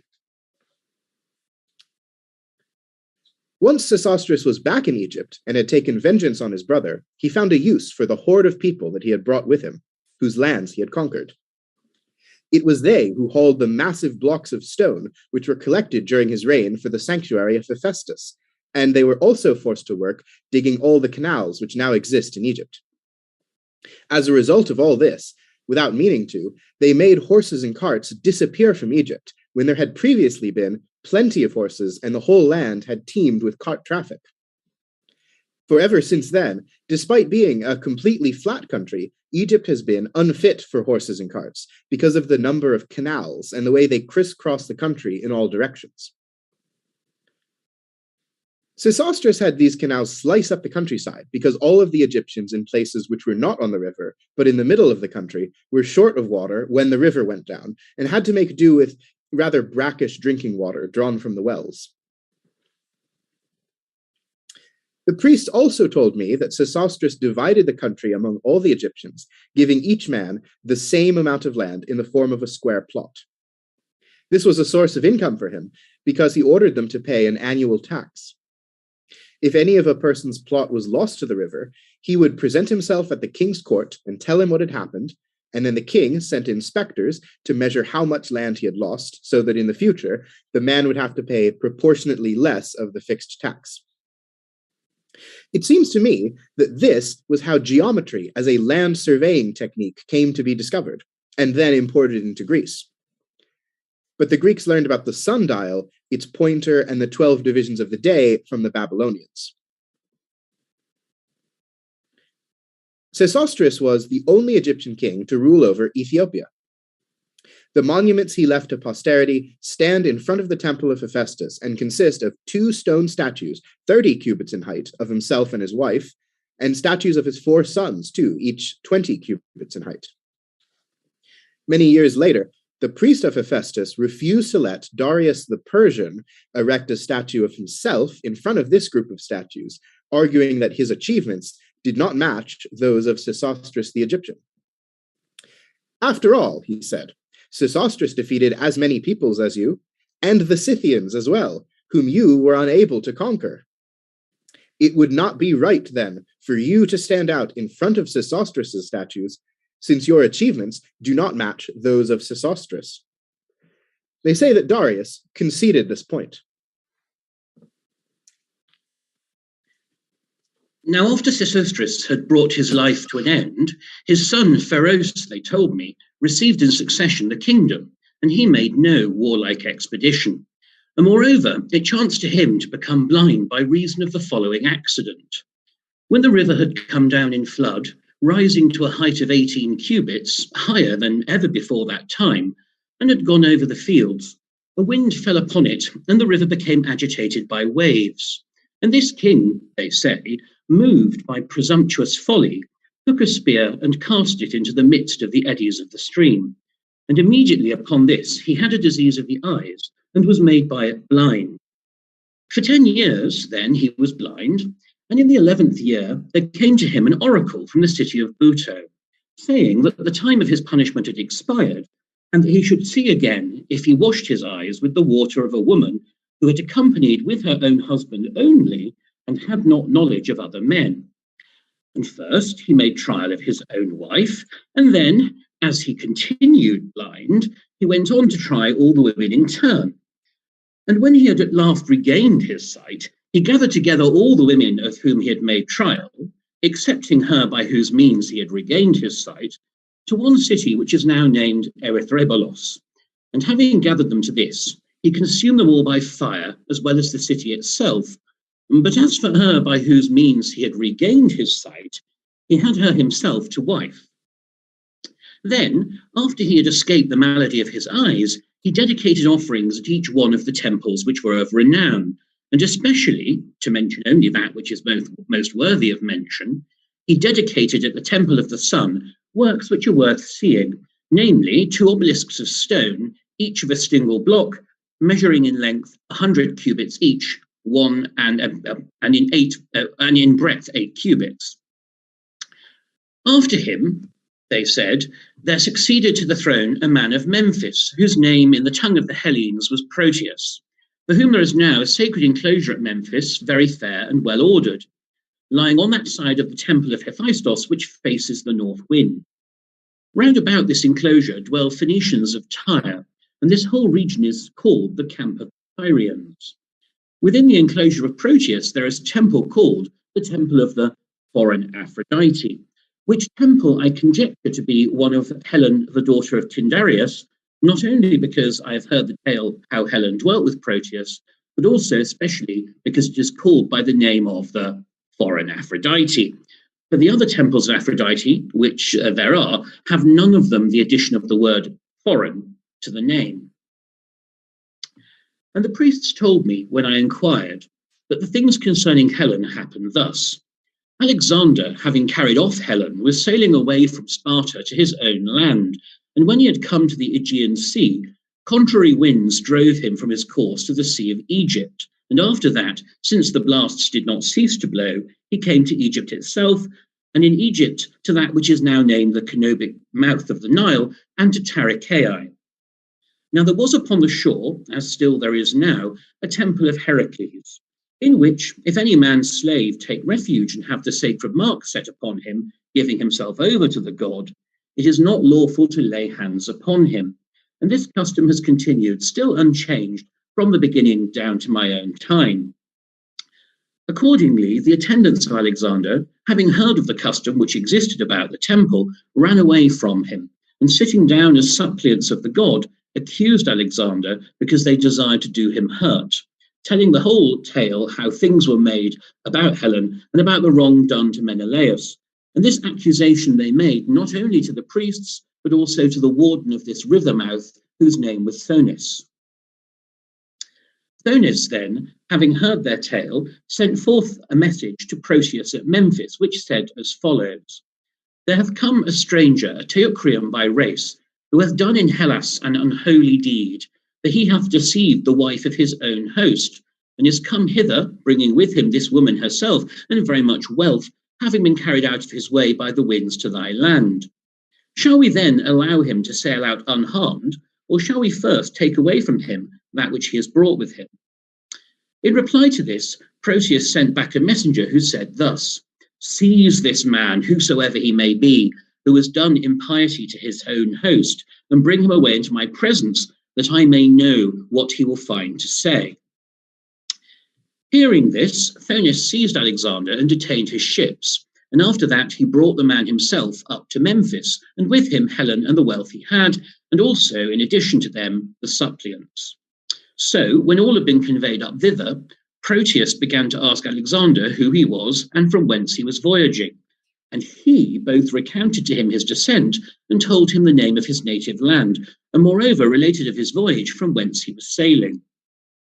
After this, Proteus asked him whence he had taken Helen, and when Alexander went astray in his account and did not speak truth, those who had become suppliants convicted him of falsehood, relating in full the whole tale of the wrong done.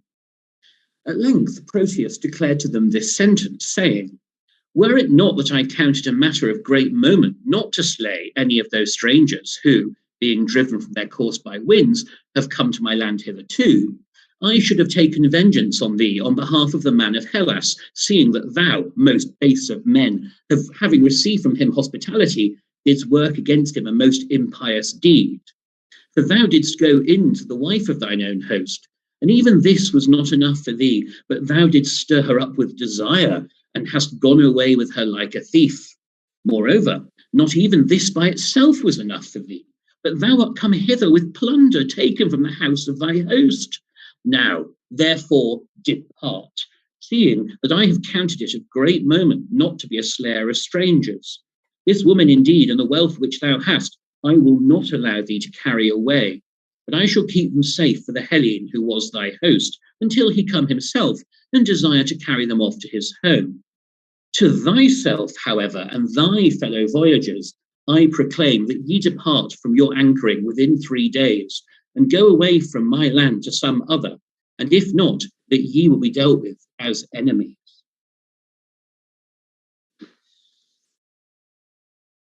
This was how Helen reached the court of Proteus, according to the priests. It seems to me that Homer was acquainted with the story, for though he discarded it as less suitable for epic poetry than the version he used, he showed that it was not unknown to him. For example, when he describes the wanderings of Paris in the Iliad and nowhere contradicts himself, he says that he was driven off course on his voyage with Helen, and in his various wanderings came to Sidon in Phoenicia. The passage occurs in the Aristeia of Diomedes and runs as follows. There were the fine robes, stitched with patterns rich and various, the works of Sidonian women whom godlike Paris brought from Sidon, sailing over the broad sea, homeward from Argos with Helen, daughter of a noble sire. In the Odyssey, too, the same fact is alluded to. These subtle and healing drugs the daughter of Zeus was given by an Egyptian woman, Polydama, consort of Thone, for the rich soil of Egypt bears great stores of drugs, potent when compounded either to cure or to harm. And Menelaus, in another passage, thus addresses Telemachus. Though I longed to return, the gods detained me in Egypt, for I had not offered them their promised hecatombs. In these passages, Homer shows himself familiar with the excursion of Paris to Egypt, for Syria borders on Egypt, and the Phoenicians, to whom Sidon belongs, live in Syria. These passages, and especially the one about Sidon, make it clear that Homer did not write the Cypria, for there it is stated that Paris arrived at Troy with Helen on the third day after he left Sparta, having met with a favorable wind and a smooth sea. But in the Iliad, the poet says that he wandered before bringing her home. So much for Homer and the Cypria. When I asked the priests whether the Greek account of what happened at Troy is a fable, they related the following details, which they declared they had obtained from Menelaus himself. After the abduction of Helen, a vast army of Greeks came to Troy in support of Menelaus. When they disembarked and began to set up camp, they sent ambassadors to Troy, of whom Menelaus was one. When the embassy was received within the walls and demanded the restoration of Helen with the treasure that Paris had stolen, and likewise required satisfaction for the wrong done, the Trojans at once gave the answer that they always stuck to afterward, both under oath and without swearing, that neither Helen nor the treasure was in their possession. These were in Egypt, and the Trojans should not have to give satisfaction for property that Proteus the Egyptian had confiscated. The Greeks, supposing that the Trojans were making fun of them, laid siege to the city until they captured it.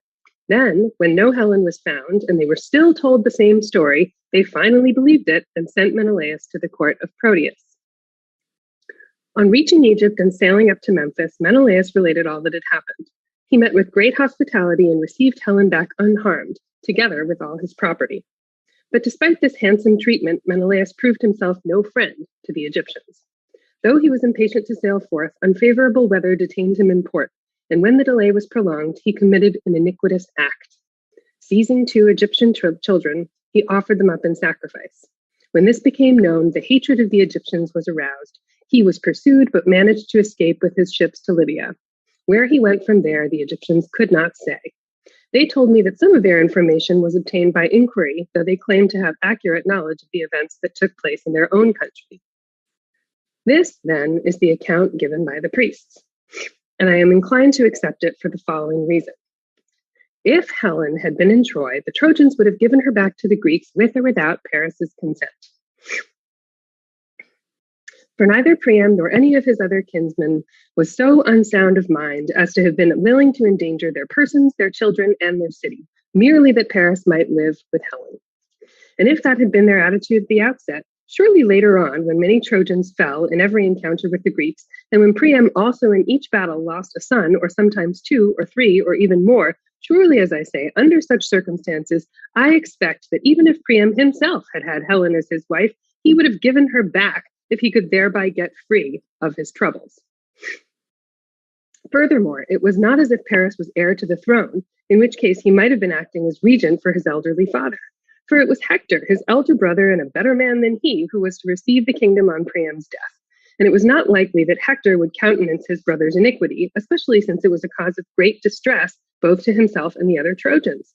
But the fact was that the Trojans had no Helen to give back, and so they told the Greeks. Though the Greeks would not believe them, this disbelief figuring, in my opinion, as an element in the divine plan whereby the gods might make clear to men, by means of Troy's utter devastation, that great iniquities give rise to great punishments from the gods. That, at any rate, is my own view of the matter.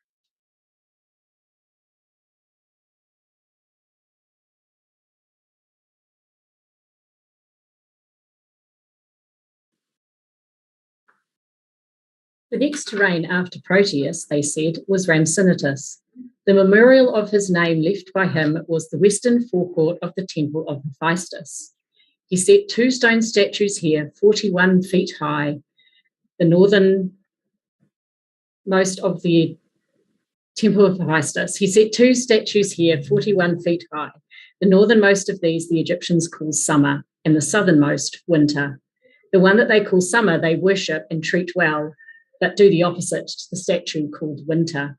This king, they told me, had great wealth and silver, so great that none of the succeeding kings could surpass or come near it. To store his treasure safely, he had a stone chamber built, one of its walls abutting on the outer side of his palace. But the builder of it shrewdly provided that one stone be so placed as to be easily removed by 2 men or even by 1.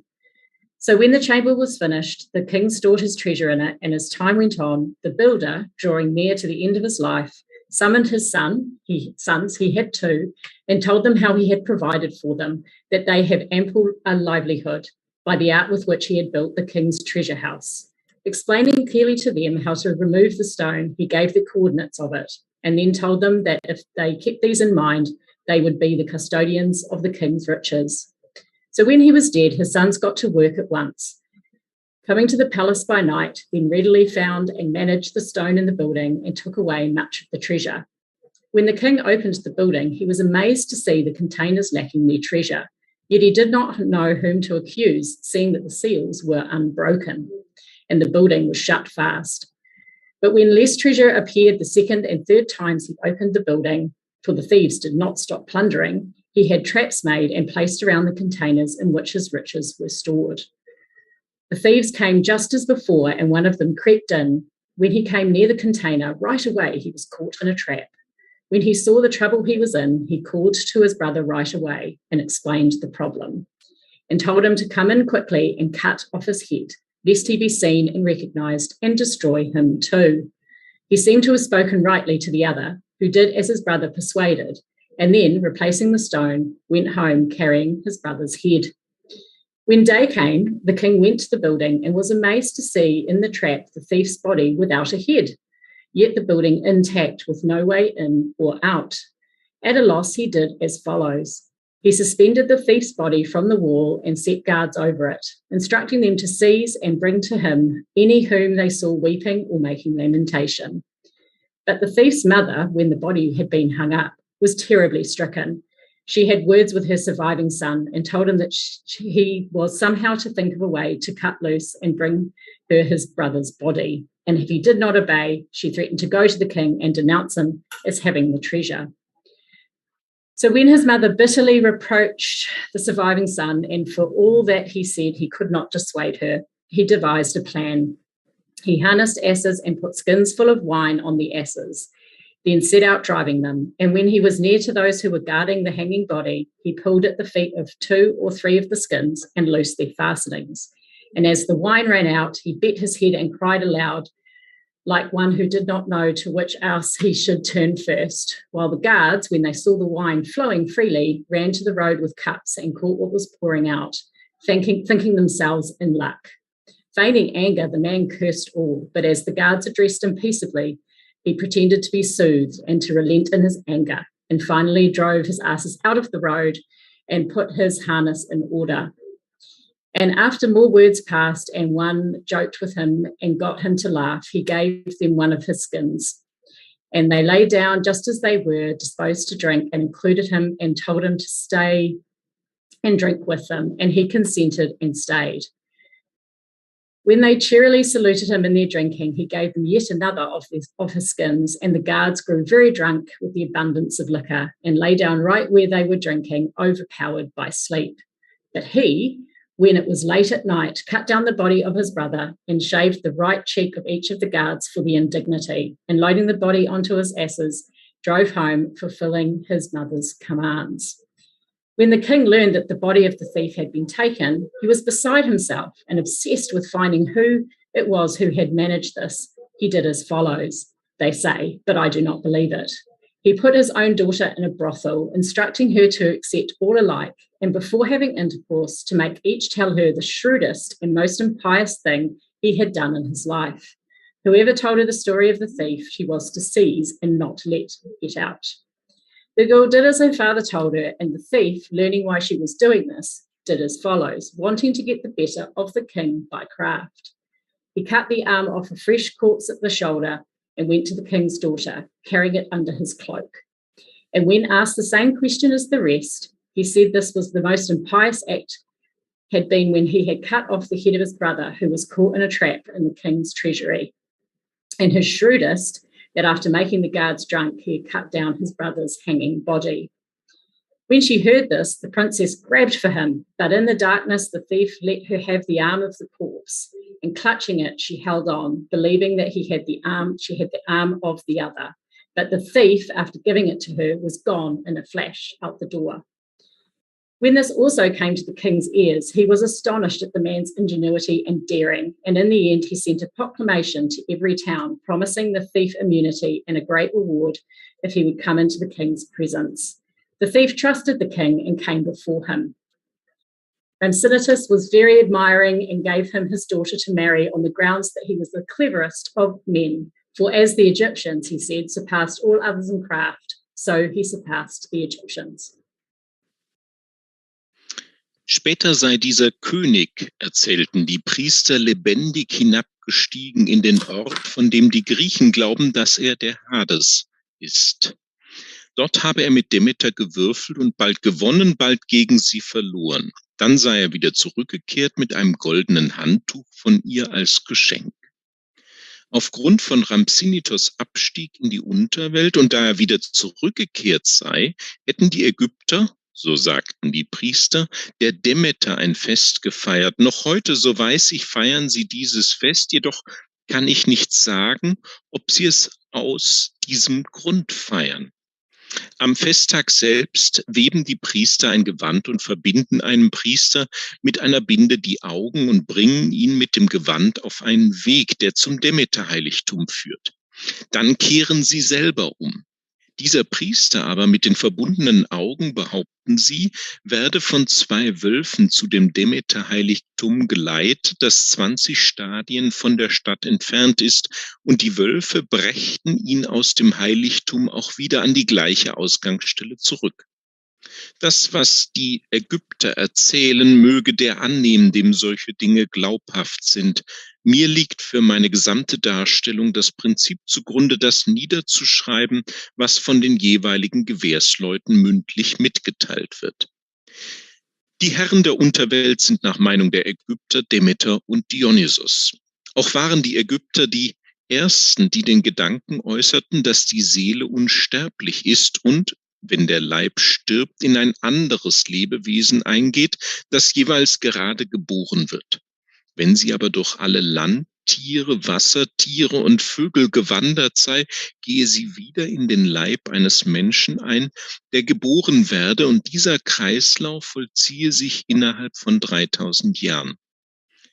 Dieses Gedankens haben sich einige Griechen bedient, die einen in früherer, die anderen in späterer Zeit, so als ob es ihr eigener sei. Ich kenne ihre Namen, verzeichne sie aber nicht. Bis zu König Rhampsinitos habe in Ägypten, so erzählten die Priester, vollkommene Ordnung geherrscht und Ägypten sei in großem Wohlstand gewesen. Nach ihm aber sei Cheops König geworden und habe das Land ins tiefste Unglück gestürzt. Zunächst habe er alle Heiligtümer schließen lassen und ihnen die entsprechenden Opfer verboten. Danach habe er allen Ägyptern befohlen, für ihn zu arbeiten. Die einen seien beauftragt gewesen, aus den Steinbrüchen im arabischen Gebirge Steinblöcke bis an den Nil zu schleifen. Nachdem die Steine auf Schiffen über den Fluss gebracht worden seien, habe er anderen befohlen, sie in Empfang zu nehmen und bis zu dem sogenannten libyschen Gebirge zu schleifen. Es hätten stets an die 100.000 Menschen daran gearbeitet, jeweils 3 Monate lang. Das gepeinigte Volk habe es eine Zeit von 10 Jahren für die Straße gekostet, auf der sie dann die Steine dahingeschleift hätten. Mit dieser Straße bauten sie ein Werk, das nicht viel geringer war als die Pyramide selber, wie mir scheint. Denn die Straße ist 5 Stadien lang, 10 Klafter breit, an ihrer höchsten Stelle 8 Klafter hoch, aus geglätteten Steinen und mit eingemeißelten Tiergestalten. Für diese also seien die genannten 10 Jahre vergangen und für die unterirdischen Kammern auf der Höhe, auf der die Pyramiden stehen. Die Kammern ließ er als Grabkammern für sich auf einer Insel bauen, indem er einen Kanal vom Nil hineinleitete. Der Bau der Pyramide selber habe 20 Jahre gedauert. Sie ist 4-seitig und jede Seite 8 Pletren breit und ebenso hoch, und sie besteht aus geglätteten, aufs genaueste ineinander gefügten Steinen. Keiner von den Steinen ist kürzer als 30 Fuß.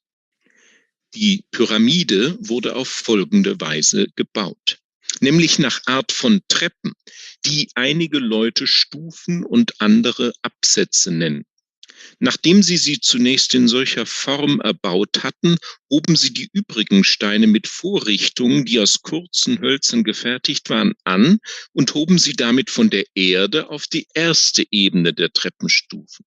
Sobald der Stein auf diese Ebene hinaufgewandert war, wurde auf eine weitere Vorrichtung gelegt, die auf der ersten Ebene stand, und von dort wurde er auf die zweite Ebene und auf einer anderen Vorrichtung auf die dritte gezogen.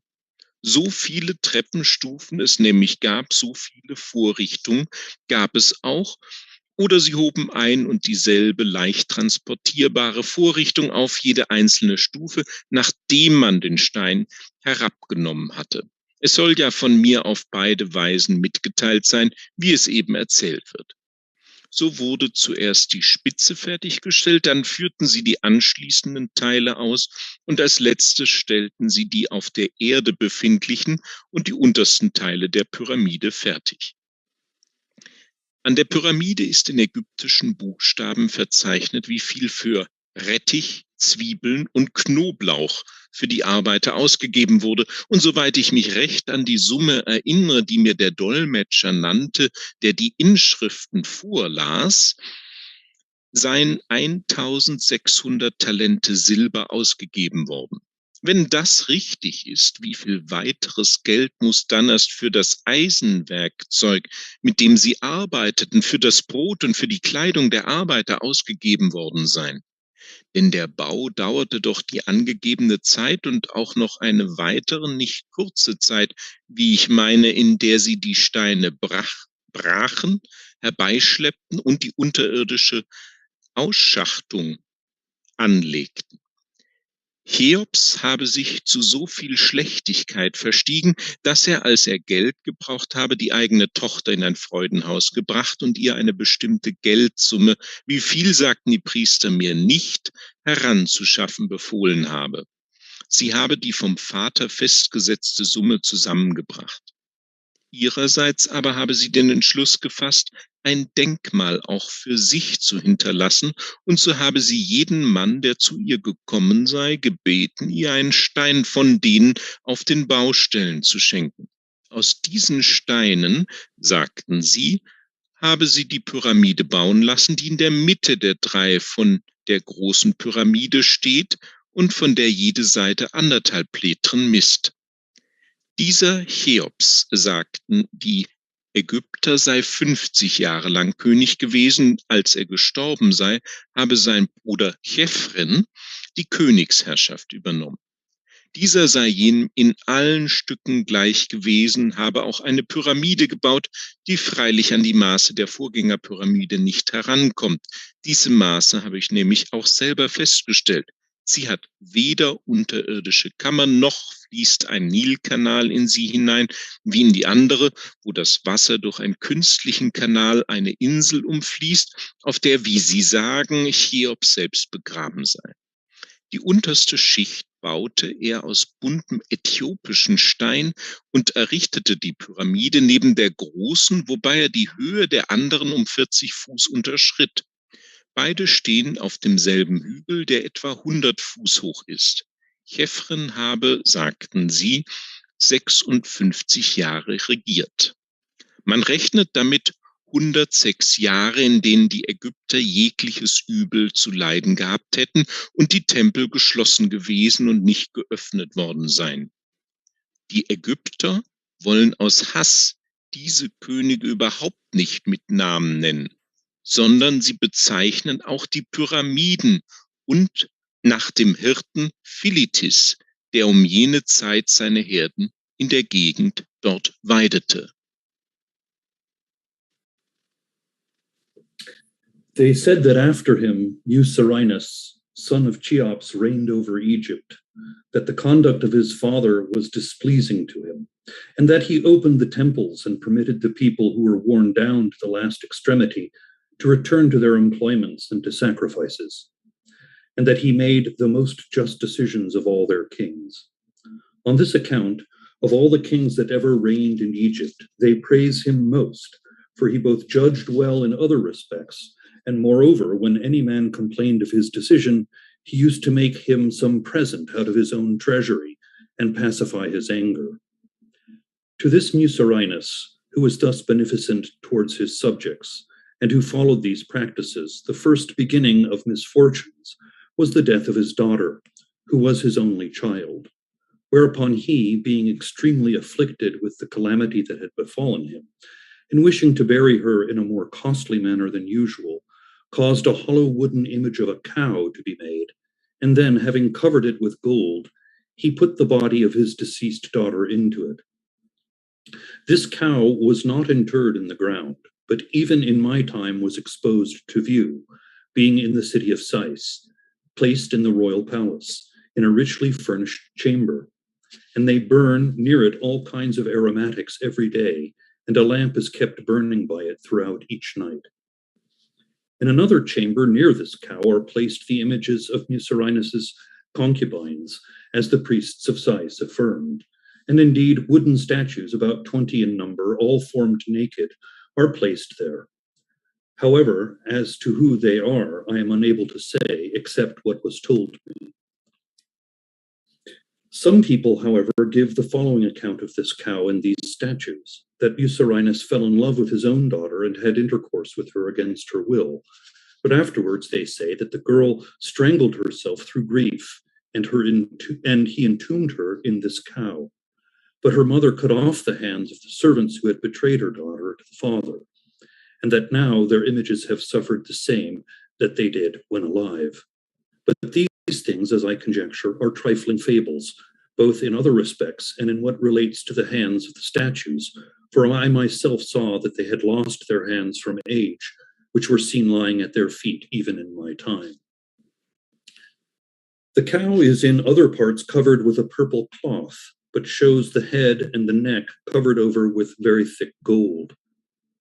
And the orb of the sun, imitated in gold, is placed between the horns. The cow is not standing up, but kneeling.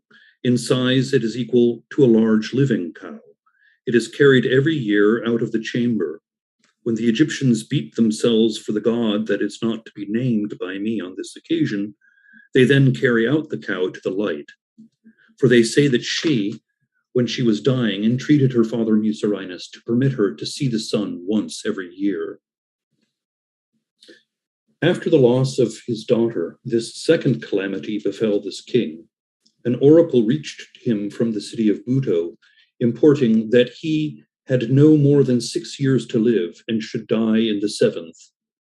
But he, thinking this very hard, sent a reproachful message to the god, complaining that his father and uncle, who had shut up the temples and paid no regard to the gods, and moreover had oppressed men, had lived long, whereas he, who was religious, must die so soon.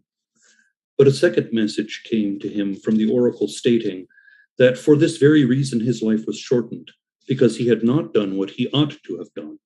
For it was needful that Egypt should be afflicted during 150 years, and the two who were kings before him understood this, but he did not. When Mucerinus heard this, seeing that this sentence was now pronounced against him, he ordered a great number of lamps to be made, and having lighted them, whenever night came on, he drank and enjoyed himself, never ceasing night or day, roving about the marshes and groves, wherever he could hear of places most suited for pleasure. And he had recourse to this artifice for the purpose of convicting the oracle of falsehood, that by turning the nights into days, he might have 12 years instead of 6. This king also left a pyramid much less than that of his father, being on each side 20 feet short of 3 plethra. It is quadrangular and built halfway up of Ethiopian stone. Some of the Greeks erroneously say that this pyramid is the work of the courtesan Herodotus, but they have evidently appeared to me to be ignorant of who Herodotus was, for they would not else have attributed to her the building of such a pyramid, on which, so to speak, numberless thousands of talents were expended. Besides, Rhodopis flourished in the reign of Amasis, and not at this time, for she was very many years later than those kings who left these pyramids.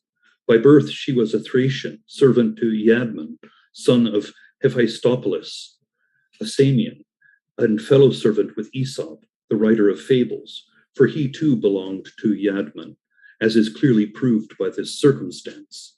When the Delphians frequently made proclamation in obedience to the oracle for anyone who would require satisfaction for the death of Aesop, no one else appeared, but another Iadman, the grandson of this Iadman, required it. Thus Aesop must have belonged to Iadman. Rhodopis came to Egypt under the conduct of Xanthus the Samian, and having come to gain money for her position, she was ransomed for a large sum by Caraxus of Mytilene, son to Scarandronomus, the brother of Sappho the poetess. Thus Rhodopis was made free and continued in Egypt, and being very lovely, acquired great riches for a person of her condition, though no way sufficient to erect such a pyramid. For as anyone who wishes may to this day see the tenth of her wealth, there is no need to attribute any great wealth to her.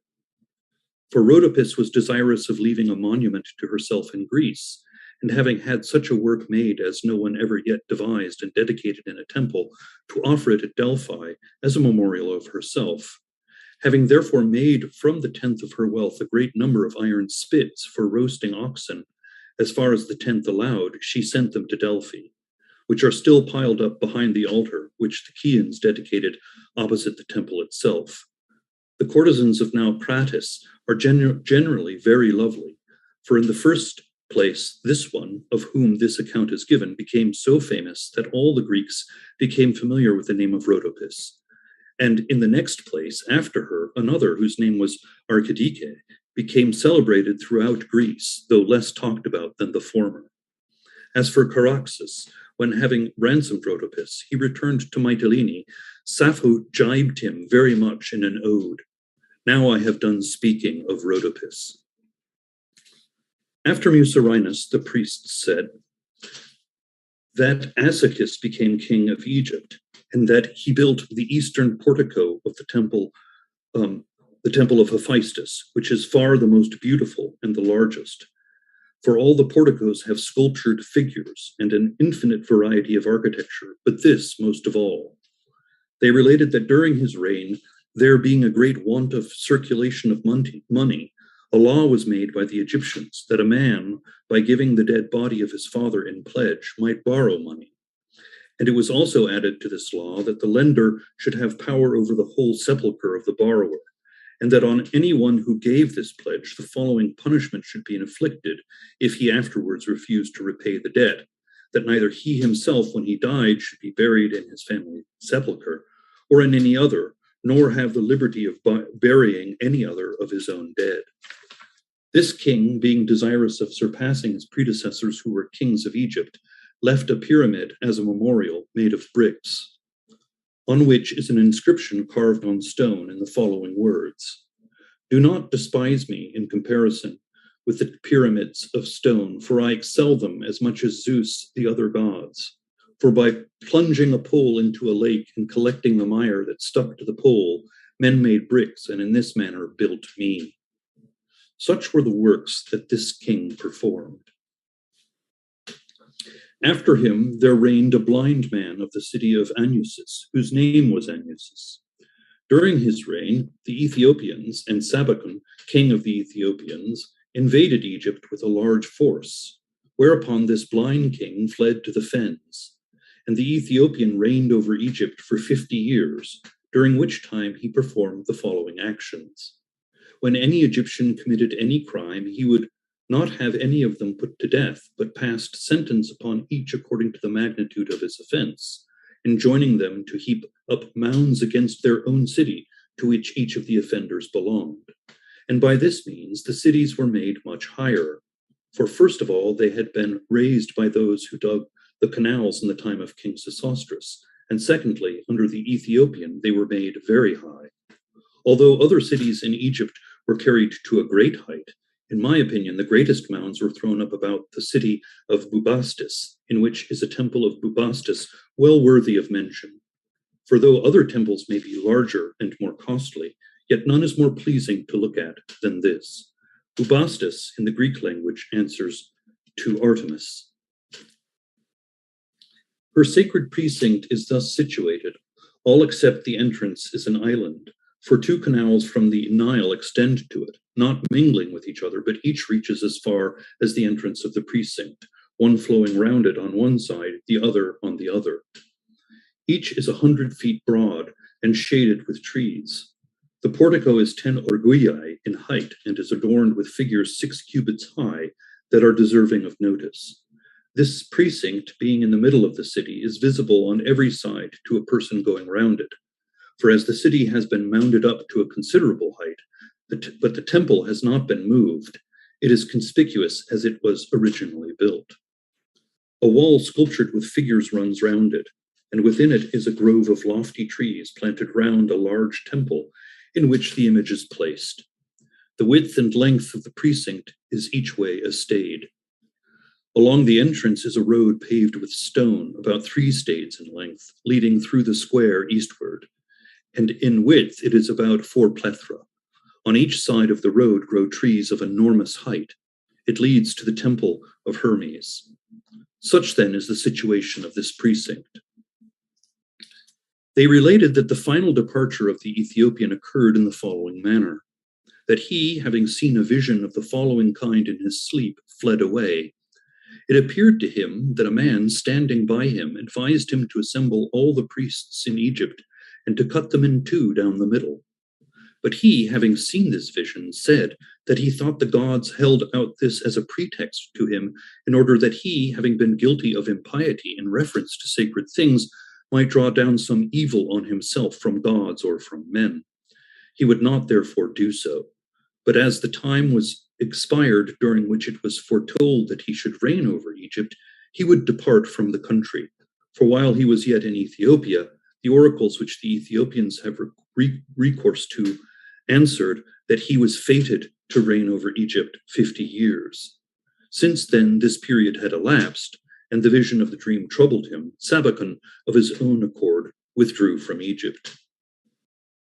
When therefore the Ethiopian departed from Egypt, the blind king resumed the government, having returned from the fens, where he had lived 50 years, having formed an island of ashes and earth. For when any of the Egyptians came to him bringing provisions, as they were severally ordered unknown to the Ethiopian, he bade them bring some ashes also as a present. No one before Amartius was able to discover this island, but for more than 700 years, the kings who preceded Amartius were unable to find it out. The name of this island was Elbow. Its size is about 10 stades in each direction. After him reigned the priest of Hephaestus, whose name was Sethon. He held in no account and despised the military caste of the Egyptians as not having need of their services. And accordingly, among other indignities, he took away their lands, to each of whom, under former kings, 12 chosen acres had been assigned. After this, Sennacherib, king of the Arabians and Assyrians, marched a large army against Egypt, whereupon the Egyptian warriors refused to assist him, and the priest, being reduced to a strait, entered the temple and bewailed before the image the calamities he was in danger of suffering. While he was lamenting, sleep fell upon him, and it appeared to him in a vision that the gods stood by and encouraged him, assuring him that he should suffer nothing disagreeable in meeting the Arabian army, for he would himself send assistance to him. Confiding in this vision, he took with him such of the Egyptians as were willing to follow him, and encamped in Pelusium, for here the entrance into Egypt is. But none of the military caste followed him, but tradesmen, mechanics, and sutlers. When they arrived there, a number of field mice, pouring in upon their enemies, devoured their quivers and their bows, and moreover the handles of their shields, so that on the next day, when they fled bereft of their arms, many of them fell. And to this day, a stone statue of this king stands in the temple of Hephaestus, with a mouse in his hand, and an inscription to the following effect: "Whoever looks on me, let him revere the gods."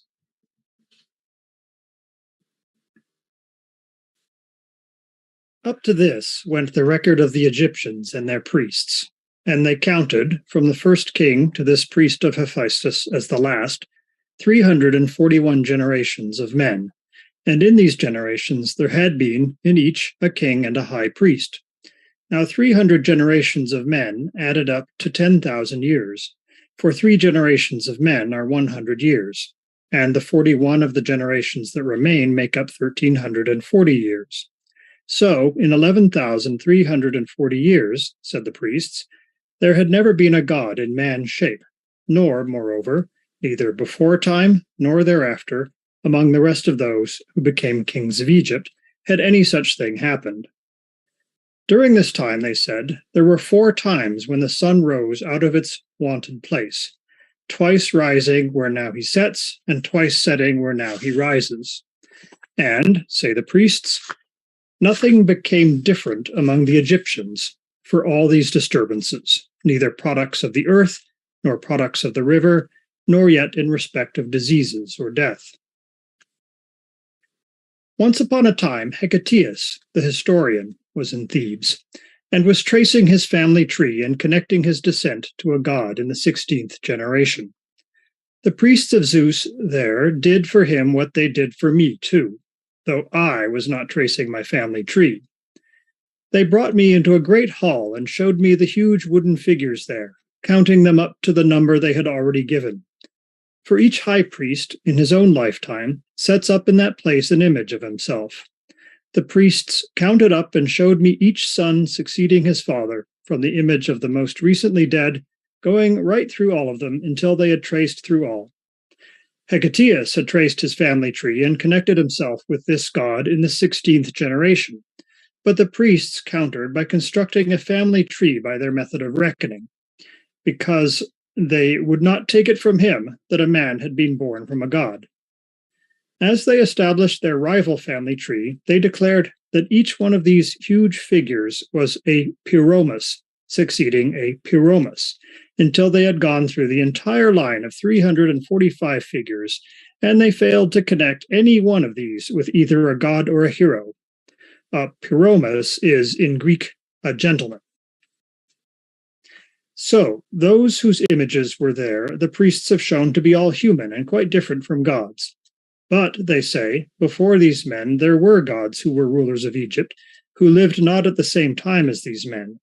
And of these gods, one was always supreme ruler. The last of these divine beings to rule Egypt was Horus, the son of Osiris, whom the Greeks call Apollo.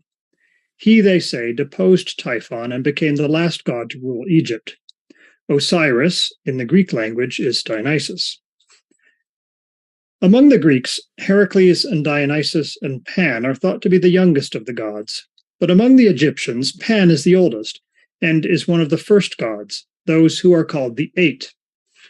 Heracles is of the second group, those called the 12, and Dionysus is of the third, who were born of the 12. I have already made clear the number of years the Egyptians themselves say stretch between Heracles and King Amasis. Pan is said to be still earlier, and though the number of years between Dionysus and King Amasis is the smallest, even it is reckoned as being 15,000. The Egyptians claim that they know these matters absolutely because they are continually making their calculations and continually writing down the number of the years. Now, the Dionysus who was said to be the son of Semele, the daughter of Cadmus, was 1,600 years before my time, and Heracles, the son of Alcmene, 900. And Pan, the son of Penelope, for according to the Greeks, Pan was born of Penelope and Hermes, was after the time of the Trojan Wars and about 800 years before my time. Of these two, then, one may choose whichever account seems most trustworthy. For my own part, I have stated my opinion. For if these, Dionysus son of Semele and Pan son of Penelope, had openly appeared in Greece and grown old there, like Heracles, son of Amphitryon, one would have said that these also were men like others, and had taken the names of gods who had gone before. As it is, however, the Greeks claim that Dionysus at the moment of his birth was stitched into his thigh by Zeus and carried by him to Nyssa in Ethiopia, above Egypt. And about Pan, the Greeks cannot say what happened to him after his birth. To me, then, it seems clear that the Greeks learned the names of these after they had learned those of the other gods. They have attributed their birth date to the moment when they learned of their existence. Så långt går egyptiernas egna berättelser. Vad som däremot både övriga folk och egyptierna samstämmigt berättar om tilldragelserna i landet, det ska jag nu skildra. Därtill ska jag även lägga åtskilliga drag av vad jag själv sett. Då egyptierna blivit fria sedan Hefaistos präst slutat regera, insatte de 12 kungar. Utan konung kunde de nämligen inte någonsin leva och delade hela Egypten i 12 delar. Dessa 12 konungar, som således nu regerade, befryndade sig med varandra och ingick den överenskommelsen att de inte skulle störta varandra och att den ene inte skulle trakta att få mer än den andra utan att de skulle vara riktigt goda vänner. Anledningen till att de träffade denna överenskommelse och noggrant övervakade den var följande. Strax i början, då de tillträdde väldet, hade ett orakel förklarat för dem att den bland dem som i Hefaistos helgedom offrade dryckesoffer i en kopparskål skulle bli kung i hela Egypten. De kom nämligen tillsammans i alla helgedomarna. De beslöt även att lämna ett gemensamt minnesmärke efter sig och de byggde så en labyrint som ligger något ovanför sjön Moiris i närheten av den stad som kallas krokodilernas stad. Labyrinten har jag själv sett och den är verkligen över all beskrivning. Ty om man ville lägga ihop alla helenernas byggnader och alla deras verk så skulle det visa sig att både arbetet och kostnaden för dem varit mindre än för hela labyrinten. Och ändock är ju både templet i Efesos och templet i Samos högst märkliga. Redan pyramiderna var ju över all beskrivning och var och en av dem går upp mot många stora helenska byggnadsverk, men labyrinten överträffar till och med pyramiderna.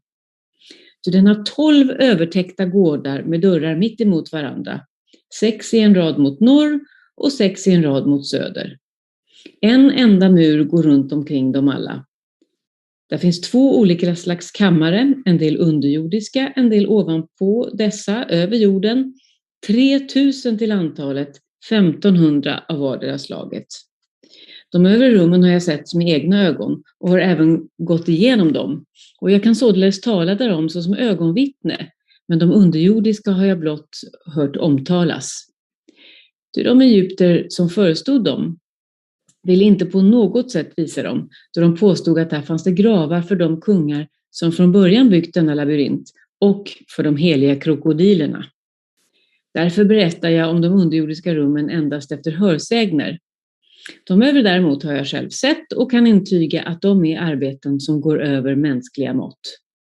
Ty vägarna ut ur salen och de slingrande gångarna genom gårdarna är högst konstfulla och bjuder på tallösa underbara ting då man vandrar ut från en gård in i rummen och ut ur rummen in i förhallarna, från förhallarna in i andra rum och från rummen in i nya gårdar.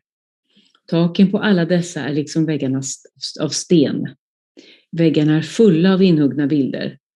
Varje gård är runt omkring omgiven av en pelare av vit sten, ganska väl ihopfogade.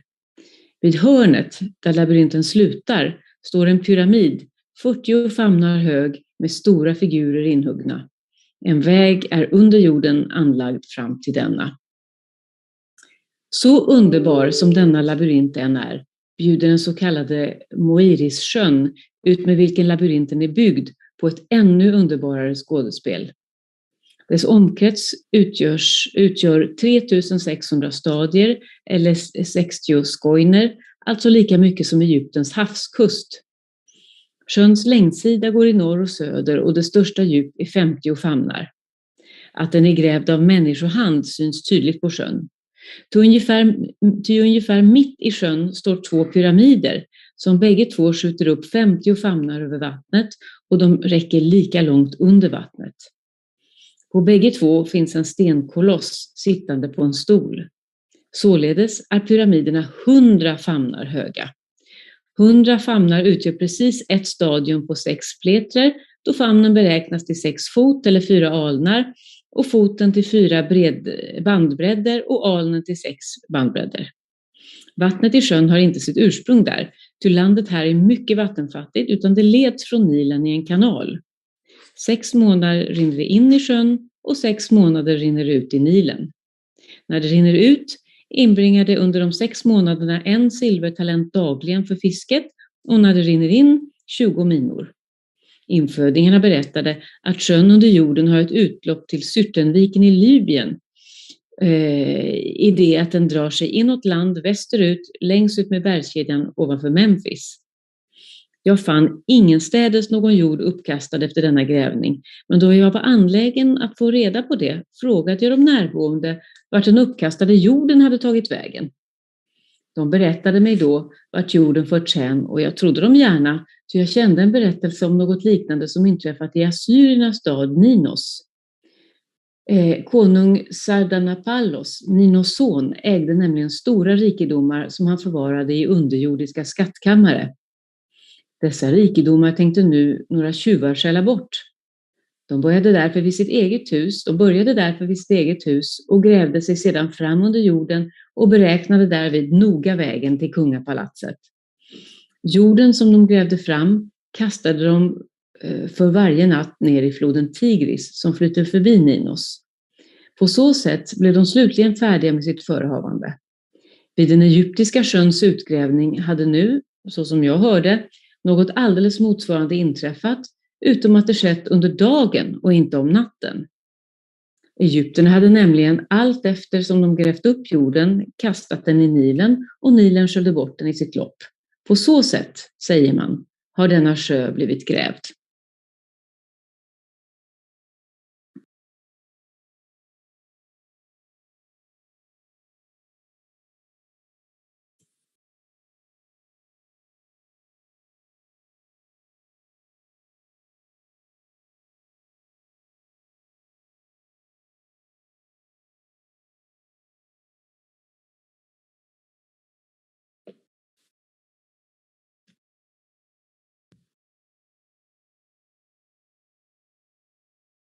Now the 12 kings ruled and maintained their compact with equity and justice until, in the course of time, they met to sacrifice together the sanctuary of Hephaestus.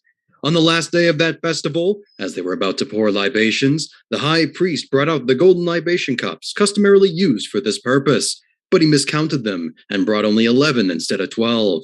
There stood Psammatikos, the last of the kings, without a libation cup. So he took off his helmet, which was bronze, held it out to be filled, and poured his libation. Now all the other kings happened to be wearing helmets too, and Psammatikos had held out his helmet with no intent of treachery. But the kings grasped the connection between what he had done and what the oracle had declared to them, that the one who poured a libation from a bronze cup would become the sole king of Egypt. Once they had recalled this oracle, they investigated the matter, and after having discovered that the act of Psammatikos had been entirely unpremeditated, they decided it would be not just for them to kill him. So they resolved instead to strip him of most of his power and banish him to the marshes, in order that he was not to leave the marshes or to have any dealings with the rest of Egypt. This Psammatikos had also left Egypt once before, when he fled from the Ethiopian Savakos, who had killed his father Nekos. On that occasion, Psammatikos went to Syria, and when the Ethiopian had departed because of his dream, the Egyptians from the province of Sais brought him back from exile. After that, he began to reign, but then the 11 kings turned against him on account of the helmet, and he was banished a second time, this time to the marshes. Thinking that he had been grievously abused, he set his mind on taking revenge on these men who had banished him. He sent a delegation to the city of Buto to consult the oracle of Leto, the most truthful and accurate source of prophecy in Egypt. The response was that vengeance would come through bronze men appearing from the sea. Now Psammatikos was profoundly skeptical of this prediction that bronze men would arrive from the sea and become his allies. But only a short while later, some Ionians and Carians who had sailed out for plunder were driven off course to Egypt and forced to land there. When they disembarked, they put on the bronze body armor, so that an Egyptian who had never seen men armed in bronze delivered a message to Psammatikos in the marshes that bronze men had come from the sea and were plundering the land. Recognizing that the oracle had been fulfilled, Psammatikos made friends with the Ionians and Carians and, promising them great rewards, persuaded them to join him. Thus he won them over as his allies, and with their help, as well as that of the Egyptian volunteers, he deposed the other kings. Once Psammetichos had become ruler of all Egypt, he built a monumental gateway for Hephaestus in Memphis, which faces south, and opposite this a courtyard for Apis, in which the god is fed and tended whenever he manifests himself in Egypt. The courtyard is entirely surrounded by a colonnade, covered with reliefs, and what supports the roof is not columns, but giant statues 18 feet tall. Apis in Greek is Epaphos. To the Ionians and Carians, who had helped him, Psammetichos gave plots of land on which they could settle.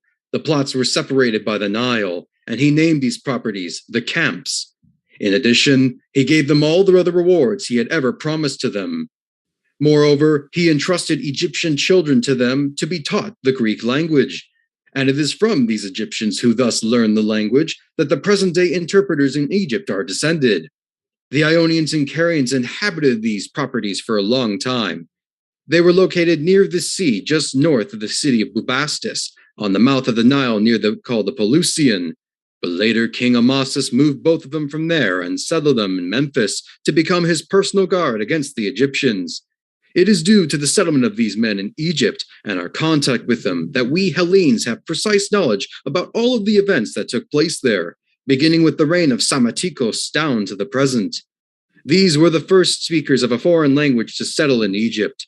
The ramps for their ships and the ruins of their dwellings were still visible even in my time. That is how Psammetichos gained control of Egypt. A l'oracle d'Egipte ja m'he referit en força ocasions i ara en faré menció per considerar que ho mereix. En efecte, es tracta d'un santuari de Leto, erigit en una gran ciutat per la boca del Nil anomenada Sebenítica, quan hom remunta el riu des de la mar. El nom d'aquesta ciutat on es troba l'oracle és Buto, que ja he mencionat abans, on hi ha un santuari d'Apolo i d'Àrtemis, i el temple de Leto, dins del qual hi ha l'oracle, és certament gran i té els propíleus de 10 braces d'alçada. Però dels prodigis que hi va presentar a la meva visita, el més gran és aquest que tot just seguit expressaré. En aquest recinte de Leto hi ha un temple fet d'una sola pedra, al llarg i a l'ample, i tots els seus murs tenen iguals dimensions, fa 40 colzes cadascun. Com a sostre el cobreix una altra pedra i el seu ràfec fa 4 colzes. De manera que aquest temple és més admirable d'allò que es va presentar a la meva vista dels voltants del santuari. En segon lloc, l'illa anomenada Chemmis es troba situada en un llac fondo i ample al costat del santuari de Buto i, segons diuen els egipcis, aquesta illa és flotant. Jo mateix no vaig veure que flotés ni que es mogués i, en veritat, em sorprèn sentir que hi hagi una illa flotant. En aquesta hi ha un gran temple d'Apolo i han estat erigits 3 altars i creixen abundants palmeres i molts altres arbres, tant de fruites com sense fruit. Els egipcis afirmen que aquesta illa flota amb la següent argumentació, que Leto, que era una de les 8 primeres divinitats existents i habitava a la ciutat de Buto, on hi ha aquest oracle, va acollir sota la seva protecció Apolo, de Pardisis, i quan vingué Tifó, que recercava per tot arreu volent trobar el fill d'Osiris, el va salvar amagant-lo en aquella illa, ara anomenada flotant, que abans no ho era. Diuen que Apolo i Àrtemis són fills de Dionís i Isis i que Leto va esdevenir la seva dida i salvadora. En egipci, Apolo és Oros, Demeter, Isis i Àrtemis, Bubastis. Esquil, fill d'Euforió, va ser l'únic dels poetes precedents que va arpar d'aquest relat i no pas de cap altre, el que jo diré. En efecte, va fer que Àrtemis fos filla de Demeter i per això l'illa va esdevenir flotant. Això diuen. Psamènic va regnar sobre Egipte 54 anys, dels quals 30, a manca d'un, es va ocupar en el setge de Sotos, una gran ciutat de Síria, fins que la va conquistar. Que nosaltres sapiguem, aquesta Sotos és, de totes les ciutats, aquella que més temps va resistir un setge.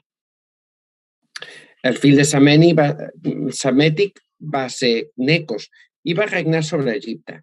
Aquest va ser el primer que va emprendre el canal que porta al Mar Roig, el qual el persa Darius va excavar per segon cop. La seva longitud és de 4 dies de navegació i quan a l'amplària va ser excavat de manera que hi poden navegar 2 trirems, remant alhora. Hom hi porta l'aigua des del Nil, on la prega un poc més amunt de la ciutat de Bubastis, al costat de Patumos, la ciutat d'Aràbia, i té sortida al Mar Roig. L'excavació va començar a la part de la plana d'Egipte que s'aveïna amb Aràbia. Més amunt de la plana hi ha la serralada que s'estén davant del Memfis, on es troben les pedreres. El canal, doncs, va pel peu d'aquesta serralada al llarg des del vespre cap a l'aurora i després s'estén per un congost anant des de la serralada cap al mitjorn i cap al vent del sud fins al Golf d'Aràbia. Pel camí més breu i curt per a passar des del Mar del Nord fins al del Sud, aquest que s'ha anomenat Roig, és a dir, des del Mont Caspian, que marca el límit entre Egipte i Síria, hi ha exactament 1.000 estadis fins al Golf d'Aràbia. Aquest és el camí més curt, mentre que el canal és molt més llarg, en la mesura que és més tortuós. Durant el regne de Necos va perir, excavant-lo, 120.000 egipcis. Al capdavall, Necos va interrompre l'excavació a mig fer per impedir-li el següent vaticini, que li feia d'antuvi el treball al bàrbar.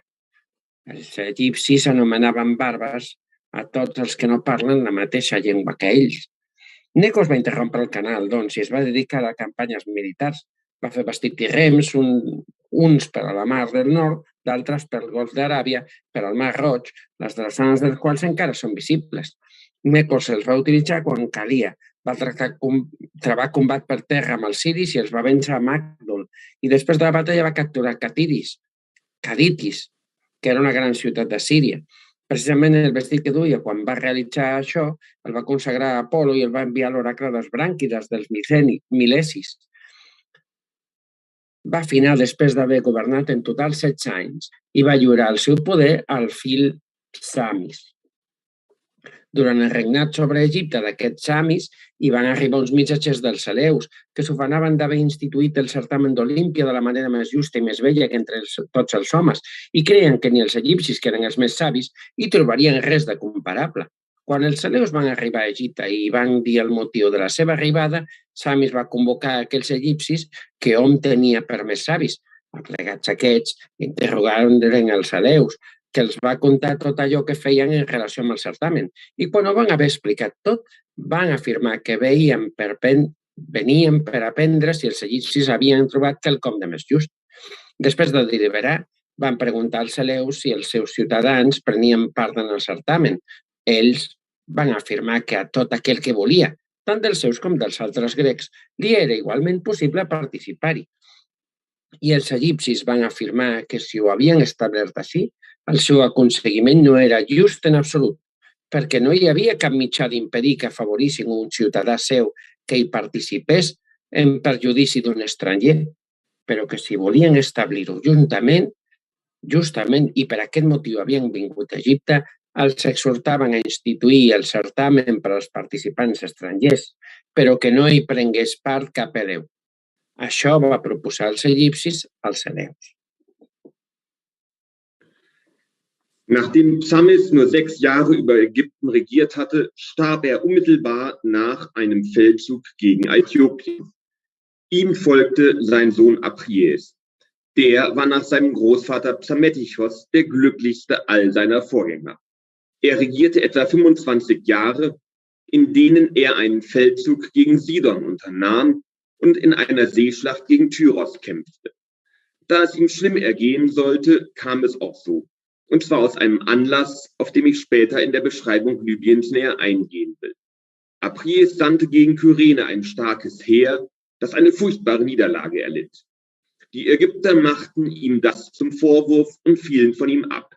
Denn sie meinten, Apries habe sie mit Absicht ins offene Verderben geschickt, dass sie umkämen und seine Herrschaft über die übrigen Ägypter umso sicherer sei. Darüber waren die Heimkehrer und die Freunde der Gefallenen empört und sagten sich ganz offen von ihm los. Als Apries dies erfuhr, schickte er Amasis zu ihnen, um ihnen in Güte zuzureden. Amasis ging zu den Aufrührern und suchte sie von ihrem Vorhaben abzubringen. Als er zu ihnen sprach, trat ein Ägypter hinter ihn, stülpte ihm einen Helm über und erklärte, er setze ihn den Helm auf, damit er ihr König sei. Das geschah durchaus nicht gegen den Willen des Amasis, wie er sofort durchblicken ließ. Von den abgefallenen Ägyptern nämlich zum König eingesetzt, rüstete er zu einem Heerzuge gegen Apries. Als dieser davon erfuhr, schickte er einen angesehenen Ägypter seiner Umgebung namens Prosopitis, dem Amasis, nach und trug ihm auf, diesen lebendig vor ihn zu bringen. Als Prosopitis kam und Amasis rief, hob dieser, er saß gerade zu Pferde, einen Schenkel, ließ einen Wind streichen und sagte, den möge er dem Apries bringen. Prosopitis hörte aber mit seiner Forderung nicht auf, Amasis solle der Einladung des Königs Folge leisten. Der aber antwortete, er rüstet ja schon lange dafür, Apries solle ihm nichts vorzurechnen haben. Bald werde er selbst da sein und noch andere mitbringen. Prosopitis verstand den Sinn dieser Worte wohl und kehrte eiligst zum König zurück, als er die Kriegsvorbereitungen sah, auf dass er möglichst schnell melde, was im Werke war. Als er zu Apries kam, ohne Amasis mitzubringen, ließ ihm dieser ohne alle Überlegung im Zorn Ohren und Nase abschneiden. Als die übrigen Ägypter, soweit sie noch seine Anhänger waren, sahen, dass der treueste von ihnen eine so schmähliche Behandlung hinnehmen musste, fielen sie ohne Zögern von ihm zu den anderen ab und ergaben sich Amasis. Als Apries auch dies erfuhr, sammelte er seine Hilfsvölker und zog gegen Ägypten. Er nahm 30.000 Mann von ihnen, Kara und Jonia zur Unterstützung mit sich. In der Stadt Sais besaß er einen großen und sehenswerten Palast. Also zog Apries mit seinen Leuten gegen Ägypten, Amasis mit den Seinen gegen die Fremden. Bei der Stadt Memphis trafen beide Heere aufeinander und wollten sich im Kampfe messen. Bei den Ägyptern gibt es 7 Kasten. Sie heißen Priester, Krieger, Rinderhirten, Schweinehirten, Handelsleute, Dolmetscher, Steuerleute. So viele Stände haben sie und ihre Bezeichnungen stammen von den Berufen. Ihre Krieger heißen Kalasirier und Hermotybier. Sie stammen nämlich aus diesen Gauen, denn ganz Ägypten ist in Gaue eingeteilt. Folgendes sind die Gaue der Hermotybier. Der von Busiris, Sais, Chemis, Papremis, die Insel mit Namen Prosopitis und die eine Hälfte von Nato. Das sind die Gaue der Hermotybier. Sie betrugen, als sie ihre höchste Zahl erreicht hatten, 160.000 Mann. Keiner von ihnen hat ein Handwerk gelernt. Sie widmen sich nur der Kriegskunst. Die Kalasirier wohnen in folgenden anderen Gauen. In der Gegend von Theben, von Bubastis, Astis, Tanis, Mendes, Enys, Atribis, Pharbatis, Tutis, Onufis, Anysis und Myekphoris. Der letztgenannte Gau liegt auf einer Insel gegenüber von Bubastis. Das sind also die Gaue der Kalasirier, die zur Zeit ihrer größten Stärke die Zahl von 250.000 Mann erreichten. Auch sie dürfen kein Handwerk treiben, sondern sind ausschließlich Krieger. Der Sohn erlernt diesen Beruf jeweils vom Vater. Ob die Griechen auch dies von den Ägyptern übernommen haben, kann ich nicht genau entscheiden. Ich sehe, dass auch bei den Thrakern, den Skythen, den Persern, den Lydern und fast allen Nicht-Griechen die Handwerker und ihre Nachkommen geringer geachtet werden als die übrigen Bürger. Wer von körperlicher Arbeit frei ist, gilt für edel, besonders wer sich der Kriegskunst widmet. Das haben sämtliche Griechenstämme übernommen, besonders die Spartaner. Am wenigsten verachten die Korinther die Handwerker. Als Privilegien gab es für sie allein von den Ägyptern außer den Priestern 12 auserlesene zinsfreie Äcker für jeden. Jedes Ackerstück misst 100 ägyptische Ellen im Quadrat. Die ägyptische Elle ist genauso lang wie die samische. So viel besaß also jeder an persönlichem Eigentum. Außerdem nutzten die Soldaten in abwechselnder Reihenfolge und niemals dieselben noch einmal folgende Einkünfte. Je 1000 Kalasirier und Hermotybier bildeten jährlich die Leibwache des Königs. Sie erhielten außer dem Ertrag ihrer Äcker noch täglich 5 Minen Brot, 2 Minen Ochsenfleisch und 4 Schoppen Wein. Das war die tägliche Zuteilung für die Leibwache. Als nun Apries mit den Söldnern und Amasis mit allen Ägyptern bei der Stadt Memphis zusammentrafen, kam es zur Schlacht. Die Söldner kämpften tapfer, befanden sich aber weit in der Minderzahl und wurden deshalb besiegt. Apries soll gemeint haben, nicht einmal ein Gott könne ihn vom Throne stoßen. Für so sicher gegründet hielt er seine Königsherrschaft. Jetzt aber wurde er im Kampf besiegt, gefangen nach Sais in seine alte Königsburg gebracht, die jetzt dem Amasis gehörte. Anfangs wurde er im Königspalast versorgt und Amasis kümmerte sich um ihn.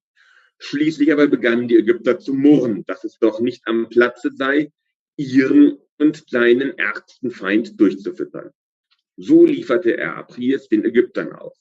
Sie erdrosselten ihn und begruben ihn in der Gruft seiner Väter. Diese Grabstätte liegt im Heiligtum der Athene, ganz nah am Tempelhaus vom Eingang aus links.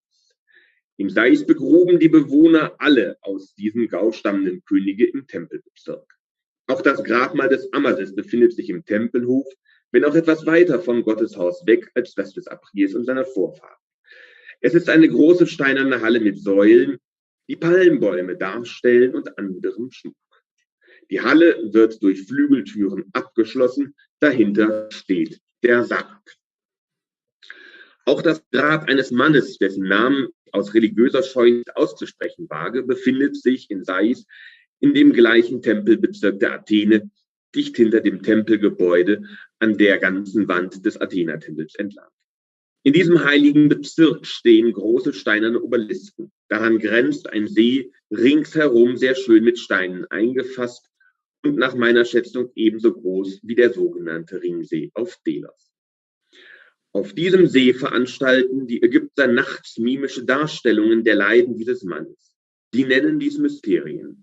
Doch darüber möchte ich lieber nicht reden, obwohl ich sogar Einzelheiten von den Schauspielern weiß. Auch über das Demeterfest, das die Griechen Thesmophorien nennen, will ich schweigen, außer über das, was man sagen darf. Die Töchter des Danaos brachten diese Weihe aus Ägypten herüber und lehrten sie die pelasgischen Frauen. Später, als die Bewohner der gesamten Peloponnes von den Dorern verdrängt wurden, ging das Fest wieder verloren. Nur die zurückgebliebenen Peloponnesier und die Arkader, die nicht auswanderten, behielten es bei.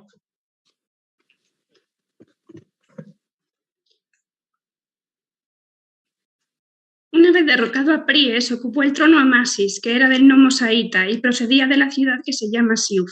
Pues bien, al principio los egipcios despreciaban a Amasis y no lo tenían en la menor estima, dado que anteriormente había sido un simple hombre del pueblo y procedía de una familia sin alcurnia.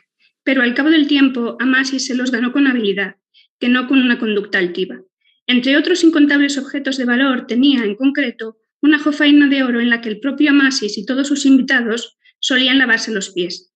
Mandó refundirla y hacer con ella una estatua de una divinidad que erigió en el lugar más adecuado de la ciudad. Y los egipcios acudían con frecuencia ante la estatua y la veneraban con fervor. Entonces Amasis, al saber lo que hacían sus ciudadanos, convocó a los egipcios y les reveló la verdad, diciéndoles que la estatua había sido antes una jofaina en la que los egipcios vomitaban, orinaban y se lavaban los pies. Sin embargo, en aquellos momentos la veneraban con fervor. En resumidas cuentas, terminó diciéndoles que él había corrido la misma suerte que la jofaina, pues si antes era un hombre del pueblo, en aquel entonces, sin embargo, era su rey. Y les instó a que le honraran y respetaran. De esta manera fue como se ganó a los egipcios, que se avinieron a ser sus súbditos. En la administración de los asuntos de Estado, por cierto, seguía el siguiente método. Muy de mañana, hasta la hora en que la plaza está muy concurrida, despachaba con toda atención los asuntos que se le presentaban. Pero a partir de esa hora se dedicaba a beber, a gastar bromas a sus convidados y a mostrarse frívolo y chistoso. Disgustados por esta actitud, sus amigos solían reprenderle, hablándole así: «Majestad, no te estás comportando correctamente al entregarte a tan ordinaria conducta, ya que deberías sentarte majestuosamente en un majestuoso trono y estar todo el día despachando los asuntos de Estado. Así los egipcios sabrían que están regidos por un gran hombre y tú tendrías mejor reputación, porque lo que haces ahora no es propio de un rey». Pero él le respondía en los siguientes términos: «Quienes poseen un arco lo montan cuando necesitan utilizarlo, pero después de haberlo empleado lo desarman, ya que si estuviera montado permanentemente, como es natural, se rompería, de manera que no podrían utilizarlo en caso necesario. Pues bien, así es también la condición del hombre. Si quisiera estar siempre intensamente ocupado, sin entregarse en ocasiones a la diversión, sin darse cuenta se volvería loco o como mínimo imbécil. Yo lo sé y por eso dedico a cada cosa su momento». Esto fue lo que respondió a sus amigos. También se cuenta que Amasis, ya cuando era un simple particular, era muy aficionado a la bebida y a las bromas, y una persona poco emprendedora. Así, siempre que por entregarse a la bebida y a la buena vida se veía falta de recursos, solía ir robando por todas partes. Y quienes pretendían que él tenía en su poder sus bienes, cuando Amasis lo negaba, por lo general lo llevaban ante el oráculo de sus respectivas regiones. Pues bien, en muchas ocasiones los oráculos lo condenaron, pero también en muchas otras lo absolvieron. Y cuando ocupó el trono hizo lo siguiente. No se preocupó de los santuarios de todos aquellos dioses que lo habían eximido del cargo de ladrón. No dio nada para sus restauraciones ni acudía a ellos a ofrecer sacrificios, en la convicción de que no eran merecedores de nada y tenían falsos oráculos. En cambio, tuvo las mayores atenciones con todos aquellos que lo habían condenado por ladrón, considerando que eran verdaderos dioses y pronunciaban oráculos veraces.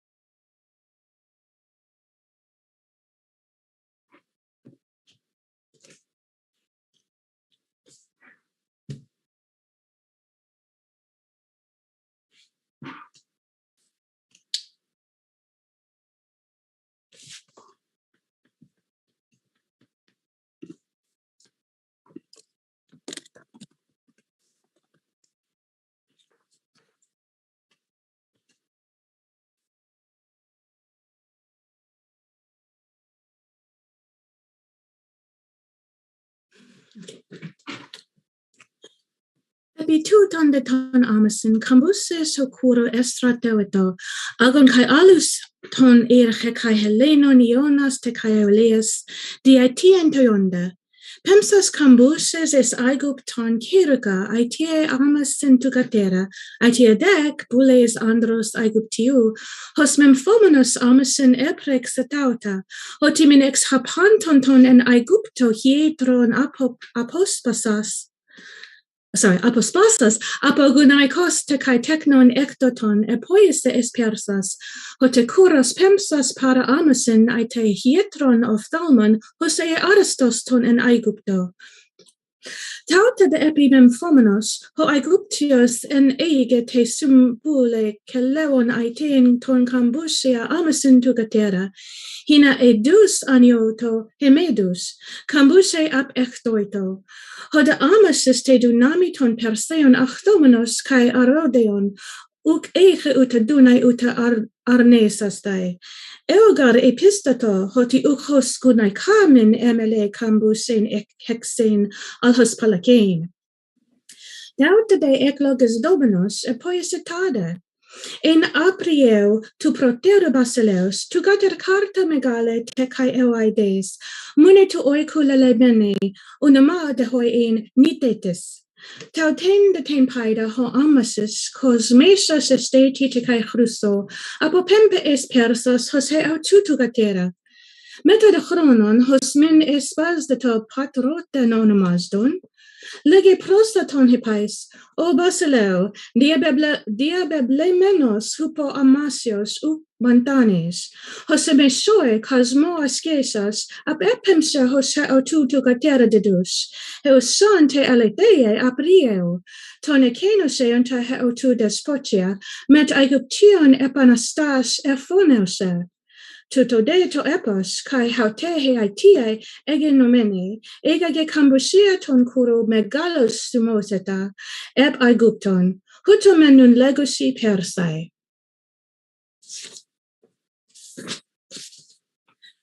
Aiguptioi de oikun tai cambusia, faminoimen ectautes tes detes aprieo tugatros genestai. Kurongar einai ton pemsanta para amasin epiten tugatera, alu cambusia, legontes de tauta uk orhos legusi, umen uda lelete autus, egartines kai aloi, ta perseo nomima epistea tai kai aiguptioi, hoti protomen nothon us nomos esti basileusai, gnesio pariontos, autista hoti casandanes, tes farnaspeo tugatros, in pais cambuses, andros achai menidio, al uk ectes aigupties, ala paratrepusi ton logon prospeomenoi te kuro oikiai sungenes einai, kai tautamen hoda eche. Legetai de kai hoda logos, emoimen upitanos, hos ton persidon gunaikon es el tusatis, paratas kuro gunaikas, hos edete casandane par estel ta tekna eoidea te kai megala, poloi echrato to ep aino, hup ertho mazdusa, he de casandane, eosatu kuro gune, epetada. Toyondamentoi eme paidon metero eusan, kuro en atime eche, tenda ap aiguptio ep ikteton en time titetai. Temen achtomenon teine teiti pentauta, ton de hoi paidon ton pros buteron pen cambusea, toi gartoiometer, epean ego geno mai aner, aiguptu tamen ano kato teso, ta de kato ano. Tauta epenato hetea hos deca kuge gonota, kai tas gunaikos en tomati genestai, ton de diamne menuta uto de, epete androthe kai esca ten basileien, poesas da ten ep aiguptan stratieien.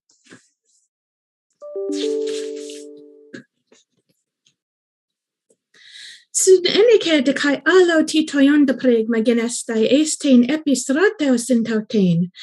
Ein ton epikuron amasios anergenos men halicarnaseos, onoma de hoifanes, kai gnomen hikanos kai ta polemica alchimos.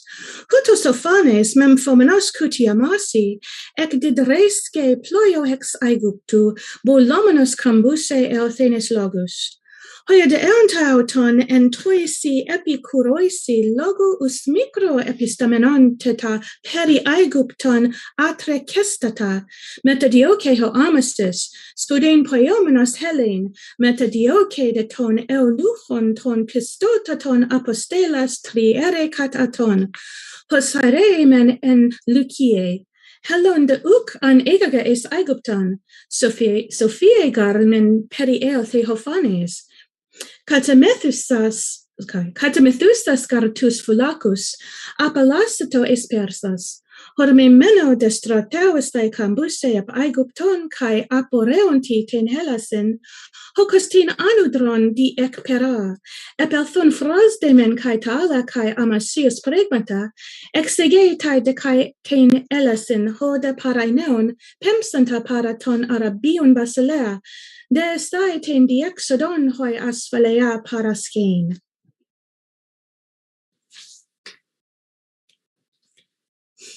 Moneda tau te esi faderai espolai es aigupton. Abogar fornices, mechri uron ton cadutios polios, esti suron ton palestinon caleomenon. Apoda cadutios, euses polios hosumoidoke, sardion uc pole elasonos, apoteutais ta emporia ta epitalases, mechri enus polios, esti tu arabiu, apodi enus su autis suron, mechri serbonidos limnes, parhein de to casion oros tene estalasan. Abo de serbonidos limnes, en te de logos ton tufo kek ruftai, abo tautes de aiguptos. To de metaxu ienus polios, kai casio de oreos, kai te serbonidos limnes, eon tuto uc olegon chorion, ala hoston te epitres semerosodon, anudron este de nos. Todo ligai ton est aiguptan nautelomenon ennen Caucasus, ennenocasi, tuto homai phrason. Est aigupton ecte zelados pases, kai pros ec phonicis ceramos es agatai pleres oinu, distu etos hecastu, kai hen caramion oineron arithmo kenon uc esti hos logoi apena destai. Cudeta epoitis an, tauta anai smutai. Ego kai tuto fraso. De ton men demarchon, hecaston ectes heautupolios sun lexata, pantato ceramon agines memphin, tus dec memphios est tauta de ta anudra, te suries comisden, plesantas hudatos. Huto ho epiphoiteon ceramos men ex aereomenos en Aigupto epiton palaion comisdetai es surien. Huto menun persae esi hotein espolein tautein parascauasantes des Aigupton, cata de ta aeremena saxantes hudati, epetetachista par eleban Aigupton, tote deuk eontos co hudatos hetoimu, cambuses putomonos tu halicarnaseos xenu, pemsos para ton arabion angelus, cae deithes tes asphaleas etuche, pistis dus te cae dexamenos par autu.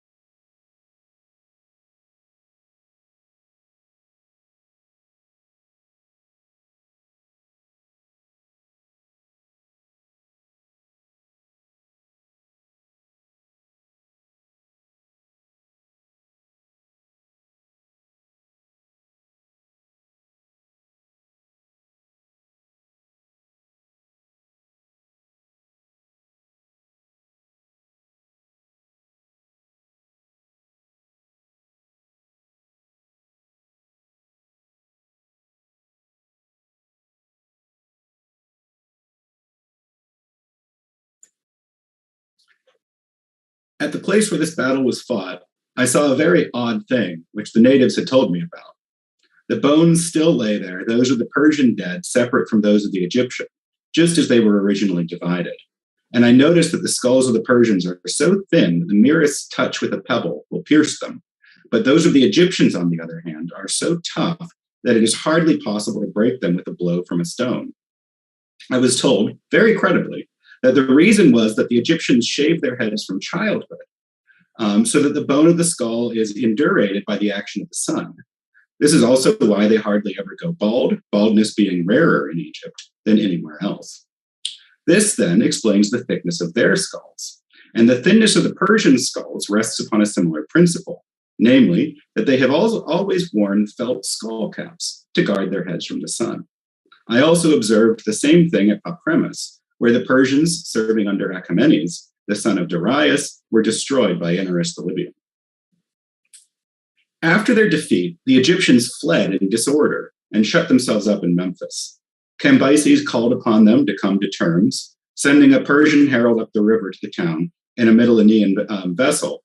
But directly, they saw the ship coming into the town. They rushed out in a body, smashed up the ship, tore everyone on board limb from limb, and carried the bits back inside the walls. They then stood a siege, but after a time surrendered. The neighboring Libyans were alarmed by the fate of Egypt and gave themselves up without a blow, agreeing to pay tribute and sending presents. A similar fear caused the people of Cyrene and Barca to follow their example. Cambyses graciously accepted what the Libyans sent him. The offering from Cyrene, on the contrary, he treated with contempt. I suppose he objected to the smallness of the amount. It was only 500 minae of silver, Anyway, he snatched the money into his own hands and flung it to his men. 10 days passed, and Cambyses, wishing to see what stuff the Egyptian king Simonides was made of, he had been but 6 months on the throne, forced him with other Egyptians to witness from a seat in the city suburbs a spectacle deliberately devised to humiliate him. First, he had his daughter dressed like a slave and sent out with a pitcher to fetch water, accompanied by other young girls similarly dressed and chosen from noble families. The girls cried bitterly as they passed the place where their fathers sat watching them. And the fathers in their turns, all but Simonides himself, wept and lamented no less bitterly at the sight of such an insult to their children. Simonides, however, after a single glance of recognition, bent to the ground in silence. The girls with their pitchers passed on, and then came the king's son with 2,000 others of the same age, their mouths bridled and a rope around their necks, on their way to execution for the murder of the Mityleneans at Memphis and the destruction of the ship. For the sentence of the royal judges had been that for each man 10 Egyptian noblemen should die. Simonides watched them pass and knew that his son was going to his death. But though the other Egyptians who were sitting near him continued to weep and to show every sign of distress, he did just what he had done before at the sight of his daughter. So the young men too passed on. And then there chanced to walk by the place where Simonides, son of Amasis, sat with the others in the city suburbs. An old man who had once been the king's friend and had dined at his table, but had been stripped of his fortune and was now nothing more than a beggar trying to get what he could from the soldiers. At the sight of him, Simonides burst into tears and called him by name, beat his head in distress. Guards were standing near, whose duty it was to report to Cambyses exactly how Simonides behaved as each of the processions went by, and Cambyses was so much surprised at what he heard that he sent a messenger to Simonides to ask how he could behave as he did. Your master Cambyses, the messenger said, asks why it is that you made no sound and shed no tear when you saw your daughter insulted and your son going to his death, yet honored with those signs of grief a beggar who, he understands, is not even related to you. Son of Cyrus, was the answer, my own suffering was too great for tears, but I could not but weep for the trouble of a friend who has lost great wealth and been reduced to beggary on the threshold of old age. When this answer was reported, it was recognized as just, and the Egyptians relate that Croesus, who, as it happened, had accompanied Cambyses in the expedition against Egypt, wept when he heard it, as did the Persians who were present, and that even Cambyses felt a touch of pity. For he at once gave orders that Simonides' son should be reprieved from the sentence of death, and that Simonides himself should be brought before him from the place where he sat in the city suburbs. The messengers were too late to save the young man, for he had been the first to be killed. But they brought Simonides to Cambyses, at whose court he lived from that time onward. Here he was well treated, and indeed, if he had only had the sense to keep out of mischief, he might have recovered Egypt and ruled it as governor. For the Persians are in the habit of treating the sons of kings with honor, and even of restoring to their sons the thrones of those who have rebelled against them. There are many instances from which one may infer that this sort of generosity is usual in Persia. One obvious one is the case of Phanerus, the son of Inarus the Libyan, who was allowed to succeed his father. Cyrus, the son of Amyrtaeus, is another example. To him, too, his father's kingdom was restored, and all this in spite of the fact that nobody ever caused the Persians more trouble and loss than Inarus and Amyrtaeus. Simonides, however, did not refrain from stirring up trouble and was properly paid for it. He was caught trying to raise a revolt among the Egyptians, and as soon as his guilt was known by Cambyses, he drank bull's blood and died on the spot. And that was the end of Simonides. Cambyses now left Memphis and went on to Sais, fully resolved on what he would do when he got there. This intention he at once carried out, for no sooner had he entered the palace of Amasis than he gave orders for his body to be taken from the tomb where it lay. This done, he proceeded to have it treated with every possible indignity, such as lashing with whips, pricking with goads, and the plucking of its hairs. All this was done till the executioners were weary, and at last, as the corpse had been embalmed, would not fall to pieces under the blows, Cambyses ordered it to be burnt. This was a wicked thing to do because the Persians believed that fire is a god and never burn their dead. Indeed, such a practice is unheard of either amongst them or the Egyptians. In the former case, for the reason I mentioned, and because the Persians think it is wrong to give a man's dead body to a god. In the latter, because the Egyptians believe fire to be a living creature which devours whatever it gets, and when it has eaten enough, dies with the food it feeds on. It is wholly contrary to Egyptian custom to allow dead bodies to be eaten by animals. That is why they embalm them, to prevent them from being eaten in the grave by worms. Cambyses, therefore, in giving this order, was running counter to the religious belief of both nations. The Egyptians have a story that it was not Amasis at all whose body received this treatment. It was another man's, of about the same stature, but the Persians thought it was the king's when they committed the outrage upon it. For Amasis, according to the story, had learnt from an oracle of the fate which threatened him after his death, and in order to avert it, buried close to the doors, just within his tomb, the body of this man who was lashed with the Persian whips. But his own body he instructed his son to place in the furthest possible recess of the burial chamber. I do not myself believe that Amasis ever gave these orders at all. It's just a tale the Egyptians tell to save face.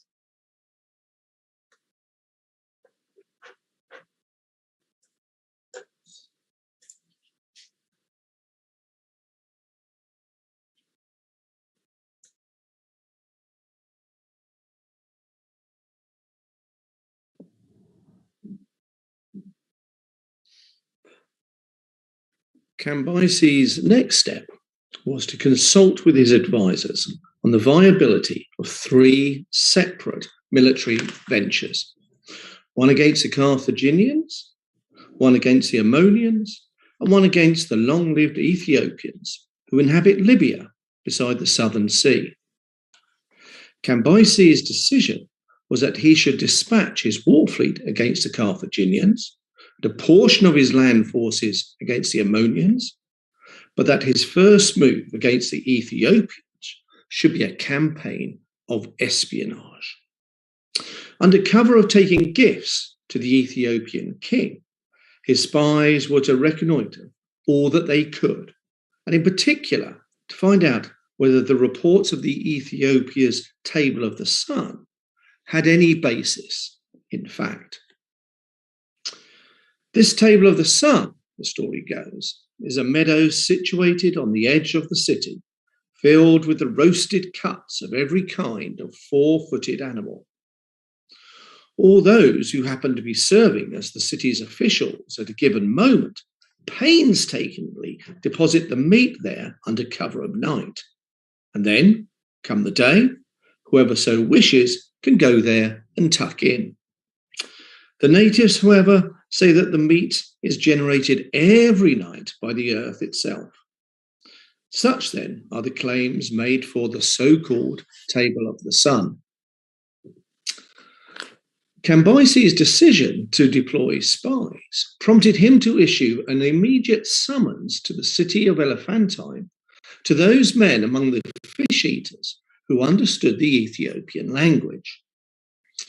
His messengers went off to fetch them, and in the meantime, Cambyses gave orders that all those in his war fleet should set sail against Carthage. The Phoenicians, however, refused to do so. They declared themselves bound by the most solemn oaths, and that it would be the height of impiety for them to launch an assault against their own offspring. This reluctance of the Phoenicians to take part left the rest of the fleet quite inadequate to the task. So it was that the Carthaginians escaped being enslaved by the Persians. Cambyses, you see, did not feel himself justified in bringing force to bear on the Phoenicians, since they had freely submitted to the Persians, and because his entire war fleet was dependent upon them. The Cypriots had similarly submitted to the Persians of their own accord and joined the expedition against Egypt. Once the fish-eaters had arrived from Elephantine and come into the presence of Cambyses, he dispatched them to the Ethiopians, complete with instructions as to what they were to say, and a whole load of gifts: a purple robe, a necklace of twisted gold, bracelets, an alabaster box of myrrh, and a jar of palm wine. It is said that these Ethiopians to whom Cambyses was sending his messengers are the tallest, most handsome men in the world. Their customs are reported to be very different from those of other peoples, and none more so than the one which determines who becomes their king. The man in their city who is judged to be the tallest and strongest in proportion to his height, that is the man who is reckoned worthy of the throne. These then were the people visited by the fish eaters, who duly handed over their gifts to the king and said, Cambyses, the king of the Persians, desirous as he is of tying the knot of friendship and mutual hospitality with you, has sent us with orders to come here for talks and to make you a gift of these things in which he himself takes most delight. But the Ethiopian could tell that they were spies and told them so. You are nothing but liars, come here to spy on my realm. As for these gifts that you have been sent by the Persian king to bring me, they suggest no great desire on his part to establish links of friendship with me, but rather that he has no sense of what is right. How otherwise to explain this longing of his for lands that are not his own, and his hauling into slavery peoples that never did him any wrong? You are to give him this bow and repeat these words to him. From the king of the Ethiopians to the king of the Persians, some advice. Only when the Persians can readily draw bows of an equal size should he think to lead an army against the long-lived Ethiopians. And even then, he should be sure to outnumber us. Meanwhile, let him feel proper gratitude to the gods that they have never turned the minds of the sons of Ethiopia to the thoughts of adding other lands to their own. And with these words, he unstrung the bow and handed it over to his visitors. Then he took the purple robe and asked them what it was and how it had been made. The fish eaters gave him a truthful account of the purple fish and the dyeing process, but the king only told the men that they were as deceitful as their garments. His second question was about the twisted gold necklace and the bracelets.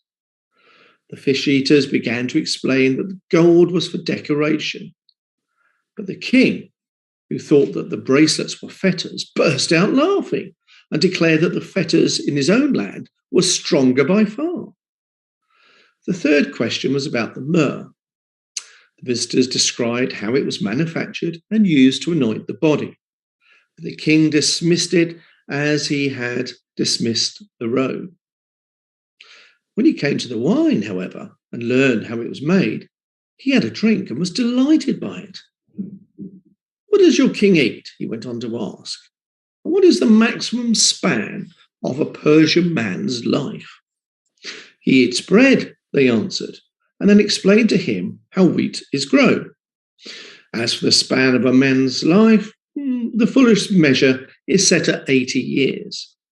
To this, however, the king declared, I do not wonder that your lives should be so short when all you eat is dung. Indeed, you would not even be able to stay alive for as long as you do, were it not for the restorative powers of this drink. And so saying, he indicated the wine to the fish eaters. For only in this do the Persians leave us trailing. Then it was the turn of the fish eaters to ask the king how long his own people lived and what kinds of things they ate. The majority, he answered, lived to be 120, and some living even longer than that. As for our diet, we boil meat and drink milk. When the spies expressed astonishment at the number of years, the king led them to a spring from which there came a scent like that of violets. And when the spies washed themselves in it, the water left them with a sheen, as though it had been olive oil. So delicate was this spring water, the spies reported, that nothing could float on its surface. Wood, and even things lighter than wood, just sank to the bottom. Certainly, if the reports of this water are true, and assuming that the Ethiopians use it for everything, then it would explain their longevity. From the spring, the spies were led to a dungeon full of men, where everyone was shackled with fetters of gold. This because, among the Ethiopians, it is bronze that ranks as the rarest and most precious of metals. Then, once they had seen the dungeon, they also saw the so-called Table of the Sun. After this, and last of all, they saw the Ethiopians' coffins, which are said to be made of a translucent material. What the Ethiopians do with a corpse is to dry it out, either after the Egyptian manner or in some other way, and smear it all over with plaster and adorn it with paint, so as to render it as lifelike as possible.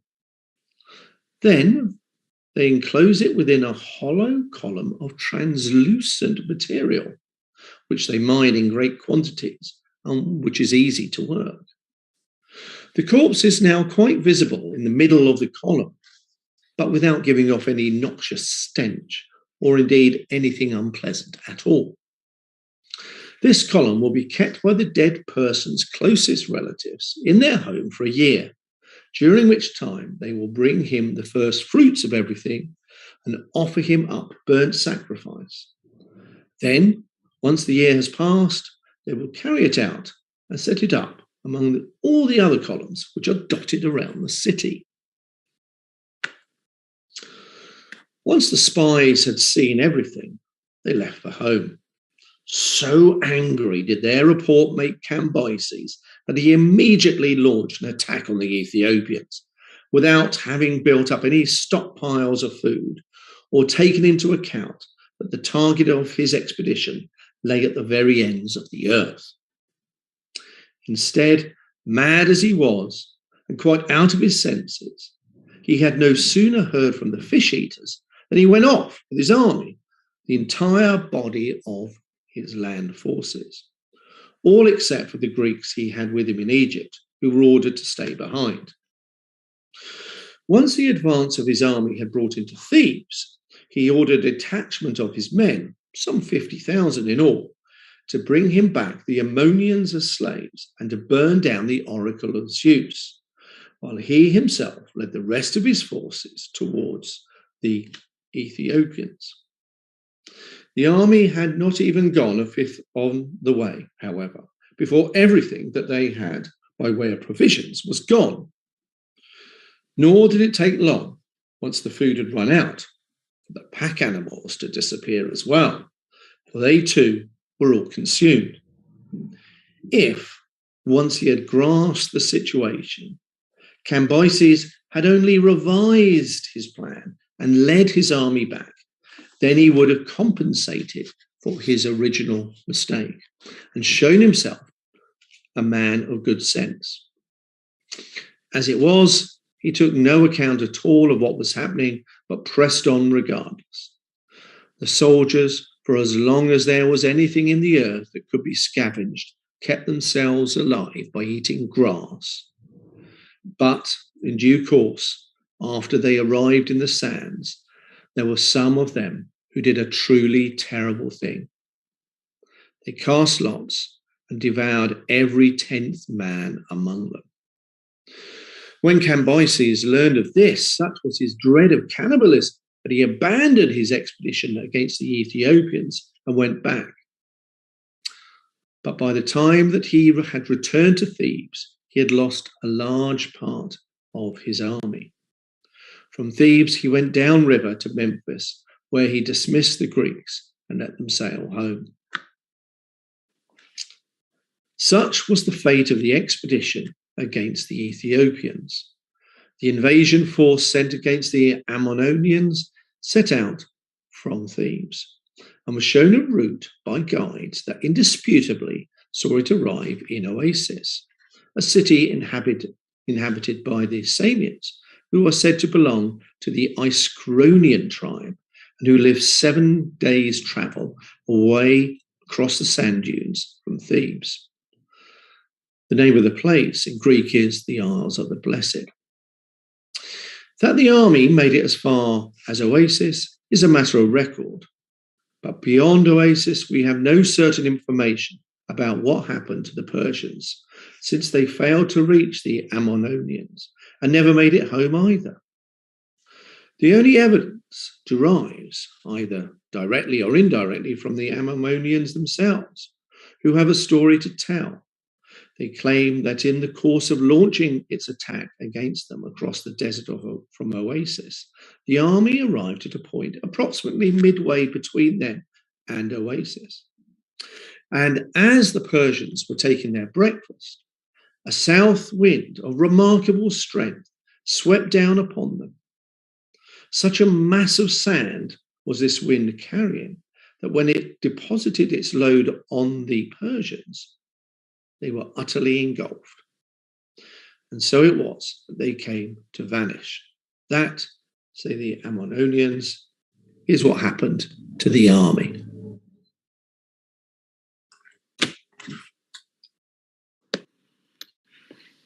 Apigmenu de Cambuseo es Memphin ephane Aegyptioisi ho apis, tu Helines epaphon calueusi. Epiphanios de tuton geromenu autica hoi Egyptioi hemata ephorion ta calista kai eson en thaliesi. Idon de tatatus Egyptius poeu antos ho Cambyses. Pancus feas catadoxas heautu kakos prexantos car mosuno tauta poeen. Ecala tus epitropus tis Memphios, apicomenus de opsin erito hoti proteron men eontos autu in Memphi epoiu un toiuton uden Egyptioi, tote de epe autos peree ti straties plethos ti apobalon. Oide ephraxon hos sphitheos phanes diachronu polu eothos epiphanesthai, kai hos epean phane tote pandes Egyptioi gecarikotes hortazoien. Tauta acusas ho Cambyses efe pseudesthai spheas ke hos pseudomenus thanato esimiu. Having put them to death, Cambyses next summoned the priests before him. When they gave him the same account, he said that if a tame god had come to the Egyptians, he would know it, and with no more words he bade the priests to bring an Apis bull. So they went to seek and bring him. This Apis bull, or Epaphos, is a calf born of a cow that can never conceive again. By what the Egyptians say, the cow is made pregnant by a light from heaven, and thereafter gives birth to Apis. The marks of this calf, called Apis, are these. He is black and has on his forehead a 3-cornered white spot, and the likeness of an eagle on his back, and the hairs of the tail are double, and there is a knot under his tongue. When the priests led Apis in, Cambyses, for he was well-nigh mad, drew his dagger and made to stab the calf in the belly, but smote the thigh. And then laughing, he said to the priests, "Wretched wights, are these your gods, creatures of flesh and blood that can feel weapons of iron? That is a god worthy of the Egyptians. But for you shall suffer for making me your laughingstock." So saying, he bade those whose business it was to scourge the priests as well, and to kill any other Egyptian whom they found holiday making for the Apis bull. So the Egyptian festival was ended, and the priests were punished, and the Apis bull lay in the temple and died of the blow on the thigh. And when he was dead of the wound, the priests buried him without Cambyses' knowledge. By reason of this wrongful deed, as the Egyptians say, Cambyses' former want of sense turned straightway to madness. His first evil act was to make away with his full brother Smerdis, whom he had sent away from Egypt to Persia out of jealousy, because Smerdis alone could draw the bow brought from the Ethiopians by the fish-eaters as far as 2 finger breadths, but no other Persian could draw the bow. Smerdis having gone to Persia, Cambyses saw in a dream a vision whereby it seemed to him that a messenger came from Persia, and told him that Smerdis had sat on the royal throne with his head reaching up to heaven. Fearing, therefore, for himself, lest his brother might slay him and so be king, he sent to Persia Prexaspes, the trustiest of his Persians, to kill Smerdis. Praxaspes went up to Susa, and some say that he took Smerdis out hunting, and others say that he brought him to the Red Sea and there drowned him. This, they say, was the first of Cambyses' evil acts. Next, he made away with his full sister, who had come with him to Egypt and whom he had taken to wife. He married her this way, for before this it had by no means been customary for Persians to ever marry their sisters. Cambyses was enamored of one of his sisters and presently desired to take her to wife. But his attention being contrary to usage, he summoned the royal judges and inquired whether there were any law-suffering one that so desired to marry his sister. These royal judges are men chosen out from the Persians to be so till they die or are detected in some injustice, and it is they who decide suits in Persia and interpret the laws of the land. All matters are referred to them. These then replied to Cambyses with an answer which was both just and safe, namely, that they could find no law giving a brother power to marry his sister, but that they had also found a law whereby the king of Persia might do whatsoever he wished. Thus they broke not the law for fear of Cambyses, and to save themselves from death for maintaining it, they found another law to justify one that desired marrying sisters. So for the nonce, Cambyses married her of whom he was so enamored, and yet presently he took another sister to wife, and it was the younger of these sisters who had come with him to Egypt and whom he now killed. There are two tales of her death, as of the death of Smerdis. The Greeks say that Cambyses had set a puppy to fight a lion's cub, with this woman too looking on, and the puppy, being worsted another puppy, its brother broke its leash and came to help, whereby the two dogs together got the better of the lion cub. And Cambyses, they say, was pleased with the sight, but the woman wept as she sat by, and Cambyses perceived it, and asking why she wept, she said she had wept when she saw the puppy help its brother, for thinking of Smerdis and how there was none to avenge him. For saying this, according to the Greek story, Cambyses put her to death. But the Egyptian tale is that as the two sat at the table, the woman took a lettuce and plucked off the lettuce leaves, and then asked her husband whether he liked the look of it, with or without the leaves. With the leaves, said he, whereupon she answered, and yet you have stripped Cyrus's house as bare as this lettuce of leaves. And angered at this, they say he leapt upon her, and she being great with child, she miscarried and died of the hurt that he gave her. Such were Cambyses' mad acts to his own household, whether they were done because of the Apis bull or grew from some of the many troubles that are wont to beset men. For indeed he is said to have been afflicted from his birth with that grievous disease which some call the sacred disease. And it is no unlikely thing, then, that when his body was grievously afflicted, his mind too should be diseased. I will now tell of his mad dealings with the rest of Persia. He said, as they report, to Praxaspes, whom he held in especial honor, who brought him all his messages, whose son held the very honorable office of Cambyses' cupbearer. Thus, I say, he spoke to Praxaspes, what manner of man, Praxaspes, do the Persians think me to be, and how speak they of me? Sire, said Praxaspes, for all else they greatly praise you, but they say that you love wine too well. So he reported of the Persians, and the king angrily replied to him, if the Persians now say that 'tis my fondness for wine that drives me to frenzy and madness, then it would seem that their former saying also was a lie. For it is said that before this, certain Persians and Croesus, sitting with him, Cambyses had asked what manner of man they thought him to be in comparison with Cyrus the Great, his father, and they answered that Cambyses was the better man, for he had all of Cyrus's possessions and had won besides Egypt and the sea. And so said the Persians. But Croesus, who was present and was ill satisfied with their judgment, thus spoke to Cambyses and said, to my thinking, son of Cyrus, you are not like your father, for you have as yet no son such as he left after him in you. And this pleased Cambyses, and he praised Croesus's judgment. Remembering this then, he said to Praxaspes in his anger, judge you then if the Persians speak truth, or rather are themselves out of their minds when they speak so of me. Yonder stands your son in the porch. Now if I shoot him and pierce his heart, that will prove the Persians to be wrong. And if I miss, then say that they are right, and I am out of my senses. And so saying, he strung his bow and he hit the boy, and then he asked them to open up the fallen body and examine the wound, and the arrow was found to go straight through the heart. And so Cambyses laughed in great glee, and said to the boy's father, it is plain, Praxaspes, that I am in my right mind, and the Persians are mad. Now tell me, what man in the world saw you that ever shot so true to it is said, replied, for he saw that Cambyses was mad, and he feared for his own life, Master, I think that not even the god himself could shoot so true. And thus did Cambyses then.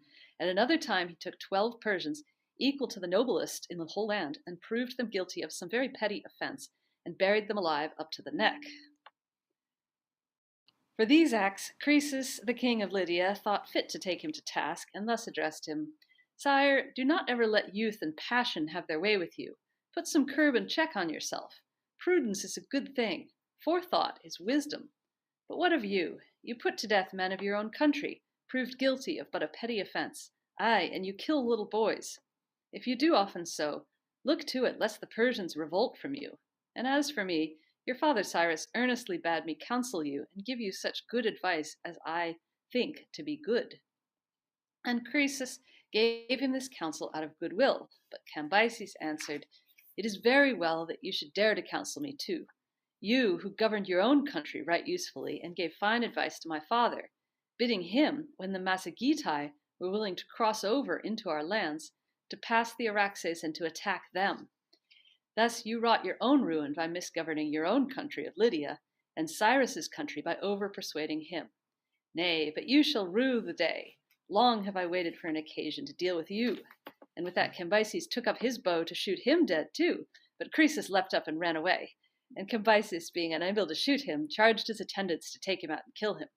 But the attendants, knowing Cambyses' mood, hid the king Croesus, being minded, if Cambyses should repent and seek for Croesus, to reveal him and to receive gifts for saving his life, but if he should not repent nor wish Croesus back, then to kill the Lydian later. Not long after this, Cambyses did wish Croesus back, perceiving which the attendants told him that Croesus was alive still. And Cambyses said that he too was glad of it, but that they who had saved Croesus alive should not go scot-free, but be killed, and this was done. Many such mad deeds did Cambyses do to the Persians and his allies, and he lived at Memphis, and there he opened up the ancient coffins and even examined the dead bodies. And he entered also the temple of Hephaestus and made mockery of the image there. Now this image of Hephaestus is most like to the Phoenician petaiki, which the Phoenicians carry on the prows of their triremes. And I will describe it for the man who has not seen these figures. It looks like a dwarf. And also he entered into the temple of the Kabiri, into which none may enter save the priest. And the images there he even burned with bitter mockery. And these also are like the images of Hephaestus, and they are said to be his sons. And I hold it then in every way proved true that Cambyses was very mad, else he would never have set himself to deride religion or custom, nomos. For if it were proposed to all nations to choose which seem best of all customs, each, after examination made, would place its own first, so well is each persuaded that its own customs are by far the best. And it is not therefore to be supposed that any, save a madman, would turn such things to ridicule. And I will give this one proof among many from which it may be inferred that all people hold this belief about their own customs, nomoi. When Darius was king, he summoned the Greeks who were with him and asked what price would persuade them to eat their fathers' dead bodies. And they answered that there was no price for which they would do it. And then he summoned those Indians who are called the Calatii, who eat their parents, and asked them, with the Greeks being present and understanding by an interpreter what was said, what would make them willing to burn their own fathers at death. And the Indians cried aloud that he should not speak of so horrid an act, which is common among the Greeks. So firmly rooted are all these beliefs, and it is, I think, rightly said in a poem of Pindar, Poiese nomon pandon basileia thesos. That is, custom is king.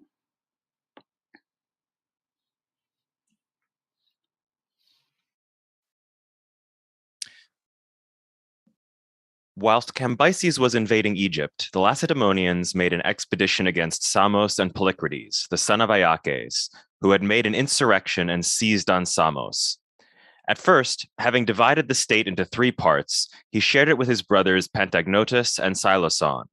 But afterwards, having put one of them to death and expelled Siloson the younger, he held the whole of Samos. And holding it, he made a treaty of friendship with Amasis, king of Egypt, sending presents and receiving others from him in return. In a very short time, the power of Polycrates increased and was noised abroad throughout Ionia and the rest of Greece. For wherever he turned his arms, everything turned out prosperously. He had 150 oared galleys and 1,000 archers, and he plundered all without distinction. For he said that he gratified a friend more by restoring what he had seized than by taking nothing at all. He accordingly took many of the islands and many cities on the continent. He moreover overcame in a sea fight and took prisoners the Lesbians, who came to assist the Milesians with all their forces. These, being put in chains, dug the whole trench that surrounds the walls of Samos. Somehow, the exceeding good fortune of Polycrates did not escape the notice of Amasis, but was the cause of uneasiness in him. And when his successes continued to increase, having written a letter in the following terms, he dispatched it to Samos. Amasis to Polycrates says thus: "It is pleasant to hear of the successes of a friend and ally, but your too great good fortune does not please me, knowing, as I do, that the divinity is jealous. As for me, I would rather choose that both I and those for whom I am solicitous should be partly successful in our undertakings, and partly suffer reverses, and so pass life meeting with vicissitudes of fortune, than being prosperous in all things. For I cannot remember that I ever heard of any man who, having been constantly successful, did not at last utterly perish. Be advised, therefore, by me, and act thus with regard to your good fortune. Having considered what you can find that you value most, and the loss of which would most pain your soul, this so cast away that it may never more be seen of man. And if after this successes are not mingled interchangeably with reverses, again have recourse to the remedy that I have suggested." Polycrates, having read this letter, and conceived that Amasis had given him good advice, inquired of himself by the loss of which of his valuables he should most afflict his soul. And on inquiry, he discovered the following.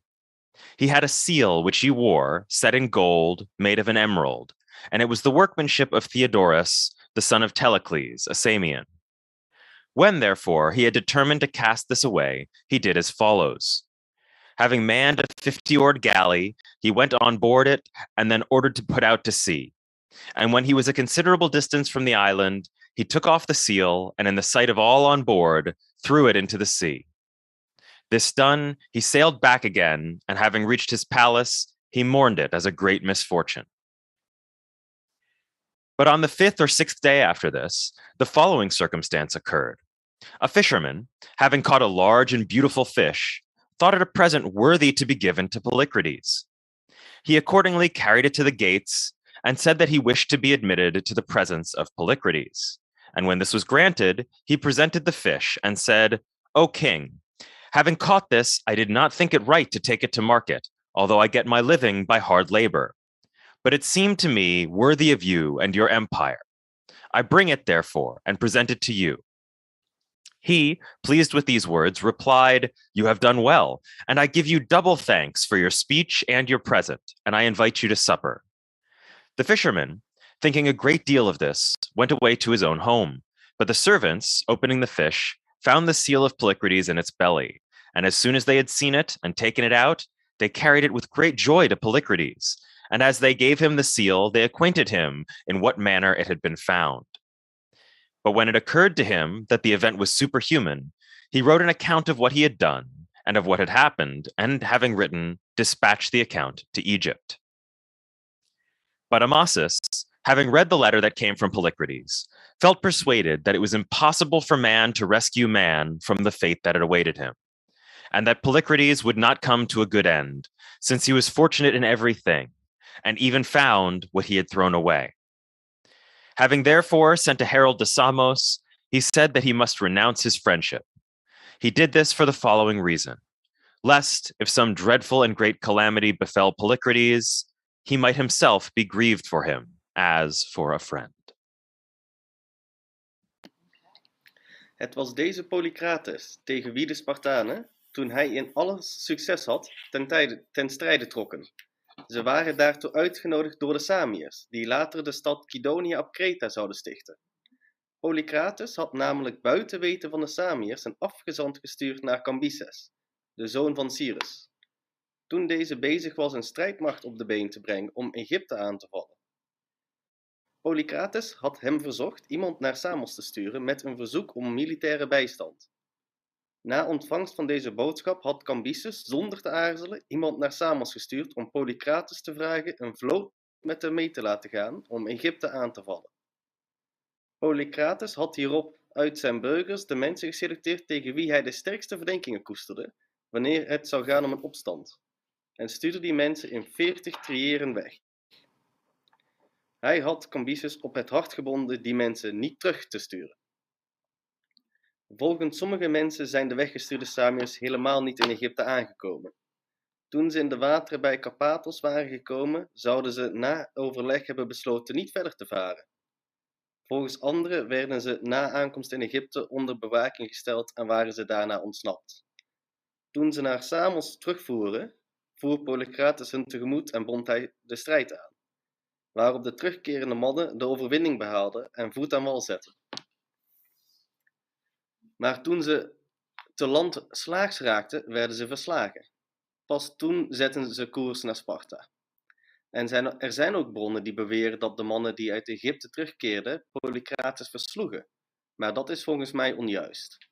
Ze hadden de hulp van de Spartanen niet hoeven inroepen als ze zelf inderdaad sterk genoeg waren geweest om Polycrates te verdrijven. Bovendien is het volkomen onaannemelijk dat de man die kon beschikken over huurlingen en een groot aantal eigen boogschutters, door dat kleine aantal teruggekeerde Samiërs zou zijn verslagen. De vrouwen en kinderen van de burgers die nog in zijn macht waren, liet Polycrates opsluiten in de dokken.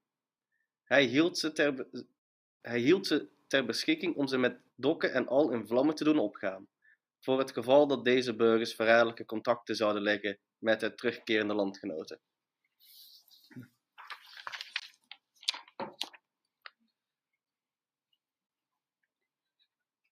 This, then, was the man, still in the enjoyment of unbroken success, with whom the Lacedaemonians were at war, having been called in by the Samians, who afterwards founded Cydonia in Crete. For Philocrates, at this time when Cambyses, the son of Cyrus, was raising the force of his Egyptian expedition, had secretly sent him a request to apply to Samos for a contingent of troops to join him, and Cambyses had gladly complied, sending to the island to ask Philocrates to contribute a naval force for the coming campaign against Egypt. Philocrates thereupon manned 40 triremes with carefully selected crews, every man of which he had a particular reason to suspect of disloyalty to himself, and sent them off with instructions to Cambyses never to allow them to return to Samos. According to one account, these people never arrived in Egypt, but having got as far as Carpathos, talked things over and decided not to continue on their voyage. According to another, they did reach Egypt, where they were put under guard and later escaped and sailed back to Samos. Off the island, Philocrates met them and with his own fleet, and a battle was fought in which they were victorious. After their success, they landed on the island, but the fight which then ensued went against them, and they finally took to their ships again and sailed to Lacedaemon. There are some who maintain that these men who came back from Egypt actually defeated Philocrates. I think, however, that this is unlikely to be true, because if they were strong enough to have dealt with Philocrates unaided, there would have been no reason for them to call on the Lacedaemonians for assistance. Moreover, it is unreasonable to suppose that a man with so large a paid army and force of native bowmen could be defeated by the exiled Samians, who were but few in number.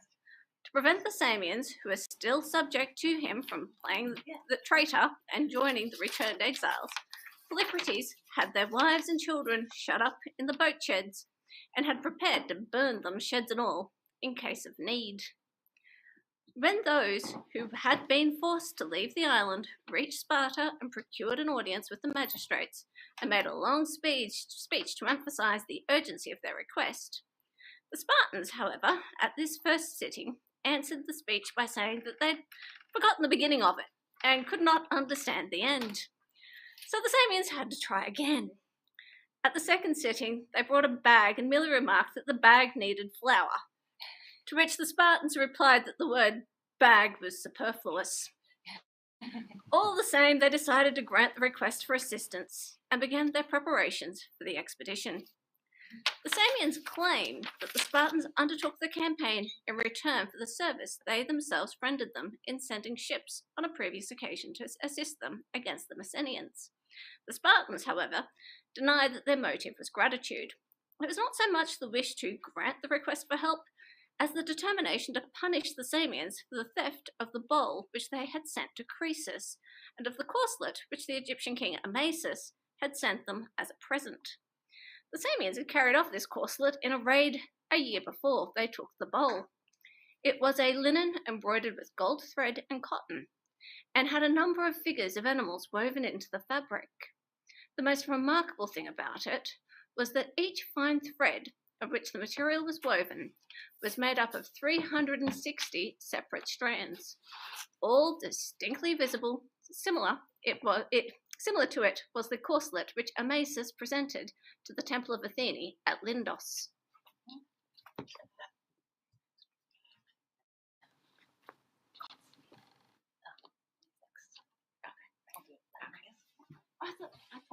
You did it. Okay.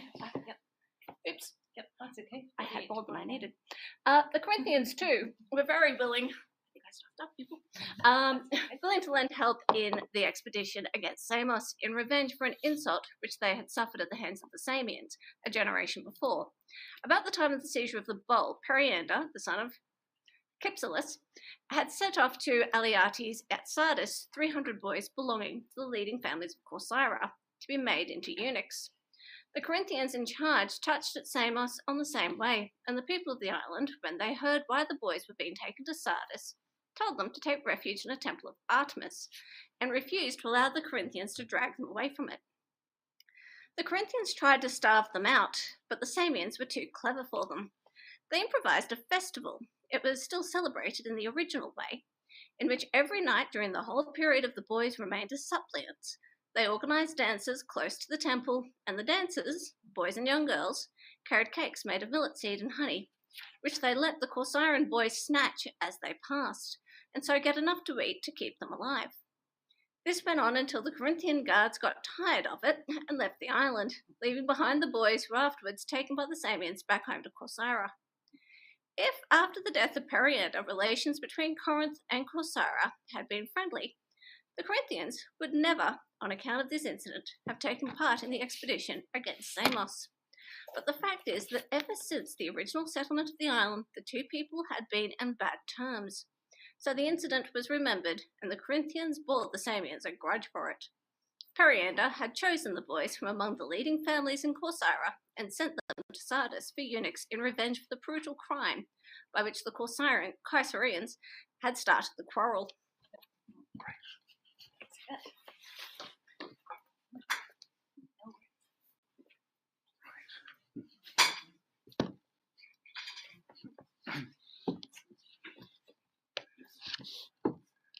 Epete ten heotu gunaika melisan periandros apectene, sumphorin toiendi hoialein sunibi proste gegonuie genesthai.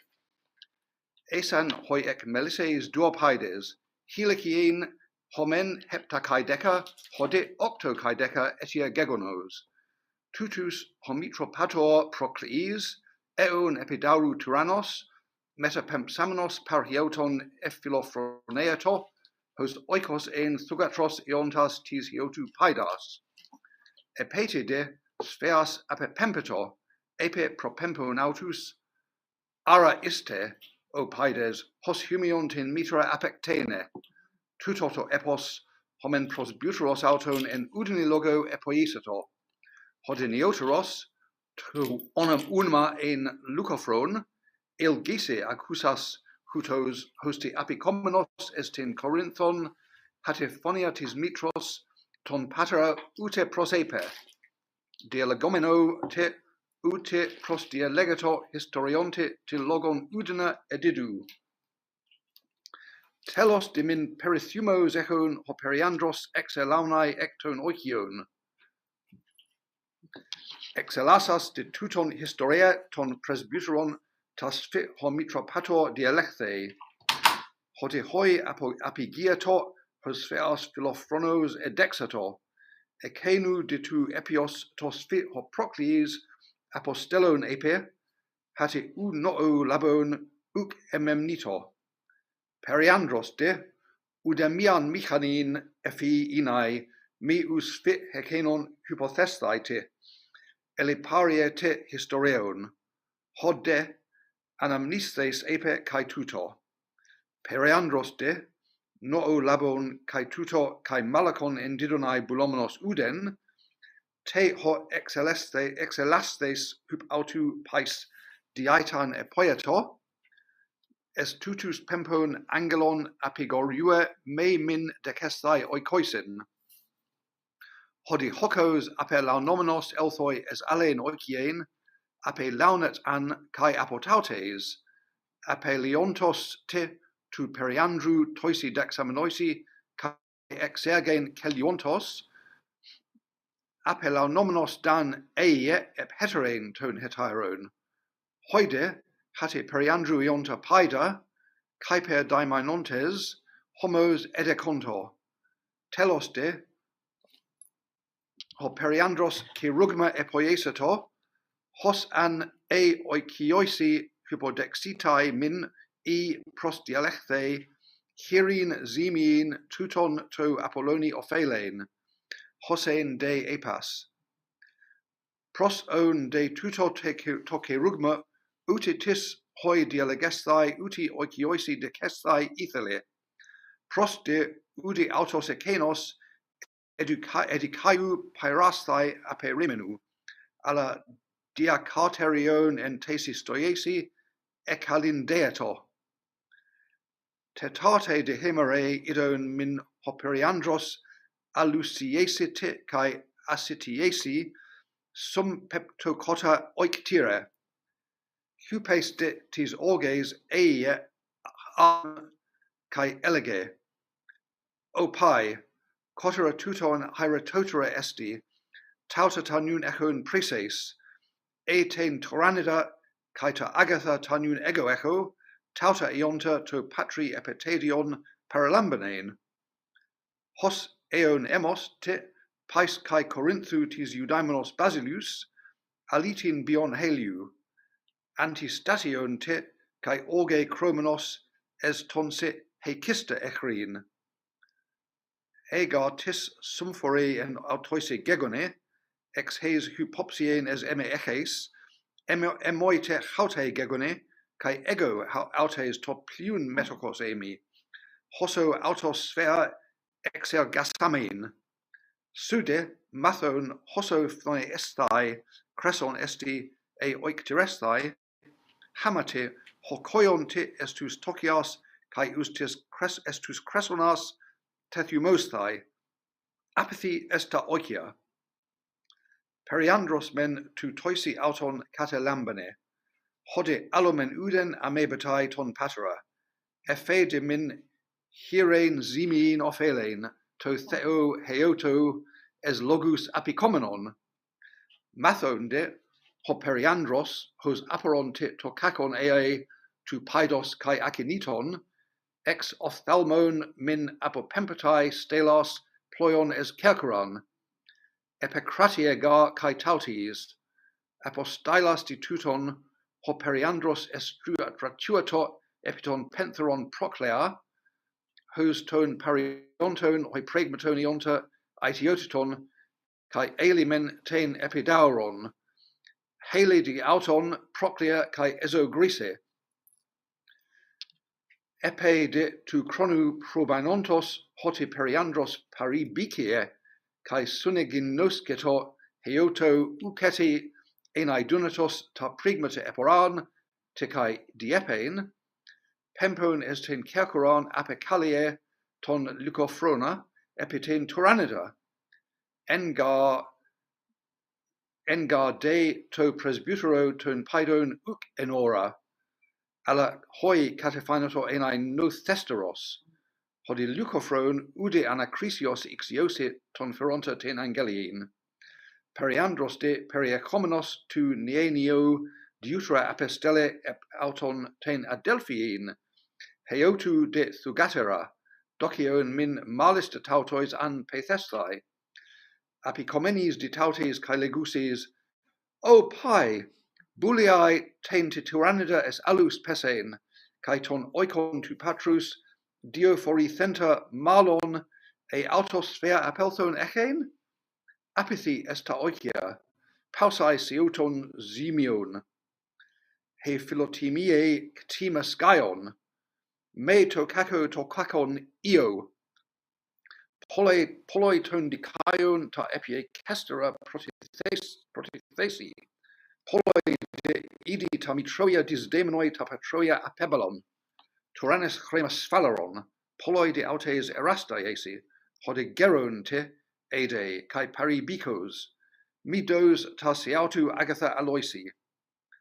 Hemen de ta epagogotata didachthesa hypotupatros elege pros auton, hode, hypocrinomenos efe udama hixen es Corinthon, est an punthanitai perieonta ton patera, apengailases de tautes tautato triton periandros keroka pempe, bulomenos autos men es kelkoran hikein, ekenon de ekelue es Corinthon apicomenon diadochon ginestai tis tyrannidos, kataina santos de epitutoisi tu paidos, homen periandros estelato estin kelkoran, hode pais hoi estin Corinthon, mathontes de hoi kerkoraioi tuton hecasta, hina meis fit periandros estin chorin apicitai, ctenusi ton ne niskon, antituton men periandros kerkoraius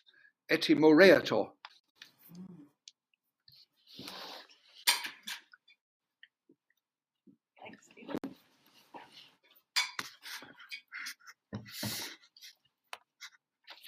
Lacedamenoi de stolu megalu os apaconto epolucran samon prosbalontas de prosto tecox tumen pros phalas estetos tu tu catatu prostin tes polinos epi besan meta de utu bothesantos polucat ratios kiri poli lesfansan kata ton epanu prugon ton epi te priakos tu oresos eponta epes then elthon oite epiku uroi kai otun samotun suknoi tethamenoi de tu lacedemeni oimenos epologon chrono ephugon opusu oide epusopumenoi ekatemonoi Amen nun oi paphontes lacedemonoion oimoioi egentos pantes totene ten emenren archien te kai lukun pe irenthe I samos I kenes ga kai lukupengs monoi kun espesont ontes tes opoisu udo epethano ente polite samion tritu te aprai kiono tutu geno monuti alo aikien to samutoi akioi otos en pitane kuneganoimen demugatuton os zeno pantun malista etuma te samos kai oitoi patri et samun tu numa kefenai oti oi patre kines et en samu arites en sas etele tunes et min etelutense timan de kaimui ois ephiditoi ta inai oitoi papon de demosi upoi kaimion. Samion.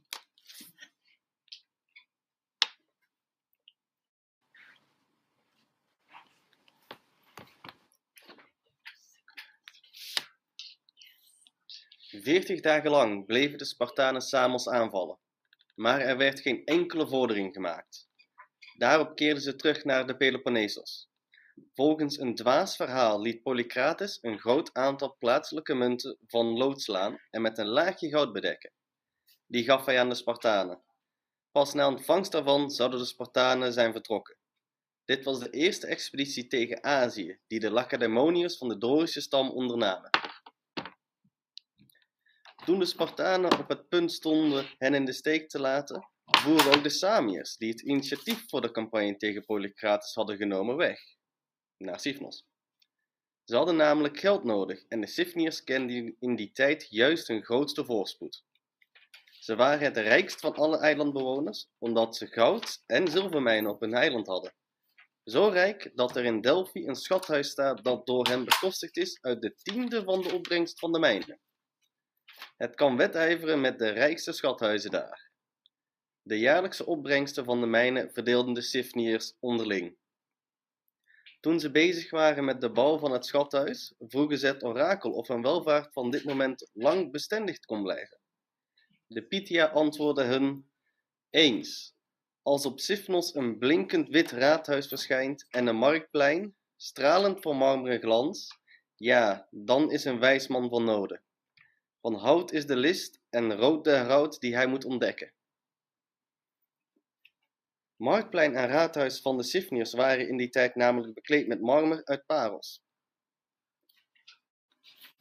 Ze waren niet in staat de betekenis van dit orakel te begrijpen.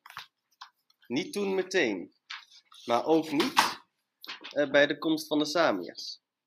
Zodra de Samiërs namelijk Sifnos hadden bereikt, stuurden ze een van hun schepen met afgevaardigden naar de stad. Nu waren in de oude tijd alle schepen okerkleurig beschilderd. Daarop sloeg dus de waarschuwing van de Pythia aan de Sifniërs, dat ze zich moesten hoeden voor de houten strijdmacht en een rode heraut. Hoe dan ook, na aankomst vroegen de afgezanten de Sifniërs hun 10 talenten te lenen.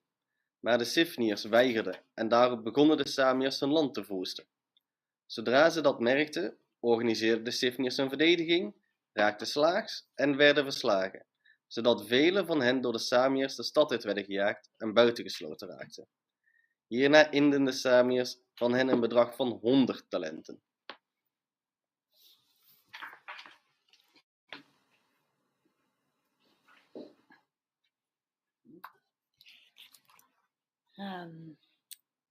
Let's see. 359.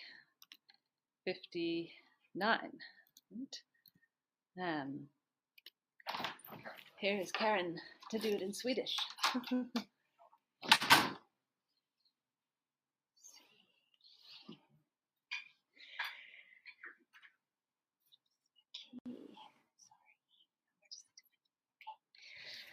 Av invånarna i Hermione köpte de nu en ö, Hydrea, vid Peloponnesos, och denna ö överlämnade de åt invånarna i Troisen. Men själva slog de sig ner i Kydonia på Kreta, ehuru de inte seglat dit i denna avsikt utan för att driva bort sakyntierna från ön. Här stannade de kvar och levde i all välmåga under 5 år.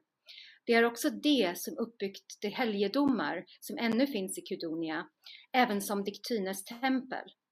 På 6:e året besegrade emellertid aigineterna jämte kreterna dem i en sjödrabbning, gjorde de själva till slavar, högg av fartygens förstävar som var i form av vildsvin och uppsatte dem i Athenes helgedom på Aegina.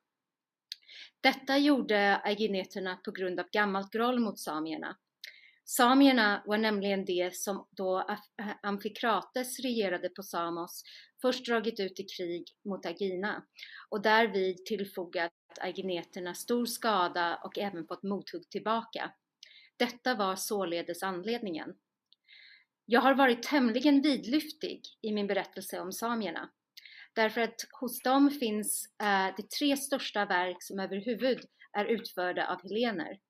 I ett berg som är 150 famnar högt är ett schakt uthugget som går nerifrån och uppåt och har 2 mynningar. Längden på schaktet är 7 stadier, höjden och bredden vardera 8 fot. Genom hela schaktet går en annan uthuggning 20 alnar djup och 3 fot bred, genom vilken vatten ledes i rör från en stor källa in i staden. Eupalinos, Nastrofos son från Megara, är den som byggt detta schakt. Detta är sålunda den ena av de 3 märkvärdigheterna.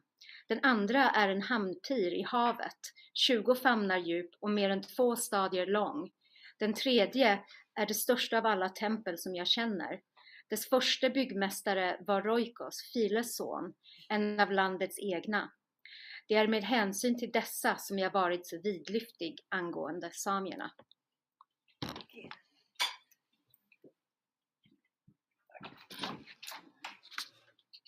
Cambuse de toi kuron, chronos donti peri aguton kai parasphon. 60. Sorry.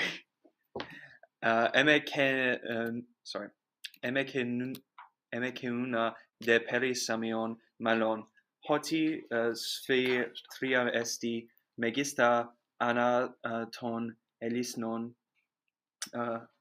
elenon exergar mena oreos te upselu es pente conta kai ekaton urguias tauto urguma kateo ten axamenon amaphistemon tomen hekos tu surmatos epa stadioi esi tode upsos kai euros octon hekataron podes diapantos de autu alo horugma eku batos horufuktai tripun detos euros diu to hudor octe o menon dia solemenon paragignetai hesten polin agomenon apo megales peges ariskete de tu urgumatos tautu egeneto megareus epalinos naustirofu tautu mende entoi trion esti deuteron de peri limina coma en talese batos kai ecosi urgion hekos de tu comatos mexon duo stration trioton de sphi exegastai neos megistos panton neon ton hemes idmen tu archikenton protos egeneto poikos phileo epikorios tauton eken malon ti peri samion emekena kuna. That's all right. Now, after Cambyses, son of Cyrus, had lost his wits while he still lingered in Egypt, 2 Magrians who were brothers rebelled against him. One of them had been left by Cambyses to be the steward of his house. This man now revolted from him, perceiving that the death of Smerdis was kept secret, and that few persons knew of it, most of them believing him to still be alive. Therefore, he thus plotted to gain the royal power. He had a brother, his partner, as I said, in rebellion. This brother was very like in appearance to Cyrus's son, Smerdis, brother of Cambyses, and by him put to death. Nor was he like him in appearance only, but he bore the same name also, Smerdis. Patisdenethes, the Magrian, persuaded this man that he, Magian, Patisthenes, would manage the whole business for him. He bought his brother and set him on the royal throne, which done, he sent heralds to all parts, one of whom was to go to Egypt and proclaim to the army that henceforth they must obey not Cambyses, but Smerdis, the son of Cyrus. So this proclamation was everywhere made. The herald appointed to go to Egypt, finding Cambyses and his army at Arboganta in Syria, came out before them all and proclaimed the message given to him by the Magian. When Cambyses heard what the herald had said, he supposed that it was the truth, and that Prosopitis, when sent to kill Smerdis, had not so done, but played Cambyses false.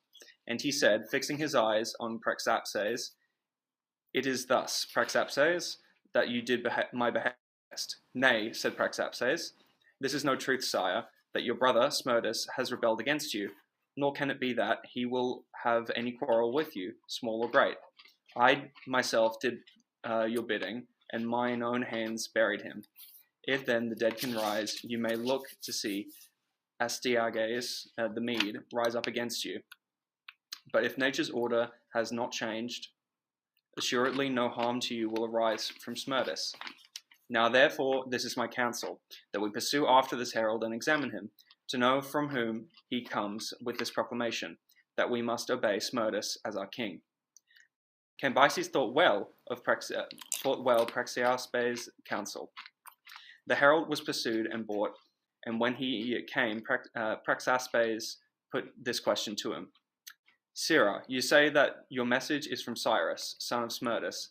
Tell me this now, and you may go hence unpunished. What is Smerdis who himself appeared to you and gave you this charge, or was it one of his servants?" "Since King Cambyses marched to Egypt," answered the herald, "I have never myself seen Smerdis the son of Cyrus. The Magian whom Cambyses made overseer of his house gave me the charge, saying that it was still the will of Smerdis, son of Cyrus, that I should make it known to you. So spoke the herald, telling the whole truth. And Cambyses said, 'Praxeaspes, I told you, innocent.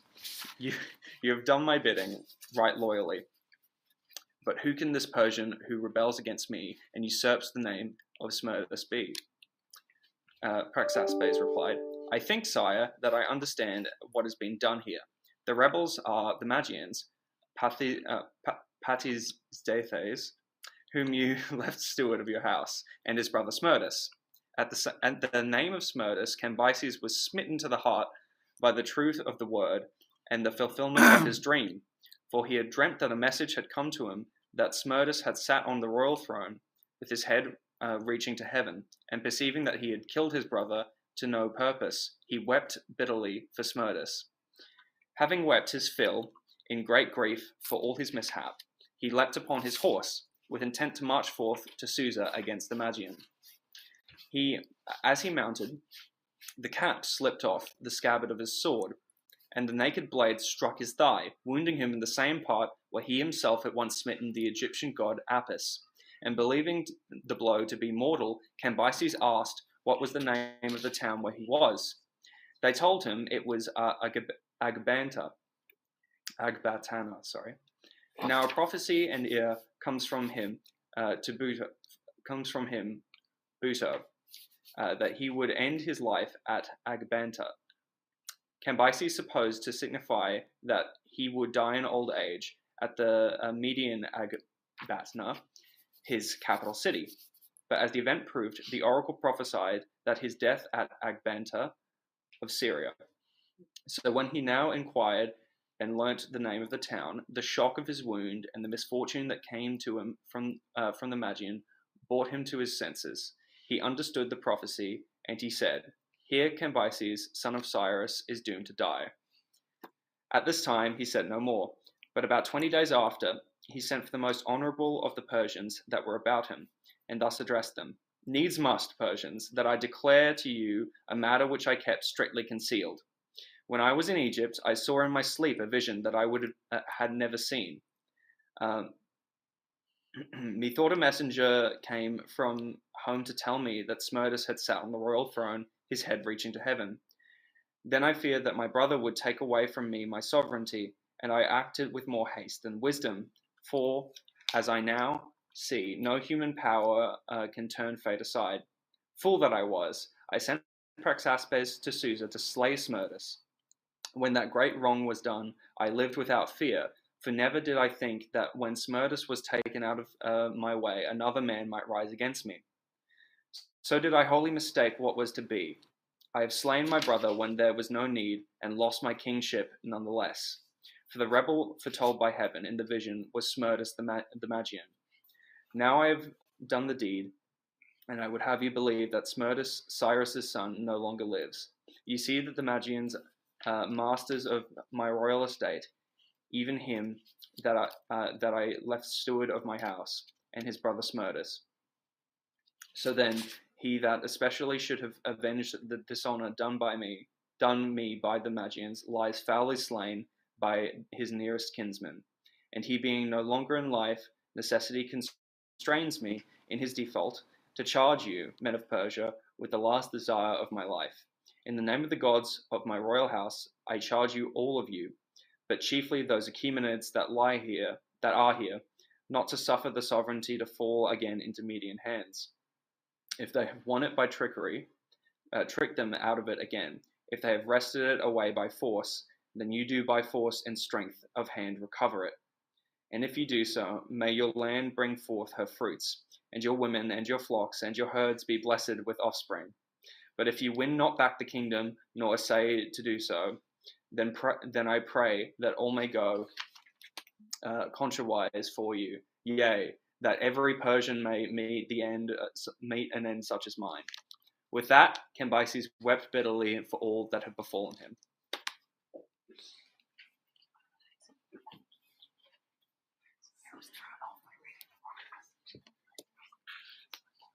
And when the Persians saw the king in tears, they tore their clothes and showed their sympathy by a great deal of crying and groaning. Shortly afterwards, gangrene and mortification of the thigh set in, and Cambyses died. After a reign in all of 7 years and 5 months, he had no children, either sons or daughters. The Persians who were with Cambyses at his death found it difficult to believe that the Magi had seized power. It seemed to them much more likely that Cambyses' story about the death of Smerdis was a malicious invention designed to set the whole of Persia against him. They were convinced that it was Smerdis, the son of Cyrus, who was on the throne, and all the more so because Prosopitis vehemently denied the murder, knowing as he did that it would be dangerous, now that Cambyses was gone, to admit that a son of Cyrus had died by his hand. The result was that the Magians, after assuming the name of Smerdis, son of Cyrus, found himself securely on the throne and continued there for 7 months, which were needed to make up the 8th year of Cambyses. During this time, his subjects received great benefits from him, and he was regretted after his death by all the Asiatics under his rule, except by the Persians themselves.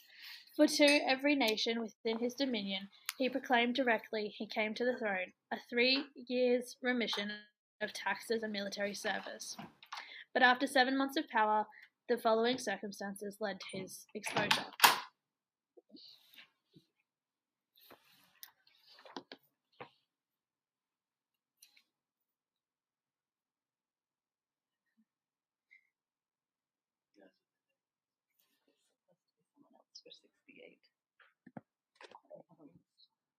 The first person to suspect that he was not the son of Cyrus, but an impostor, was a certain Ottanes, the son of Pharnaspes, one of the wealthiest members of the Persian nobility. and his suspicions were aroused by the fact that Smerdis never ventured outside the central fortifications of the capital and never summoned any eminent Persians to a private audience. Now, when the Magus usurped the throne, he took over all Cambyses' wives, amongst whom there was a daughter of Otanes called Phaidime. Otanes, to test the truth of his suspicions, sent a message to this daughter and asked her who it was that she slept with, Smerdis, the son of Cyrus, or some other man. She replied that she did not know. She had never seen Smerdis, the son of Cyrus, and had no idea who her husband was. Otanes sent a second message. If, it ran, you do not yourself know Smerdis, the son of Cyrus, ask Atossa, who it is with whom you both live. She can hardly fail to know her own brother. Phaidime replied, well, I have no means of speaking to Atossa, nor of seeing any other of the king's wives. For as soon as this man, whoever he may be, came to the throne, he separated us and gave us all different quarters. This was a further indication of the truth of what Otanes suspected. So he sent a third message to his daughter. Quote, Phaidime, he wrote, you have noble blood in your veins and must not shrink from any danger your father orders you to face. If your husband is the man I think he is, and not the son of Cyrus, he must not get away with sharing your bed and sitting on the throne of Persia. He must be punished. This, then, is what you must do. Next time he spends the night with you, wait till you are sure he is asleep, and then feel for his ears. If you find that he has got ears, consider yourself the wife of Smerdis, son of Cyrus. But if he has none, then you will know you are married to Smerdis the Magus. Phaidime answered that it would be an extremely risky thing to do, for if her husband proved to have no ears and she were caught feeling for them, he would be certain to kill her. Nevertheless, she was willing to take the risk. When Cyrus was on the throne, he had punished Smerdis the Magus for some serious crime by having his ears cut off. Phaidime then kept the promise she had made to her father Otanes. When her turn came to sleep with the Magus, in Persia, a man's wives share his bed in rotation. She entered the bedroom, lay down, and then, as soon as the Magus was soundly asleep, felt for his ears. She quickly satisfied herself that he had not got any, so next morning she lost no time in telling her father letting her father know the result of the experiment. Otanes took into his confidence Aspathines and Gobrias, two eminent Persians whom he had special reason to trust, and told them of his discovery. Both these men already had their own suspicions of the truth and were ready enough in consequence to accept what Otanes said. And it was then agreed that each of the three should choose his most trustworthy friend and bring him in as an accomplice. Otanes chose Intophernes, Gobrias Megabyzus, and Aspathines Hydarnes. The number of conspirators was thus raised to 6, and on the arrival at Susa from Persia of Darius, whose father Hystaspes was governor there, it was decided to add him to the number as well.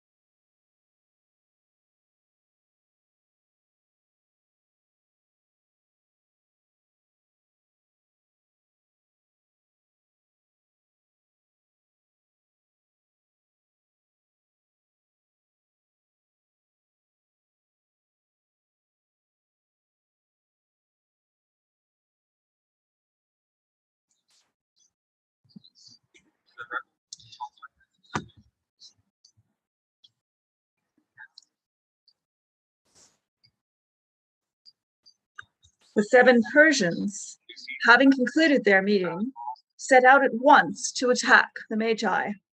With a prayer to the gods, they went on their way, knowing nothing of what Prosopitis had done. But when they reached the midpoint of their journey, they heard the news and they stopped, stood to the side of the road, and once again deliberated. Otters and his men strongly urged delay. No attack should be attempted, they argued, while affairs were in such upheaval. Darius and his supporters opposed delay, wishing to proceed at once to carry out the plan that they had decided upon before. In the middle of their heated argument, 7 pairs of hawks, pursuing and pecking violently at a pair of eagles, appeared above them. When they saw this, they all approved of Darius' plan, and emboldened by this omen of the birds, continued on toward the palace. At the gates, events turned out much as Darius had predicted, for the guards showed great respect to these high-ranking Persians and suspected nothing of what they were going to do. So they passed by the guards without even being questioned, escorted by some sort of divine guidance.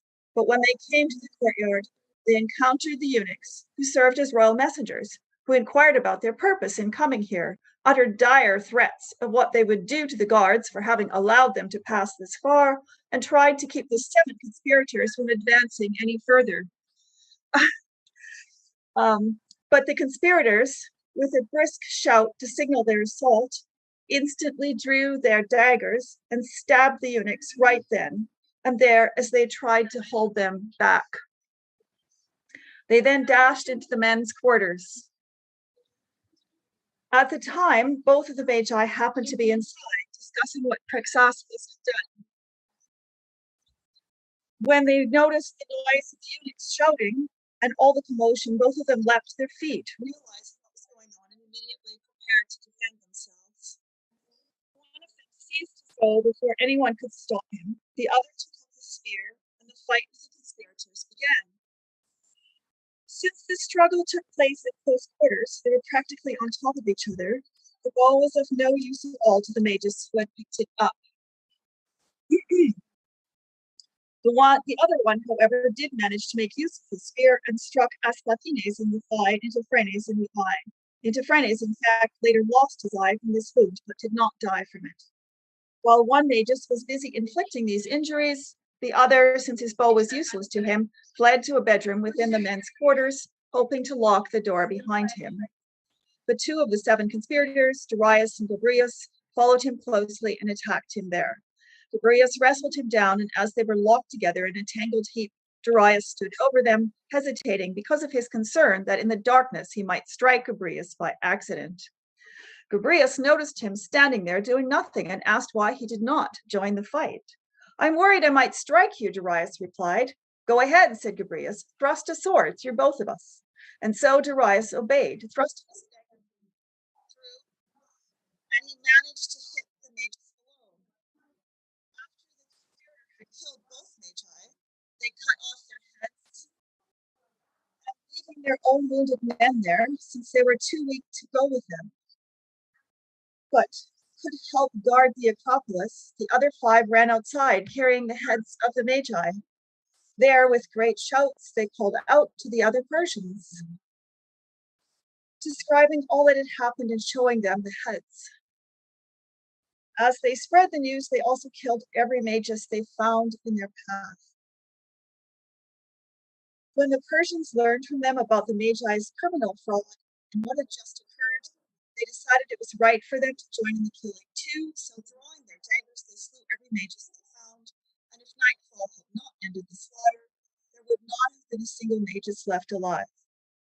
The Persians commemorate this day as their most important public holiday and celebrate it with a great festival they call the Murder of the Magi. During this entire day, all Magi must keep within their houses. None are permitted to appear outside. 5 days later, when the commotion had subsided, the men who had revolted against the Magi consulted with one another about the whole state of affairs. Now, there are some Hellenes who do not believe the following speeches took place at all, but they certainly did. Otters encouraged them to place the government in the hands of all the Persians, saying, I think it best that we no longer be ruled by one of ourselves as a monarch, since that kind of government is neither pleasant nor good. You have seen how Cambyses became outrageously arrogant, and you have all experienced the insolence of the magus directly. How could monarchy be a harmonious and coherent system when it permits the ruler to do whatever he wishes, to be accountable to no one? Even the best of men, if placed in this position of power, will lose his normal mental balance. Arrogance will grow within him as he enjoys all the good things at hand, as will envy too, which is always a fundamental component of human nature. All evil lies in these two traits, and he manifests both of them. Glutted as he is with arrogance, he carries out many reckless deeds and will then commit more outrageous acts out of envy. Since he possesses all good things, the tyrant ought to be entirely free from envy, but instead he behaves just the opposite toward the citizens, for he envies the best men if they survive and live around him, while he derives pleasure from the worst people in the town. But he himself is the best of men when it comes to accepting slander, and indeed his character is most inconsistent in nature, for if you admire him to a moderate degree, he is vexed that he is not being treated with sufficient deference. But if you treat him subserviently, then he becomes annoyed by your obsequiousness. And the worst of all his traits is that he overturns ancestral customs. He uses brute force on women, and he kills men without trial. The rule of the majority, however, not only has the most beautiful and powerful name of all, equality, but in practice the majority does not at all act like a monarch. Indeed, the majority chooses its magistrates by lot. It holds all of these officials accountable to an audit, and it refers all resolutions to the authority of the public. I therefore propose that we abandon monarchy and raise the majority to a ruling position, for in the many is the whole. Next, Megabutzos urged them to turn to oligarchy, saying, I am in favor of what Ottanes says in his attempt to put an end to tyranny, but when he tells us to transfer power to the majority, he has strayed far from good judgment. For nothing can be both more unintelligent or insolent than the worthless, ineffectual mob. If men want to escape the arrogance of a tyrant, it is absolutely intolerable that they should then fall victim to the arrogance of the undisciplined common people. For whatever the tyrant may do, he at least knows what he's doing, whereas the people have no idea of what they are doing. How could someone who has not been educated, who has never seen anything good or decent, be knowledgeable about anything? He pushes and shoves and stumbles into affairs without thought, like a raging torrent. So let those who are hostile to the Persians be governed by the people, while we pick out the best men to make up an intimate company and endow it with power and authority. We ourselves will, of course, belong to this company, and the best men are most likely to make the best decisions. That, then, was the opinion of Megabutzos. The third to express his opinion was Darius, who said, what Megabutzos claimed about the majority seems right to me, but what he said about the oligarchy seems wrong. For if we compare the best examples in theory of these three types of government, the best democracy, the best oligarchy, and the best monarchy, I declare that monarchy surpasses the other two by far. For obviously nothing can be better than the one man who is the best. And since he has the best judgment, he would be a blameless administrator of the majority. And thus, too, he would be best able to maintain silence about his plans to oppose enemies. In an oligarchy, on the other hand, many men strive to achieve excellence, and thus private rivalries tend to become public hostilities. For each man wants to be the head of affairs and desires that his own opinions prevail, so that they ultimately become extremely hostile toward one another, which leads to the emergence of factions, which in turn produces bloodshed, and which then results in the establishment of a monarchy. This progression then also demonstrates just how much monarchy excels the others. Then again, when the people rule, incompetence will always and inevitably be the result. While this incompetence is present, these inept men do not themselves engage in public hostilities, but instead form strong friendships among one another as they incompetently manage the commonwealth together. This situation goes on until one of them steps forth as a leader of the people and stops the others from continuing such actions, after which this man is much admired by the people. And because of this admiration, he is effectively declared to be a monarch, which again proves that monarchy is the best of the three. But I can summarize my argument by one statement. Where did our freedom come from? Who gave it to us? Did it come from the people, from an oligarchy, or from a monarchy? Well then, in my opinion, since we were freed by one man, we should preserve that form of government.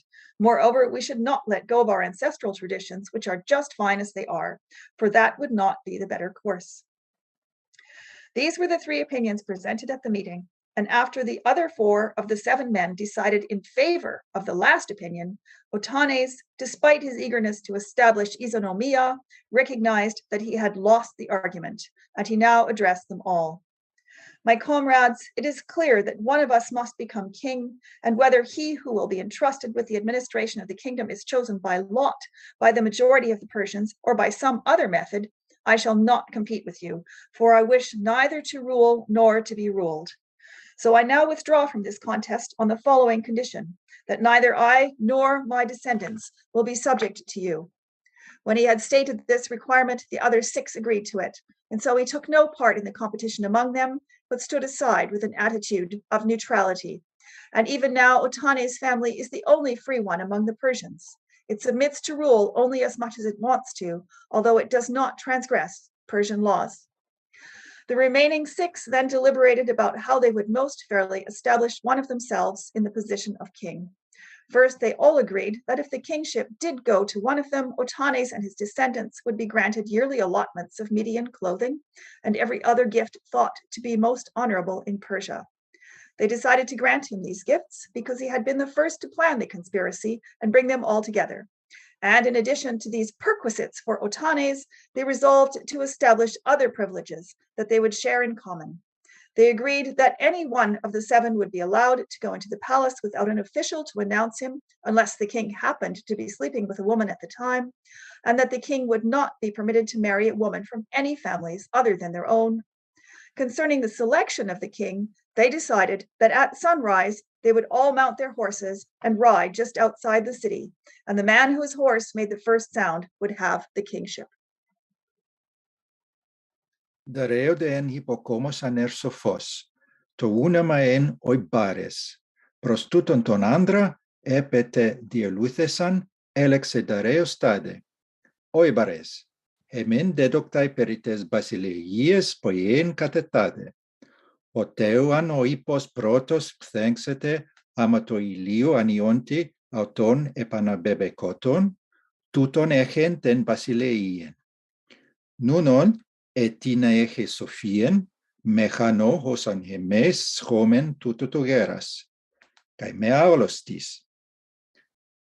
Amebetai obares toiside, emende o despota, en tuto toesti, e basilea enai, eme, tharse tuto eneken, kai thumon eche agathon, os basileus udes alos proserestai. Toioto echo pharmaca. Lege Dareus, et toinunti toiuton eche sophisma, hore machenaste kai me anabalestai, os des epiuses imeres, hoagon hemin estai. Accusus tauta, hoeubares poie toionde, os egine to enux, ton theleon hippon mian, ten hodareu hippos esterge malista, tauten agagon esto proastion, catedese, cae epegage ton dareu hippon, cae tamen polla periege anhu, te hippo echrimton te thelei, telos de epeke o heusai ton hippon. Amimere de diafoscuse, oex catasunethecanto, paresan epiton hippon. Diex launonton de catatoproastion, os catatutochorion eginonto, inates paroichomenes nuctos, catededeto hethelia hippos, en thauta hodareu hippos, prosdromaun echremetise. Amedo to hippo tuto poiesanti, astrape ex aethries, cae bronte egeneto, epigenomina de tauta to dareo et leu semin hosper extheu teu genomina. Oide catathorontes apoton hippon, prosecunion ton dareo. Oimen de fasi ton oibaria tauta mechanastestai, oide toiade, caigar epam fotere legetai hopoperseon, hostes hippu tautes, ton athron epipsausas te gerie hoiauten crypsas entesi anexurisi. Os de amato ilio anionti apiestai melentus ipus, ton oibarie tuton exerant atengera, prostudareu hippo tus mucteras prosenecae, donde aestominon frimaxestai decae chremetisae.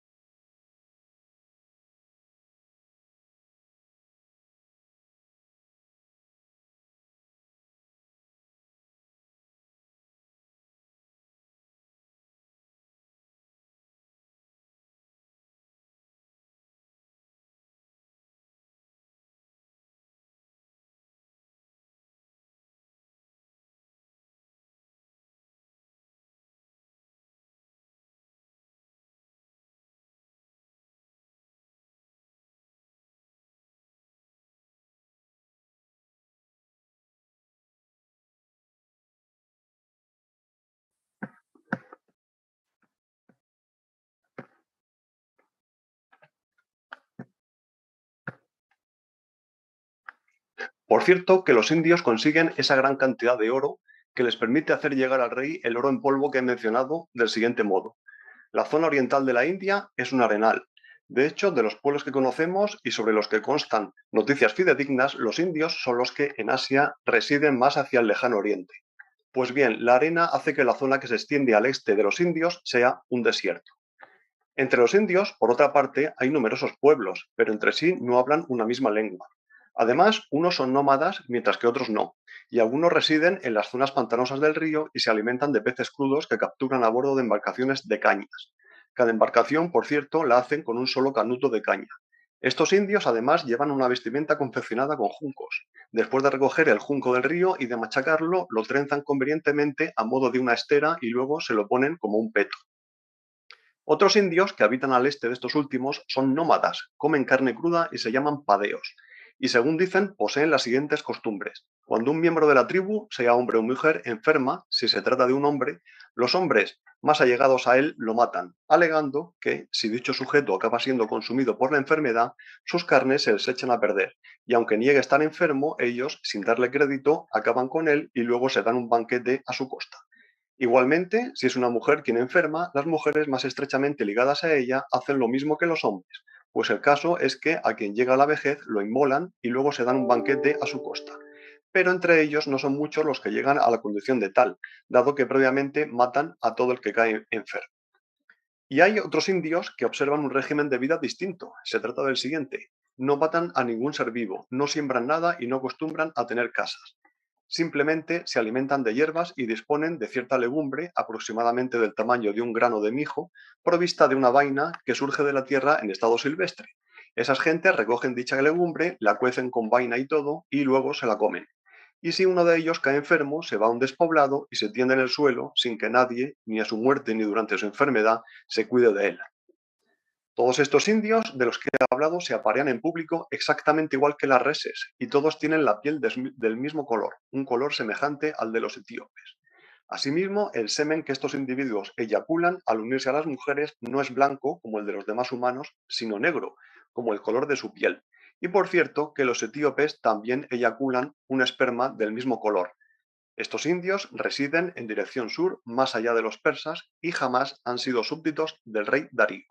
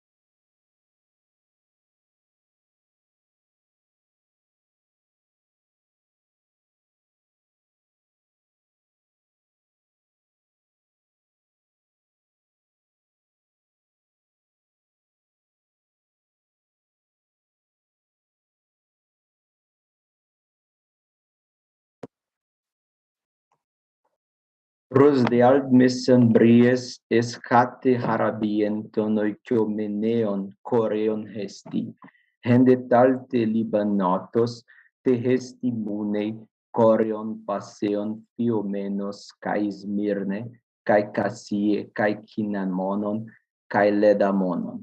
Talta panta plentes mirnes dispeteos, kitontai hoi harabioi, ton men gelibanoton, silet gositen istiraca, kimiontes, tenes helenas foiniques exaguse, talten tibiontes lambanosi. Tagar dendrea talta ten libanoto fora hofios hippoteroi, microita megatea, poikiloita heidea.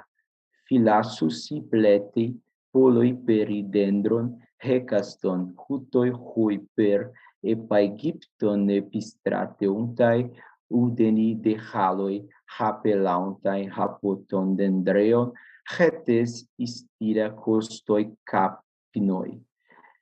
Legosi de caitude, harabioi, hospasa, hange, epiplato, ton ophion tuton, heime ginestai katastos, oiton tikatas echidnas epistamen ginestai. Kaikos tu teo hepronoien, hosper kai hoikos hesti, eusa sofe, hosamen pisiken de la kai edodima, taltamen panta, polygona pepoieke. Hina me epilepei catestiomena, hossa scitlia kai aniera oligogona. Tutomen hoti holagos, hippopantos teurelta eterioi, kai hornitos kai hantropu, huto de ti polygonon hesti, epicius quietai, munon panton terion. Kai tomen dasu, ton teknon ente gastri, to de psilon, to de harti, entai simetreisi, placetai, to de hanaireetai, tutomen de toiuto esti hede de leaina, geon iskirotaton, kai trasitoton, hapax entoi bioitictei, hentictusa gar sicene balei, toi technoi toi metras. Tode haitium tute tode, gesti. Gepen ho skimnos ente metri, geon narcetai diakineomenos hode recion honicas, terion polon panton, oxitatus hamiseitas metras, auxomenos de ten poloi, malon esicenetai, catagraphon. Pelas de te, hutocus hesti, kai to parapan, leipetai afteoniges huden. Hos de kai, hoi ecdinae, te kai hoi harabiosi, hipioteroi, hofies eieginenton, hos hefisis altoisi hiparchei, uchan biosima anthropoisi. Nien epean turinientai kata zeuga kai en halte, hai hoi hersen te ekpoisei apiemenon afton nen gonen, hetelea aptetai tes deires, kai en fisa huk anie prin handia fagne, ho men hersen napotnesque tropoi toi remenoi. Hedetele atisin toiende apotinei tei hernesi, so toi gonei timoreonta, heti hen gastri heonta ta tekini tiestiei. Ten metra dia faculta de ten nedun aftos, auto ten ecdisin poietai. Hoi de haloi, hopies reontos anthroponu delemones, tictusi de hoia cae ecletusi polon, tic crematon technon, haimenin hec dinae cae catapassantes genhesi, oide hypoteroi hofies anrotoi, eisi entei harabie, kai hudame holei catatudokeusi poloinei. Tomen den Libanonton tuto huto kiton tai arabioi, tende casie hode. Hepen catadesontai birsesi kai dermasi haloisi, pantosoma kai to prosopon, plenaftonton oftalomon, ercontai epiten casien. Hedeen limne fietai hubatei peridiaften caien altein. Aulidzetai cuteria, piterota, teisi nicterisi, proseicila malista, cae tetrige deinon caesavken alchimata dei, apaminomenus aputon oftalmon hutodrepen tae casien. Tu dede hinamomon heti tuton tomastoteron silegusi, hucumen garginetai, cae hetis min gehet refusa resti, huc hecusi eipen plen hoti logoi oikoti, creomenoi hentoiside corioisi passi, tinis fiestae entoisi ho Dionysos retracti. Hornitas de legusi megalas, poreen talta ta carfea ta remes apophoinikon, mathontes kinamomon caleomen, poreen de pas hornitas es neosias plasmenas ec peloprons apocreminoisi horesi, henta prosbasin anthropoeudemianine, pros honde tauta tus harabios sopitzes taitade, bon te cae honon ton apoginomenon cae ton halon hypodzion ta melia diatamontas hos megista cobitzen estauta tahoria, cae isfea tentas ancutu neosieon apalassestai hecas afton,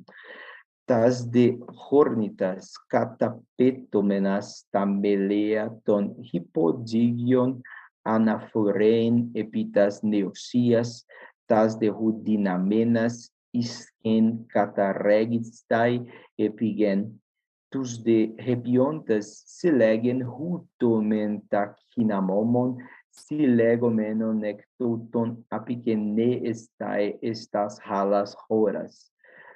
Tudemen ledanon, caleusi harabioi, ladanon hetituton tomasioteron ginetai, engar disidotatoi ginomenon eudestaton hesti, ton garaigon, ton tragon entoisi pogosi, euriscetai eginomenon hoion gloios apotes hiles, crescimon de espolaton miron hesti, timiosi te malista tu harabioi. To salta men tiomaton periheiresto, apodzei tes chores tes harabies tes persion hos hedu, dio de genea, hoionis fi esti tomatos haxia, ta hudamoti eteroti esti. Tomen alton, heteron necitas huras macras, trion perceon huc elasunas tas heitis epeie isfi epelken elcahan ecoien anatribomenon prostengeiton hureon. Nin da hapastis ton poimenon epistatai xyloregen estusuto amaxidas garpeueuntes hipodeusi haltas telsi hurasi, enos ecaston quiteneos ten huren epi amaxida e casten catadeontes. Tode reteron genos ton oion tas ruras plateas foreusi cae epipecin platos.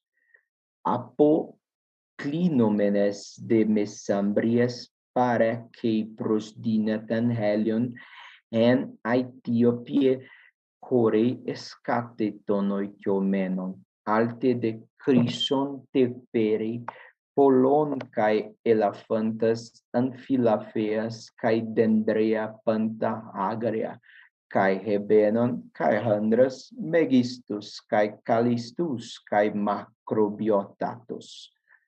Altae menin tenacia escatiae eisi ente Libien, perideton ente Europei ton pros esperen escatieon hecomen atrecios legen, hute garego gehende comai heridanon caleestae pros barbaron, putamon nec didonta estalasan tempron boreen hanemon, hapoteo to electron foitan logos esti, huten essos hoida cassiteridas eusas, ecton ho cassiteros hemin foitai. Tuto mengar ho heridanos alto categorei to hunoma hos esti, Hellenicon cae hu barbaron, hippopoieteu, detinus poieten, tuto de hudenos, aftopteo genomeno dinatae accusai, tuto meleton hocos, talasas estita epeceina.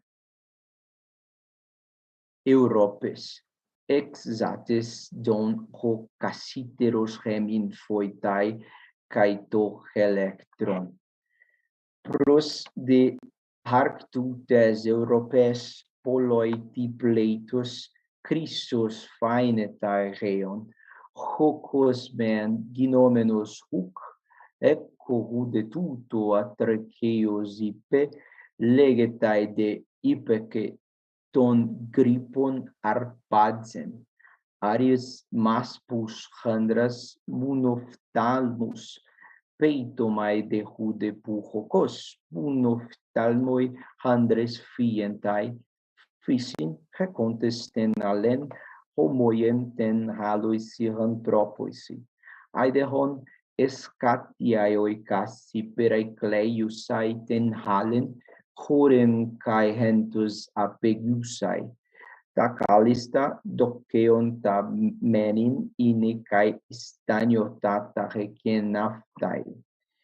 Esti de pedion de enteichasiae periclecle inimenon hore pantoten, dias fanges de tu horeos eisi pente, tuto to pedion hemen pote cosarmion, en huroisi heon corasbion te afton cae ircanion cae parton cae sarageon cae tamanaion, epeite de persae hecusito kratos estitu basileos. Ec dehon tu pericleiotons horeos tuto rei potamus megas, hunoma de hoi esti haces, cutus proteron men hardesque dialelamenos pentahu tuton eireme montas curas, dias fagos agomenos ecastes ecastoisi, epeite de hippo toi persi, heisi pepontaisi toionde, tas dias fagas ton horeion eideimeas, o basileus pillas e castei dias fagi, estesse apocleclimenoi de tud hidanos ten exodu, to pedion torrentos ton horeion pelas dos ginetai. Eididontos mentu potamu recontus hudame excellis in huto oiper en proste eotessan. krastai toi hidati, ukhe contes saftoi, krastai sinforei megalei, diacreontai ton mengar, kei monachie is fihoteos, hosper kai toisi haloisi, anthropoisi. Tu deterios speirontes melinen kai sessamon crescontai kai hidati.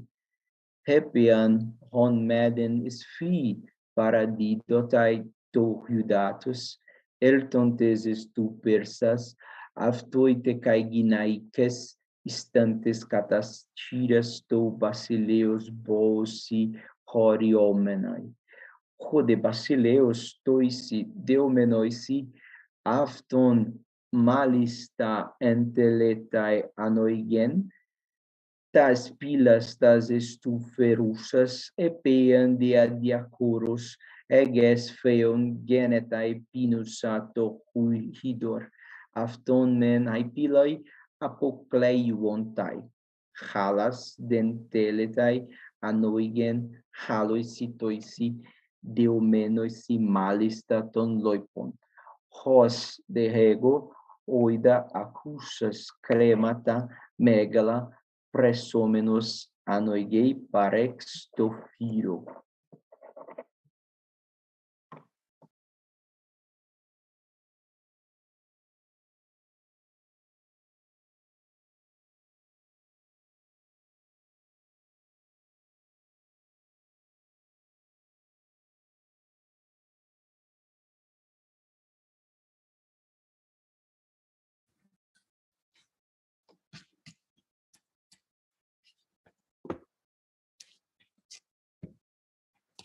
It so happened that one of the 7 who had rebelled against the magus died shortly after their uprising. This was Interfernes, and he died because he committed an act of violence. He wanted to enter the palace to do some business with the king, and indeed the rules stated that the conspirators could go in to see the king unannounced, unless he happened to be having sex with a woman. So Interfernes thought it is right not to be announced. But because he was one of the 7, to go right in as he wanted. But the gatekeeper and the message bearer would not let him in on the grounds that the king was having sex with a woman. Interfernes thought that they were lying, however. He drew his akinakes, cut off their ears and noses, and threaded them onto his horse's bridle. Then he tied the bridle round their necks and sent them away. The men showed themselves to the king and explained that they had been treated this way. Darius was afraid that the 6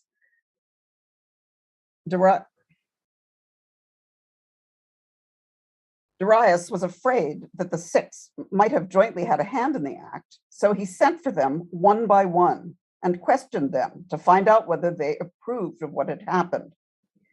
When he was certain that they had not been involved, he arrested not just Interfernes himself, but also his sons and all his male relatives, since he was sure that Interfernes and his relations were plotting to overthrow him.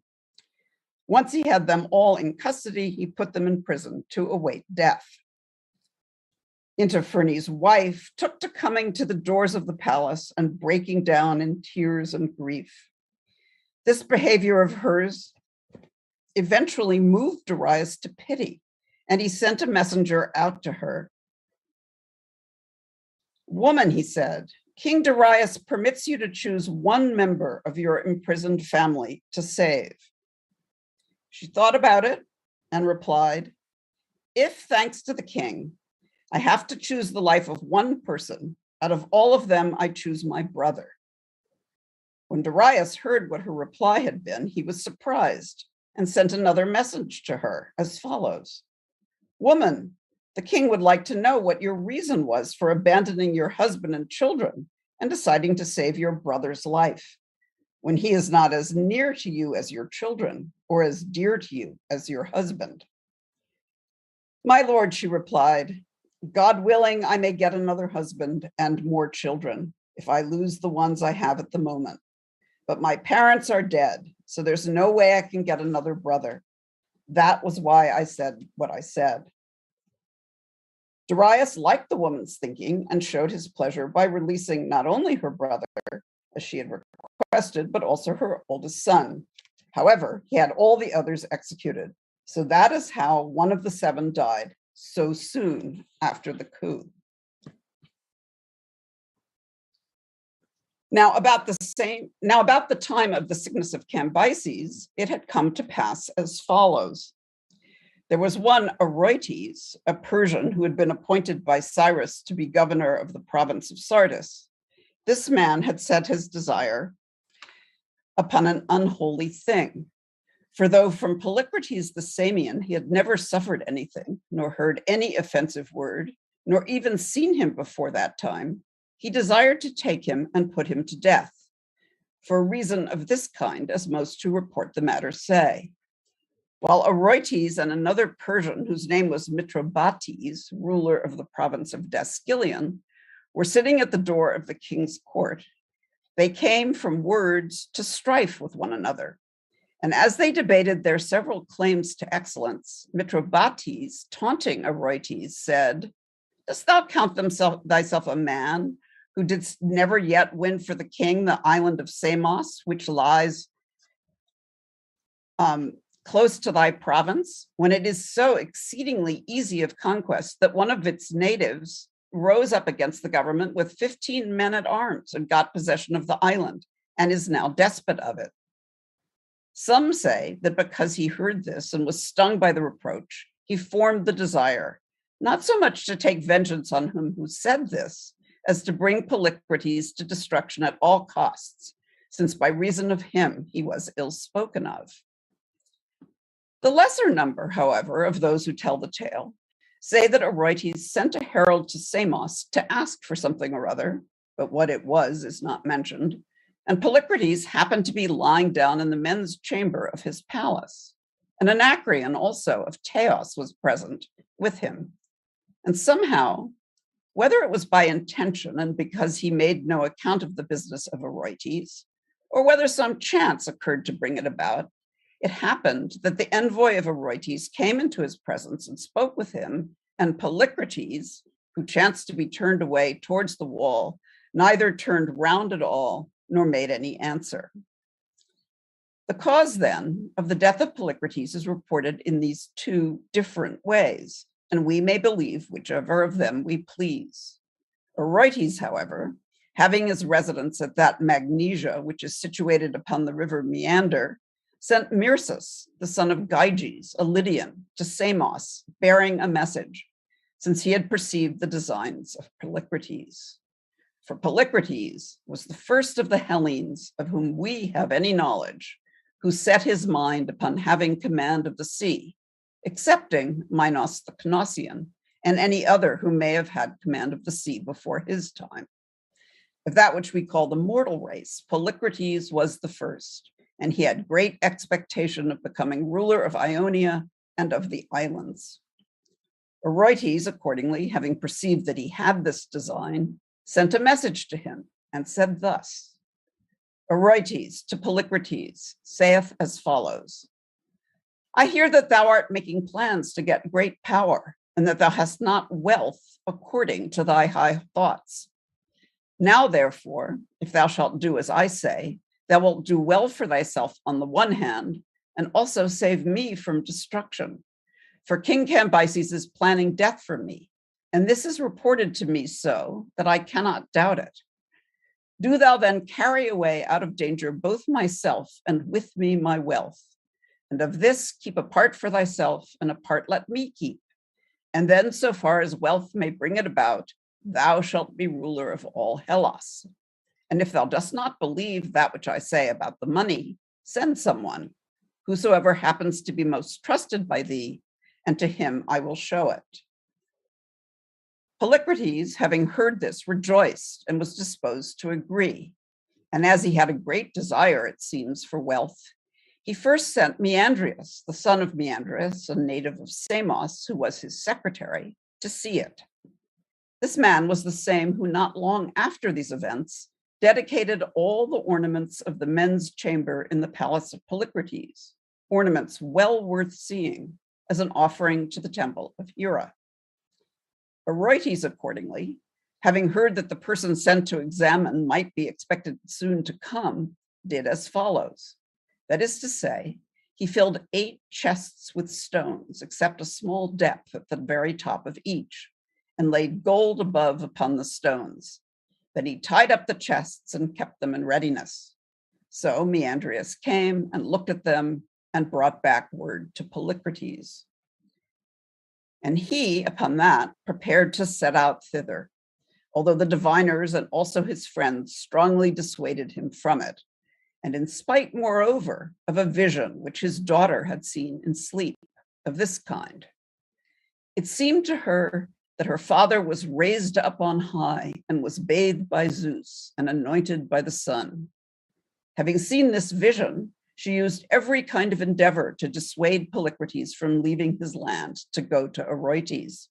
And besides that, as he was going to his 50-oared galley, she accompanied his departure with prophetic words.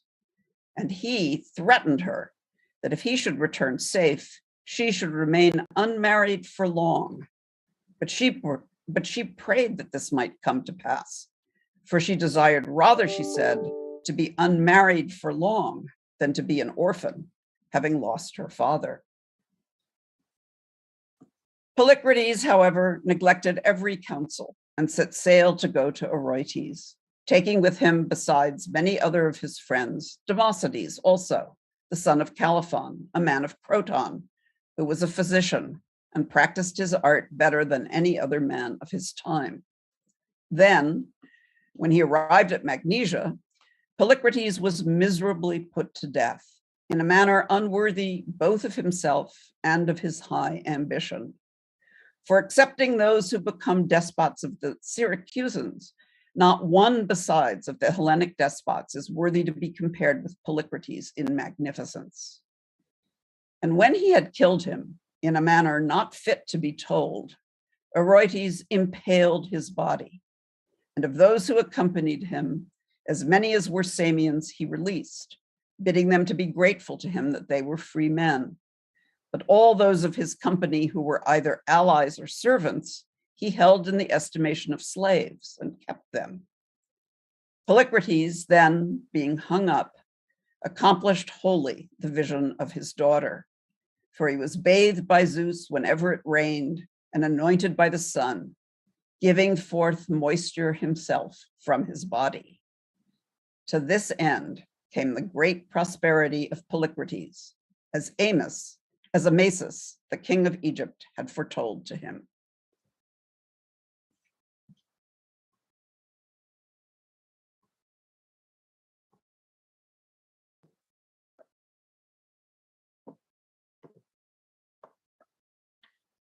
Polycrateos mendehai polai, elticiai estuto, et eleutesentei hamasis, ho Aegyptoi basileos proemantelsato, chronoi de poloi, hysteron kai hoireta, Polycrateos tisis metelton. Metagarton cambiseo, tanaton kaiton magon, ten basileien menon, entesis sirdisi, horetes, ophele menhuden persas, hippomedon, apairaeremenos ten harken, hodehentalte ten tarakei, katamen hecteine, mitrobatia, tonek dascileui iparkon. Hos honeidise tas hes polycratea heconta, kata de tu mitrobateo, ton paida cranaspen handrasen perseisi docibus. Hala de exibrise pantoia, caitina agelieforon, eltonta dareo par afton, hos hupros edonen, oyenta agelumena kiteinemin, opiso comizomenon handras, oi ipeisas cat hodon, apokteinas demin ephanise afton nipoi. Dareios de Roses Kitin Harken, Epitime ton Horoitea, Tisas Taipanton, ton Adikematon, Henekin Kai Malista, Mitrobateo Kai Tupaidas, Ekmendemenites, Istraton Afton Edoke, Pen hate hoideon, hetiton pragmaton, kai neosti, heconte arcen kai ton horoitea megalen, ten hiskin pintanomenos ecen, ton kilioi men perseon, edoriforion neikidenomen ton frigion, kai lidion kai hionicon, Prostauta deron rodaireos stade emechanetsato, syncaclesas persionto docimotatus releges fitade. Ho versai, tis han moituto himeon hypostas epiteles sophie caimen viei te cae homiloi. Enta gar sophie de bies sergon huden, himeon de hontis moi horoitea, et zonta agagoi he apokteineie, hos opheles semen cooperses huden, caca de megala georgi, tuto mendio hemeon haistose, mitrobatea te kaiton paida afton tuto de tus anacaleontas, hafton kaipen pomenus hippemeo kteini, hibrin huc anasketon fainon, printi hon medzon exergasas taemin persas cacon, catalampteos esti remin tanatoi, Dareios mentauta, epeirotatos dehandres, trieconta, hipestis anaftos, hecastos eteleon poientauta. Erizontas de Dareios, catilambane, celevonto palestai, palomenon de lancane en pantanon bagaios, o hartoneo, lachon de bagaios poieitade. Biblia grapsamenos pola cae peripolo heconta prenmaton isfregidas fi hebale tendareiu, metade heie hecontarta estas sardis, apicomenos decai, horoiteo ex hopsin nefton, ton biblioi en hecaston periaereomenos hedido toi, grammatiste ton basileioi epilegestai, grammatista de basileios hoi pantes, hippicartoi hecusi, apopeiromenos de ton doriforum, edidota Biblia, hobagaios en edexaiato apostasin hapo horoiteo. Oreondes feas ta de Biblia sebomenus megalos caeta megicomena ecton biblion epimedzonos. Didoi halo entoi genen epiatade. Obersai, Basileus Darius apagoreuem himin endoriforen horoitea. Hoide accusantes tuton metecan hoitas aikmas, ridonde tuto, esfero bagaius, peitomerus ton biblioi, entauta den tarasessas toteleautaion ton biblion, didoito grammatiste, entoi egrapto. Basileos Dareios, persessi toisi hen sardisi, enteletai kiteinen oroitea. Hoide doriforoi, hosecus atauta, ispasamenoi tus akinacas, kiteinusu parauticamhin, hutode oretea, tom persen polycrateos, tusameo tisis metelton.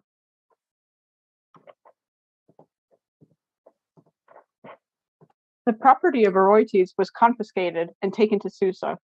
Not long afterward, King Darius was out hunting and sprained his foot as he dismounted from his horse. Apparently, the sprain was quite severe, for the bone was dislocated from its socket.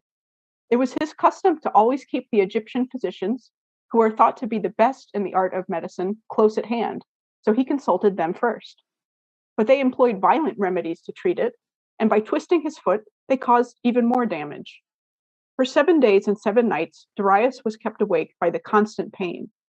On the 8th day, as his condition continued to deteriorate, someone who had been in Sardis earlier and had heard of the skill of Democedes of Croton told Darius about him.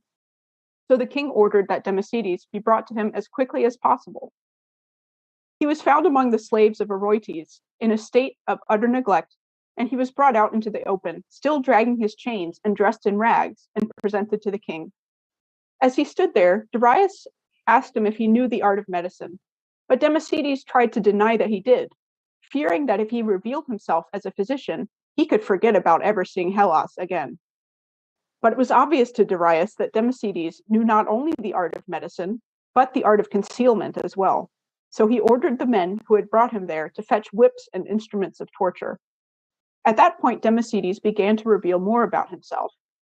He said that his knowledge was not exactly proficient, but that he had obtained a trifling amount of skill through his association with a physician.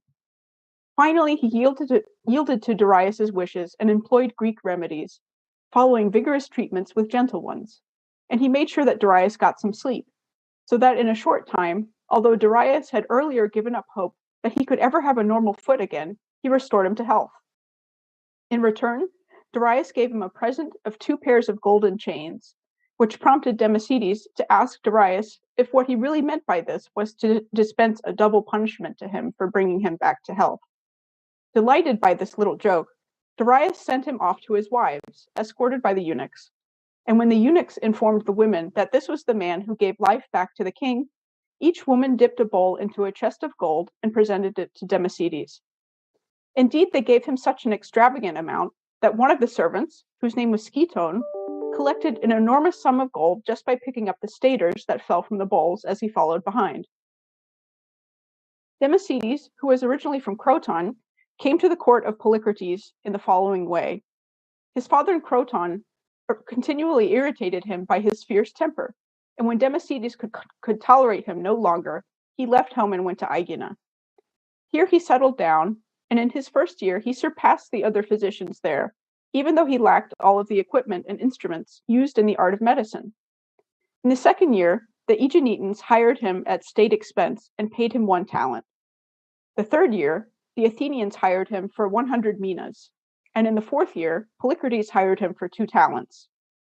That is how he came to Samos, and it is largely because of him that physicians from Croton became highly esteemed. Indeed, during this time, physicians of Croton were said to be the best throughout Hellas, while the Cyrenians were second best, just as the Argives were reputed to be the best musicians in this period. So after healing Darius completely, Democedes had the largest house in Susa and became a regular dinner guest of the king, and he lacked for nothing except permission to return to Hellas. When the Egyptian physicians who had previously tried to treat the king were about to be impaled because they had proved to be inferior to a Hellene, Democedes appealed to the king on their behalf and saved them. He also rescued a prophet of Elis who had followed Polycrates to Sardis and was being neglected among the captive slaves. So Democedes really did have very great influence with the king.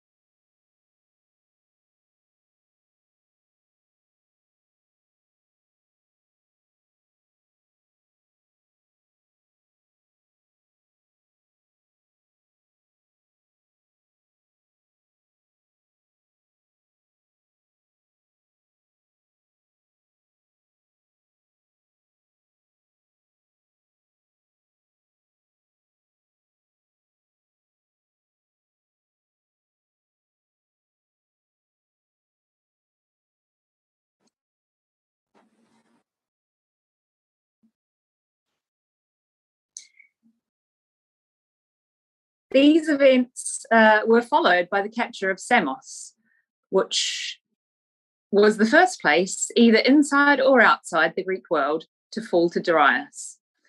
During the campaign of Cambyses in Egypt, a great many Greeks visited that country for one reason or another. Some, as was to be expected, for trade, some to serve in the army, others, no doubt, out of mere curiosity to see what they could see. Amongst the sightseers was Iarche's son, Silason, the exiled brother of Polycrates of Samos. While he was in Egypt, Silason had an extraordinary stroke of luck. He was hanging about the streets of Memphis dressed in a flame-coloured cloak, when Darius, who at that time was a member of Cambyses' guard and not yet of any particular importance, happened to catch sight of him and, seized with a sudden longing to possess the cloak, came up to Silason and made him an offer for it. His extreme anxiety to get it was obvious enough to Silason, who replied that he would not sell it at any price, but he added that if it was really... I'm sorry, my iPad fell over. But if it was really necessary that the cloak should be his, he would give it to him as a free gift. Darius thereupon thanked him and took it. Now, subsequent events showed that Silason may have been inspired to answer as he did, though at that moment he merely thought he'd lost his precious cloak by his own stupidity. But as time went on and Darius, after the death of Cambyses and the revolt of the Seven against the Magus, ascended the throne, things began to look very different. For Silason now had the pleasant news that the man whose request for the flame-coloured cloak he had formerly gratified in Egypt had become king of Persia. He hurried to Susa, sat down at the entrance of the royal palace, and claimed to be included in the official list of the king's benefactors. The sentry on guard reported his claim to Darius, who asked in surprise who the man might be. For surely, he said, as I have so recently come to the throne, there cannot be any Greek to whom I am indebted for a service. Hardly any of them have been here yet, and I certainly cannot remember owing anything to a Greek. But bring him in all the same, so that I may know what he means by this claim. The guard escorted Silason into the royal presence.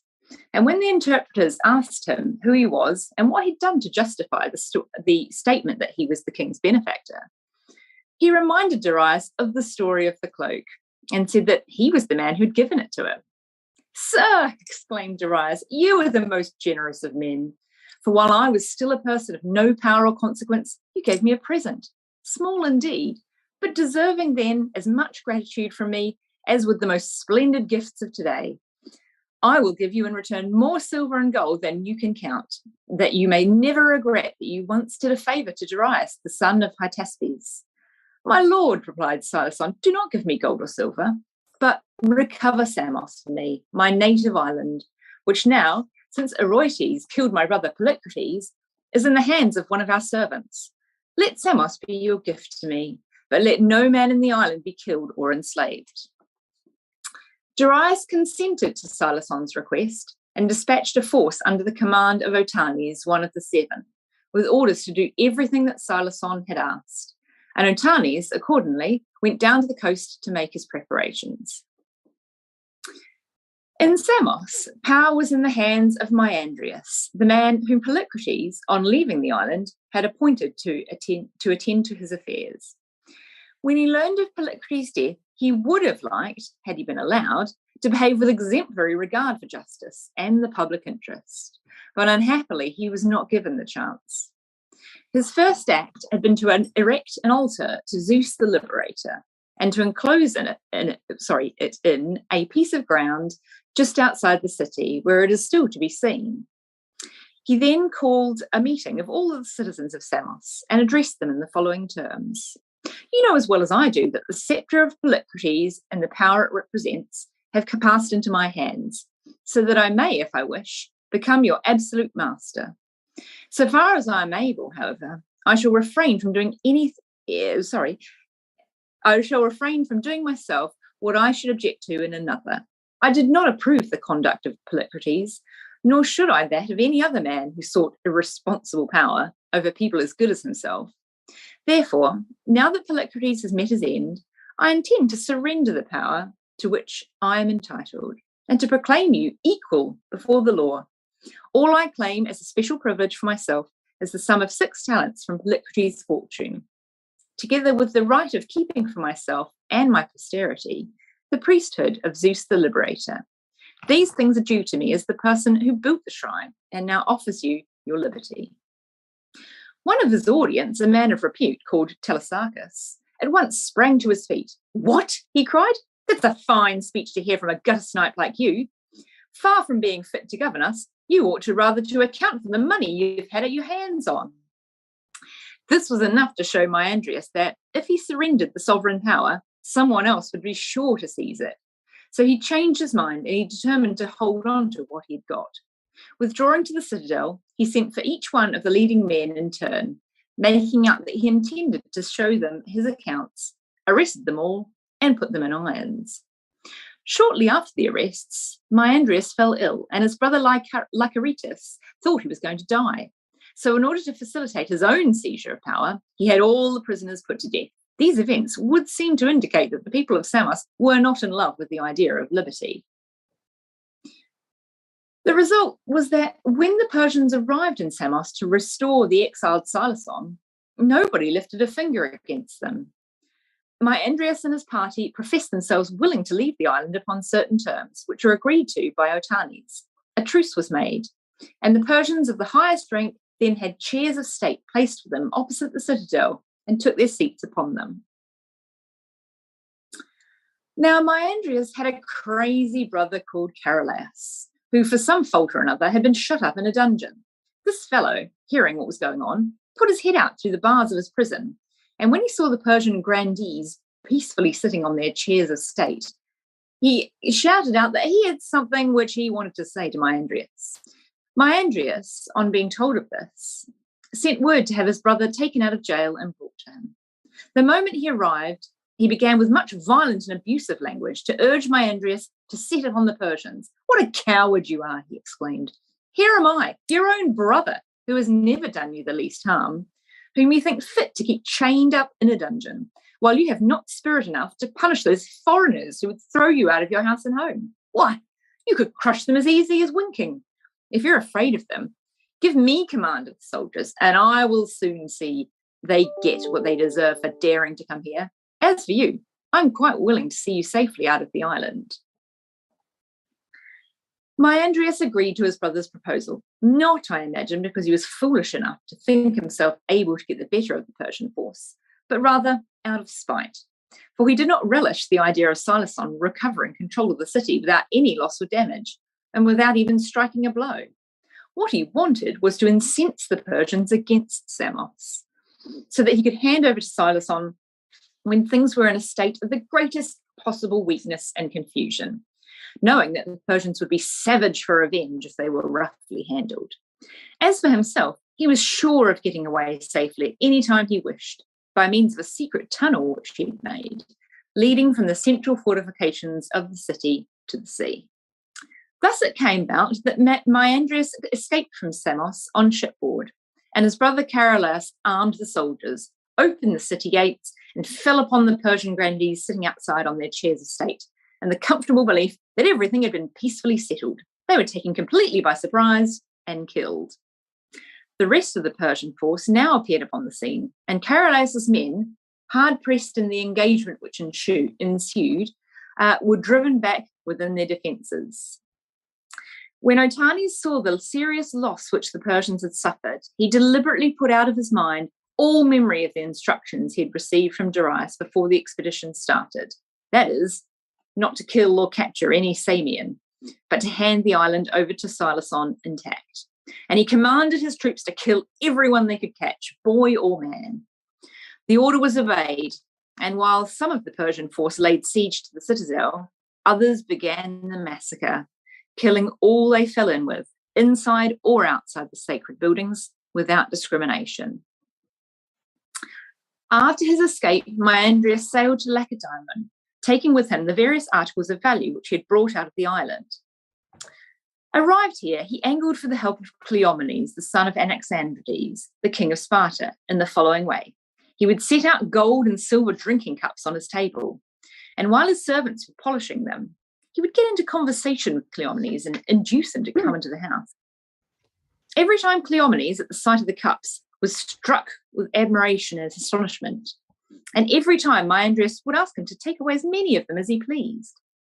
Cleomenes, however, after being subjected to 2 or 3 times to this temptation, showed a quite extraordinary sense of propriety and refused to accept the offered gift, knowing, moreover, that Maiandrius would be sure to get assistance if he made a similar offer to other Spartans.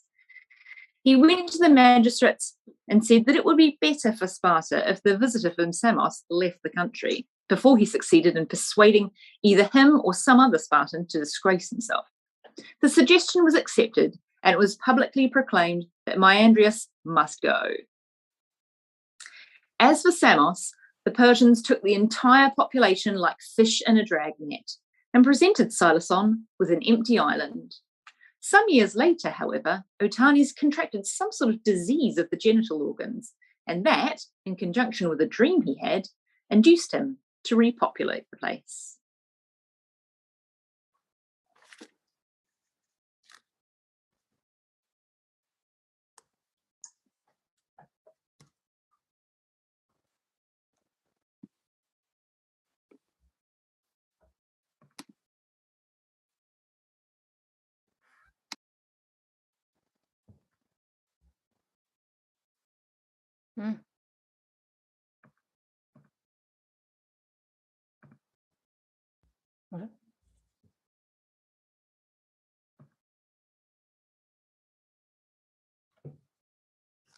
What?150.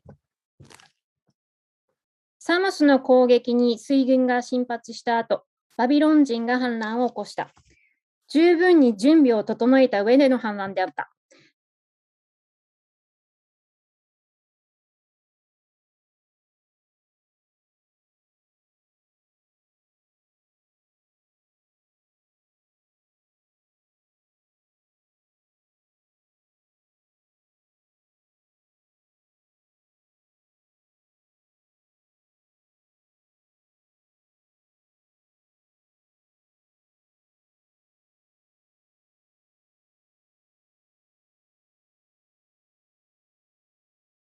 せるためであり、残りの女たちを虐殺したのは自分たちの食費を防ぐためだったのである。これを知ったダレイオスは、非下の全軍を召集してバビロン人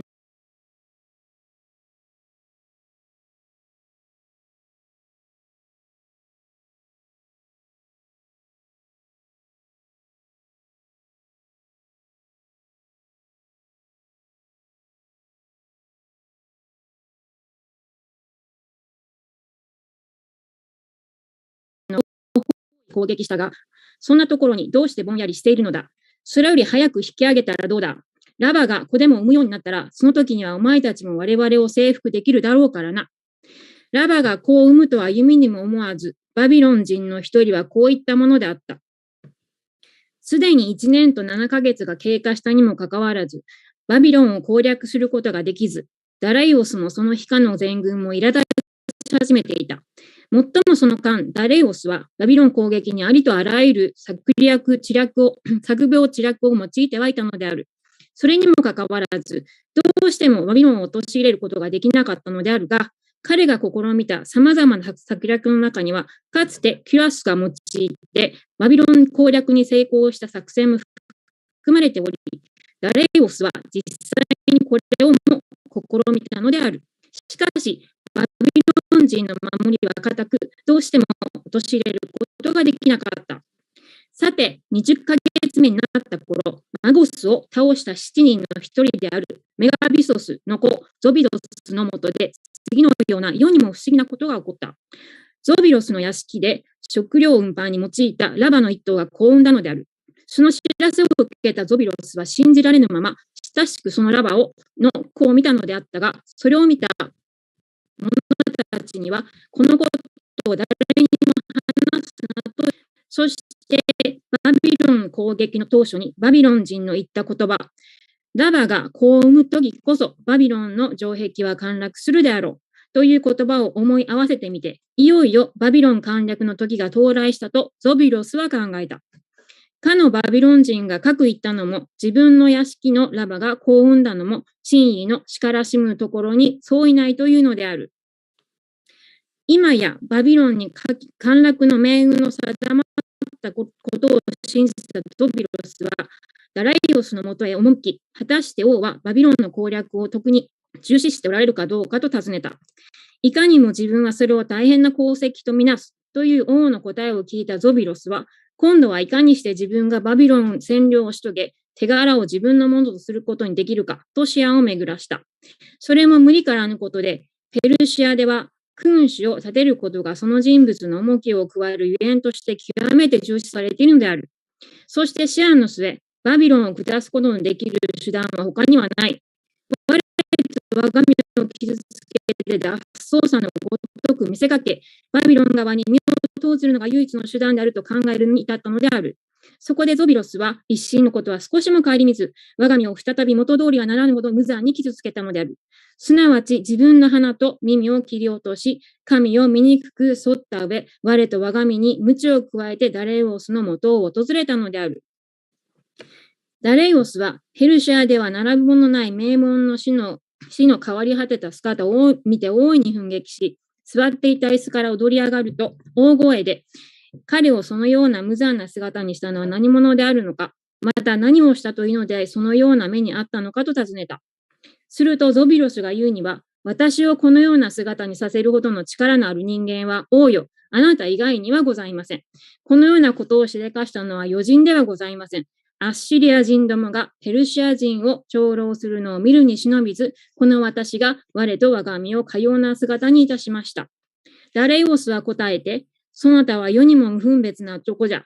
我らが攻めている敵のゆえに我が身を再び元には戻らぬ形にしたなどと申すのは、主は気まわれない行為を美名で飾ろうとするに過ぎぬではないか。この愚かもない。そなたが身を傷つけたことによってどうして敵の幸福が早まるというのじゃ。そなたが我と我が身を不具にするようなことをしでかしたのは全く正気の沙汰とは思われぬぞ。するとゾビロスが言うには、仮に私が私の計画を殿に申し上げましたならば、殿は私にそれをお許しくださったでありましょう。お許しくださなかったでありましょう。されば私はこれを私の一存でいたしました。さて、もし殿の方にお抜かりなくば、いよいよバビロンは我々のものでございますぞ。